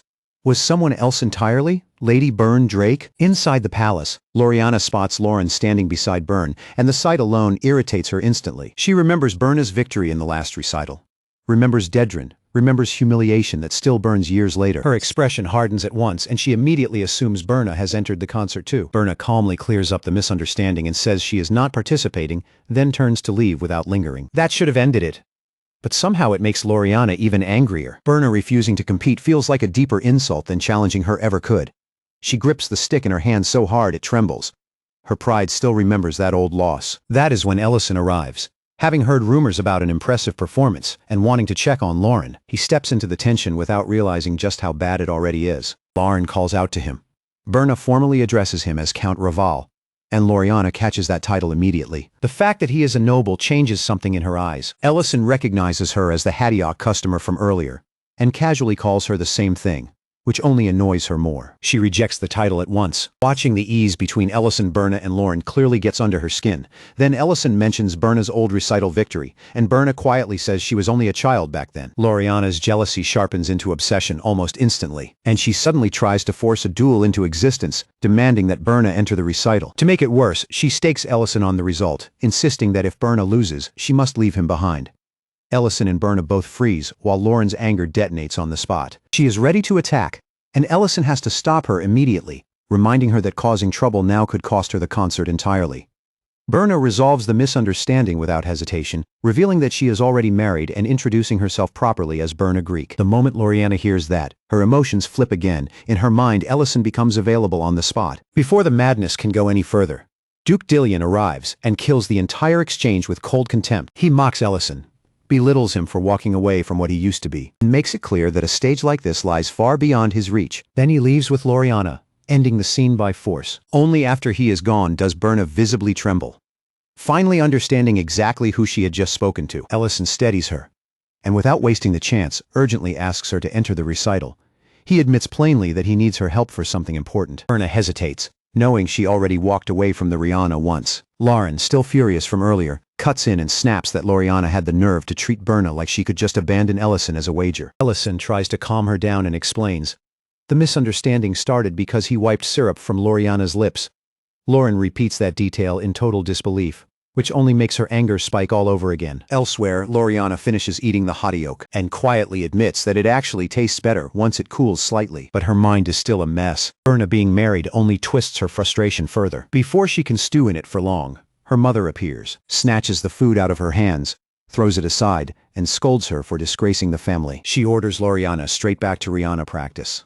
Loriana obeys without argument, at least on the outside. Back with Ellison and Lauren, she vents every bit of frustration at him, mocking his popularity and accusing him of dragging Berna into the competition. Ellison gives up on defending himself and promises never to get involved like that again. Once she finally cools down enough to speak seriously, Lauren reveals the one thing that matters. She has been training hard, and even if she cannot match others in strict technical precision, she has discovered another way to perform. The confidence in her voice is steady, intense, and dangerous in the best way. She promises a performance no one in that hall will forget. At the registration area, Berna approaches quietly and asks about signing up. A subordinate explains the process and adds that experienced performers can skip the preliminaries entirely. Berna grows tense as she listens. Then a woman bumps into her, tosses out a careless apology, and takes one more look at her face. The mood changes instantly. Recognition hits, and with it comes open hostility. The woman lashes out, strikes Berna down, and sneers while exposing her identity as Count Dedrin's daughter, dragging old hatred straight back into the present. This woman is Lucienne de Leyland. She grabs Berna by the face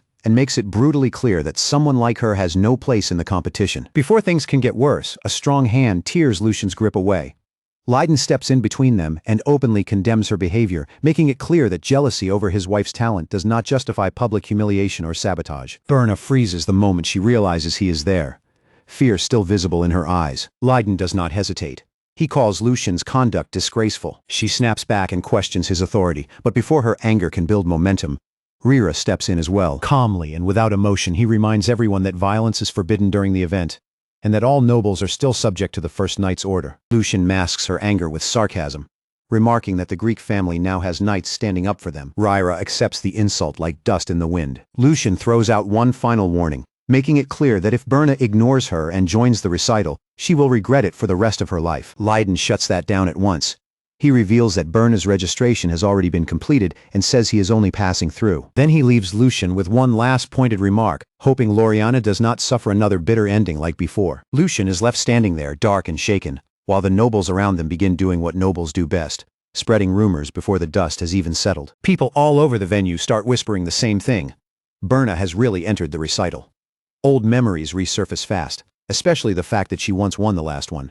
That immediately drags Loriana's name back into comparison, along with the rumor that Loriana stopped playing for a long time after losing to her. Just like that, anticipation spikes. Everyone can feel this recital is no longer an ordinary competition. As evening deepens, Rihanna melodies begin spilling from every corner of the capital, every participant pushing themselves harder than ever. Then, when the tension is stretched to its limit, the day of the recital finally arrives. Sultan D. Horn, head of the Imperial Magic School, opens the event by declaring that this concert belongs to everyone, not just the nobles inside the hall.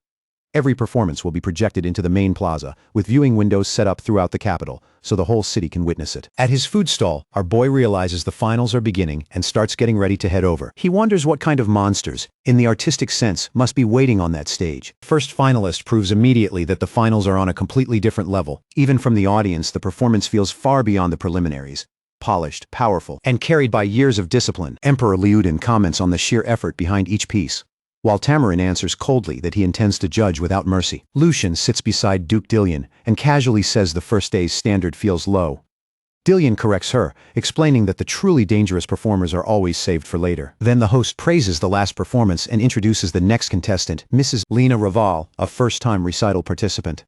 That name alone sends a ripple through the entire hall. Attention sharpens instantly. Lauren steps onto the stage wearing a green dress she is visibly uncomfortable in, and the moment she appears, all eyes lock onto her. Rain quietly recognizes her at once, while Serena corrects the name in her head, Lady Lena now. Alina notices how striking she looks, but Creston is too busy worrying because he still remembers the last time that Rihanna sounded less like music and more like it was dying. Rain waves off the concern, assuming Lauren must have practiced like crazy since then. In the end, they all settle on the same choice: trust her and wait. At the judges' table, Panto's mood has completely changed. He is convinced he finally uncovered the truth. Ever since that bizarre preliminary round, he has traveled across the country, and even gone as far as the southern Lombal kingdom to study Rihanna techniques personally. After all that work, he found no trace of any technique called staccato, so now he is certain the earlier performance was a lie, a trick, a fraud dressed up as innovation, and with that belief settled in his heart, he prepares to expose her before everyone. The hall falls silent. Dion watches with visible tension, wondering whether this will collapse into disaster. But Lion hushes him before he can say more. Ellison keeps his eyes on Lauren and silently tells himself she can do this. On stage, Lauren lifts her hands and already knows one thing: a normal performance will never be enough to win here. Since she already understands that the Rihanna's airflow is unstable, she makes a radical choice. Instead of fighting the flaw, she will weaponize it. In that instant, a memory hits her, standing beside Ellison in another world, both of them pausing their journey just to listen to a rock concert. That memory becomes her answer. If this world has never heard a sound like that, then that is exactly what she will give it. Her fingers move, and the Rihanna answers with a heavy, driving rhythm that sounds less like court music and more like a roaring guitar dragged through pure mana. The sound crashes into the hall like raw force. Everyone freezes. Our boy recognizes it immediately. Music from his old world reborn through her hands. Rain cannot even process what she is hearing, while the Emperor feels it strike him straight through the chest. For one suspended moment, the crowd doesn't know how to react, and then the cheering begins. The rhythm drags them in, whether they understand it or not. Lucian goes stiff with disbelief. Duke Dillion presses a hand to his temple. Panto breaks into tears as reality finally lands on him. The technique he denied is real, and worse, his own understanding of the Rihanna has been embarrassingly shallow. In that moment, he resolves to relearn everything from the beginning. Lauren finishes and acknowledges the audience. Even the host struggles to recover, eventually forcing out that it was an overwhelmingly powerful performance before moving on to the next contestant. Behind the curtain, Loriana feels her legs weakening. For the first time, she honestly wonders how anyone is supposed to follow that. All through the palace hallways, nobles begin whispering excitedly. No one can believe the Rihanna could produce a sound like that. As Lauren steps off the stage with Ellison, several nobles rush toward them at once, praising her, questioning her, trying to understand what they just witnessed. Lauren hesitates under the sudden pressure, until Ellison nudges her, reminding her to introduce herself properly. She almost slips before correcting herself as Lady Lena Revalk. Names, titles, compliments, and questions start flying at her from every side. She is clearly overwhelmed, and Ellison sees it immediately. He steps in, explains that she is exhausted, promises answers later, and guides her away before the crowd can swallow her whole. As he pulls her along, she blushes and quietly confirms her role as his wife, and he tells her to keep going with it for now. Once they are away from the noise, he thanks her sincerely. He admits he never expected her to work this hard for his sake, and apologizes for ever doubting her. She answers that this belongs to both of them, so of course she would give everything she had. She says thanks alone is not enough, and before she can say more, he cups her face and kisses her. She freezes in shock when he awkwardly asks whether that earns forgiveness. She accepts it with a shy smile. Still blushing, she abruptly complains about how uncomfortable the dress is and asks him to help undo it, which nearly kills him on the spot. By the end of the second day, Lauren's performance has taken over every conversation in the capital. Everywhere people gather, her name comes up again. Listeners openly call the performance unforgettable. Lydon agrees, saying it hit on a level deeper than skill alone, and that it barely even feels like Rihanna music in the traditional sense. Even the hosts begin referring to her as a rising star of the entire concert. News spreads that Lady Lena Reval shocked the capital by unveiling a new style now being called the estacado method. While Loriana performs on stage, she overhears that talk, and the realization hits like poison. The technique is being attached directly to Lauren Lady Reval, Ellison's wife. Later, her mother reacts with immediate fury. She forces herself to dismiss the praise, convincing herself that people are just dazzled by something crude, something better suited to a market alley than a concert hall. She pressures Duke Dillion to act, demanding personnel, making it clear she doesn't intend to watch rivals keep rising. Dillion shuts her down at once and reminds her the plan has changed, and anything reckless now could create unwanted trouble. She pushes back, insisting she has no interest in causing chaos, only in making Lauren fail on stage. That night, outside the venue, Berna is leaving when Ryra escorts her. Berna apologizes softly, explaining she only wanted to practice more and regrets staying out so late because of it. Ryra reassures her that since the concert is under the Imperial family's protection, keeping everyone safe is part of their duty. She even admits she is genuinely looking forward to Berna's performance because she truly loves Rihanna music. Then, without warning, armed figures surround them. Berna instantly realizes they are trapped, panic flashing across her face. Rira stays calm and tells Berna to duck. The attackers rush in, but Rira moves first, a single sweep of her sword cutting them down and leaving them unable to continue. She immediately concludes this is no random robbery. She chooses not to kill them because she wants answers. Before she can press further, someone seizes Rira's arm and smashes her into the rocks. Another attacker pins her down and orders the rest to finish the job. One of them raises a weapon toward Berna's hand, threatening to crush it. Berna begs him to stop because those hands are her one chance to begin again with the Rihanna. And right at that critical second, a sharp voice slices through the scene and commands them to stop. Meanwhile, the concert presses toward its final stretch. The host thanks everyone in the hall and across the capital for staying with them to the very end. Only 2 performers remain. He prepares to introduce the next one, reminding the audience that she once won a past concert, Lady Burnage. But when her name is called, no one appears. Duke Dillion watches quietly and assumes the sabotage succeeded. Lucian feels satisfaction coil through her as she remembers the report from the Holy Blood Knights that the job was completed that morning. In her mind, Berna is no longer just absent. She is ruined, perhaps unable to use her hands ever again, condemned to stare at the life she lost. Ardud turns to Loren, trying to confirm whether she knows anything, but Loren says she was with him the whole time. A bad feeling sinks into him immediately. Before the silence can become too heavy, Loriana steps forward and offers to perform first, claiming changing the order shouldn't be a problem. The host nervously agrees and announces her as the next performer, the top contender, a famous artist who has already toured across the continent. Some people in the audience mutter that the situation feels unfair.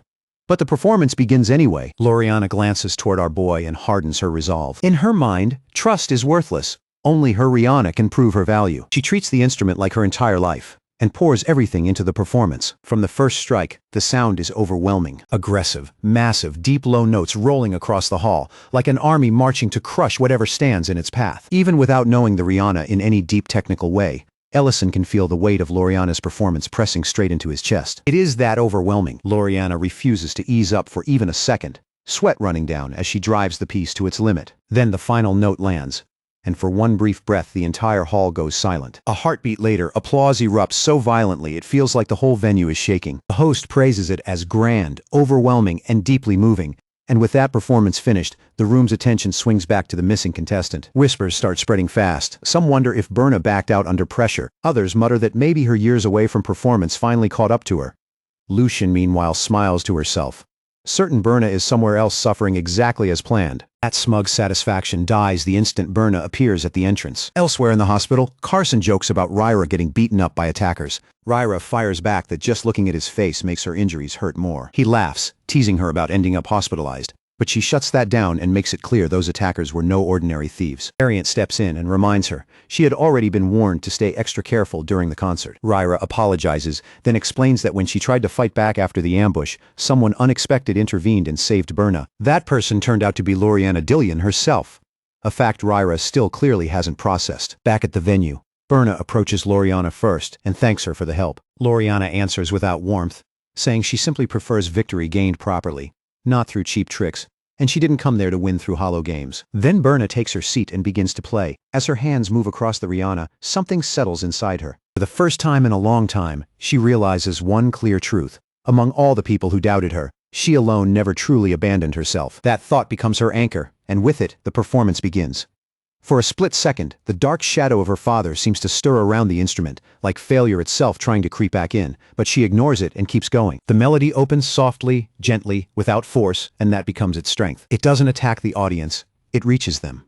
The sound flows warm and delicate, settling into people's hearts so naturally that even the hall seems to breathe with it. Rain, Serena, and Alina listen with quiet smiles. Ellison and Lawrence sit together with their hands clasped, letting the music wash over them. Dion is visibly overwhelmed, and admits to his father that he had been waiting to hear that sound again. Even Loriana listens closely, and in that moment she realizes something bitter. This is the sound she herself had been chasing all along. Outside the venue, a newspaper seller is already shouting that the concert results are out. Someone buys a paper and casually says the event alone was worth watching, even if the winner might not be shocking. Another agrees and hopes they'll hold it again next year. The results are clear. Lady Byrne takes first place, Loriana places second, and Lauren finishes third. The moment that ranking sinks in, Loriana's mother slaps her across the face without hesitation. Her husband tries to calm things down, but Lucian explodes, making it clear she has no tolerance for incompetence, and despises even more those who mistake their limited skill for greatness. In a fit of rage, she throws Loriana's trophy to the ground and smashes it, then accuses her of helping Berna and falsifying the report, making it painfully obvious her patience is gone. At a distance, Ellison tries to comfort his girl, overtaking third place. Nearby, the Lord's family is already celebrating Berna's victory and talking about throwing a grand party. Loriana stays where she is, her cheek still burning from the slap, rain starting to fall as she clutches the broken trophy and cries alone. Then Lauren stops in front of her. Somewhere else, Lucian leaves the capital with her knights while her husband holds an umbrella above her. She orders men to be stationed along the road to Greek City and commands that the seed be seized the moment Berna leaves the capital. Then she snaps at her husband for failing to manage something so simple. He apologizes, and she bitterly complains that the sky had been clear just moments ago, questioning why it suddenly started raining. That is when another voice cuts in, dry and sharp, pointing out that the noble participants of the concert were supposed to be under first-order protection, but certain fools insisted on bringing their own knights instead. Our girl steps out with her face partly hidden, pure anger in her voice, and calmly declares that from this moment forward, Lucian will pay for what happened, and the blame will fall on her alone. Lucian reacts with open irritation and dismisses her like she is too tired to entertain nonsense. That careless attitude only pours fuel on Lauren's rage. Lucian orders her to leave immediately. Instead, Lauren steps forward and drops one soldier, then another, moving straight toward Lucian before slapping her hard across the face. Lucian erupts, furious that someone dared touch her, only for Loren to slap her again without pause. Lucian's husband lunges in outrage, but Loren unleashes dragon fear before he can act. A crushing dark aura floods the air, freezing him in place. She seizes Lucian and makes it brutally clear that this woman is only acting superior because she is too blind to understand the orders she follows. She points out the attempt to steal the seed and says Lucian is nothing more than a pawn pretending to be a queen. Then she adds, almost contemptuously, that Lucian can't even recognize her voice. At that moment, one of the injured soldiers forces himself upright and attacks from behind. Lauren releases Lucian, turns and counters instantly. Lightning crashes from the sky as she strikes back, hammering home the warning that those who fail to understand their place do not last long. Elsewhere, Loriana is still sitting alone in the rain, quietly crying. When someone calls her name, she tries to brush it off as if she only stumbled. The one standing over her with an umbrella is Lady Berna. Berna tells her calmly that sitting out there in the rain will only make her sick. Back at the restaurant, the main dish finally arrives. Ellison asks everyone to make space because he is bringing the star of the day, over-roasted Uga tenderloin. The three winners all sit together as the plates are set down. Lauren gets hers first and immediately tastes it, eyes widening when the juice bursts in her mouth and mixes with the rich, silky sauce. Berna agrees that the meat is unbelievably tender. Creston jokes that today is a celebration, so everyone should eat without restraint. Then congratulates Lauren while admitting her performance blindsided him completely. Berna also praises Lauren sincerely, but Lauren immediately fires back that Berna herself came first. Loriana sits quietly until Berna explains with complete humility that she only managed to stand on that stage because Loriana helped her. She admits that she first learned the Rihanna under Count Dedrin's influence because becoming better at it helped secure support from nobles. Eventually she realized she had been playing right into his hands every time she improved. That fear stayed with her so long that she became trapped in the beginning of her own story and let anxiety devour her. Then she looks directly at Loriana and says it was Loriana's help that finally allowed her to move again. Berna goes further, admitting that even while injured, Loriana never abandoned the Rihanna, and helping another competitor while still fighting for herself showed a level of devotion that left Berna ashamed of her earlier way of thinking. She openly says she wants to reach that kind of intensity herself. Serena backs that up immediately, saying the performance absolutely deserved first place and left a lasting mark on everyone there. Berna then expresses a wish to continue practicing with Loriana regularly. Loriana, red-faced and embarrassed, tries to dismiss herself as insignificant. But Creston jumps in to comfort her while his wife steadies her emotions. Meanwhile, Lauren is just awkwardly sitting there as the third-place finisher caught between them. After the meal, Gulzar repairs Loriana's damaged trophy and hands it back to her. She thanks him, and he casually tells her to just bring it back again if it ever breaks in the future. A little later, Loriana asks Berna how she knew about the kind of hand injuries Rihanna players suffer. Berna answers honestly that her mother's personality made it pretty obvious, and casually mentions that she herself had been hit before. Loriana immediately apologizes on her mother's behalf. Nearby, Rain shares a rumor with her husband. She says people across the Empire have been reporting sightings of the Archmage, one of the three greatest war heroes. Creston notes how strange that is, considering the Archmage vanished after the war ended. Rain adds that witnesses claim the person wore an old magic soldier's uniform marked with a 9th class insignia. Creston casually remarks that only an absurdly powerful mage could carry that mark. Ellison overhears and stiffens on the spot. Creston then wonders out loud what Ellison had been like during the war. Ellison reacts instantly, insisting he was nothing but a low-ranking temporary soldier with no real title, mostly assigned to kitchen duty. Preston brushes it off and jokes that handling crowds like this must feel easy compared to war. Ellison quietly reflects that the only real difference is scale, not difficulty. His thoughts slip backward to a time when one of their operation zones turned into a temporary base. Soldiers from multiple units gathered there, and the atmosphere was tense enough that one wrong move could start conflict. Orders demanded strict neutrality, and everyone obeyed. Later, he volunteered to handle meals for the visiting units. While he cooks, another worker asks whether certain parts of the vegetables should just be thrown away. He immediately answers that they can still be used and starts cooking over fierce heat, sweat running down as flames jump higher. When the food is finally done, he calls everyone in. Soldiers arrive while reporting that areas near the Hoban Plains are mostly secure now. Ariant acknowledges the report, then reminds everyone that secured does not mean safe and to stay sharp anyway. The food is met with real praise. The soldiers admit that meals like this are the only thing making each day bearable. But not everyone says it with gratitude. Darian overhears a few outsiders mocking the unit, sneering that they hide behind others, dump everything on one mage, and waste time playing with recipes instead of acting like soldiers. Even though they grudgingly admit the food tastes good, the insult lands hard. Rage flashes across Darian's face, and he grabs one of them by the collar, ready to escalate it on the spot. Before fists can fly, Ellison steps in from behind and shuts it down cold, reminding everyone that this place exists for eating, not for brawling. With Ellison drawing the line, Dariant is forced to let go, though not before warning them sharply that if another unit feeds them properly in the middle of war, the least they can do is show gratitude instead of whining. That warning only makes them dig in deeper. One soldier slams his plate onto the table, declares he has no intention of eating what he calls trash, and storms out with the rest. Ellison is visibly discouraged after putting that much effort into the meal. He asks where they are from, and Dariant identifies them by uniform as soldiers from Pendra City. Another soldier adds that Pendra had been devastated by a dragon raid the previous year, a detail that sticks in Ellison's mind long after the room clears. Back in their own camp, the Pendra soldiers return to their bland rations and immediately feel the difference. Hanburn can't help regretting what he walked away from, but Hess reacts harshly, accusing him of losing his pride. The frustration between them boils over fast. Tanburn snaps that he just can't accept the way things are, because they suffered like hell while others seem protected. The argument gets loud enough that their officer storms in. He tears into them without mercy, Furious, they ignored direct orders to avoid trouble while so many units are stationed together. He reminds them that Czech City's unit never had any obligation to feed them in the first place. They did it voluntarily. Hess tries to defend himself, but the officer cuts him off and makes it clear they're lucky this isn't turning into formal punishment.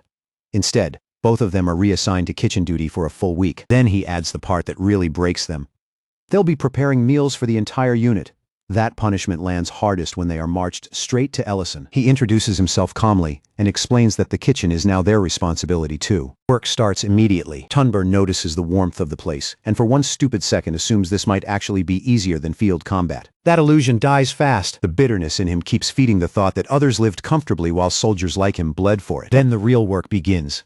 Endless sacks of vegetables are dumped in front of them, and they're told that even this mountain of ingredients might not be enough for one squad. Broth has to be skimmed constantly. One mistake wastes precious supplies, and utensils need to be scrubbed until spotless, because cleanliness isn't negotiable. Hess asks how much longer it will take, and learns they aren't even halfway there. Tunburn keeps scrubbing until his hands ache. By the time the day ends, both of them are physically destroyed. Quitting crosses their minds immediately. Sleep feels like their only hope, until Hess is shaken awake before dawn by Ellison, informing him breakfast prep starts now. The worst part is realizing it's only 5 in the morning. That rhythm keeps going for days, until one morning Ellison announces a change.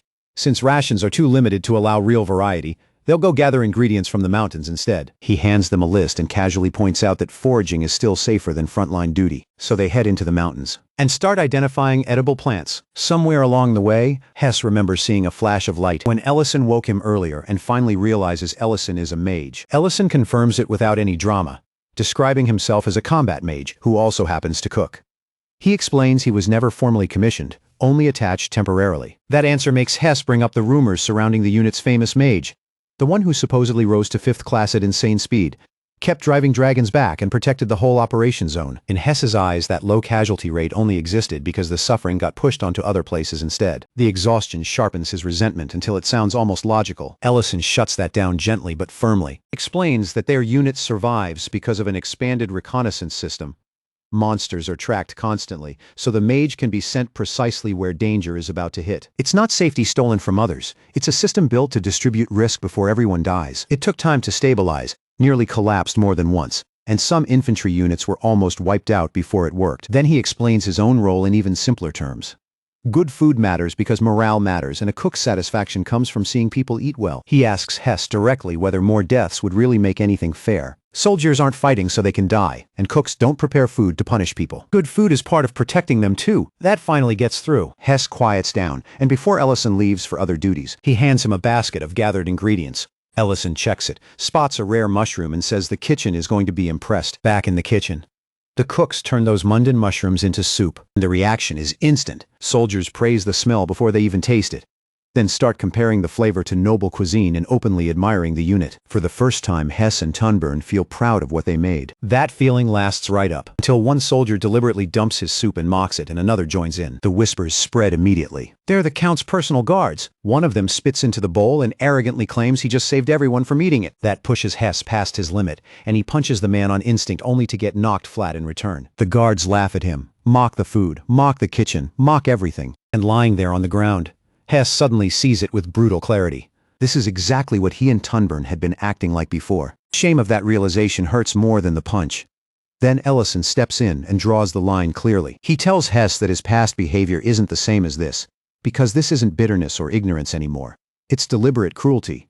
The guards dismiss him as just a cook, and that is when Ellison reveals his mage uniform and officer status, wiping the arrogance off their faces instantly. He states flatly that he is not joking, and he expects obedience. Then he explains the difference between simple dislike and real disrespect. Spilled food can be cleaned up, but once a whole pot is contaminated, it can't just be thrown away in war. One soldier starts trying to calm things down while hinting at his own importance through his armor, expecting that status to protect him. Ellison cuts that off before it forms.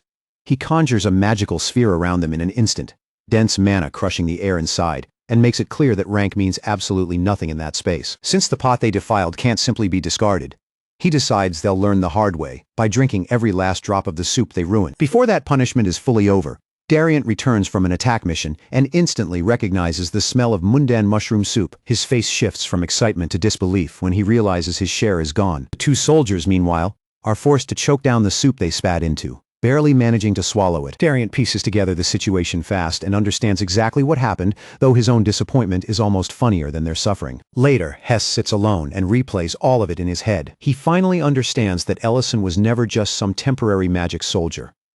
The truth settles heavily. He is a fifth-class mage who, despite insults and humiliation, still found genuine joy in feeding people properly. That contrast completely changes how Hess sees him. He realizes that if he ever gets another chance in the kitchen, he wants to actually learn from Ellison for real. He still wants to keep serving on dispatch missions too. But that hope starts fading the moment he looks down and notices the restraints on him. A voice calls him from outside the cell, summoning him forward. His superior tells him the final disciplinary decision has been made. Elsewhere, their commander checks in with the two soldiers who spat into the soup and asks whether they're satisfied now that Hess has already been dealt with. One of them, still refusing to learn anything, insists Ellison should be punished too. That is when the commander carrying their meals cuts him off sharply and informs them both that they have been removed from the unit. Shock on their faces says everything. Then the man is fully revealed. Frigo Dillion, commander of the Holy Lance Knights. He makes it clear that skill matters to him, but basic conduct matters more, and they failed both. A surge of magic erupts from the man beside him, striking them down where they stand as they scream Frigo's name in panic. Back with Ellison, Dagos confronts him over interfering with the direct escorts of a noble's men. Ellison answers as calmly as ever, saying they simply failed to understand how fortunate they were, so he let them feel the consequences of their own behavior. Then he tells Dagos to control the information, as usual, and keep his name from spreading.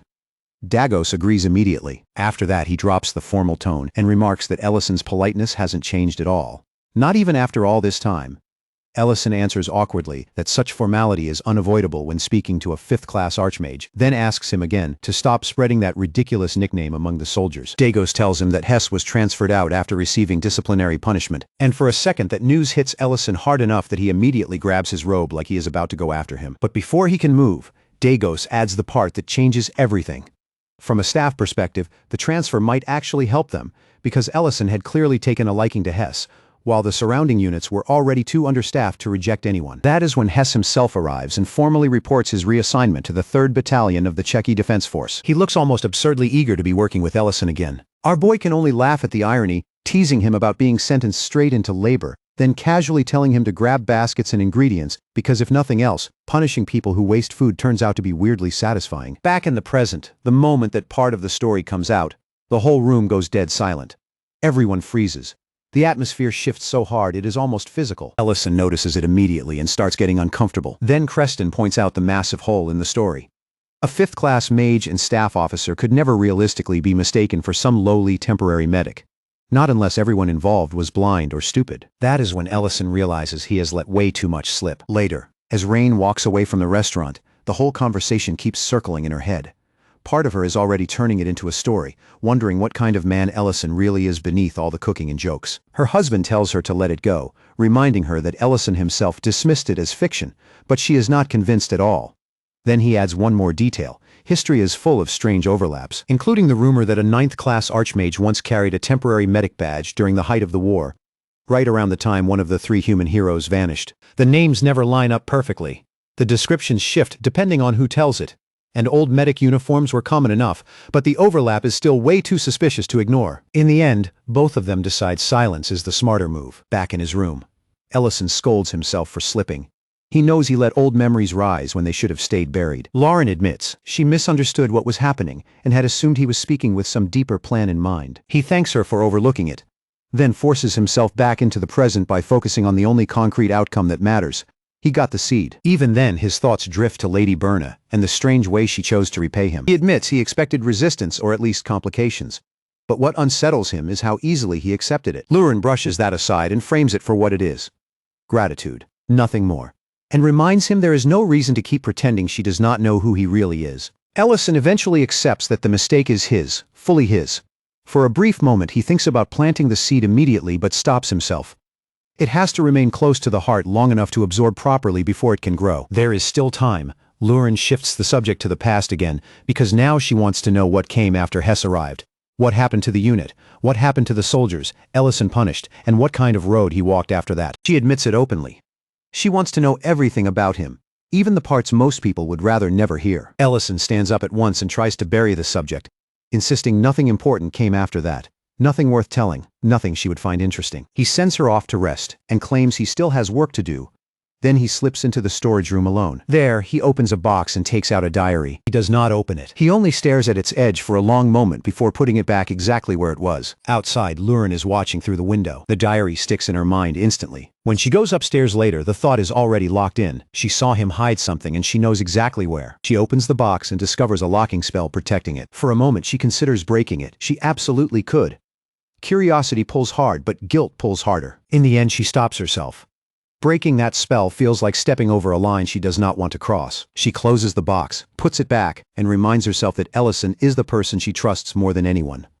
So this time, instead of chasing answers, she decides she will wait for him to offer them. Outside the restaurant, meanwhile, a cloaked figure approaches with irritation written all over him. He mutters Ellison's name like he has been carrying that frustration for a long time and complains under his breath about the restaurant itself before disappearing again. The next morning, Lauren hits her limit. Waiting stops being an option. He calls for Mate and Lint, loud enough to shake the place, and demands to know where Ellison is. Poor Lint explains that Ellison said he had personal business and would be gone for several days. Mate immediately notices how upset she is and presses her for the real reason. Lauren finally admits it. What is bothering her is not where Ellison went, but the fact that no one seems to truly know his past. Lint suggests the castle, pointing out that Lord Leiden once put up a statue of Ellison and clearly knew more than he let on. That brings back the memory of Leiden describing a legendary soldier called the Dragon, a man who ignored orders, saved people recklessly, and somehow became known as both a hero and the worst soldier imaginable. That soldier's name was Ellison, though almost nobody remembers it anymore. Lint admits that back then he did not understand the story. But now, after learning fragments of Ellison's past, the connection feels too exact to be chance. Lauren cuts the workday short on the spot. When Mate asks what to do with the boiled pork already prepared, she tells him to store it and eat it later. Outside, Creston notices the sign saying the restaurant is closed and wonders what kind of mess must have happened now. The next day, Lauren goes straight to the castle. Leiden greets her with mild surprise and says that if she had only sent word, he would have visited the restaurant himself. He understands what she wants almost immediately. She is not asking for everything, only the part that matters, the truth behind Ellison as a soldier. Then she drops the real weight of it. Ellison is a 9th-class Archmage, one of the 3 human heroes of the war. Leiden pauses, but not in shock. He accepts it far too calmly for her liking. When she demands to know why he is not more surprised, he tells her that anyone who has seen Ellison's power long enough would eventually reach the same conclusion. Connecting a 9th-class mage to one of the human war heroes is not difficult at all. The stranger part is why almost no one else recognizes him. That answer is even worse. Leiden explains that while facial alteration magic plays some role, the real reason is that almost all official records tied to Ellison were erased. For most people, it is as if no such soldier ever existed. Lauren first assumes it has something to do with the restaurant becoming too famous, but Leiden corrects her. Ellison was branded a deserter, and once upon a time even speaking his name could get a person punished. He was that kind of soldier. That answer ignites her immediately. She slams the table hard enough to rattle everything on it and explodes, declaring that even if he deserted, that alone could never justify erasing him from history. She vows on the spot to kill anyone who dares insult him that way. Leiden tells her desertion during wartime is no small crime, but even that is not enough to explain what happened. When she demands the real reason, radiating enough killing intent to make the room itself feel dangerous, he admits he only ever heard a rumor. He insists he believes it is false and refuses to repeat it, because he will not stain Ellison's honor, nor destroy her trust in him over unverified poison. As Lauren leaves the castle, fury keeps building inside her. Memories come flooding back. The Emperor expressing regret, Ellison admitting that leaving had been the only choice he could see. Now she cannot stop asking the same question. What could possibly have cornered him so badly that even he chose that path? That is when she runs into the cloaked man from outside the restaurant. She immediately demands his identity. He answers with casual annoyance, asking if he came to the wrong place and confirming that this really is Ellison's restaurant. When she says she co-runs it and asks whether he knows Ellison, he finally removes the covering. Then he introduces himself, Cool's Bane, a homeless mage, and calmly claims that he was Ellison's first teacher. That claim stuns her enough that she brings him inside. Once seated, he devours the food she serves him and openly praises it. Lauren immediately informs him that eating requires payment, especially since he just finished her late-night meal. He agrees with no resistance at all, and casually mentions that he even reheated it himself. She mutters that maybe she should have just served him charred meat instead. He understands exactly what kind of payment she wants. The truth about Ellison. He says he served in the same unit and knows the details that were erased from history. Lauren snaps and orders him to stop circling around it and say something useful. Then he starts explaining, and her anger detonates almost immediately. She grabs him by the collar and accuses him of insulting her with ridiculous lies. He insists he is serious. She throws him out without hesitation. Even while falling, he shouts that his current ruined life is Ellison's fault. She dismisses the whole thing as garbage. But even after the door shuts, Leiden's warning about a rumor keeps echoing in her mind. Even after telling herself it is garbage, the doubt refuses to die. Kulsa's accusation digs in deep.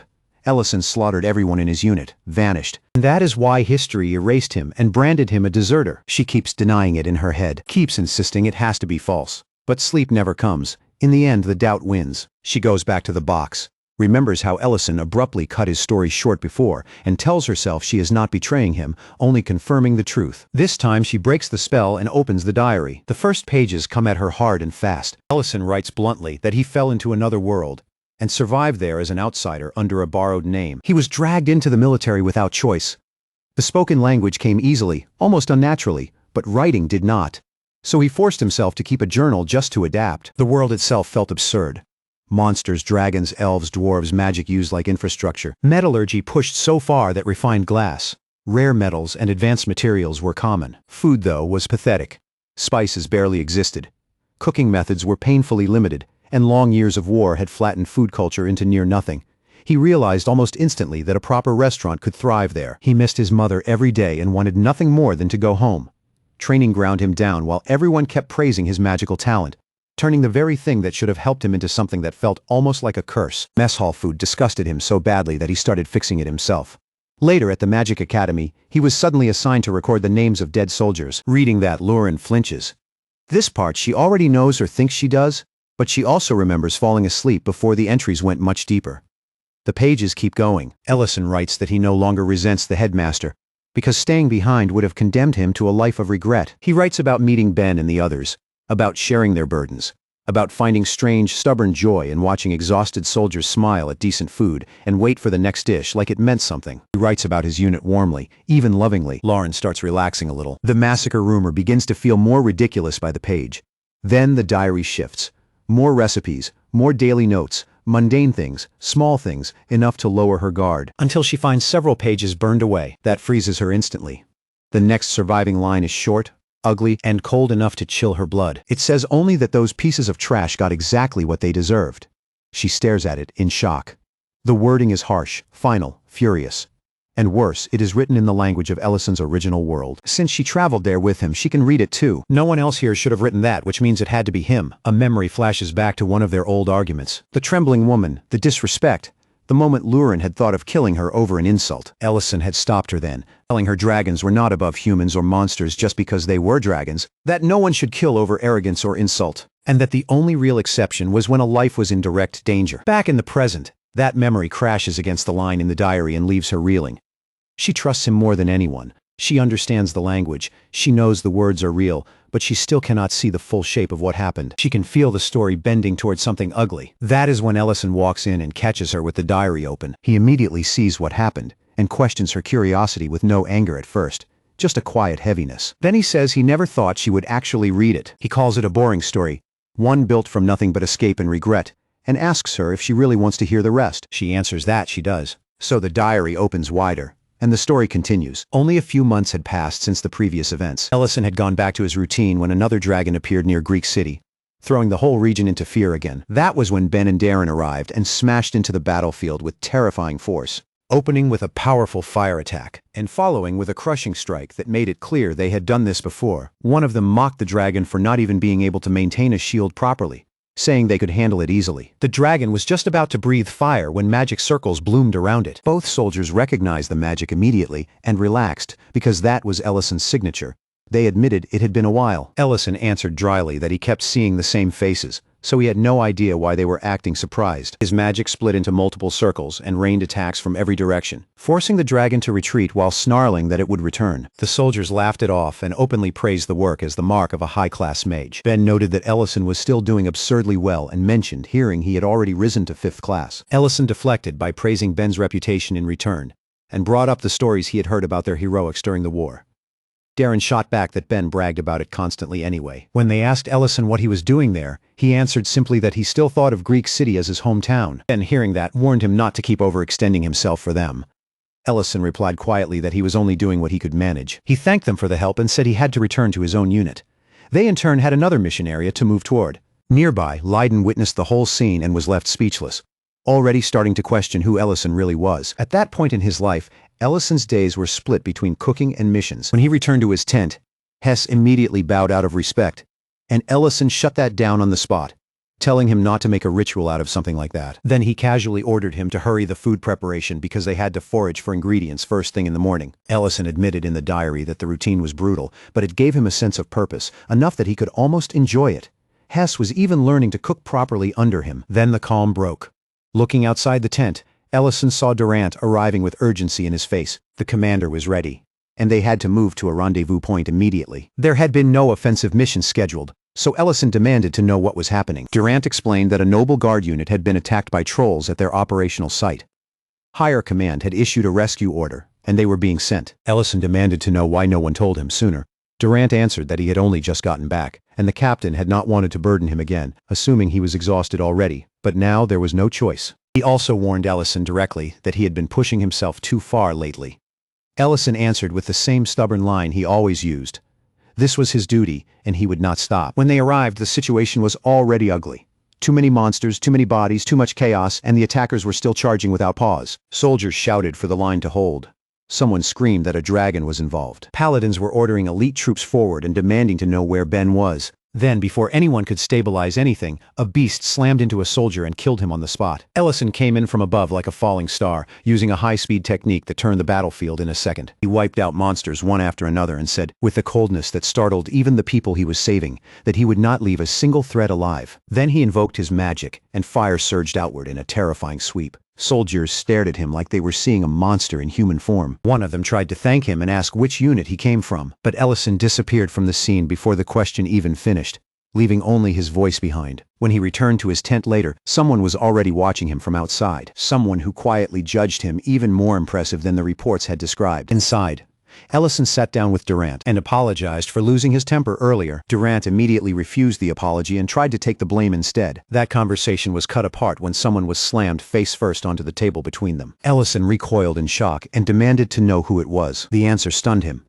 It was Vane, a 5th-class mage, and he was apologizing frantically. Ellison had to ask who he even was at first. Vane, shaking, said that question was too cruel, because he had been the one who taught Ellison magic during training. Only then did Ellison realize it was his old instructor. Before the moment could settle, Frigo interrupted and admitted that the entrance had been rough. He introduced himself. Ellison recognized him at once as the commander from the unit that had helped them before and asked why he was showing up so late at night.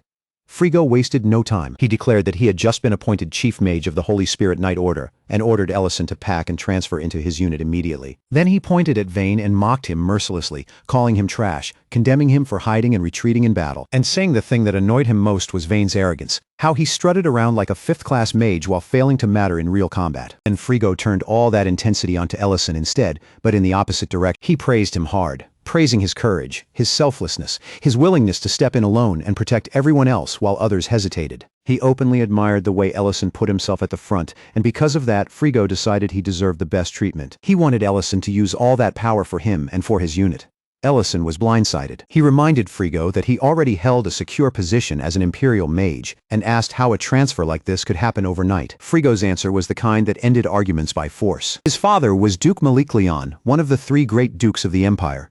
And for a family like that, personnel transfers were barely worth calling favors. Ellison understood immediately that this was not something he could block directly, so he answered dryly and told Frigo to do his best. Frigo left satisfied, confident that adding Ellison would make his unit far stronger. But later, when Frigo received the follow-up report, he learned something that hit his pride like a slap. Ellison had refused the transfer. Ellison returned to his own unit and slipped straight back into kitchen duty, thinking the whole mess would end there, but Frigo simply refused to let it die. The very next day he came back and made the offer again. Ellison turned him down again. Then Frigo started showing up every week. Same offer, same pressure, same refusal. A month passed and the man was still at it, acting like Ellison's acceptance was inevitable. At one point he even congratulated him in advance for being chosen by the Holy Spirit Knight Order, as if the decision had already been made. Ellison rejected him again, more irritated every time. The deployments were already crushing him. The work never stopped, and now this noble kept showing up just to make his life harder. Worse, Ellison understood the ugly truth of it. Even Dagos had no real way to block Frigo because Frigo was backed by a duke. When Ellison finally snapped and said he needed rest because he still had a promise to keep, Frigo still did not back down. The offers kept coming anyway. Then another blow landed. one that cut much deeper. A messenger arrived with notice of a death. The principal of the Imperial Magic Academy, Bon, had died in battle. The news was being buried because it was wartime. No funeral, no public mourning, no dignity, just another loss folded into the machine. Ellison remembered Bon asking him once what he wanted to do after the war ended, and the realization that the man was simply gone hit him harder than he expected. Around the same time, Lord Dagos learned that their unit was being assigned missions outside its original jurisdiction. He demanded to know why orders like that were suddenly coming down from above. A soldier could only answer that the orders came from higher command. Ellison made his choice on the spot. He would accept every mission. Dagos warned him that it was too much, but Ellison cut him off and said it was not a request. He was taking them all. His mind had already gone back to the academy to bond to the endless lists of dead, to the names that never stopped coming. He realized the next names could be his own unit members, and he refused to sit still and let that happen. Durant finally confronted Frigo directly and told him to stop coming. He pointed out that Ellison was a graduate of the Imperial Magic Academy, which meant he belonged to an independent system. Even Commander Dagos could not freely order an Imperial mage around. Only the Imperial Palace had that authority. Frigo did not take that well. He erupted, accused Durin of abusing Ellison, said the unit only kept functioning because Ellison kept covering for them, and called Durin arrogant and worthless. That argument never finished, because soldiers suddenly burst in shouting that Ellison had collapsed and needed help immediately. He was rushed to the infirmary and lay unconscious on the ground. In that unconscious state, he dreamed of Headmaster Atrebin. In the dream, Ellison demanded to know why the headmaster had gone to the front lines. He tried to explain himself too, saying he had done everything he could to reduce the names on the list, that he had failed, that he had not done enough, that he had met Ben and Darren, and made promises that narrowed his path more and more until there was nothing left but this. He tried to turn it into logic, into duty, into necessity, but the headmaster saw through all of it. Atrebin whispered that Ellison was overworking himself, and when Ellison tried to deny it, the headmaster slapped him hard and called it what it was, a lie. That blow dragged him awake. Hess was there asking if he was all right, and Durant assured him that the mission had been handled. In that moment, Ellison finally understood what Bond had really wanted from him. The headmaster had never expected him to carry the entire war on his back, so Ellison made a decision. He would stop trying to do everything alone, and he would trust his comrades more. That was when a woman stepped into the tent and announced that Ellison had been reassigned to the Holy Lance Order. She showed the official letter and added that the commander who had repeatedly pushed him into excessive dangerous missions would be disciplined. Dagos read the document with shaking hands and went pale when he saw the Imperial seal. He could barely believe the Emperor himself would issue something like this. One soldier pointed out that the messenger had not come directly from the palace, and Hess added that the whole thing could be forged. But none of that changed the question hanging in the air. Everyone turned to Ellison and asked if he was really leaving. He did not answer them. He just walked out. Outside, Durant caught him and asked quietly if he was truly going. Ellison confirmed that the order was real and that it came from the palace. Then, almost like nothing had changed, he told Durant not to overwork himself while he was gone and not to die. Durant drew his weapon, then not in hostility, but in shame and resolve. He admitted that when Frigo had accused him of failing Ellison, he had not been entirely wrong. He had not protected him properly, even when he had the strength to try, so now he swore he would handle things differently.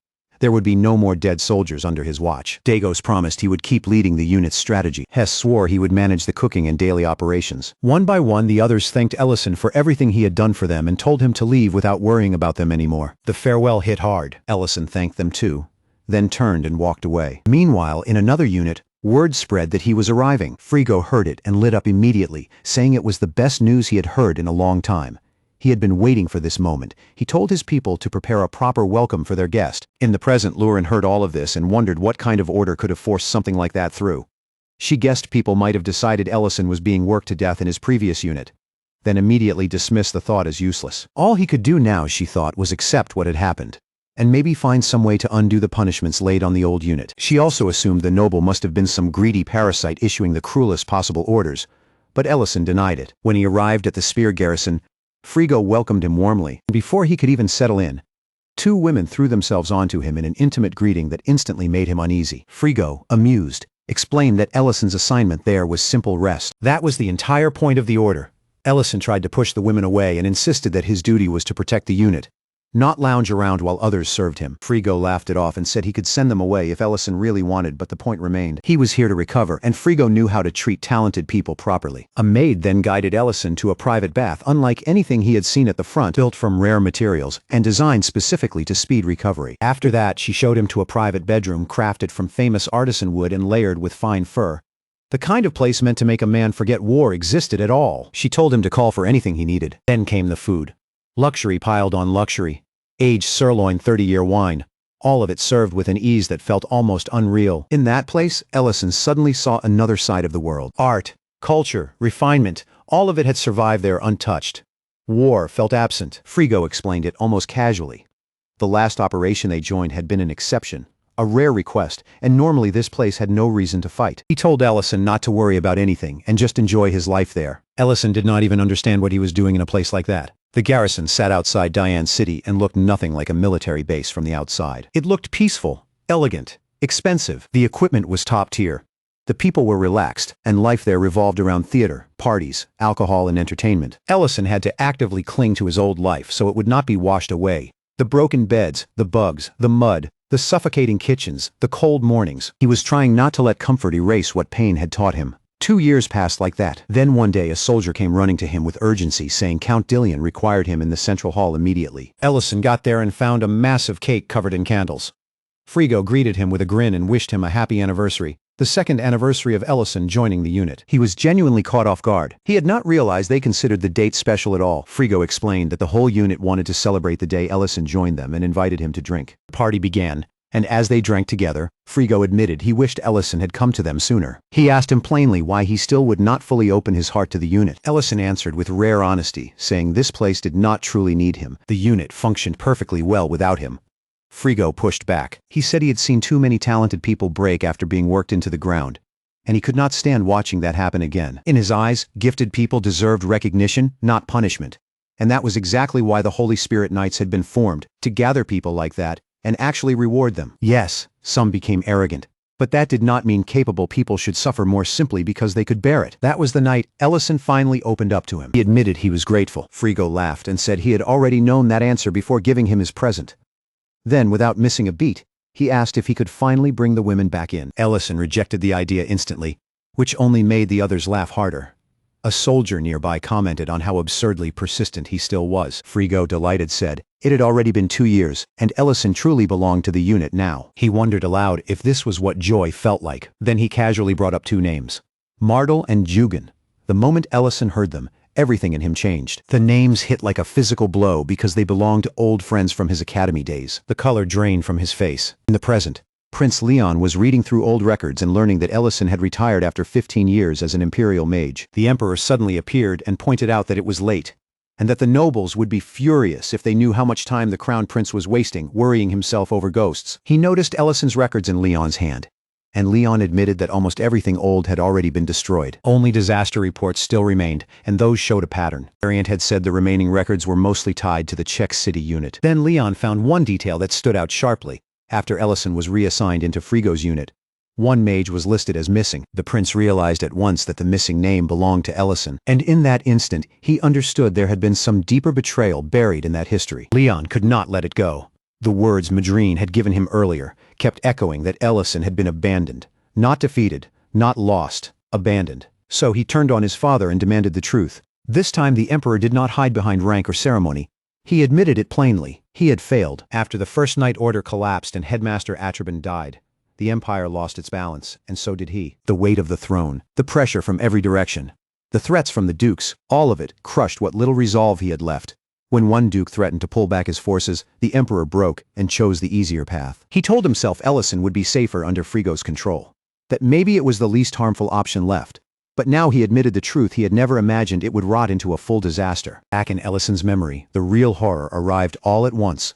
The names Eugene and Mardel struck him like blades to the chest. Frigo spoke about them with open contempt, calling them useless, self-righteous fools, the kind who preached about saving civilians and cutting luxuries while pretending morality alone could win a war. Then he said the unforgivable part without even lowering his voice. He admitted he had thrown them into the path of monsters on purpose and let them die there.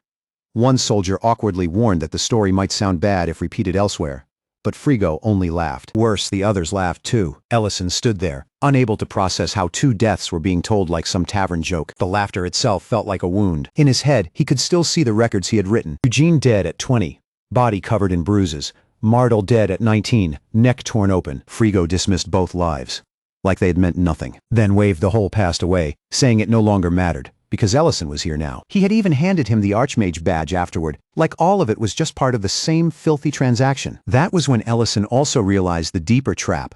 The back-to-back missions forced on his old unit had all been part of Frigo's plan to drag him into this place. The shallowness of it, the ease with which they treated human lives as tools, made something in him go cold. And then, as if the world itself had decided to answer, the ceiling exploded. Soldiers froze, first thinking it was some misfire. Then a massive red dragon crashed into view and turned the whole hall into chaos. Frigo looked up in stunned disbelief, saying he had never seen a dragon that close before, asking how one had reached this place at all. Then, without shame, he looked to Ellison with full expectation. Of course Ellison would save them. Of course that was how this worked. The dragon lunged, and Ellison did block it, throwing up a powerful spell on instinct. The soldiers burst with pride. Frigo praised him openly, bragging that Ellison's power surpassed even his father's chief mage. They told themselves the dragon could be held until reinforcements arrived. But the next second the beast shattered the barrier like paper. Frigo turned back toward Ellison, confused and furious, demanding more. Demanding the impossible again. Ellison answered with silence and exhaustion, because he was done being treated like a weapon someone else owned. The dragon breathed fire, and the whole place turned into a living hell. Frigo screamed Ellison's name as the flames swallowed everything. But this time Ellison did not move. The dragon struck again. The fire spread wider. Soldiers started dying all around him, and he stood there holding his diary in a death grip. In that burning nightmare, the only thing left in his heart was one pitiful truth. He had never needed worship, glory, medals, or noble praise. He had only ever wanted one simple thank you for the meals he made, for the effort for being seen. That tiny wish broke in his hands. He tore the diary pages, threw them into the flames, and watched the last scraps of that hope burn away. Soldiers cursed him then, called him traitor as the dragon kept incinerating everything. But Ellison no longer wanted to hear a single word from any of them, so he turned and walked away from the burning battlefield. Days later, Ben and Darren came searching for survivors. They found only ruin, ash, and silence. For 3 days and nights they searched, wounded and exhausted, refusing to give up even when everything told them there was no one left. If no one had survived, then they would at least kill the dragon that had done it. Then in the middle of that devastation they found Ellison alive but shattered. Ben confronted him first, asking where he had been for 2 years, and why he had returned now after everyone thought he was dead. Darren wanted to know how he had survived it all. Ellison gave them the only answer he had left. He wanted to join them again, cook again, help however he could. When he explained why he had left the army, it was not to clear his name. It was just the truth. He could not keep sacrificing his life forever. Not for people who turned every ounce of it into something disposable. He admitted that the dead still haunted him because those were people he had failed to protect. Even if they were cruel, even if they were guilty, even if they had used him, the weight of their death stayed on him. In the present, he told Lurin the same thing that the dragon had left, and no one had survived. That only bodies remained behind. Lurin shook with anger and grief, but she refused to accept the guilt the way he carried it. She told him it was not his hand that killed them. It was karma catching up at full force, not him. Ellison admitted they had not been innocent, but still asked whether any crime deserved that kind of slaughter. What destroyed him was not innocence. It was the fact that he had possessed the power to stop it and chose not to. That, to him, was the stain. Lurin would not let him bury himself in that alone. She held him and repeated that it was not his fault.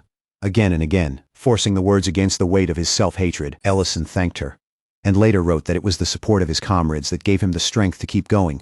But even then, even after everything, he still believed part of that guilt belonged to him. The next morning, Lauren made up her mind to act. Ellison had been gloomy for days, and just watching him sink deeper was starting to eat at her. Serena's advice still lingered in her head, that small efforts mattered, that even tiny gestures could soften someone who had gone too long without warmth. So she dressed differently, trying to tell herself it was only to cheer him up and nothing else.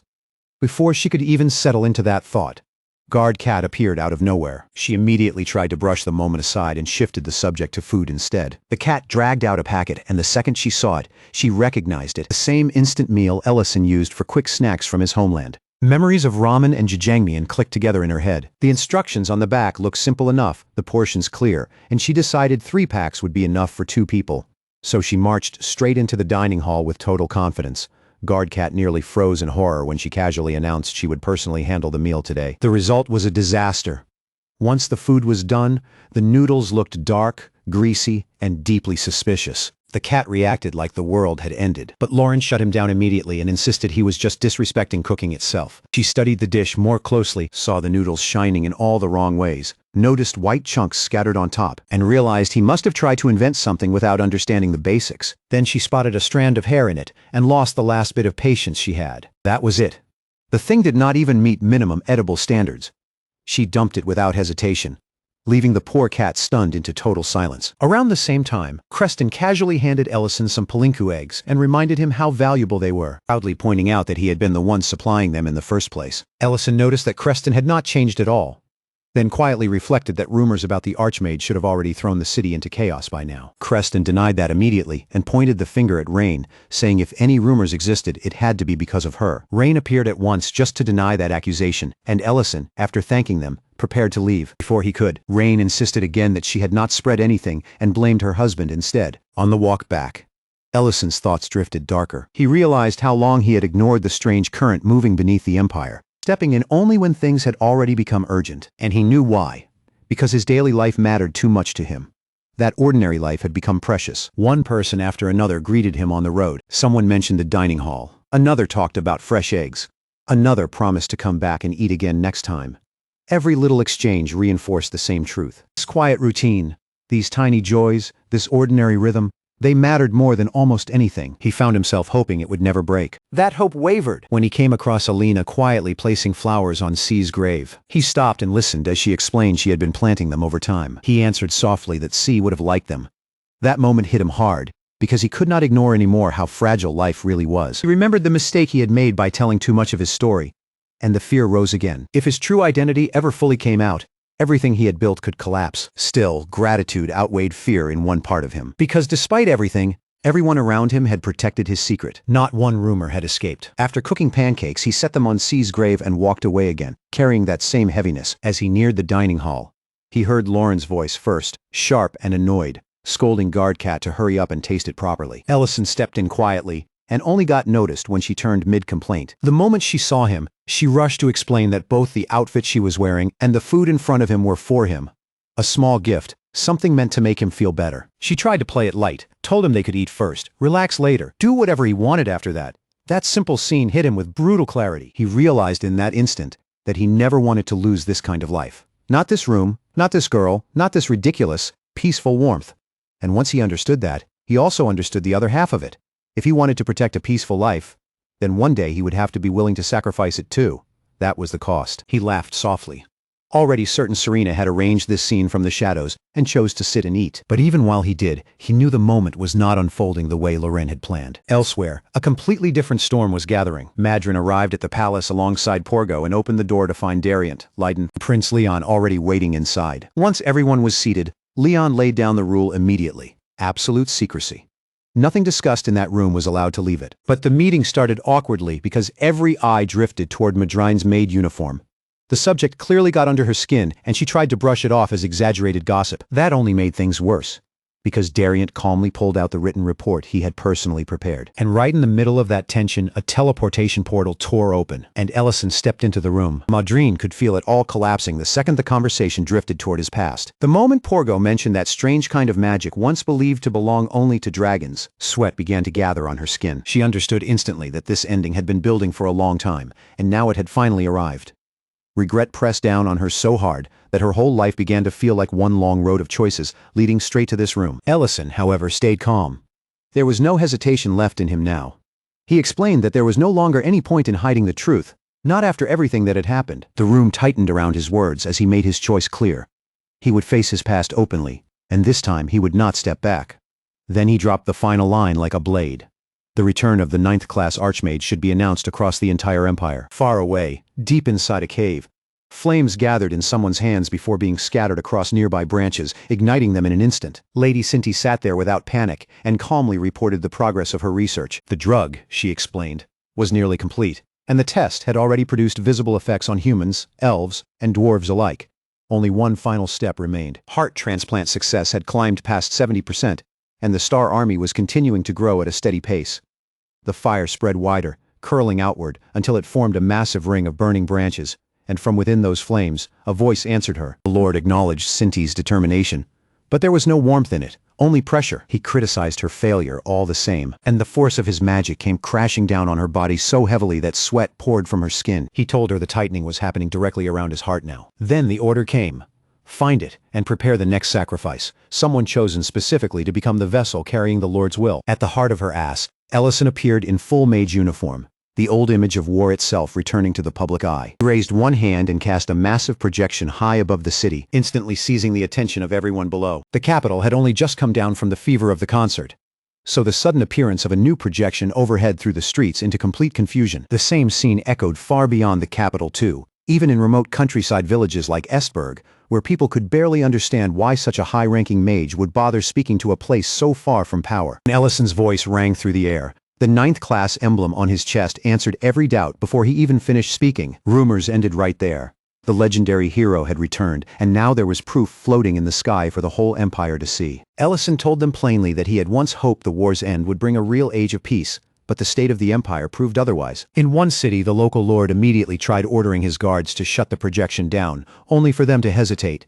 because what they were looking at was clearly backed by Imperial authority. Ellison continued, telling the people that the empire was rotting from the inside, poisoned by warmongers determined to drag the world back into chaos. He declared that he would no longer stay silent while slavery, corruption, and betrayal kept spreading beneath the surface. He had already fought once for those principles, and he refused to watch them be sold away now. His final promise hit hardest. From that moment on, he would stand behind the people openly instead of hiding in the shadows any longer. Lorien watched the broadcast from her terrace, staring at the 9th class insignia, while the truth of Ellison's identity sank deeper into her chest. She noted that his voice sounded a little different than before, enough to make her suspect some kind of high magic was altering the tone. When Duke Dillion asked what she thought, she admitted the speech sounded grounded, even reasonable. Dillion dismissed it at once, calling it hypocrisy, because in his eyes a man who failed his own duty had no right to preach to anyone else. Lorien quietly answered with the Duke's own logic. Those with the power to lead still had to act, even if they themselves were flawed. That answer made him suspicious, and he noted that her visit to Greek City seemed to have changed her. She denied that, though, uneasily, insisting those thoughts had been with her for a long time. Dillion only remarked that he wished his son had turned out the same way, then ended the exchange coldly by mentioning her mother's hidden condition and urging her to visit. Back at the palace, Madrin informed Ellison that mages were already spreading the announcement so the whole empire would hear it within a day. He acknowledged the work with a nod, then shifted straight to the matter of the spy. Leon had already suspected they had someone feeding them inside information. He pointed out that Dariant was the one who had summoned Ellison here, and more importantly, that Dariant was the only person in the room who had stayed completely calm when Ellison appeared. Ellison explained how his suspicion had started much earlier. Too many slave facilities across the empire had been struck almost at the same time, which meant someone had been gathering information at a speed that should have been impossible. Then the concert happened, and it became obvious the whole event had also served another purpose, to pull both him and Lauren into the capital. Leon admitted it was true.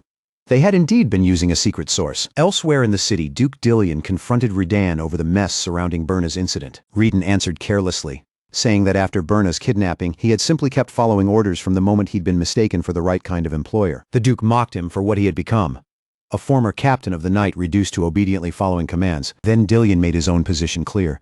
He had gambled everything on this plan because he could not forgive Ellison, the man he held responsible for Frigo's death. Redan, maddeningly calm, acted as though the emotional part barely mattered. Inside the palace, the nobles erupted. A crowd of furious aristocrats demanded to know why such a massive public announcement had gone out without their consent. The emperor silenced the room and confirmed the news himself, explaining that what Ellison called for was nothing more than basic social order. Some nobles complained that moving so suddenly would only create chaos. Leiden answered that the empire needed hope more than it needed their comfort, and that Greek City fully supported the Archmage's return. Others grumbled about losing autonomy, and that was when Leon stepped in, mocking one of them for acting like a buzzkill during a holiday. The noble's anger immediately cracked into fear when he realized he was shouting at the crown prince. Leon brushed off every complaint about his drinking, his etiquette, and his arrogance, then casually mentioned Ellison's next destination. Panic spread through the room as nobles demanded to know where the Archmage was headed next. Leon smiled and tossed out the name Purim like a joke, then waved it away just as easily and walked out. He had slipped fully back into the spoiled prince persona again, but underneath it he was thinking something much darker, that a hero's return had been met with fear instead of celebration,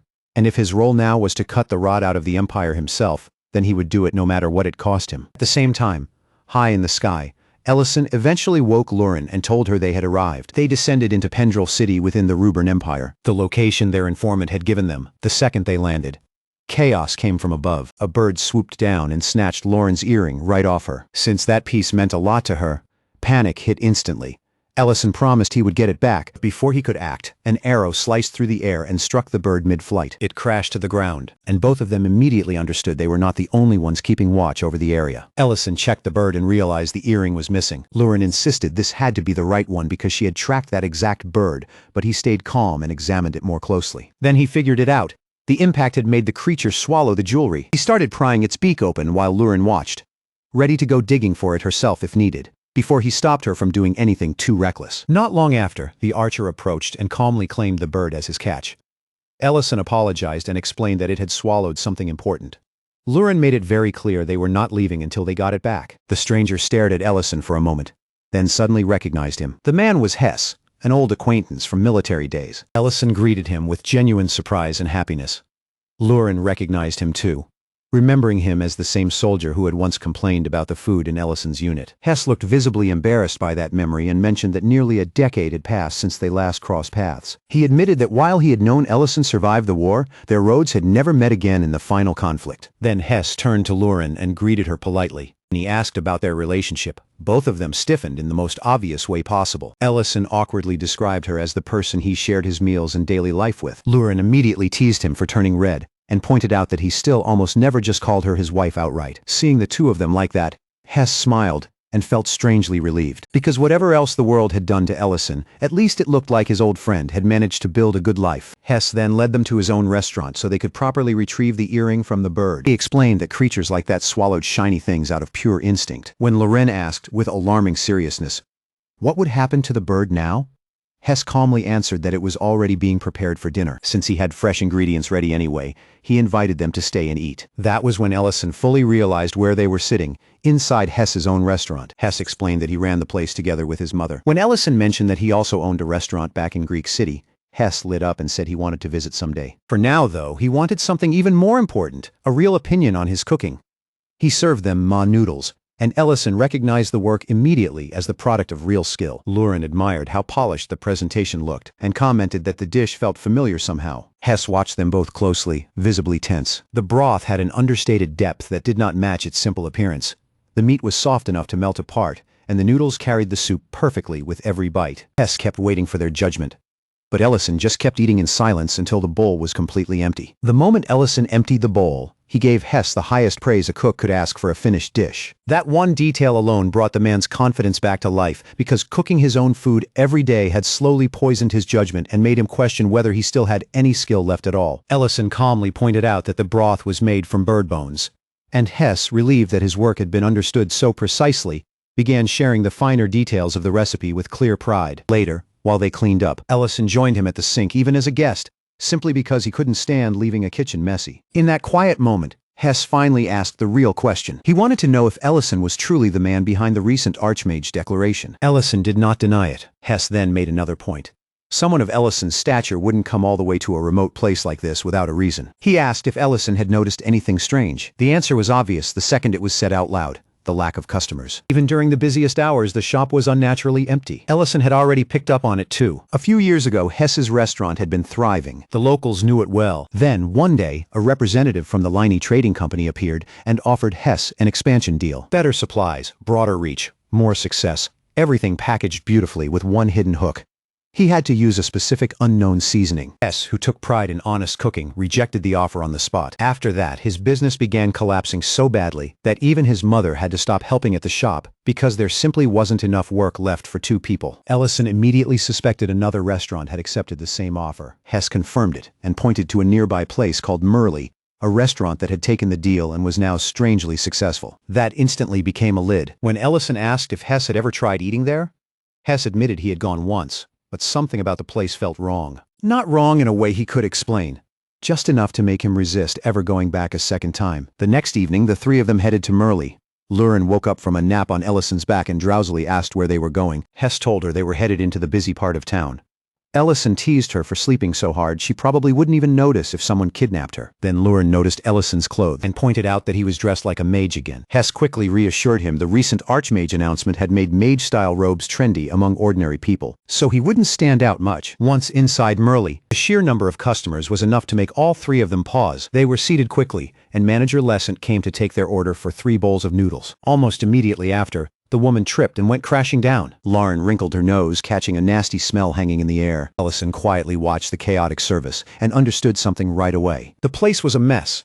So the only reason anyone kept coming had to be the food itself. Then the noodles arrived and they looked awful. Cheap, poorly made, and honestly insulting to the eye. Lauren was instantly offended and demanded to see the manager. Ellison, staying true to his usual rule of never judging food by appearance alone, took a bite anyway to see whether there was some hidden charm behind the ugly plating. There wasn't. The taste hit him so hard he spat it out on the spot. Lauren and Hess tried it too, and that was where the real horror began, because while Lauren reacted the way any sane person would, Hess lit up with genuine delight. He started praising the noodles, regretting not coming sooner, even going so far as to think of his own restaurant as a failure compared to this place. Lauren stared at him in disbelief. The food was objectively terrible, yet Hess looked completely bewitched by it. From the side, the manager recognized Hess as the owner of the restaurant on the outskirts and felt a weird surge of satisfaction seeing a competitor so thoroughly enchanted by their food. Naturally, her excitement lasted all of 3 seconds before she tripped and fell yet again. That brought the chef, Horai, storming out. He scolded her for stepping into the dining area and demanded to know what she was doing. She apologized, explaining that she had just been curious what kind of seasoning could make a man who once hated their food become this obsessed. Horai shut her down instantly, telling her to stay away from the seasoning and just focus on making money. The second they got outside, Lauren took action. The only way she knew how, by grabbing Hess and dunking his head straight into water. She kept demanding to know if the noodles actually tasted good, and every time he insisted they did, she shoved him under again. Ellison finally stopped her and started piecing things together. This wasn't standard magic, because if it were, they would have sensed it immediately. He suspected something closer to the mind control they had seen back at the ranch. Except Lauren pointed out a serious flaw in that theory. Ordinary humans usually ended up with brain damage when that kind of manipulation was pushed too far. That was when Madrine appeared, announcing that all the humiliation she endured while studying under Urantium was finally about to pay off. She took control of the situation and brought Hess home for treatment. After casting her spell, she told him to breathe deeply. The effect broke instantly. Hess snapped back to normal and was immediately disgusted by the memory that he'd been praising food that tasted absolutely awful. Madrine was thrilled, proudly announcing that the technique worked. Though Ellison noticed she looked a little too surprised that it had actually succeeded. She explained that the seasoning wasn't pure magic at all, but rather a stimulant designed to force a state of blind devotion by layering multiple mental effects over the target at once. That explanation triggered an old memory for Ellison, a dangerous potion Leon had once shown him. The kind used on slaves to erase ego and force total obedience. That was enough. He decided right then to help Hess get his revenge properly. At a nearby construction site, workers were already planning to head to Merle for lunch. They admitted the place was filthy. The meat smelled off, and none of it made much sense, but for some reason they still felt an uncontrollable urge to go eat the noodles. Before they could leave, another smell caught them first. Charcoal smoke, rich and sharp and irresistible. It led them straight to Ellison's new stall where he was grilling fresh mawbird skewers. The aroma alone was enough to break the fixation. The workers tried them, and the effect was immediate. The skewers were juicy, perfectly seasoned, full of actual life, and the experience snapped them right out of the noodle obsession. Ellison understood the trick now. Hess's restaurant still had better food overall. The people just needed a stronger sensory hook to pull them away from Merle's spell. Once the skewers were sold out, he casually told the crowd that if they wanted a full meal featuring both these skewers and noodles, Hess's restaurant had a full set menu waiting. That single line sent a flood of customers rushing to the outskirts shop. Hess's mother was nearly overwhelmed with happiness seeing the restaurant packed again for the first time in years. Hess openly credited Ellison's plan and the improved menu for turning everything around. Meanwhile, Merle sat completely empty. Horai and the manager were arguing over the lack of customers when the representative from the Liney Trading Company arrived. He was furious that his investment had gone to waste and insulted the manager for her incompetence. Then he handed Horai a new box of seasoning, stronger than the last batch, and ordered him to open all the windows when cooking with it. Something interesting he promised was about to happen. Later, Lauren was walking back, still grumbling because Ellison had kicked her out of the kitchen for stealing skewers. Then she heard someone advertising free noodles from a new stall run by Merle's chef. She had zero interest in going anywhere near that trash, but the scent reached her before logic could. The smell hit. Her eyes changed, and temptation took hold immediately. Back in the storage room, Ellison was reviewing the past 3 days of success and planning how to take down the Lena company next when Lauren suddenly rushed in acting way too affectionate. Before he could even react, she kissed him hard. He froze, honestly, wondering if this was another one of Serena's terrible lessons at work. But Lauren answered in a tone that made it very clear this wasn't normal, saying she'd eaten incredibly delicious noodles and wanted him to taste the flavor still left on her breath. That was enough for Ellison to understand what had happened. She'd eaten the new seasoning. Her frustration boiled over fast. She slammed her fist into the floor hard enough to crack the wood, and demanded to know why he kept retreating every time she came toward him. When he pointed out that her intensity currently felt genuinely dangerous, she insisted she was only trying to share the noodle flavor through a kiss. He told her to stop, but Lauren shot back that the others were already devouring everything she had brought, so this had been her only option. That was the moment Ellison realized the others had already fallen under the same influence too. Her voice became even more emotional after that, pulling out every old wound at once. She brought up his past hesitations, accused him of avoiding her because she was a dragon, and pushed harder and harder until Ellison finally snapped. He slammed his hand against the wall hard enough to shake the room and told her the truth. He had never avoided her out of shame. He avoided her because he was afraid that if he ever fully gave in, he wouldn't be able to stop himself. Then, just as he leaned in to kiss her, he sensed it. A layered magical veil clouding her mind. Lauren was powerful enough to overwhelm most problems by brute force, but this was something different. The cumulative effect of the tainted food and the enchantment had finally dragged even her into it. Ellison ran back to the restaurant, and the situation there was somehow even worse. Maudrine had completely thrown away her dignity as a mage and was literally crying over the noodles. Hess had sunk so deep into despair, he was already ready to close his own shop, convinced he could never compete with that flavor. Even Hess's mother had turned against her own son's cooking. One thing was obvious, the seasoning had become far more potent than it was the day before. Then the manager approached Ellison in a full panic. She recognized him as the man who had helped Hess and begged him to save them, even offering him the position of head chef. As they walked through the now quiet streets, she finally began to open up about her own past. She finally broke. And when she did, the truth came spilling out. She admitted she was clumsy, always felt like dead weight beside her late father, a master chef, and in her desperation to preserve his name and keep the restaurant standing, she accepted that shady offer from the Lena Trading Company. Ellison didn't soften the blow. He told her plainly that trying to protect a building meant nothing if the price was feeding people dangerous substances she didn't even understand. Outside, the situation had already turned ugly. Crowds of people, nobles included, were shouting, shoving, and acting like starving addicts over those cursed noodles. The manager completely fell apart and begged Ellison to save her father's legacy, promising him anything if he could fix what she had allowed to happen. Ellison walked straight into the kitchen and took control. He faced Horai and declared without hesitation that he was the new head chef now. And Horai was fired on the spot. No transition, no handover, no discussion. Just get out. Elsewhere, far from the restaurant chaos, Cinti was refining herbs while casually discussing candidates for her larger plan. Raiden suggested Lurin, but Cinti rejected the idea immediately, saying the Black Dragon had become far too attached to her peaceful life beside Ellison. In her eyes, a true vessel needed someone willing to throw everything away for a goal. That conversation shifted when Saint arrived, and proudly revealed he had already been testing the seasoning on Lurin. He was thrilled with himself, convinced his research had finally produced results, and openly declared that if the perfect vessel didn't already exist, he would simply create one by force, through mental corruption. Back at Merle, the manager found herself scrubbing the kitchen clean under Ellison's direction. She reported that once the tainted broth had been thrown out, the customers eventually dispersed, though some had sunk so low they licked the floor for leftovers. Shaking, she asked when he would finally begin cooking, only for Ellison to dryly claim he had forgotten how. That nearly gave her a heart attack because for one awful second, she thought he'd tricked her into destroying her own business. Before the panic could fully settle in, Saint arrived. Ellison didn't even look surprised. He admitted he had expected Saint to appear the moment enough trouble had been stirred up. Saint mocked him immediately, calling him a troublesome hero who had run off the staff and customers just to seize the kitchen for himself. The manager, hearing all this, froze completely.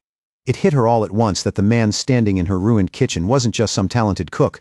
He was one of the war heroes. Ellison gave her no time to process that revelation, pulling on his mage uniform and revealing far more than his face. He openly expressed his surprise that a silver dragon had chosen to involve himself in resurrecting the Dragon Lord, especially since that clan usually preferred hiding in silence. Saint dismissed any connection to his own kin with pure disgust, calling them fools who couldn't adapt and sneering that Ellison should have stayed in his quiet little city and kept pretending to be just a restaurant owner. Pressure in the room became so overwhelming that the manager began losing consciousness. That was when Ellison released a burst of mana so heavy it changed the air itself. He made one thing painfully clear: the heroes hadn't spared the remnants of the enemy because they feared them. They had spared them for entirely different reasons. Next moment, the tension broke like glass. Ellison's power blasted Saint straight out of the building. He followed Saint through the wreckage, immediately demanding answers about the base of operations and the exact plan to restore the Dragon Lord. Saint regained his footing fast and sneered that Ellison had shown his hand too early. He mocked Ellison's understanding of the organization and insisted that real negotiations only happened between equals. Then, to prove he wasn't some insect to be interrogated, he dropped the human disguise completely. His dragon form burst free, and he declared that erasing the entire city wouldn't bother him. If that was what it took to prove his point, Ellison didn't flinch. Saint responded by filling the sky with glowing spheres of energy. turning the battlefield into a rain of destruction. Ellison answered with a warping nexus, detonating the ground so violently the city itself seemed to crack. Saint rose higher into the air and taunted him, asking whether he truly believed he could protect civilians and still fight properly at the same time. He then revealed the truth of the seasoning. It had never just been about flavor. It was a prototype for absolute submission, manufactured version of the same domination that once defined the Demon Lord's power. Ellison, without missing a beat, called him the Lord of Noodles and launched a magical chain to bind him. That should have worked. But before the trap could close, Hori lunged in with monstrous strength and grabbed Ellison from behind. The shock didn't stop there. Townspeople who had eaten the tainted noodles arrived too, acting as a living shield for Saint. He laughed and explained that their loyalty had gone far beyond food. They were now bound to him personally. Then things escalated even harder. The sky shifted, and Madrine descended wrapped in magical orbs, still under the seasoning's influence, and identifying Ellison as her enemy. Right after her, Lurin came crashing down hard enough to shatter the earth. Saint looked victorious, practically glowing with smugness as he bragged that even a dragon carrying ancient Mabel power had fallen to his scheme. He understood exactly what Ellison's weakness was too. Ellison refused to unleash full force while innocent humans remained in range, and Saint planned to exploit that hesitation to escape. So he tried to command Lurin, ordering her to leave with him. That was the moment his entire plan collapsed. Lurin's love for Ellison was so strong it shattered the spell from the inside. She snapped awake in pure fury, screaming at Saint for daring to think he could control her. Then she kicked him with enough force to send him flying, and declared, without a trace of hesitation, that she belonged only to Ellison. Ellison smiled at that, because deep down he had trusted this outcome all along. He moved immediately, using his magic to restrain the brainwashed townspeople and seal Madrine safely, refusing to repeat the old mistakes of war. Saint hit the ground laughing like a madman. To him the whole thing was absurd. He could not process the idea that a dragon and a human might be bound by trust and love rather than domination and obedience. Ellison answered by gathering enough power for a finishing blow. Saint transformed again and hurled a deadly dragon breath attack, while shouting that such a union was shameful. Ellison met it head-on with his own magic and crushed it completely. Then he said it aloud, clear enough for everyone to hear. He felt no shame at all, because what he and Lurin shared was real. And whether one was dragon or human meant almost nothing next to that. Lurin, standing there stunned and red-faced, barely had time to process the confession before it became reality. Saint's bottle of seasoning rolled across the dirt as he realized his fatal miscalculation. He had accounted for spells, manipulation, even dragon blood, but he had never once accounted for genuine love. Ellison turned to Lurin and told her directly that this time he wasn't going to run away from the answer. He loved her. She answered without hesitation, and the feeling was returned. Later, Hori ended up bound behind the bars of his own place, raging and demanding release. Ellison studied him more carefully and realized there was something deeply wrong with the man. He moved like a person, but his strength and presence felt off, almost artificial. When Hori tried to flex himself free, the movement tore at his clothes just enough for Ellison to catch sight of an emblem on the armor beneath. An emblem that reminded him instantly of Redan. Before he could dig deeper, Saint's voice started taunting him again. But that ended when Lurin smashed through the bars and began beating Saint mercilessly, fueled entirely by the memory of him having laid hands on her waist. Madrine begged her to stop before she killed him, while Ellison, honestly bothered by the same thought, nearly joined in. Elsewhere, the former manager walked alone and replayed Ellison's words to her. She remembered him refusing to teach her any recipes because she still didn't understand the reasoning behind ingredients or process. Following steps blindly, he had told her, was no different from the reckless way she'd been running her life. If she wanted a path forward, she needed to understand her own strengths and weaknesses first. Those words stayed with her. At Hess's restaurant, business was booming again, and Hess was discussing with his mother how badly they needed someone to handle inventory and the storeroom before everything descended into chaos. Right on cue, the former Merly manager arrived with a proposal. She offered to take charge of stock and organization, and even suggested the two businesses collaborate, since she already had roots in the city and knew the terrain. Back at Ellison's own restaurant, everyone was buzzing because both he and Lauren had been gone too long. Rumors had already started spreading, especially after the public Archmage declaration, and Serena, being Serena, joked that she should tell people he had run off after an affair with a noblewoman. The gossip was instantly crushed when Ellison and Lurin walked through the door together. After apologizing for being away, they were greeted warmly, and when people started pushing him about the rumors of him being an Archmage, Ellison chose a different truth to reveal instead, holding Lurin's hand in full view. He calmly explained that the trip had allowed them to be more open with one another. Lurin took that even further. Bold as ever, she announced that they weren't hiding their affection anymore, and would kiss wherever they pleased. That single declaration erased every rumor about secret identities and war heroes in one shot. As far as everyone was concerned now, the two of them had simply been off on a romantic getaway. In another part of the world, Raiden brought bad news to Sinti, though she had already guessed it. Saint's plan had failed, and he was now a prisoner. Sinti remained disturbingly calm, asked for a cigarette, and remarked that their current priority was simply cleaning up the mess in Pendra City. Then the scene shifted to the Dragon Sanctuary, where Metadonna stood before the memorial that now bore Baron's name. He should have felt relief. Instead, grief turned instantly into fury when he saw the monument had been defaced. His dragon form erupted out of him, and the roar that followed drew every nearby subordinate, all of them horrified by what had been done. Inside, Daima tried to calm him down with a drink and a warning, saying that if this incident spread, it would only cause more instability. Metadonna wasn't interested in caution. What sickened him most was the cowardice of it. Someone had scratched the monument in secret rather than dare face the truth openly. Daima then pointed out the uglier reality beneath it all. Nearly half the dragons in the sanctuary still disagreed with the Elder's decision. What should have been a quiet investigation turns uglier when the Elder finally lays out the truth. Ellison's reckless appearance at the sacred ceremony and the way he left with Lurin didn't just shake tradition. It wounded dragon pride itself.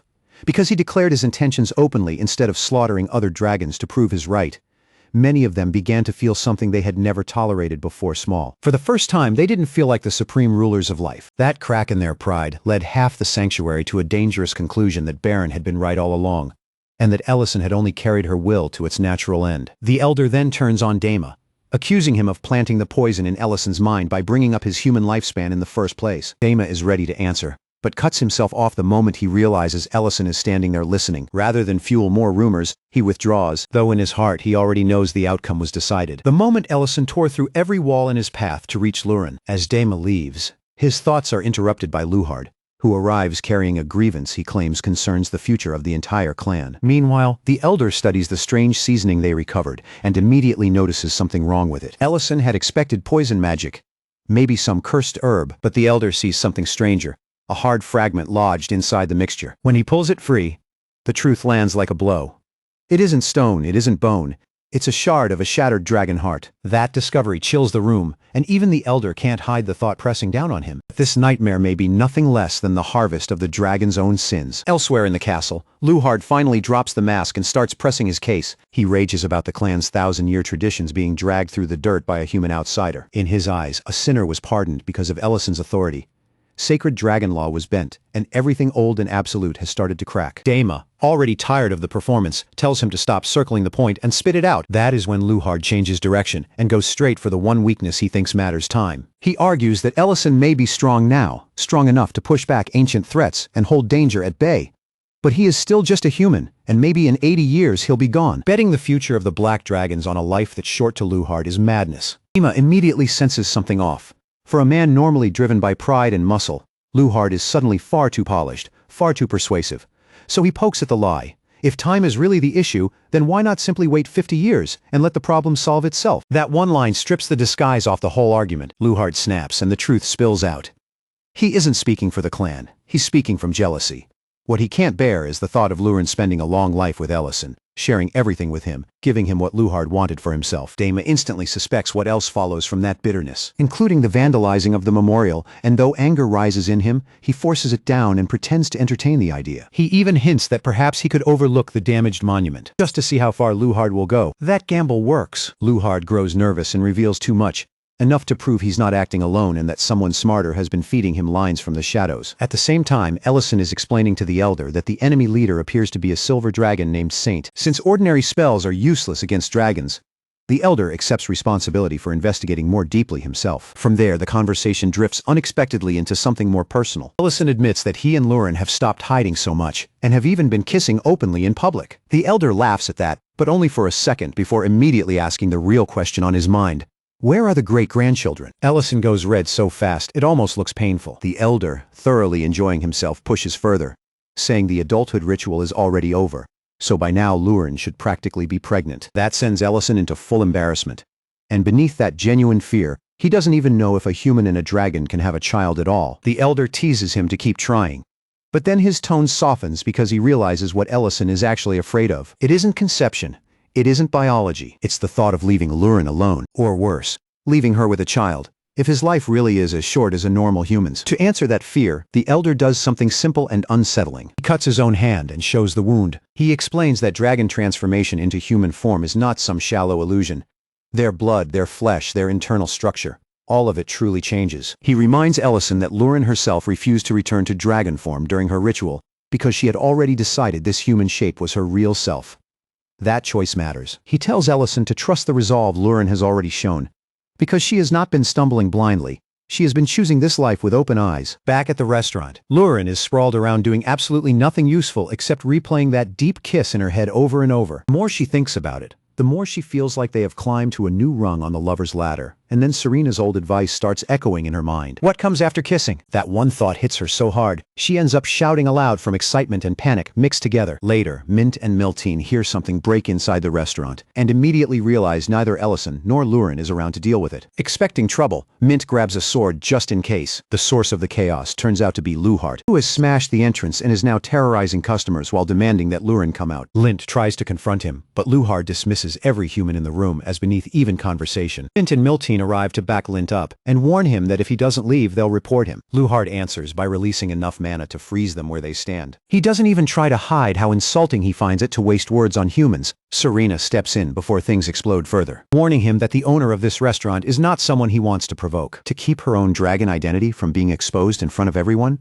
she leads Luhart away into the nearby forest. There he mocks her for spending her time as a regular customer in a human restaurant, especially one owned by Ellison. Serena fires back immediately, pointing out that Luhart is the last dragon on Earth who should talk about dignity, considering how he has been destroying human villages while pretending to hunt red dragons. That insult gets under his skin instantly, and he transforms into his dragon form. Then Lauren arrives, takes one look at him, and openly states her disgust. At the same time, somewhere else, Madrine is lingering outside a bar, uneasy about leaving the silver dragon alone, even though Ellison told her to. Her nerves only get worse when a mysterious figure appears and asks about the sinner. Back in the forest, Luhart makes one final desperate attempt. He tells Lauren it isn't too late, that nothing serious could have happened yet between a dragon and a human, especially since they can't have children anyway. Lauren decides to bury him with his own assumptions. She lies straight to his face and says they have already done everything lovers do. She even claims Ellison personally undressed her sacred dress the night of the ritual, and that they spend their time tangled together in every intimate way Serena once described. Serena, hearing this from the side, is genuinely shocked that Lauren is going all in on the bluff. Lauren keeps going, telling him she only went to the sanctuary at all because she felt guilty toward Ellison. Never because she had even the slightest interest in Luhart. Then she finishes him saying that even if Ellison's life is short, she would still never belong to Luhart in this life or any other. That is the exact moment Ellison arrives, just in time to hear Luhart demand an answer from him. Luhart accuses him of selfishness, saying he is making Lauren suffer for thousands of years after he dies. Serena, cutting straight through the nonsense, reminds everyone that Luhart is the one who broke the restaurant door in the first place. Ellison doesn't argue about theories or the far future. Instead, he steps forward, wraps Lauren in his arms, and says the hard truth plainly. Yes, his human life is short. That is exactly why every single day with her matters so much. Then he lifts her into his arms and turns to leave, ignoring Luhart shouting behind them. Lauren, flustered, says he can put her down if he wants, but Ellison admits he wants to keep holding her longer. He then recalls her teasing him earlier about wanting him to know the taste of something delicious and quietly suggests they continue where they left off. His real decision is already made. He intends to fill Lauren's life with so many happy memories that even if their time is limited, it will never feel empty. High above, Dema watches this unfold and finally understands something vital. The fact that their time may be short does not weaken the meaning of their choice. It strengthens it. For him, that is enough to trust Ellison with the future of the Black Dragons. And it also hints that Ellison's lifespan may not be nearly as simple as everyone assumes. Later, Ellison and Lauren sit side by side on the bed, in a silence so thick, it almost becomes another person in the room. They both know what they were interrupted from before, and this time, Ellison chooses not to hesitate first. He starts with a kiss, holding her face gently, as they lean back together. For one brief moment, it seems like nothing will stop them. Then disaster strikes in the stupidest possible way. The elder's voice echoes inside Ellison's mind, demanding to know about his great-grandchildren. The sheer absurd pressure of that intrusion snaps something in him.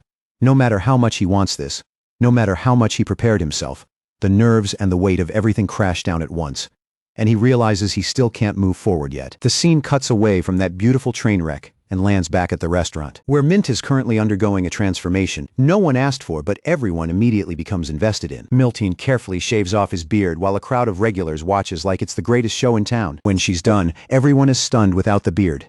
Mint looks almost 10 years younger. That starts a whole conversation about age, which Ellison realizes he has weirdly never heard them discuss before. Mint casually reveals that he is only 34, having served 15 years in the military before the war ended. That number hits Ellison in a very uncomfortable place. He suddenly becomes acutely aware that his own face has barely aged at all. And the most likely reason is the Lord's heart. His aging isn't normal anymore. Preston being deeply unhelpful, points out that humans start aging fast after 35, which only feeds Ellison's growing anxiety about the gap between him and Lauren. That night, he takes the problem to a deeply practical and deeply ridiculous place.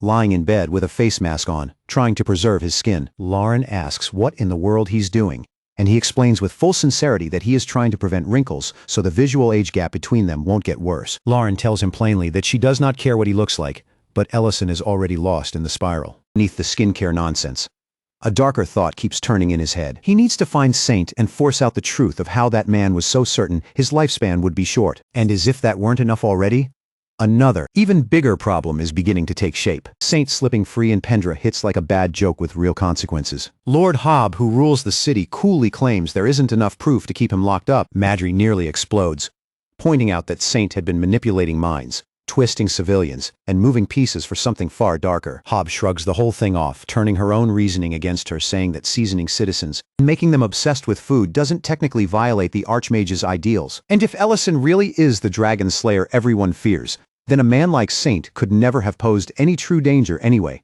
In the end, because no law can be pinned cleanly enough to him, Saint walks out untouched, and Madrine is left staring at the aftermath, already knowing that disaster never stays quiet for long. Saint doesn't waste his freedom. He reunites with a completely wrecked Luhard, who is still emotionally shattered by Loren's earlier claim that she and Ellison had already crossed every line lovers could cross. Saint sees that humiliation and immediately recognizes its value. He tells Luhard the only thing that matters now is who stands at the end, not who cried first, not who got mocked, only who wins. That is all it takes.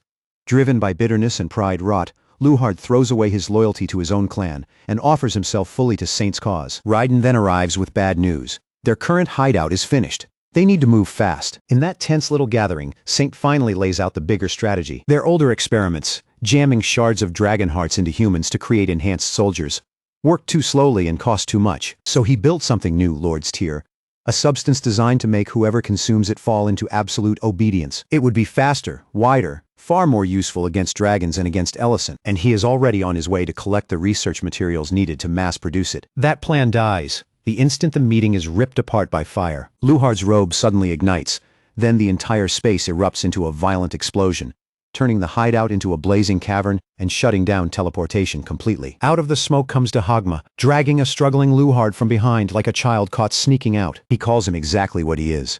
A useless fool who walks straight into the hands of the people trying to resurrect the Dragon Lord. Saint and Raiden can only watch as Dahagma lays out the truth with brutal ease. Luhard is horrified, because this is the first moment he realizes he wasn't joining some noble effort to restore dragon dignity. He had been running errands for lunatics, trying to restart the worst nightmare in history. Dahagma laughs right in his face, openly enjoying how ridiculously easy he had been to manipulate. Even Saint has to admit recruiting someone this stupid was a tactical mistake. Trying to recover control, Saint transforms into dragon form and unleashes a crushing wave of force, assuming Dahagma came alone and can be overwhelmed. That assumption gets buried instantly. Dahagma transforms as well and puts him down with terrifying ease, pinning Saint under his claws and remarking that fatal misjudgment seems to be the Silver Dragon's favorite hobby. On the side, Luhard panics and begs forgiveness, swearing he never knew anything about reviving the Lord. Dogma gives him one chance to prove that. Turn on the people he had just served. Luhard lunges at Raiden without hesitation, and Raiden is forced to draw his sword to defend himself. Elsewhere, Lauren admits something important to Ellison. She knew Luhard had been manipulated from the start. Dahagma had asked her to provoke him on purpose, to drag the hidden organization into the open. She also confesses something else he once told her, that she shouldn't build her heart on false hope, because if Ellison's life really was short, then loving him only meant walking willingly into despair later. That is the piece Ellison latches onto, frantic now, desperate to know what Dahagma learned about his lifespan. But Lauren stops him before he can run after another answer. She breaks down in tears and finally says the fear out loud. She doesn't care if he grows old. She doesn't care if time changes him. What terrifies her is that if he ever learns he really can become fully human again, he might choose to leave her just to spare her the pain of watching him die. She begs him not to chase an answer that could tear them apart, and simply asks him to stay. Seeing her cry like that finally makes the damage clear to him. His hesitation has already been hurting her, so he tells her plainly that he is not going anywhere. And in that moment, he decides to prove it not with theories, not with distance, but with closeness, pulling her into a moment of real intimacy, instead of another promise left hanging in the air. Back in the burning hideout, Raiden and Luhard are still clashing while everything around them falls apart. Raiden realizes the operation is collapsing from every direction. The Lord's tier data is gone. Their teleportation barriers are breaking. The whole thing is becoming unrecoverable. Nearby, Dihagma is taking his time with Saint in the most painful way possible, snapping joints and forcing answers out of him while asking the obvious question, why rush now? If Ellison were truly just a normal human, then the simplest plan would be to wait a few decades and let old age solve the problem. The fact that they are moving now means they already know that won't happen. Then Tagma reveals what he found. After interrogating Hora, he learned that Redan is actually 92 years old. In other words, Redan is Adrian Pierce, the former Imperial Knight Commander, who should be an old man on the edge of death. Under pressure, Saint finally gives up the truth. They transplanted a dragon heart into the aging commander as an experiment, and instead of killing him, it restored his youth. Since Ellison carries something far greater, the Lord's heart, the implication is unavoidable. Ellison is not living on borrowed human time anymore. He has in effect gained a dragon's lifespan. Dogma then does the worst possible thing at the funniest possible moment. He uses a magical transmission to send that revelation directly to Ellison and Lurin while they are together in bed. He congratulates them with perfect sincerity, announcing that the burden of their different lifespans is gone. Then he immediately realizes what he has interrupted and awkwardly covers his eyes, apologizing for ruining such a romantic scene with life-changing good news. As the anniversary of the war's end approaches, someone in the palace finally reminds the Emperor how much time has passed. The number catches him off guard.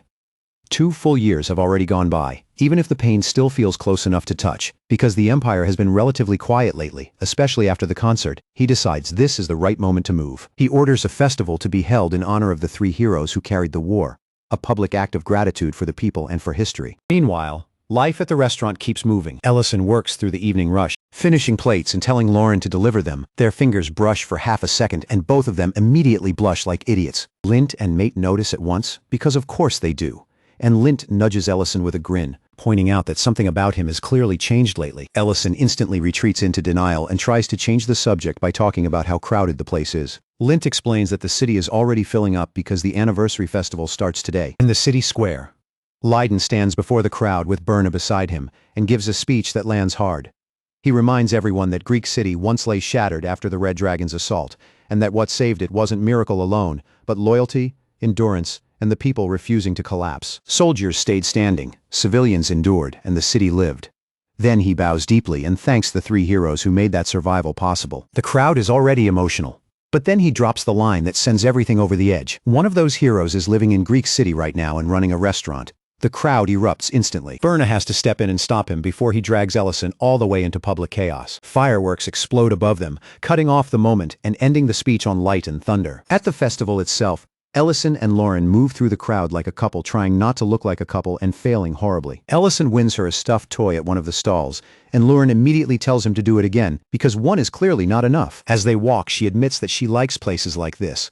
Not because they are big or grand, but because they feel familiar, warmer than the capital ever did. Ellison tells her they can come back next year, and the year after that, and the year after that too, as many times as they want. Lauren accepts that quietly, but the happiness in her face says more than words ever could. Then they run into a group of children playing war. One is pretending to be Bin, another is Darren, and someone else is flailing around as a dragon. Lauren finds it funny immediately, but Ellison stiffens the moment he sees it. Children spot his clothes and decide he must be the perfect person to play the Archmage Ellison. Before he can refuse, they drag him into the game and assign Lauren the role of a princess. She rejects that title so fast it almost sounds offended. The children argue back that the princess is important and the order of the battle matters. According to them, Bin and Darren have to fall first so the Archmage can face the final fight alone. One child dramatically collapses and announces the heroes are dead, leaving only the Archmage behind. That line hits Ellison harder than anyone around him can understand. To keep the moment from becoming a real problem, Lauren gives in and plays along, which sends the kids into delighted chaos as they rush toward the last scene. But just as everything gets loudest, Ellison's vision blurs and the world drops out from under him. He loses consciousness. In the dream, he wakes beside a campfire, and across from him sit Ben and Darren as if no time has passed at all. Darren assumes he had a bad dream. Ben complains that the cook has no business being the last one awake. A few passers-by come near and start thanking them for their heroics, recognizing Ben and Darren immediately. When they ask Ellison's name, he introduces himself as Michael instead. Darren laughs, amused that he is still changing his identity every chance he gets. Ellison explains that once the war finally ends, he wants to open a restaurant. And when that day comes, he wants people to judge him only by the food, not by whatever they think they know about the soldier he used to be. To make that possible, he has even been using magic to change how he looks, choosing different faces for different worlds. Their quiet conversation gets interrupted when Ben and Darren realize they are late for a meal and start dragging him along like old times. The dream turns abruptly. Battle explodes around them as monsters descend in a brutal rush. Ellison throws up a magical shield to protect the people nearby while panic tears through the crowd. They quickly realize this isn't an ordinary fight. It is a war inside a war, a clash between a red dragon and a black dragon. The red dragon sneers at everyone below, calling them worms and telling them to get lost if they don't want to be crushed under the aftermath. Watching the destruction, Ellison suggests the direct answer. Go for the Lord itself and cut the whole fight off at the root. Ben and Darren react like he has lost his mind. They tell him they already tried that once and nearly died for it. The Lord isn't just strong. It is a monster that refuses to die. A thing that can take enough punishment to kill 5 adult dragons and still keep moving. The only reason they lived through that last clash was pure timing. The Lord sensed the approach of black dragons and chose to retreat before things tipped too far. Darren catches the weight sitting on Ellison's face and can tell the war is grinding him down from the inside. Ellison doesn't deny it. He's exhausted, sick of endless bloodshed, sick of choosing who gets saved and who gets buried. He remembers Darien once asking him to come back, clear his name and return properly. But Ellison chose a different road and ran from that path because he wanted to save people in his own way. He admits plainly that he hates the red dragons for starting all of this. And he feels no affection for the black dragons either, when they can watch humans suffering and still stay distant. Seeing that fire in him, Darren hands over a special badge and tells him to stop dragging himself through life like a deserter and start moving like what he really is, a grand archmage whose power exists to protect. That moment gets cut short when word comes that a dragon is near, and suddenly Ben is nowhere to be seen. The 3 heroes split up to search. But almost immediately, Ellison notices they are being pulled in circles. Darren figures it out first. A barrier is distorting the route, so they separate. Darren says he'll hold off whatever is coming, while Ellison pushes forward. Deeper inside, Ellison reaches what looks less like a lair, and more like a wound carved into the earth, a place no one should be able to live in. Inside, he finds a young dragon weeping beside her mother's corpse. The red dragon is already gone. The grief in that child is so violent, it almost feels like a storm given shape. And she turns on Ellison. In dragon form, Lauren attacks him instantly, screaming that he is the reason her mother is dead. The force of her magic shocks him. It is far too powerful for a juvenile dragon, closer to the pressure of a grown one. The blast erupts. Ben and Darren finally arrive, and Darren immediately realizes this is no normal child. Ben confirms it a heartbeat later. The aura pouring off her matches the ancient Mabel they know too well. Ellison understands right away that this isn't some simple tragedy. This is tangled in something much darker. Lauren charges again, vowing to kill them all. Darren warns that her power is being amplified by the Mabel, and Ben argues they need to avoid fighting her at all costs. Ellison refuses to back down and says the thing he's been holding inside for too long. That more than anyone, he wants this war finished, because all he ever really wanted was a peaceful life and a restaurant, not this nightmare. When they ask her name, she demands theirs first, and only after hearing them does she say she will allow them to keep those names until the Lord is dead. Then she takes human form and introduces herself as Lauren. Darren doesn't waste time staring. He just orders Ellison to move with her, because they need to get out fast. Ben warns that they may already be walking exactly where the Lord wants them. Ellison, though, has locked himself onto one thought. If the Dragon Lord falls, the war ends. Elsewhere, the Red Dragon Lord gazes at his own heart and calls out toward the one who has the power to finish everything, inviting them forward like prey being lured into a trap. Ellison realizes that if they are going to win, they need one thing they have never truly had: a united front. So he begins trying to gather allies, building a plan that depends on their combined force, drawing the Dragon Lord's focus long enough to create one opening, one real chance to bring him down. Vin agrees immediately, knowing brute force alone will never be enough. But gathering support turns into a wall of rejection. Regional lords refuse one after another. One says dragon raids are too unpredictable and he can't abandon his own territory. Another calls the idea a suicide mission. A third fears a direct offensive will only provoke the dragons into even worse retaliation. The refusals pile up until Ellison is burning with frustration. He vents all of it in front of Lauren, insisting, "This isn't selfishness. He isn't doing this for glory. He's trying to stop the slaughter." Lauren, watching him, points out that for someone people want to call a hero, he doesn't actually listen very well when he's decided on something. In the middle of all that tension, Ellison falls back on the one thing that still centers him: cooking. He makes langsha with Saravine eggs. And as Lauren eats, he feels it again, that his love for cooking is stronger than any desire for battle, stronger than fame, maybe stronger than the role people keep trying to shove onto him. Maybe he was never meant to look like a legendary hero the way Ben or Darren do. At the same time, Ben is having his own conversation with his people. Lilia warns him that his clan still needs him, that walking away now isn't simple. Ben explains that their leader, Lord Coulard, has grown old and is barely keeping the region secure by borrowing power from an ancient Mabel. Humans outside the forest simply cannot match that level of threat, and the only reason the area still stands is because the dragon still avoids them for now. Lilia understands what that means, that avoidance won't last forever, and finally lets him go. Darren is already ready, so the group moves toward the castle, but something is wrong from the moment they arrive. No guards, no noise, no life. The place feels too empty. Ben suspects the signal point is wrong. Darren isn't convinced. Lurin senses the Lord's presence and rushes ahead in fury, determined to kill him. The others stop her, because the silence is too perfect, the cleanliness too deliberate. Ellison sees it and thinks this is their moment, the best chance they will ever get, and in that exact breath, the Lord's heart appears before them, suspended in plain sight. The truth lands instantly. The Lord has separated his own heart from his body. Ben suddenly understands the unease he felt before. Lurin transforms and attacks at once, and all three heroes unload their strongest attacks into the heart. The detonation is so massive that for one brief second it feels like the war is finally over. Then the Lord appears immediately afterward and reveals that this was exactly what he expected. He has the final ancient Mabel, and now he announces that the Age of Dragons is about to begin. Min can only grit his teeth at how perfectly everything twisted at the moment it seemed to work. The Lord taunts Lurin, blaming her mother for her own greed, and that is enough to send her into a full rage. She realizes at once that this is the monster who killed her mother. He answers by telling her she'll see her soon.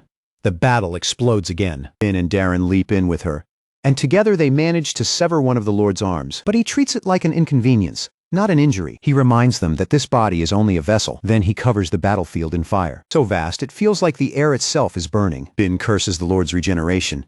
Darren points out that destroying the body means nothing if it just keeps coming back. Ellison suggests attacking the protection around the heart, but Lurin shuts that down immediately, telling him such magic isn't something one or two dragons could create alone. Ben realizes then what the Lord is truly trying to do: absorb the final ancient Mabel and complete the process. He charges to stop him. Darren agrees and throws himself in to buy time, and Lurin refuses outright to become the next Lord. She rushes forward as well. Ellison stares at the heart, and everything narrows. He understands there is only one path left. So he attacks the heart directly and begins absorbing its power himself. That move shocks everyone, most of all the Lord. Darren realizes immediately what this means.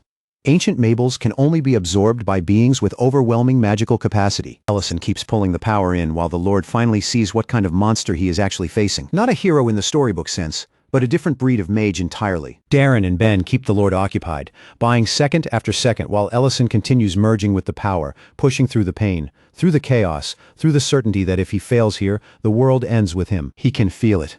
The edge of victory, the possibility that he can end this entire war with his own hands. Even the Lord admits he never imagined a human would attempt something this insane. He explains that the theory of merging is known, but no one truly understands what the Mabel will do once it reacts to mana. It is unstable, unpredictable, catastrophic. The warning comes too late. A blinding light explodes out of the Mabel and jagged spikes burst in every direction, spearing through the battlefield. The agony nearly breaks Ellison apart, but he refuses to let his journey end in that place. He forces himself through the pain and drags the ancient power into his body completely. The wild mana lashes out, then slowly settles, and as it does, it begins mending him. For one breath, it feels like he won. He turns desperate to tell the others to tell them it worked, and then the relief is ripped away. Those spikes didn't only hit him, they pierced both Darren and Ben. Even the Lord is stunned by what that means. As he dies, he finally understands he was never the true ending, only the trigger for something else to awaken. He confesses that after living as long as he did, he still could not understand why different races would choose to die for one another. His final regret is simple and bitter that Nash did not remain with them. Then he fades. Ellison rushes to Ben and Darren, trying desperately to stop the bleeding, calling for Lauren to help, but she already knows the truth. These injuries are fatal. Even so, the two of them barely manage to congratulate Ellison and Lauren. Lauren breaks, admitting she had focused only on surviving,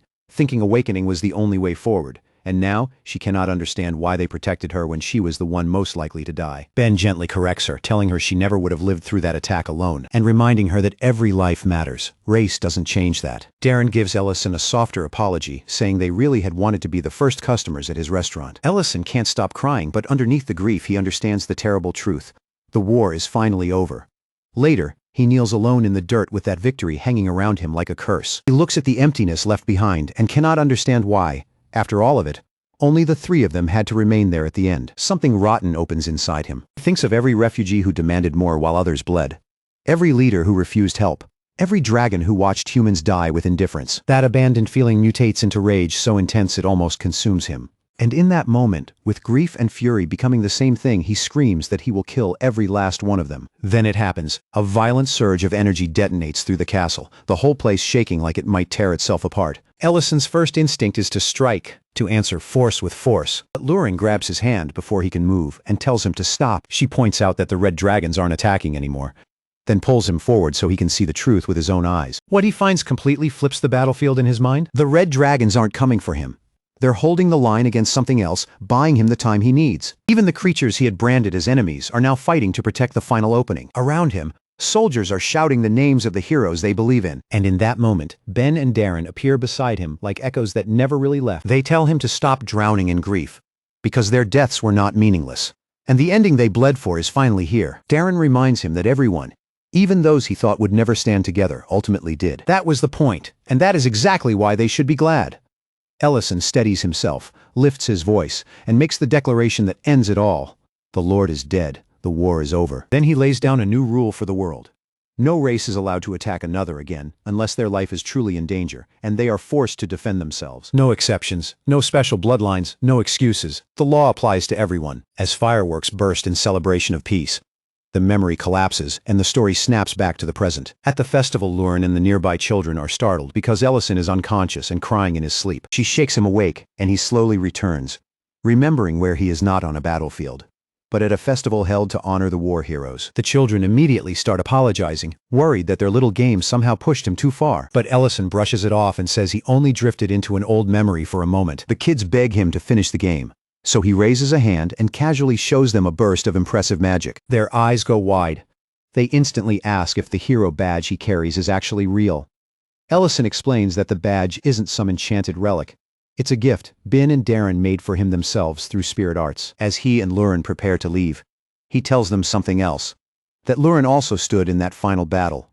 Lurin gets nervous and quietly asks if it's really fine to say that, but they simply tell the kids to enjoy the festival and move on. Elsewhere, Leon is recognizing Madrine for the grueling work she put in at Pendra City. The mission ended in success. The brainwashing item facility was destroyed, the silver dragon was freed, and the damage was contained. He thanks her sincerely, but instead of pride, the praise only makes her visibly uncomfortable. To her, that entire mission still feels like a chain around her neck. Leon doesn't let her dismiss it, though. He insists her role mattered. Then the conversation drifts toward Duke Dillion searching for her, which only makes her more uneasy. Leon decides enough of the past for now, and hands her a scroll meant for Count Leiden. Madrine assumes it's just another formal assignment, but he immediately clarifies that this is actually a forced vacation.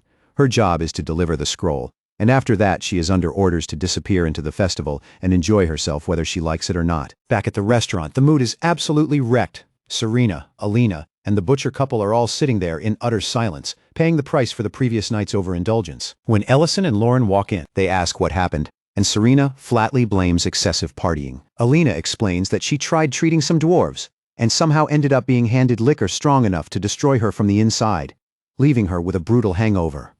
When Creston starts talking about food, Alina immediately rejects anything heavy, and that sparks an idea in Ellison's head. He decides on the spot to make something specific for recovery, convinced the dish is good enough to become one of the festival's highlights. He tells Lurin to just wait and see. Outside, the festival is loud, crowded, and glowing with life. A performer takes the stage and thanks the audience before announcing a special musical tribute to the three war heroes, drawing immediate excitement from the crowd, especially because the singer is famous in other regions. Through that same crowd, Madrine moves nervously with her face covered, trying very hard not to be noticed. She turns down a flower girl, accepts a quick apology from a drunk man who bumps into her, and almost makes it through unnoticed, until the man's friend spots her badge. The moment he recognizes her as a 7th-class mage, the mood changes. Suddenly, she's being loudly praised for her service to the Empire, and the men start insisting she drink with them as a show of appreciation. Eventually, she ends up inside a bar, drinking under pressure, and the alcohol starts ripping apart every wall she had left. Her guard drops fast. She begins boasting that she is the only active 7th-class mage left, and when someone brings up Headmaster Certain, she sharply corrects them, saying he's retired and no longer relevant to the battlefield. Then the conversation shifts toward heroic stories from the war, and that is where everything starts spilling out. Madrine admits she doesn't have any heroic story worth telling, because what drove her back then wasn't justice or sacrifice, it was selfish hunger for power and status. She confesses that at the academy, she reported Ellison and helped engineer the movement that pushed him out, all because she wanted him removed from her way so she could rise higher. She remembers looking down on him, insulting him, treating him like trash, because she had convinced herself she had to be the greatest mage alive. Now that old pride feels pathetic. As the alcohol keeps hitting her, another memory rises. The humiliation of being unable to defeat even a juvenile dragon? Her thoughts circle right back to Ellison. And she can't understand how the man who spent his time grilling meat instead of worshipping magic kept surpassing her again and again. She remembers screaming at him about power, only for him to answer with something she didn't deserve: compassion. He had told her she was free to use her strength for herself, but she had no right to block people who were just trying to move forward, and no right to decide who deserved to live. By the time she finally collapses from drinking, the truth of those words has already sunk into her. Later, she wakes up at a dining table, completely ruined, and finds Ellison waiting there with a steaming bowl of yuba gubap placed in front of her. He takes one look at her mess of a state and tells her to eat. The warmth of the food, combined with the unbearable fact that it's him sitting across from her, breaks whatever composure she had managed to keep. Madrine starts crying and tries to confess everything: the betrayal at the academy, the report, the lies, the jealousy. But Ellison stops her before she can force it all out. He tells her he always knew. He knew she was the one behind the report, the one who exposed his secret kitchen and drove the whole truth movement against him. Her guilt had been written all over the way she could never properly meet his eyes. Even so, he says it plainly. He forgives her, because whatever she was in the past, the effort she is making now is real. That fragile, almost healing moment lasts about 2 seconds before Lauren barges in, radiating pure excitement, and casually announces that she broadcast Madrine's entire drunken confession across visual projectors all over the city. Madrine freezes in horror as the realization slams into her. The whole population has now seen her publicly admit her crimes, her envy, her humiliation. Everything. She bolts from the restaurant in complete panic, while Ellison calls after her that running off on a full stomach is a terrible idea, which of course she completely ignores. Lauren suddenly throws her arms around Ellison, pulling him into a tight embrace that completely catches him off guard. His body going stiff as she presses closer, she quietly explains that reliving the memories of losing his friends must have been unbearable, and this was the only way she knew to ease even a fraction of that pain. Ellison exhales, almost amused, almost touched, admitting that lately he finds himself surprised every day by how thoughtful she's become, then adds with a teasing edge that the old Lauren would have just called him a whining, stupid human and walked away. That single comment hits a nerve. Her grip tightens instantly, too tight. A sharp crack echoes between them. Both of them freeze. Then panic explodes. Their eyes snap to the bottle shattered from the outside. The hibern flower seed is already in Allison's hand, glowing violently, its light bursting outwards so intensely it blinds them for a moment. No hesitation. They move. Fast. They rush to a remote location somewhere isolated enough to handle whatever comes next. Thinking back to what happened with Selly, they're convinced the Dragon Lord shouldn't be able to physically destroy anything in this world. But Allison doesn't take chances, not with something this dangerous. The moment the seed touches the ground, it reacts. It sprouts instantly. The hibern flower blooms, and just like that, he appears. Dragon Lord stands beneath the moonlight, his gaze drifting upward as if searching for someone. For a brief moment, he assumes the one who summoned him must be Sauron. But then he turns, and his expression shifts. It's just Alyssum. And Loren. The confusion is immediate. He questions how he's even back in the world of the living, clearly unable to grasp what just happened. But Alyssum doesn't answer. Instead, he fires back a question of his own, asking if the being before them is truly the Red Dragon Lord Sardalin. At that, Sardalin transforms, his presence sharpening as he studies their faces more closely, noting that something about them feels familiar. He assumes they must have countless questions after going to such lengths to bring him back, but before anything else he casually suggests they eat first, and then he laughs. Loudly cut to Allison's restaurant. Sardalin sits eating without restraint, clearly enjoying himself, while Allison calmly prepares dish after dish. Lauren, on the other hand, looks completely irritated, unable to hold back as she points out the obvious: he's already dead. So what's even the point of eating? Sardalin answers without hesitation because the food is good. More than good. It's exceptional. He praises Alyssum openly, saying that with skill like this, he could become an incredible chef someday. Alyssum responds flatly. He already is one. This is his restaurant. That's it. Lauren snaps. She demands to know if he has any idea what they're feeling right now. The atmosphere shifts instantly. Sardalin's expression hardens. He asks a single question: are there any red dragons left in this world? The sudden seriousness catches Lauren completely off guard. Without dodging it, Sardalin admits the truth: they must hate him. They lost friends, family, everything because of him, with both the power and the reason they could have wiped out his entire kind. So he asks again, directly this time, are any of his kin still alive? Ellison answers yes. The red dragons still exist. That answer genuinely surprises Sardalin. He pauses, then assumes their next question that they want to know why he became a dragon lord, why he started the war in the first place. Allison and Lauren both nod, and Sardalin begins. He says he never wanted the war, not even once. It sounds absurd even to him, but he points out the strange coincidences, How Lurin's mother managed to steal an ancient marble at the last possible second, or how Allison's allies always arrived at red dragon attack sites before the black dragons could act. None of that was chance. He was the one who fed them that information. He wanted to be stopped. Lurin explodes again, unable to accept it. She reminds him that he was a dragon lord who had absorbed 2 ancient marbles. Who exactly did he expect to stop someone like that? Sardalin's gaze drifts, pulled back into the past. He remembers walking alone after failing to convince Saren, bitterly complaining that the difference in their bloodlines was nothing more than coincidence, while his feelings for her were real. Eventually he collapses. All he wanted was to stay by her side. Even if it meant reliving the same farewell over and over again, he would still choose to meet her every single time. Then the sky darkens, and a voice answers him. It asks if he truly wishes to correct his twisted fate. A dark presence offers him power. Power to break old rules, to rewrite the world itself. In that moment, he sees Saren reaching out to him, and without hesitation he reaches back, a decision he could never undo. Elsewhere, Cynthia enters a cavern, cages lining the space around her. Voices beg for food for Mercy, but she ignores them, pulling her hood over her head. As she joins others dressed the same, they gather before a throne built from massive dragon bones. Their goal is clear: to revive the primordial dragon. Back in the present, Sardalin's revelation shakes both Alizan and Lurin. He admits he never met the primordial dragon himself, only heard of it in legends. The primordial Lord Valakar. But what took him over was something far worse than command. It was domination, a force that erased his will completely, turning him into nothing more than a puppet, trapping him in an endless trance. Then, before his eyes, the ancient marbles appeared. He begged for it to stop. He never wanted to become a lord, but it didn't matter. It was already too late. Then he felt it.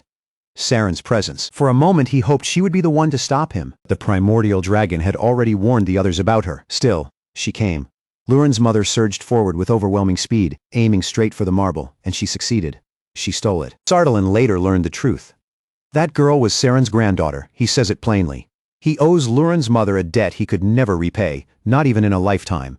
That's the breaking point. Lurin lunges forward and slams her fist into his face, tears streaming down as she screams that he was the reason her mother was forced into something so dangerous. She demands to know if he even understands what her mother went through afterward. She keeps hitting him again and again. And Allison, watching this unfold, calmly tells her to aim for the body instead, so they can keep him alive long enough to get the answers they still need. A little later, the Dragon Lord casually asks if Lurin feels any better now, even as blood drips from multiple wounds across his face. His tone strangely calmed despite the damage. Lurin doesn't answer. She moves to hit him again, but Allison steps in and stops her. Frustrated, she snaps that the Dragon Lord is completely useless, and surprisingly, he agrees. He admits it without hesitation, explaining that after Lurin's mother stole the marble, he was sealed once more, this time for nearly 300 years, buried deep underground, cut off from everything, forced to wait as he slowly regained the ancient marble's power, while also suppressing resistance from other dragon lineages, his patience eroding with every passing moment. Then eventually, Valakar declared the war. A war meant to place the entire world under the rule of the Red Dragons. The moment his seal broke, Sardalin acted immediately. He sent a signal to Lurin's mother, a quiet attempt to apologize carefully concealed so Valakar wouldn't detect it. But something strange happened. The signal he tried to send to Sauron was completely blocked by the Holy Land's defenses. Yet for some reason, the one directed toward Lurin's mother went through. And that's when it clicks. Lurin realizes it was because of the gap created when she met her mother. That small opening allowed the signal to pass through. Sardalin continues, explaining that he warned Lurin's mother the discovery of the marble was only a matter of time, that there was no escaping it. The very fact that his signal could reach her meant her location was no longer safe. So he advised her to gather her entire clan to build an unbreakable defense around her, an iron fortress. But she refused. Because if the Black Dragon clan gathered in one place, the Red Dragons would launch a direct assault and it would turn into a meaningless massacre. Something she couldn't allow. That's when everything changed. That's when Lurin entered the picture, and that's when her mother began teaching her magic, preparing her, protecting her. Allison clenches his teeth, the weight of it all settling in, realizing the Dragon Lord had known everything from the beginning. Sardalin quietly adds that Lurin's mother cared about her clan more than anyone else, because it was the place Lurin was meant to live. The words hit harder than anything before. Lurin remembers her mother saying it was her own choice, words that meant nothing back then, but now they crash down on her all at once. The tears don't stop. She grabs Sardalin by the collar, her hands trembling as she demands the names of those who killed her mother. Sardalin closes his eyes. For a moment, he hesitates, wondering if he's about to repeat the same mistake, igniting hatred in someone who's already suffered enough. Cut to the Red Dragon Holy Land. An elder questions the progress of the investigation into the remnants of the cult trying to revive the Dragon Lord. Reheim lowers his head, apologizing for failing to uncover anything. The elder reminds him that even if they acted under the Lord's orders, they were still responsible for the previous war. Power that can control dragons should never exist, especially not among red dragons. Reheim accepts it quietly and prepares to leave, but Baint arrives, greeting both of them. Reheim then brings up something else, asking if Baint witnessed what happened in Greek City when Alyson awakened through the third ancient marble. He calls out the absurdity of it. When a dragon absorbs 3 marbles, they're labeled a threat to the world. Yet when a human does it, they're hailed as a hero. Even so, he admits their kind committed unforgivable sins. He just wishes people would acknowledge how hard they're trying now to make things right. Back at the restaurant, the mood is completely different. Sardalin is now bothering Alyson, asking to help with cooking or at least serve customers. Alyson shuts it down instantly, telling him that staying quiet is the most helpful thing he can do. Sardalin sighs, saying he feels bad eating for free, and also regrets saying something unnecessary to Lurin earlier. Right then, Serena and Alina walk in, casually ordering 2 bowls of gupbap as soon as they enter. Still irritated, Lurin snaps that gupbap is off the menu since the festival is over. Sardalin's attention shifts instantly. He notices Serena, a red dragon. He points it out, confused, but Alyson simply explains that they don't discriminate against customers. Sardalin then asks about the festival they mentioned. Alyson explains, it's the Dragon War Armistice Commemoration Festival. Sardalin wonders aloud if Alyson's red dragon acquaintance is truly okay with that. Because the more the heroes are praised, the deeper the resentment toward the invaders grows. Elsewhere, Reheim and Baint approach a nobleman, asking for cooperation in preventing the resurrection of another dragon lord. But the man cuts them off immediately.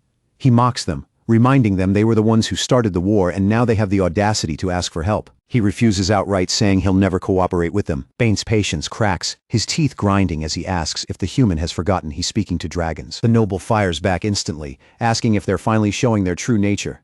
He dares them to kill him, to break the principles set by the heroes, reminding them that the Archmage is still alive. His voice rises with anger as he shouts about the blood and tears of his people. Still fresh, still not dried. All because of the red dragons, he orders them to leave his territory. And they do. As they walk away, they overhear civilians speaking bitterly, saying the red dragons should have been wiped out completely, questioning why the Archmage spared them at all. Baint stops, then quietly says they should turn back here and return to the Holy Land. Meanwhile, Lauren walks alone through the city, her mind replaying the answer she received. 2 names, one Cynthia, the other Reheim. Later, at Alina's clinic, Serena and Alina return from the restaurant. Alina immediately asks for Serena's help again the next day, but Serena complains that she's been worked to exhaustion lately. Then Alina shifts the topic, asking about Lauren's mood earlier. As a black dragon, it shouldn't have affected her that deeply, yet it clearly did. She also checks on Serena, asking if she's all right after the festival, which confuses her. Serena teases her, bringing up how she was shouting things like death to the red dragons along with everyone else. Alina brushes it off, saying she was just worried. Serena sighs, admitting she understands the hatred toward them, even after the Dragon Lord's death. She explains he died 13 years ago, but the war didn't officially end until 2 years after that. Alina frowns, asking if the red dragons continued fighting even without his orders. Serena confirms it. Some of them became obsessed with looting, turning into lunatics who kept attacking human territories. Most of them, however, ran into a very angry restaurant owner, and none of them survived that encounter. That's how Alyson earned the title Dragon Slayer. Even those who weren't killed were punished. Every dragon who committed crimes was imprisoned in the Holy Land prison. No exceptions. Alina then asks about Serena's situation. Serena, clearly annoyed, explains she was ambushed by black dragons and captured, unable to do anything. Alina suddenly brightens, saying, that's actually a good thing. She wasn't involved in the crimes. Then, with unsettling honesty, she adds that sometimes things work out because Serena was weak. Serena immediately protests, flustered, insisting she's not weak, that the black dragons just fought dirty and ganged up on her. Alina grabs her hand gently, reminding her that she didn't commit any crimes under forced orders. Serena sighs, saying it doesn't matter anyway, no one even knows her true identity, and right then, crash, a stone shatters through the window. Serena picks it up, her expression darkening as she reads the words carved into it. Harsh, hateful messages aimed directly at her for being a red dragon. Alina looks around, alarmed, asking who could have done something like this. Back at the Red Dragon Holy Land, Baint returns first, sent back alone by Reheim. He hands a scroll to the elder and reports that Reheim seemed furious after hearing the humans speak. The elder, already displeased, says he had warned them not to take human words to heart, then asks where Reheim was last headed. Baint hesitates, then reluctantly admits it was Greek City. Before long, rumors start spreading through Greek City like wildfire. People whisper that a disguised red dragon has been living among them, that staying in human form requires feeding on human blood. Others add their own nonsense, claiming red dragons always have red hair in human form. And before long, every accusation starts pointing towards Serena from the clinic. Meanwhile, at the clinic, Serena and Alina wait in uneasy silence as not a single patient shows up. Alina assumes it's because of the rumors circling through town and tries to lift Serena's spirits, but Serena cuts her off immediately, insisting she's fine. She forces a smile, saying, "It's actually nice to have some peace and quiet for once." But deep down, she can't stand the thought of Alina's clinic suffering because of her. So she decides to clear up the misunderstanding herself. At the same time, Alison and Lauren are discussing the red dragon Rahim. Alison reminds her that Rehum was one of the dragons present when Nis tried to frame them for Serena's death. Lauren casually adds that it was also the same time Alison absorbed an ancient marble, and that single detail stuns the Dragon Lord. Then suddenly, hurried footsteps approach. Alina and Baint both arrive at once, both asking for Alison. Alina immediately protests that she got there first, while Baint argues that his matter is more urgent. Alina blurts out that terrible rumors are spreading all over town about Serena, and Baint cuts in, asking if anyone has seen Rahim. Meanwhile, Serena makes her way toward the restaurant alone, muttering that humans really can be simple-minded, because not all red dragons are the same. She walks in wearing her usual bright smile, fully prepared to laugh the rumors off and explain herself like it's nothing. But the moment she steps inside, the atmosphere hits her. Every customer stares at her with fear in their eyes. Then the whispering starts all over again, and with her sharp hearing, Serena catches every single word. Mate greets her warmly and mentions that Alison is away. Renee quickly rises from her chair to welcome her too, but Serena notices it immediately, the tiny trace of fear in their faces, the hesitation they can't fully hide. She gives a nervous laugh, turns around, and says she only came to see if Alina was there. Renee tries to stop her, but Serena bolts. She had really thought she could brush it off, flick away the rumors with a playful smile, explain that she was different, and people would understand. Alina's concern had given her this small sense of safety, like maybe things would be all right. But to everyone else, she was just another red dragon. Still, she forces herself to breathe, straightens up, and puts on a brave face again. She tells herself she's a dragon, that humans can misunderstand her all they want.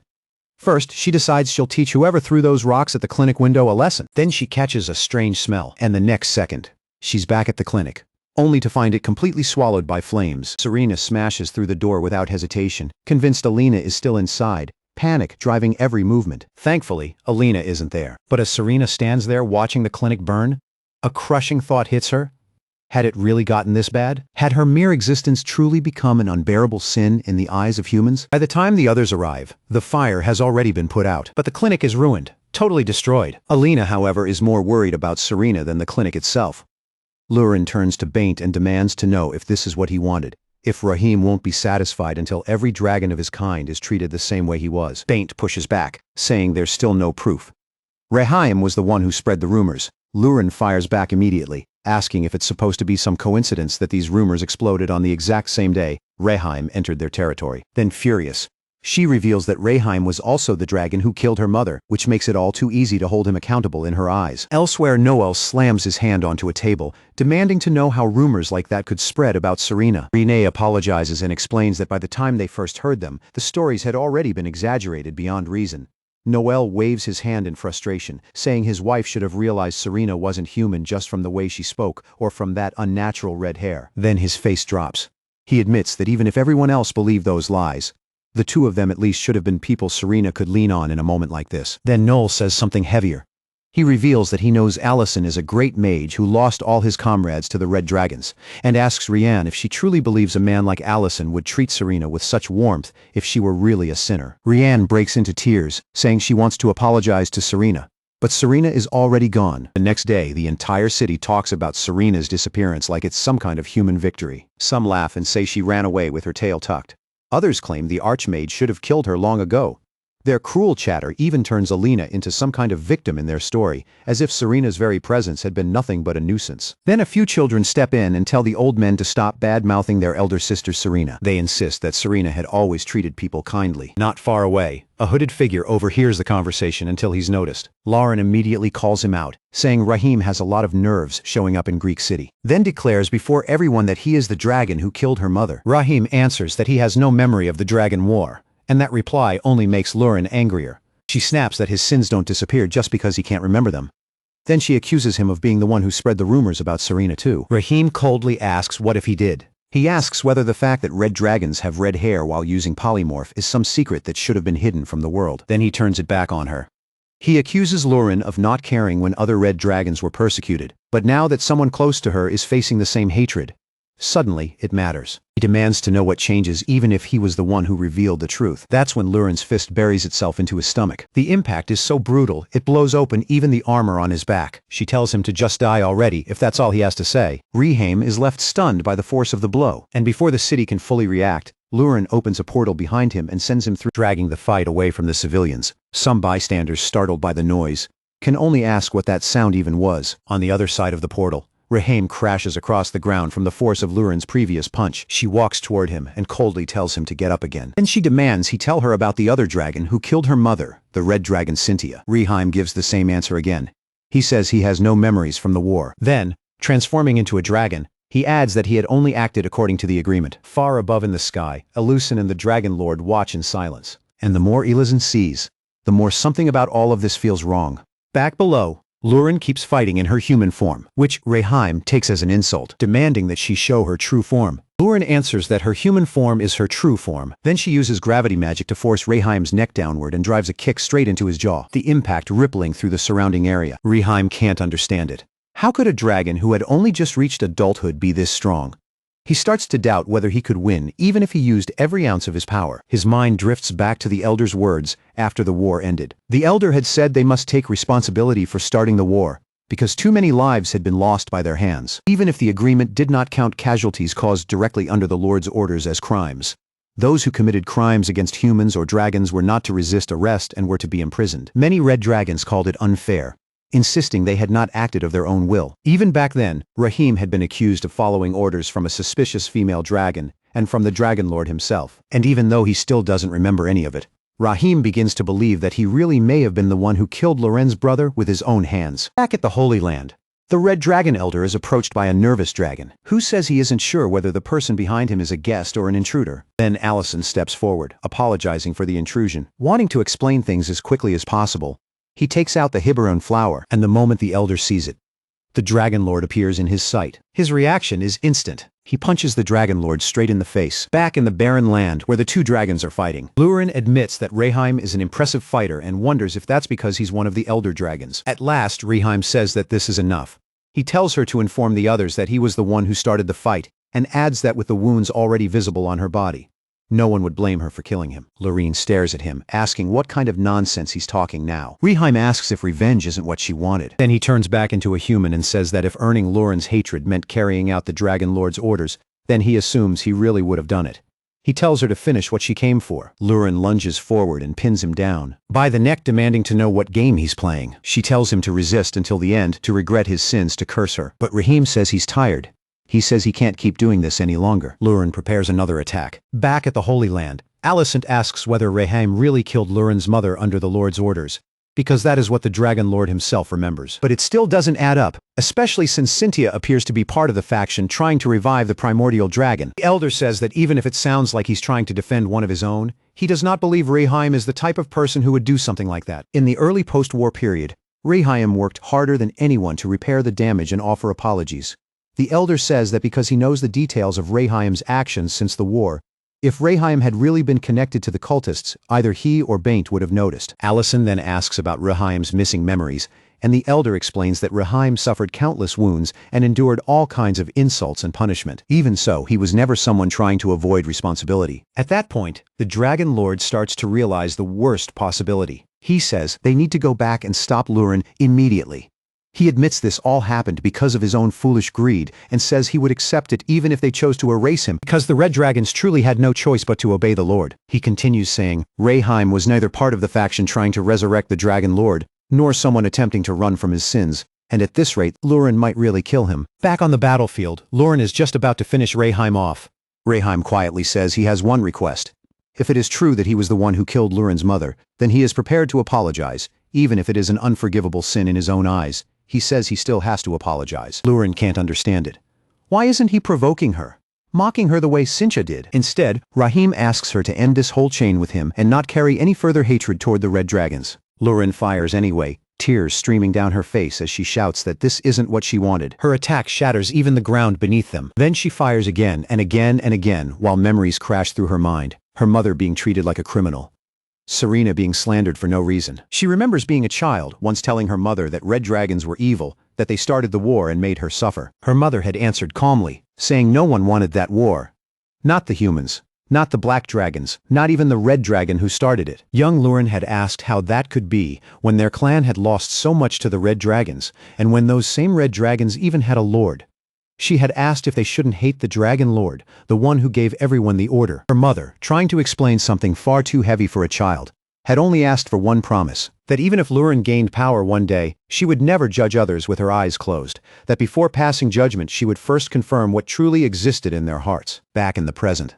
The ground beneath Lauren continues to break apart, while she stands there trembling, tears pouring down her face. At the Holy Land, Alyson refuses to stop her, because if Rahim truly has no memories and yet still tries to accept those sins as his own, then Lauren would never kill him. Rahim slowly rises, confused, asking why Lauren stopped. Lauren wipes the tears from her face and tells him to get lost, to return to the Holy Land and pay for his crimes there, because she can't kill him anymore now that she understands this was never something he wanted either. The elder quietly says it would be a relief if Lauren truly feels that way, but her mother's death was still a grave crime. It wasn't damage suffered in battle.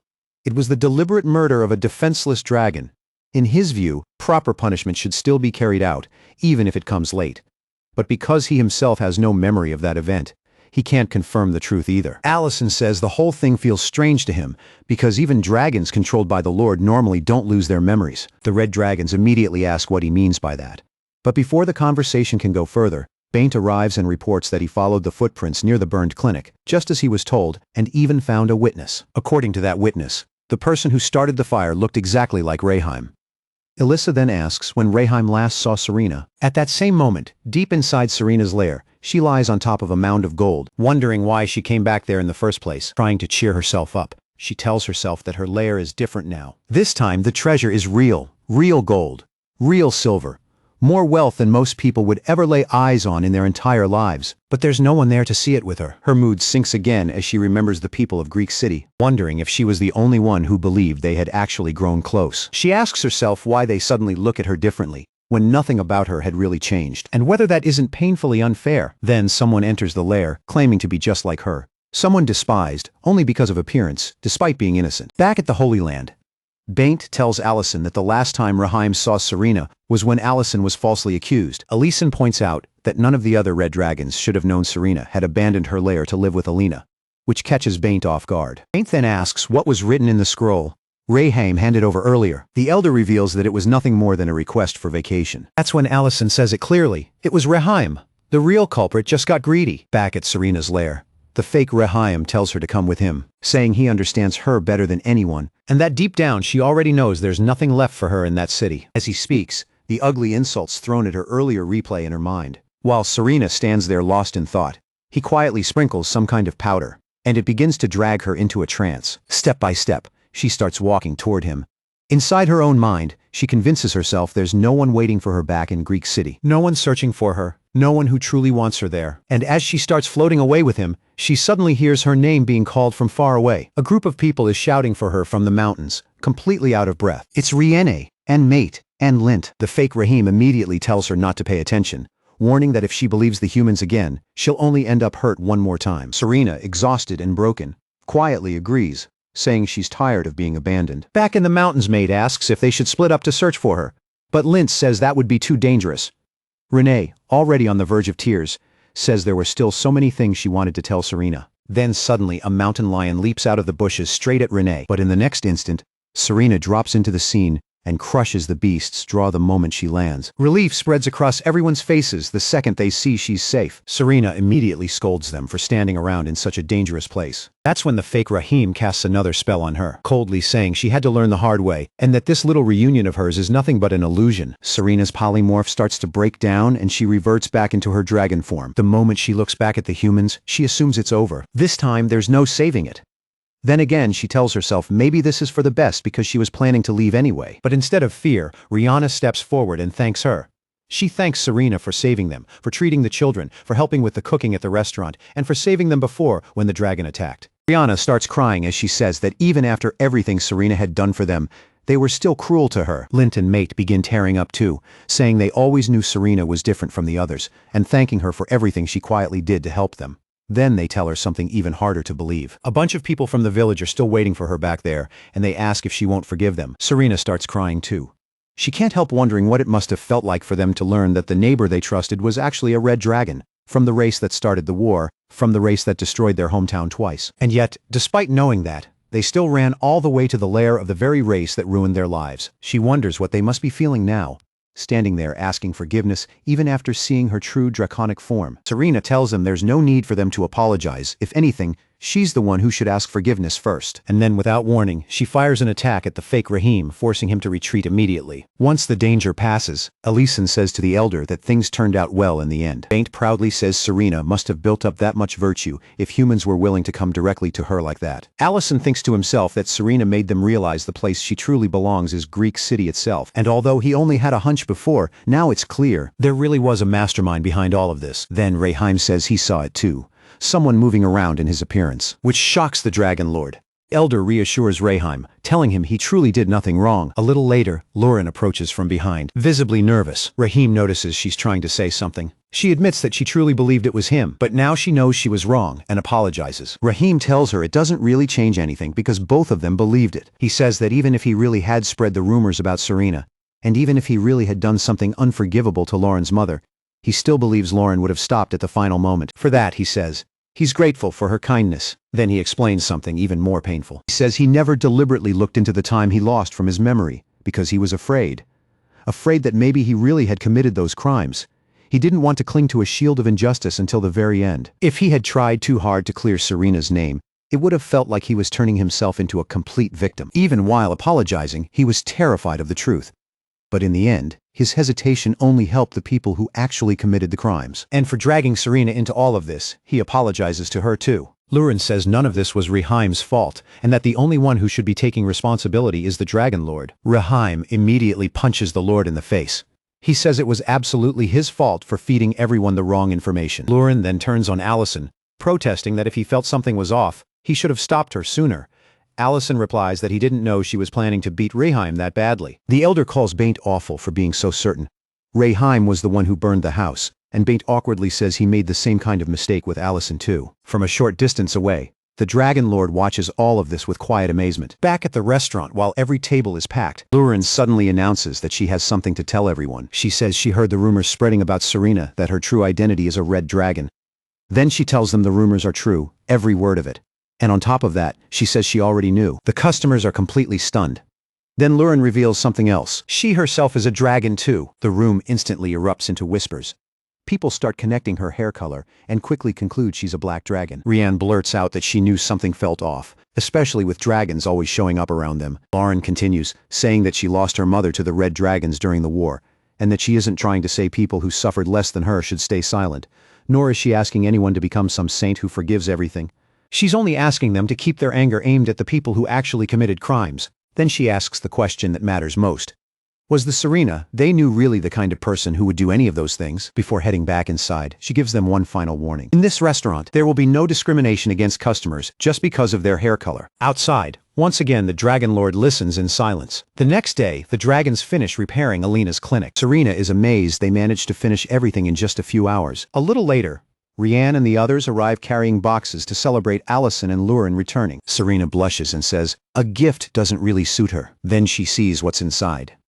It's a cake with her crying face drawn on it, along with a few bottles of hair dye. Far away, the Dragon Lord watches them again and quietly wonders if this isn't wonderful. Later, while Alison is cleaning dishes, the Lord appears and asks if he's still cooking even though the restaurant is closed. He says the territory is finally at peace again, and Alison answers that it happened because everyone worked hard. The Lord says he knows someone who worked harder than anyone. Then he drops to one knee.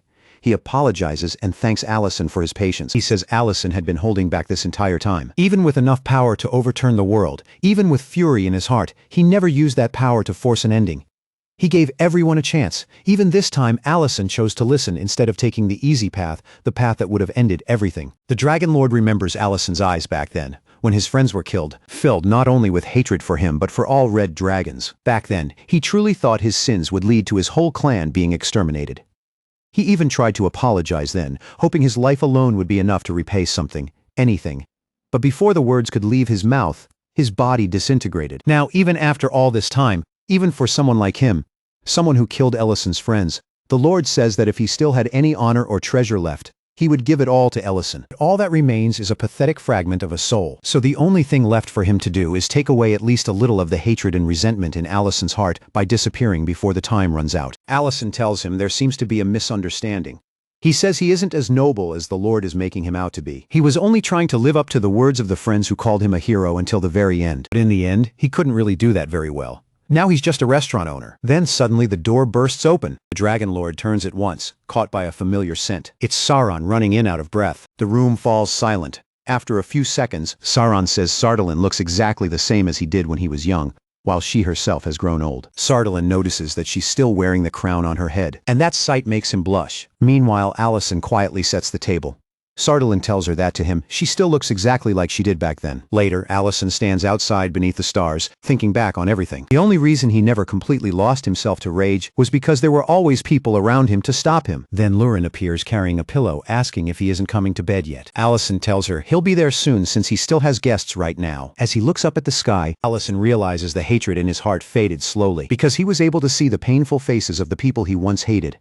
And because he also got to see the happy faces of the people he loves. Then the Hiberon flower begins to disappear. He says he's grateful to Lurin because she made saying goodbye something he could endure. Back inside, Saren sits at the table smiling through tears as the Lord slowly disappears. And with that final moment slipping away, Saren gives him her last goodbye. A moment later, Saren steps outside and apologizes for making Alysanne work so late. In his arms, Lurin is already fast asleep, completely out cold, while he holds her up with one arm. Saren smiles faintly and says it looks like he's having a hard time, but Alysanne brushes it off, saying it's fine because Lurin is adorable like this. Then he asks if the meal was satisfying. Saren's face brightens immediately, and she says it was far beyond satisfying. Alysanne tells her she's welcome at his restaurant anytime, but Saren's expression soon turns more serious.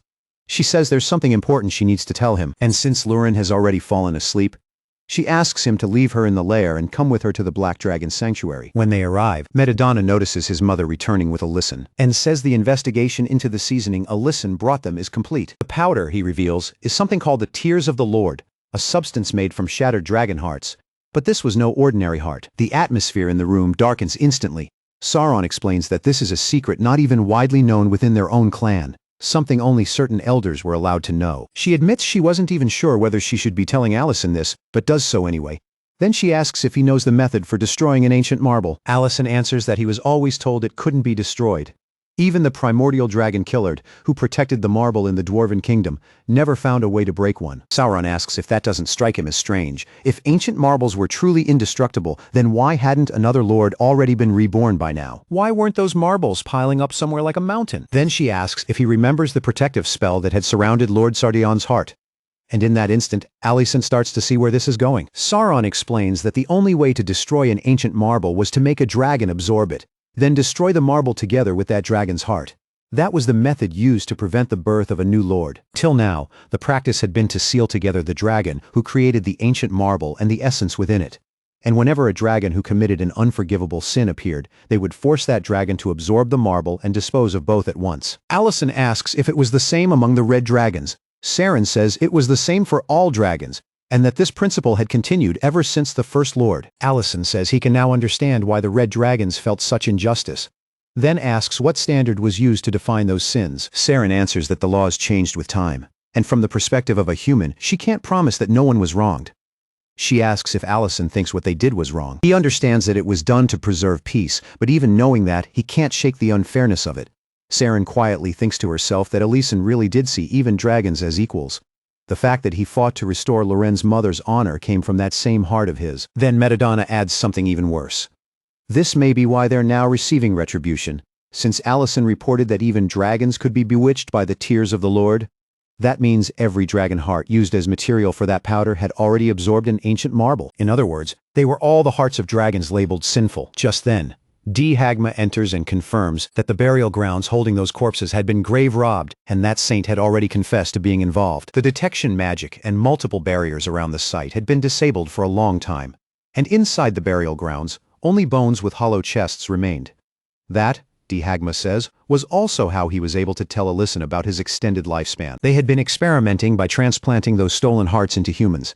And hearing that, Alyson immediately remembers someone who had gone through exactly that. The swordsman Redan. Dehagma says that Redan's real name was Adran Perez, the former commander of the First Order Knights. But the true problem isn't just who he is. The real danger is that all of those dragon hearts are now in enemy hands.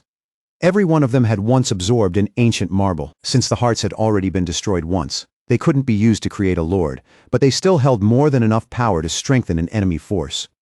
Dehagma says they need to find out how far those transplant experiments had gone and how many had already been completed. Meanwhile, in the enemy hideout, Duke Delian arrives and complains that things have been far too quiet lately. He says there should have been some kind of reaction by now, then asks if the whole plan was a failure. Cynthia calmly says that it probably was. She admits Alicent and Lurin stayed far calmer than she expected when she had assumed they would completely lose control once provoked. Then suddenly, one of the doors blasts open. An angry, familiar voice enters the room. Reheim demands to know if they're the ones who framed him. Cynthia immediately casts her magic and says none of this is funny, calling him Karn. At once, Reheim's head splits open, hands tearing away the disguise, and a red dragon reveals himself, saying he was only trying to lighten the mood in his own way. Then he starts complaining that a plan prepared over 15 years was ruined, and that even the disguise he used while fighting as Reheim during the war was exposed, all because of Saint. He also reports that Serena turned out to be the same as Lurin, because the dragon bewitching powder worked well only until the target had another desire in their heart. Cynthia says they just need to refine it and add another trigger. She also points out that Karn exposed himself by stirring up conflict in Raheem's form while also trying to take Serena. Karn keeps pacing, saying this is the kind of moment where he needs encouragement, not criticism. That's when Duke Delian cuts in and says Karn is far too soft. If it were him, he says, he would have killed the elf Alina, thrown the body into the burning clinic, and wiped out the villagers before they ever reached Serena. Then there would have been no choice but to kill Raheem. For a second, both Karn and Cynthia just stare at him in disbelief, asking if he's some kind of devil. Then Karn somehow thanks Delian for the suggestion and says he'll use it next time. But Cynthia immediately smacks him and warns him not to even dream of doing something that reckless. She says that no matter how deep Delian's hatred runs, there are still lines they cannot cross. Then she asks if he really thinks they've proceeded this carefully for so long because they were fools. She warns them that if Alicent ever truly lost his reason, there would be no one left who could deal with what came after. Karn says that's exactly why they should change direction and transplant the shattered hearts into a dragon instead. Cynthia argues there's still no guarantee it would work, but Karn believes they already have enough experimental results from the humans, and that they also have plenty of volunteers willing to try it. Right then, two hooded dragons step forward and ask Cynthia to give them a chance. They take the shattered hearts and begin chanting. And almost immediately their power surges explosively upward. When the dust clears, they are given a single order: destroy Greek City along with Alison's restaurant. Elsewhere, Redan walks alone through a grassy field, his thoughts drifting back to his conversation with Dehagma. Back when Saint was captured, most of the experimental data on the Tears of the Lord was burned away in the fire.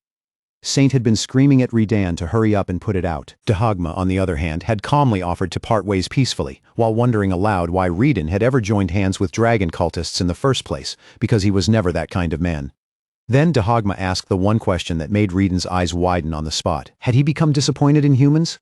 The moment he sees that reaction, Dehagma knows he hit the mark. And so he offers one final prophecy: Redan, no matter where he goes, will always end up disappointed in the exact same way. Back in Greek City, the dwarves finish building a statue of the primordial dragon killer and the hero Darin. Alicent looks up at it and calls it impressive, saying it might even become a sightseeing spot for the city someday. But when he turns to praise the other dwarves, he finds them all collapsed on the ground, looking absolutely miserable. Lurin asks what in the world happened to them, and the elder explains that dwarves simply love making things. Until recently, they had been too busy struggling just to survive, so they never had time to think about anything else. Now that the village construction was finally complete, they were living through the first truly relaxed atmosphere they'd had in a long time. No tension, no urgency, and apparently none of them knew how to handle peace without glitching out a little. Lurin immediately says that explains why the dwarves looked so weirdly bright when they heard Alina's clinic had burned down.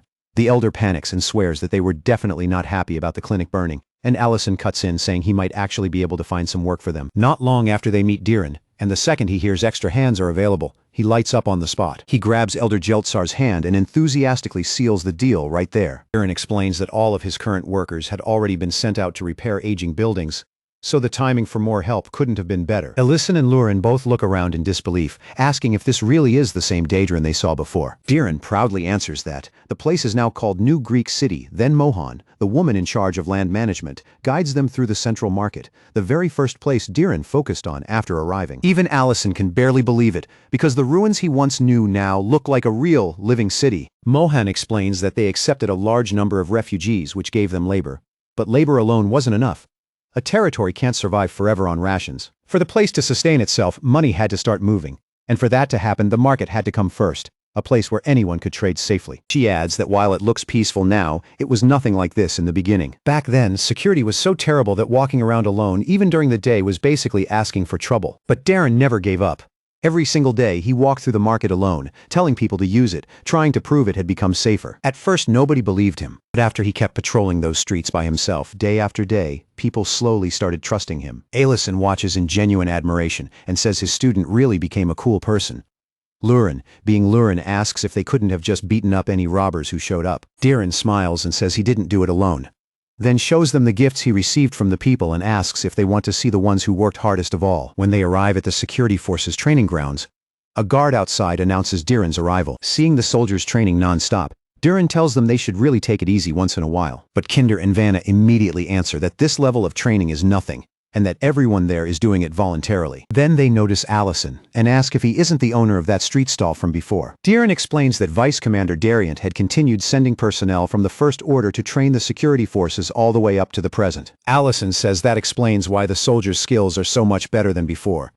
Diren then lays it all out. These people weren't just standing around looking tough. They had been dealing with everything. Crushing criminal organizations, organizing patrols and arrest squads to secure public safety, and even scouting nearby monster threats. Thanks to their ridiculous refusal to stop training day and night, when they hold military exchanges with other territories, they're now evaluated at the level of apprentice knights. Alyson, half amused, says maybe Diren can stop calling him master at this point. Right then, one of the soldiers smashes several training mannequins at once and proudly says they're already beyond apprentice knight level and that they've even beaten official knights. Then he adds, with zero humility, that the nobles were just brats who got mad after losing and took it out on his unit. Alyson asks who this loud one is, and Diren explains it's Goda, a soldier who stood out during the exchange event. Goda keeps going, saying that catching robbers isn't even fun anymore, and even if monsters piled up like mountains, they still wouldn't scare him. Then he says what he probably should not have said out loud, that he almost wishes a dragon would attack, just so he could finally get a real challenge. Alyson's expression shifts instantly. He tells Goda not to joke about something like that because people who have actually faced dragons would never speak so lightly. Goda notices Alyson's Imperial mage uniform and smirks, saying that must mean Alyson met dragons before. Then he mocks him further, saying anybody can claim to be a war veteran these days with nothing but words. Kinder and Vanna immediately try to stop him, and Lurin coldly asks if the stupid brat wants to find out for himself. Alyson, however, simply picks up a wooden sword and says that sometimes words aren't enough, and other methods are needed to prove a point. Goda looks completely baffled, asking what Alyson thinks he's doing, and whether a mage is seriously asking for a swordsmanship spar. Diren looks worried, while Lurin quietly wonders if Alyson even knows how to use a sword. But Kinder starts connecting the dots. The thug who attacked Alyson's stall, Alyson's ties to the commander of the First Order. The fact that Diren calls him master, and suddenly realizes Alyson is definitely not some ordinary mage. He warns Goda not to underestimate him. Naturally, that only makes Goda angrier. He snaps, asking if everyone is collectively trying to make him look stupid, then charges forward at full power. And Alyson casually sends Goda's sword flying away. Just like that, the impact leaves Goda's hands trembling. Lurin realizes that the ancient marbles didn't just affect Alyson's magic, they boosted his physical ability too. Alyson starts pressing him back, and Vanna can barely process what she's seeing, because she had assumed Alyson was only a mage. As the clash continues, Goda realizes something terrifying. Every move he makes is getting read perfectly. Alyson is seeing through him like an open book.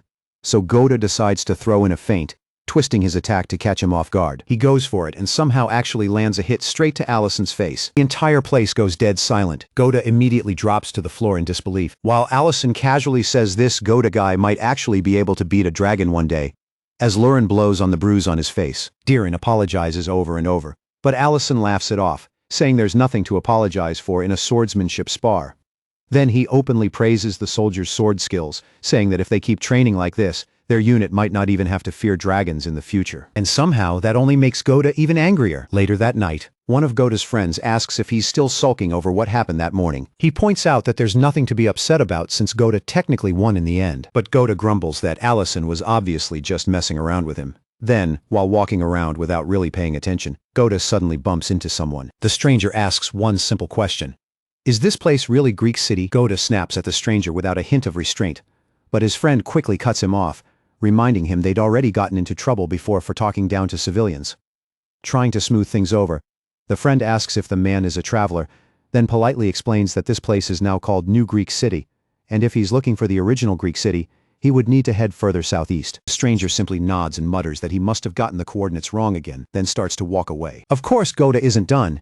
He tries to pick a fight again, but his friend shuts him down immediately, warning him that if Captain Kinder hears about this, he's finished. He tells Goda to just forget about the duel with Allison already. That's when the stranger suddenly stops. He heard that name. He turns back and calmly asks them to repeat what they just said. Before anyone can respond, a massive explosion erupts on the other side of the city. The ground shakes, flames rise, and the soldiers instantly switch gears, preparing to move out. Goda impatiently tells the stranger to get lost, but the man doesn't leave. Instead, he casually says it looks like his partner, Herky, has already begun. Then he pulls open his coat, revealing a glowing crystal embedded in his chest. And hearing that Allison is here, well, destroying this city too wouldn't be such a bad idea. In the next moment, his body twists and expands. A dragon stands before them. The soldiers freeze. Goda doesn't. He steps forward, draws his sword, and says he's been waiting for something like this. Then he charges, pouring everything he has into a single strike. The blade connects, leaving behind nothing more than a shallow scratch. And that's when reality hits him. Sweat runs down his face as he realizes that his full-powered attack barely even marked it. The dragon glances at him for less than a second, then looks away, as if Goda isn't even worth acknowledging. That tiny scratch might as well have been a blade brushing through grass. Goda can't accept it. He attacks again, and in the next instant, he's sent flying by a casual flick of the dragon's tail smashing into a wall. As the dragon continues its rampage, Goda struggles to get back up. His mind drifts to when he and the others were building this city together. Now everything is burning.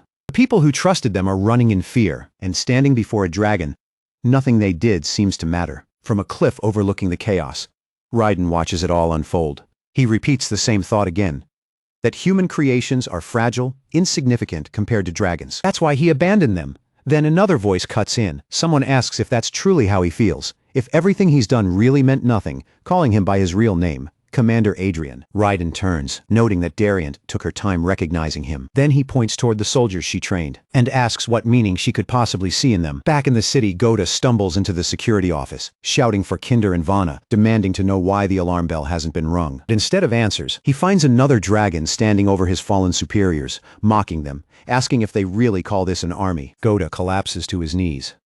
Another dragon appears behind him. The male dragon remarks that Allison didn't show up even after causing this much destruction. So he probably isn't here, and besides, this wasn't even Greek city to begin with. The female dragon questions him, and he casually explains that this is New Greek City. Her eyes then fall on Goda, trembling on the ground. She says they might as well clean up the remaining pests and moves to strike his neck. But before the blow can land, Lurin appears. She intercepts the attack instantly and demands to know who they think they are. Then she launches both dragons into the air with a single strike, her voice cold as she says she has no problem killing troublemakers like them. The two red dragons transform immediately and slam her straight into the ground. The female dragon laughs, saying it's actually a pleasant surprise that Lurin is still in the city. Lurin notices the strange crystals embedded in their chests and asks what kind of twisted trick they're playing now. The dragon answers with a smirk, saying Lurin's days of charging into battle relying on her ancient marble are over. Lurin doesn't respond with words. She responds with power. An 8th class spell erupts, and a massive pillar of lava tears through the ground. From the cliff, Raiden tells Darion to look closely, to see how the earth itself trembles under the might of dragons. Unless another dragon steps in, no human can interfere in a fight like this, no matter how long those soldiers train. It changes nothing. They'd be crushed in an instant. To him, everything humans built, every empire, every achievement, it's all just sandcastles waiting to collapse. He says he finally understands the gap between humans and dragons. Then he asks if Darion came here because she realized that same truth. And in the end, he leaves her with one final conclusion. If there is any human capable of controlling this battle, capable of winning it, it would be Alizan. The red dragon unleashes a devastating attack, but Lurin slips past it mid-air, weaving forward through the flames. The female dragon laughs, mocking her for being slow, striking her again without hesitation. Lurin quickly realizes something is off. These two aren't normal, they're mana. Their physical strength both are far beyond what she expected. Even for her in her current state, this isn't an easy fight. Then both dragons attack at once. Before she can react, something unnatural wraps around her, a strange shadow binding her in place. The female dragon smirks, saying Lurin was never even a match for her to begin with, and prepares another attack to finish it. On the ground, Goda trembles, frozen in fear. He feels the overwhelming power gathering behind him, and knows this is it. The fight ends here. Slowly he turns, hoping that whoever wins will just ignore him, treat him like an insect again, but both dragons are staring past him. Confused, terrified, he thinks it's over. Then a voice speaks from behind him. Allison calmly remarks that the soldier held out well. Goda's eyes snap open as he notices the insignia on Allison's chest, a 9th class badge. In that instant, it hits him. The dragons weren't looking at him. They were looking at Alyson. The female dragon's expression shifts, saying their real target has finally arrived, while the male warns her not to let her guard down even for a second. Before they can react, Alyson disappears and reappears right beside Lurin. The sudden movement alone makes both dragons recoil. Alyson lifts Lurin gently, apologizing for being late, already aware she probably held back her magic because there could still be civilians trapped under the rubble. Lurin tries to warn him about the strange crystals embedded in the dragon's chests, but Alicent cuts her off softly, telling her to rest. He understands. After sending her away, Alicent turns back, and his voice changes. He says that every time something like this happens, he questions whether the path he chose was really the right one, that maybe they could have just stayed out of each other's lives, lived separately, avoided all of this. Then he asks a simple question. Was his warning not enough? The dragons glance at each other. Alicent continues, saying that just because he gave them a chance doesn't mean they can run wild and do whatever they want. The dragons explode with anger, calling him a foolish human, telling him to read the situation. The female dragon demands to know if he really thinks he can act arrogantly here.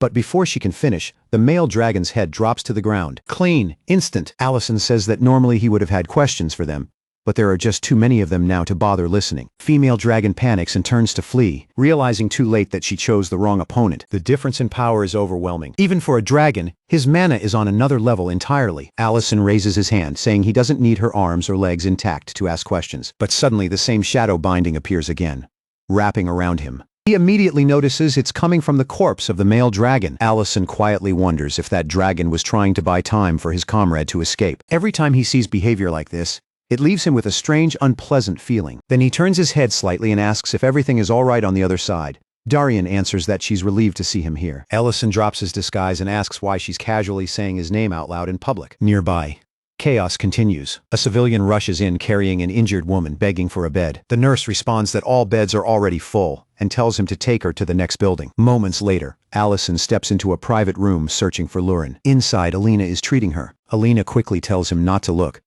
but Lurin casually says she doesn't mind if it's him. Allison asks Alina if he can speak with Lurin alone. Alina nods and leaves to check on other patients. The room falls silent. Then Allison breaks it. He tells Lurin she was in danger today. Lurin brushes it off, saying it was nothing. The enemies were weak anyway. But Allison continues. People died. Others were seriously injured. Lurin immediately understands what he's doing. He's blaming himself. She stops him. She tells him none of this has anything to do with the fact that he chose to forgive the Red Dragons after the war. Instead, she says that because of him, her own perspective toward others changed. Then she says something heavier. He can't afford to let his resolve waver because she can only endure by leaning on him. She pulls him closer and tells him that he can lean on her too. A few minutes later, Alison walks out of the room, saying he's fully recharged now, ready to go after any dragons that escaped. Darian stops him, saying there's something else they need to discuss. Alicent says he was also curious about what Commander Adrian Paris had said earlier. Darian lowers her voice, saying their conversation was short, but something felt off, as if his memories were all mixed together. Far away, the dragon that escaped finally lands. Convinced she's far enough to be safe, only then do her tears fall, mourning her fallen comrade. She swears she won't forgive Alicent, that next time she'll return with an army of dragons strengthened by transplanted hearts, and crush everything. But before she can finish, a voice cuts through the air. Reedon stands there. He calmly observes that the dragon's mission seems to have failed.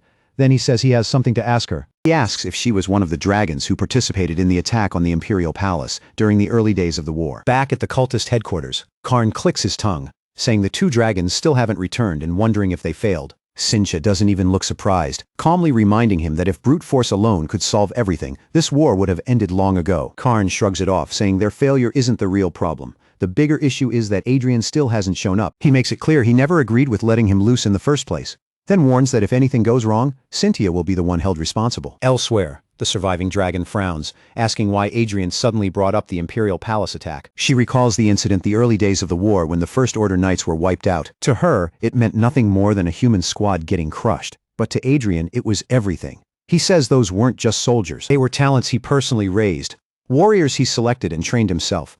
Veterans hardened through countless battles, yet because of his own misplaced confidence, he had led most of them away from the capital, believing it would remain safe without him. Even when the king hesitated, Adrian trusted his own judgment, and that decision destroyed everything. The knights he left behind were annihilated by just a handful of dragons. To those creatures, it was no different than swatting insects. Adrian lowers his gaze, admitting that back then he couldn't do anything because he was nothing more than a weak human. In a distant dungeon, Saint screams in agony. Dahagma coldly tells him to be quiet, and Saint snaps back, asking how he can say that while torturing someone. Dahagma ignores the complaint and asks a different question. What exactly did Saint do to Adrian Paris? He recalls how, even when Adrian fought Ruhard, he focused entirely on defense. It looked like a desperate battle, like he was risking his life against someone far stronger, yet something about it didn't add up. Even after winning, Adrian didn't seem convinced he had. Dahagma can't understand why someone like him still sees himself as only slightly stronger than an ordinary human. Saint answers simply, because he is human. Dahagma calls that nonsense. They both know Adrian isn't someone who should fear a fight like that. Then he asks directly, did they poison his mind? Saint denies it. They didn't alter him like that. Instead, they showed him reality. He explains how Cynthia forced Adrian to witness the aftermath of that battle, the corpses of the knights he trained scattered across the battlefield, crushed and torn apart by dragons. She mocked him as she showed him, asking why humans couldn't understand that their battle lines meant nothing. Then she told him about Elyson, the rising hero who was said to be able to fight dragons alone, only to end up losing his entire unit to the red dragons, and eventually deserting. Hearing that over and over, Adrian began to accept it. That humans were weak, that they were worthless. But even then, a voice had challenged him. Dariant reminded him that humans were not weak. She asked if he had forgotten what he himself had done, that the First Order he left behind had not simply vanished. Back in the present, the dragon glares at him, demanding to know what he's trying to say. Adrian calmly asks if the dragons truly suffered no losses when they fought his knights. He admits something strange. He doesn't seem to remember what actually happened that day. Then he asks her directly, does she remember any casualties on the dragon's side during the war? The dragon scoffs, calling him nothing more than Sinch's servant, asking if he seriously believes dragons would get hurt while crushing worms. Adrian shakes his head, saying he isn't trying to provoke her. He just wants her to listen, just once. Especially after she's already running away from a human she couldn't defeat. That single line snaps something inside her. She attacks instantly, raging that a mere human who received a heart transplant thinks he's above fear now. She vows to tear him apart and prove the gap between them. But as Adrian raises his sword, something shifts. Memory surfaces, his blade covered in blood. And suddenly a question forms. If it wasn't dragon blood, then whose was it? Far away, Sintra recalls that very battlefield. The moment they captured Adrian, the sight she couldn't allow anyone to see, a sea of red dragon corpses, all of them cut down by him. She had ordered everything erased, every witness, every trace, every piece of evidence buried so deeply it would vanish from history. And now she begins to wonder if letting him walk free was a mistake. Back in the present, Adrian moves. In a single instant, he passes the dragon. She doesn't even realize what happened until pain erupts across her entire body. She curses her luck, wondering why she had to encounter monsters like this one after another. Then her body begins to fall apart, piece by piece. The ground beneath them fractures as she collapses. And in that moment, Adrian finally understands what Dahagma meant. The next morning, Goda sits alone on a hill, staring down at the city with a blank expression. Then Allison appears beside him, saying he's glad to see him alive. Goda immediately straightens up and addresses him respectfully as one of the 3 great war heroes. But Allison shuts that down instantly, clearly uncomfortable with the title. He then reassures him that both Kinder and Vanna survived and are now safe. Not far away, Serena walks around with a towel on her head, nervously thinking that if anyone finds out she's a red dragon, it's completely over for her. Goda stares into the distance for a long moment before speaking again.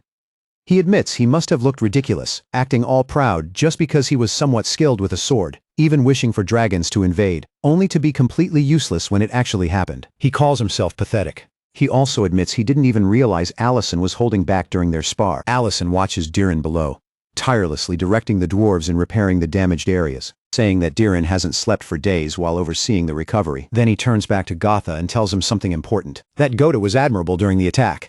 That even after being knocked down, humans can stand back up again, over and over. And that is their greatest strength, hidden nearby. Adrian listens to their conversation for a brief moment, then disappears. And as Allison turns away, he casually adds one last thing. He wasn't holding back during that spar at all. He just lost control while trying to teach Goda a lesson. Back at the restaurant, once things finally settle down, the atmosphere returns to normal. A man brings his friend in, proudly saying this meal is his treat. Mate walks over with their food politely, hoping they enjoy it. And just like that, the man falls for him instantly. Without hesitation, he grabs Mate's hand, calling him Miss, and asking for his name, completely serious. Mate calmly introduces himself and walks away like nothing happened. The friend just stares completely lost, asking what kind of nonsense that was. But the man grins, saying his friend is smoother than he thought, adding that since he's finally of marriageable age, this must be why he brought him here. The friend looks even more confused, then sighs and starts correcting everything. First, Mate is a guy. Second, Rianne is already married. Third, Alina isn't even human. And Berna, she's the Lord's wife. He tells him to stop dreaming and just eat.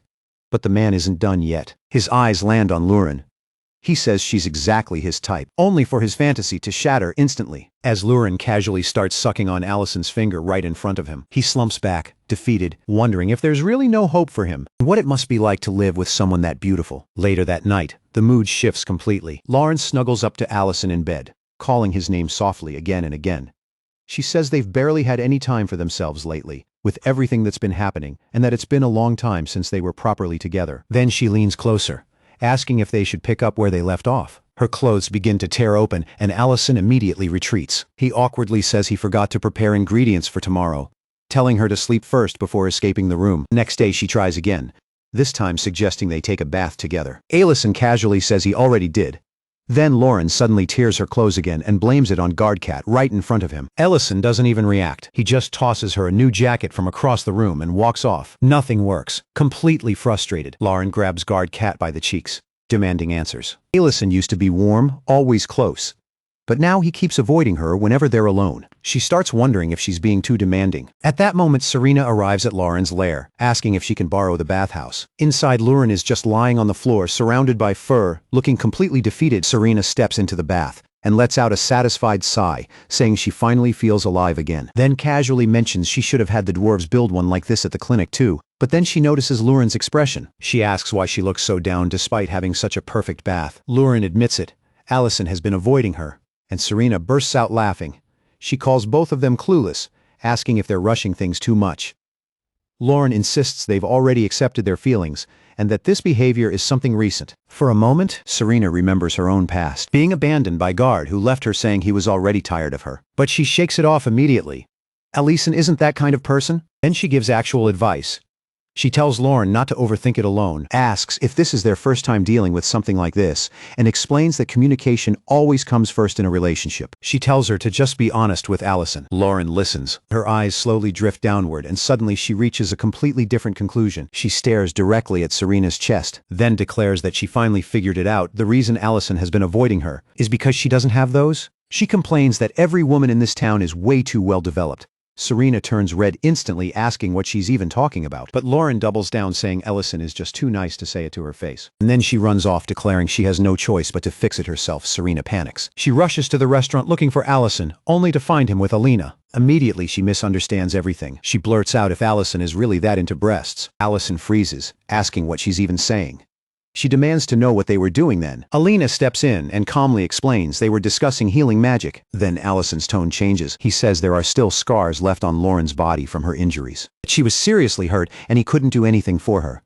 He says people call him a hero, but when it came to the person most important to him, he was useless. Alina, meanwhile, focuses on something else entirely, asking how he even got the chance to see Lauren's body in the first place. Serena notices the plant they were practicing on and asks what happened to it. Allison sighs, saying that every time he tries to heal something, it ends up like that. Serena realizes the problem immediately. He has too much power. Controlling it properly is the issue. Then she suddenly remembers why she came. She tells him they need to stop Lurin before she does something stupid. Cut to another location. The lair of a certain infamous dragon. Lurin bangs on the door, calling out Irimantum, accusing him of always being a pervert obsessed with researching women. She demands he remake her body into something that would drive Allison crazy. Irimantum just stands there, completely confused. Lurin insists he knows exactly what she means, pointing directly at the maids nearby. Irimantum sighs and pulls out a scroll, saying, "There is a method, but it might not be what she's imagining." Then he tells her to gather the required ingredients first, and just like that she sets off.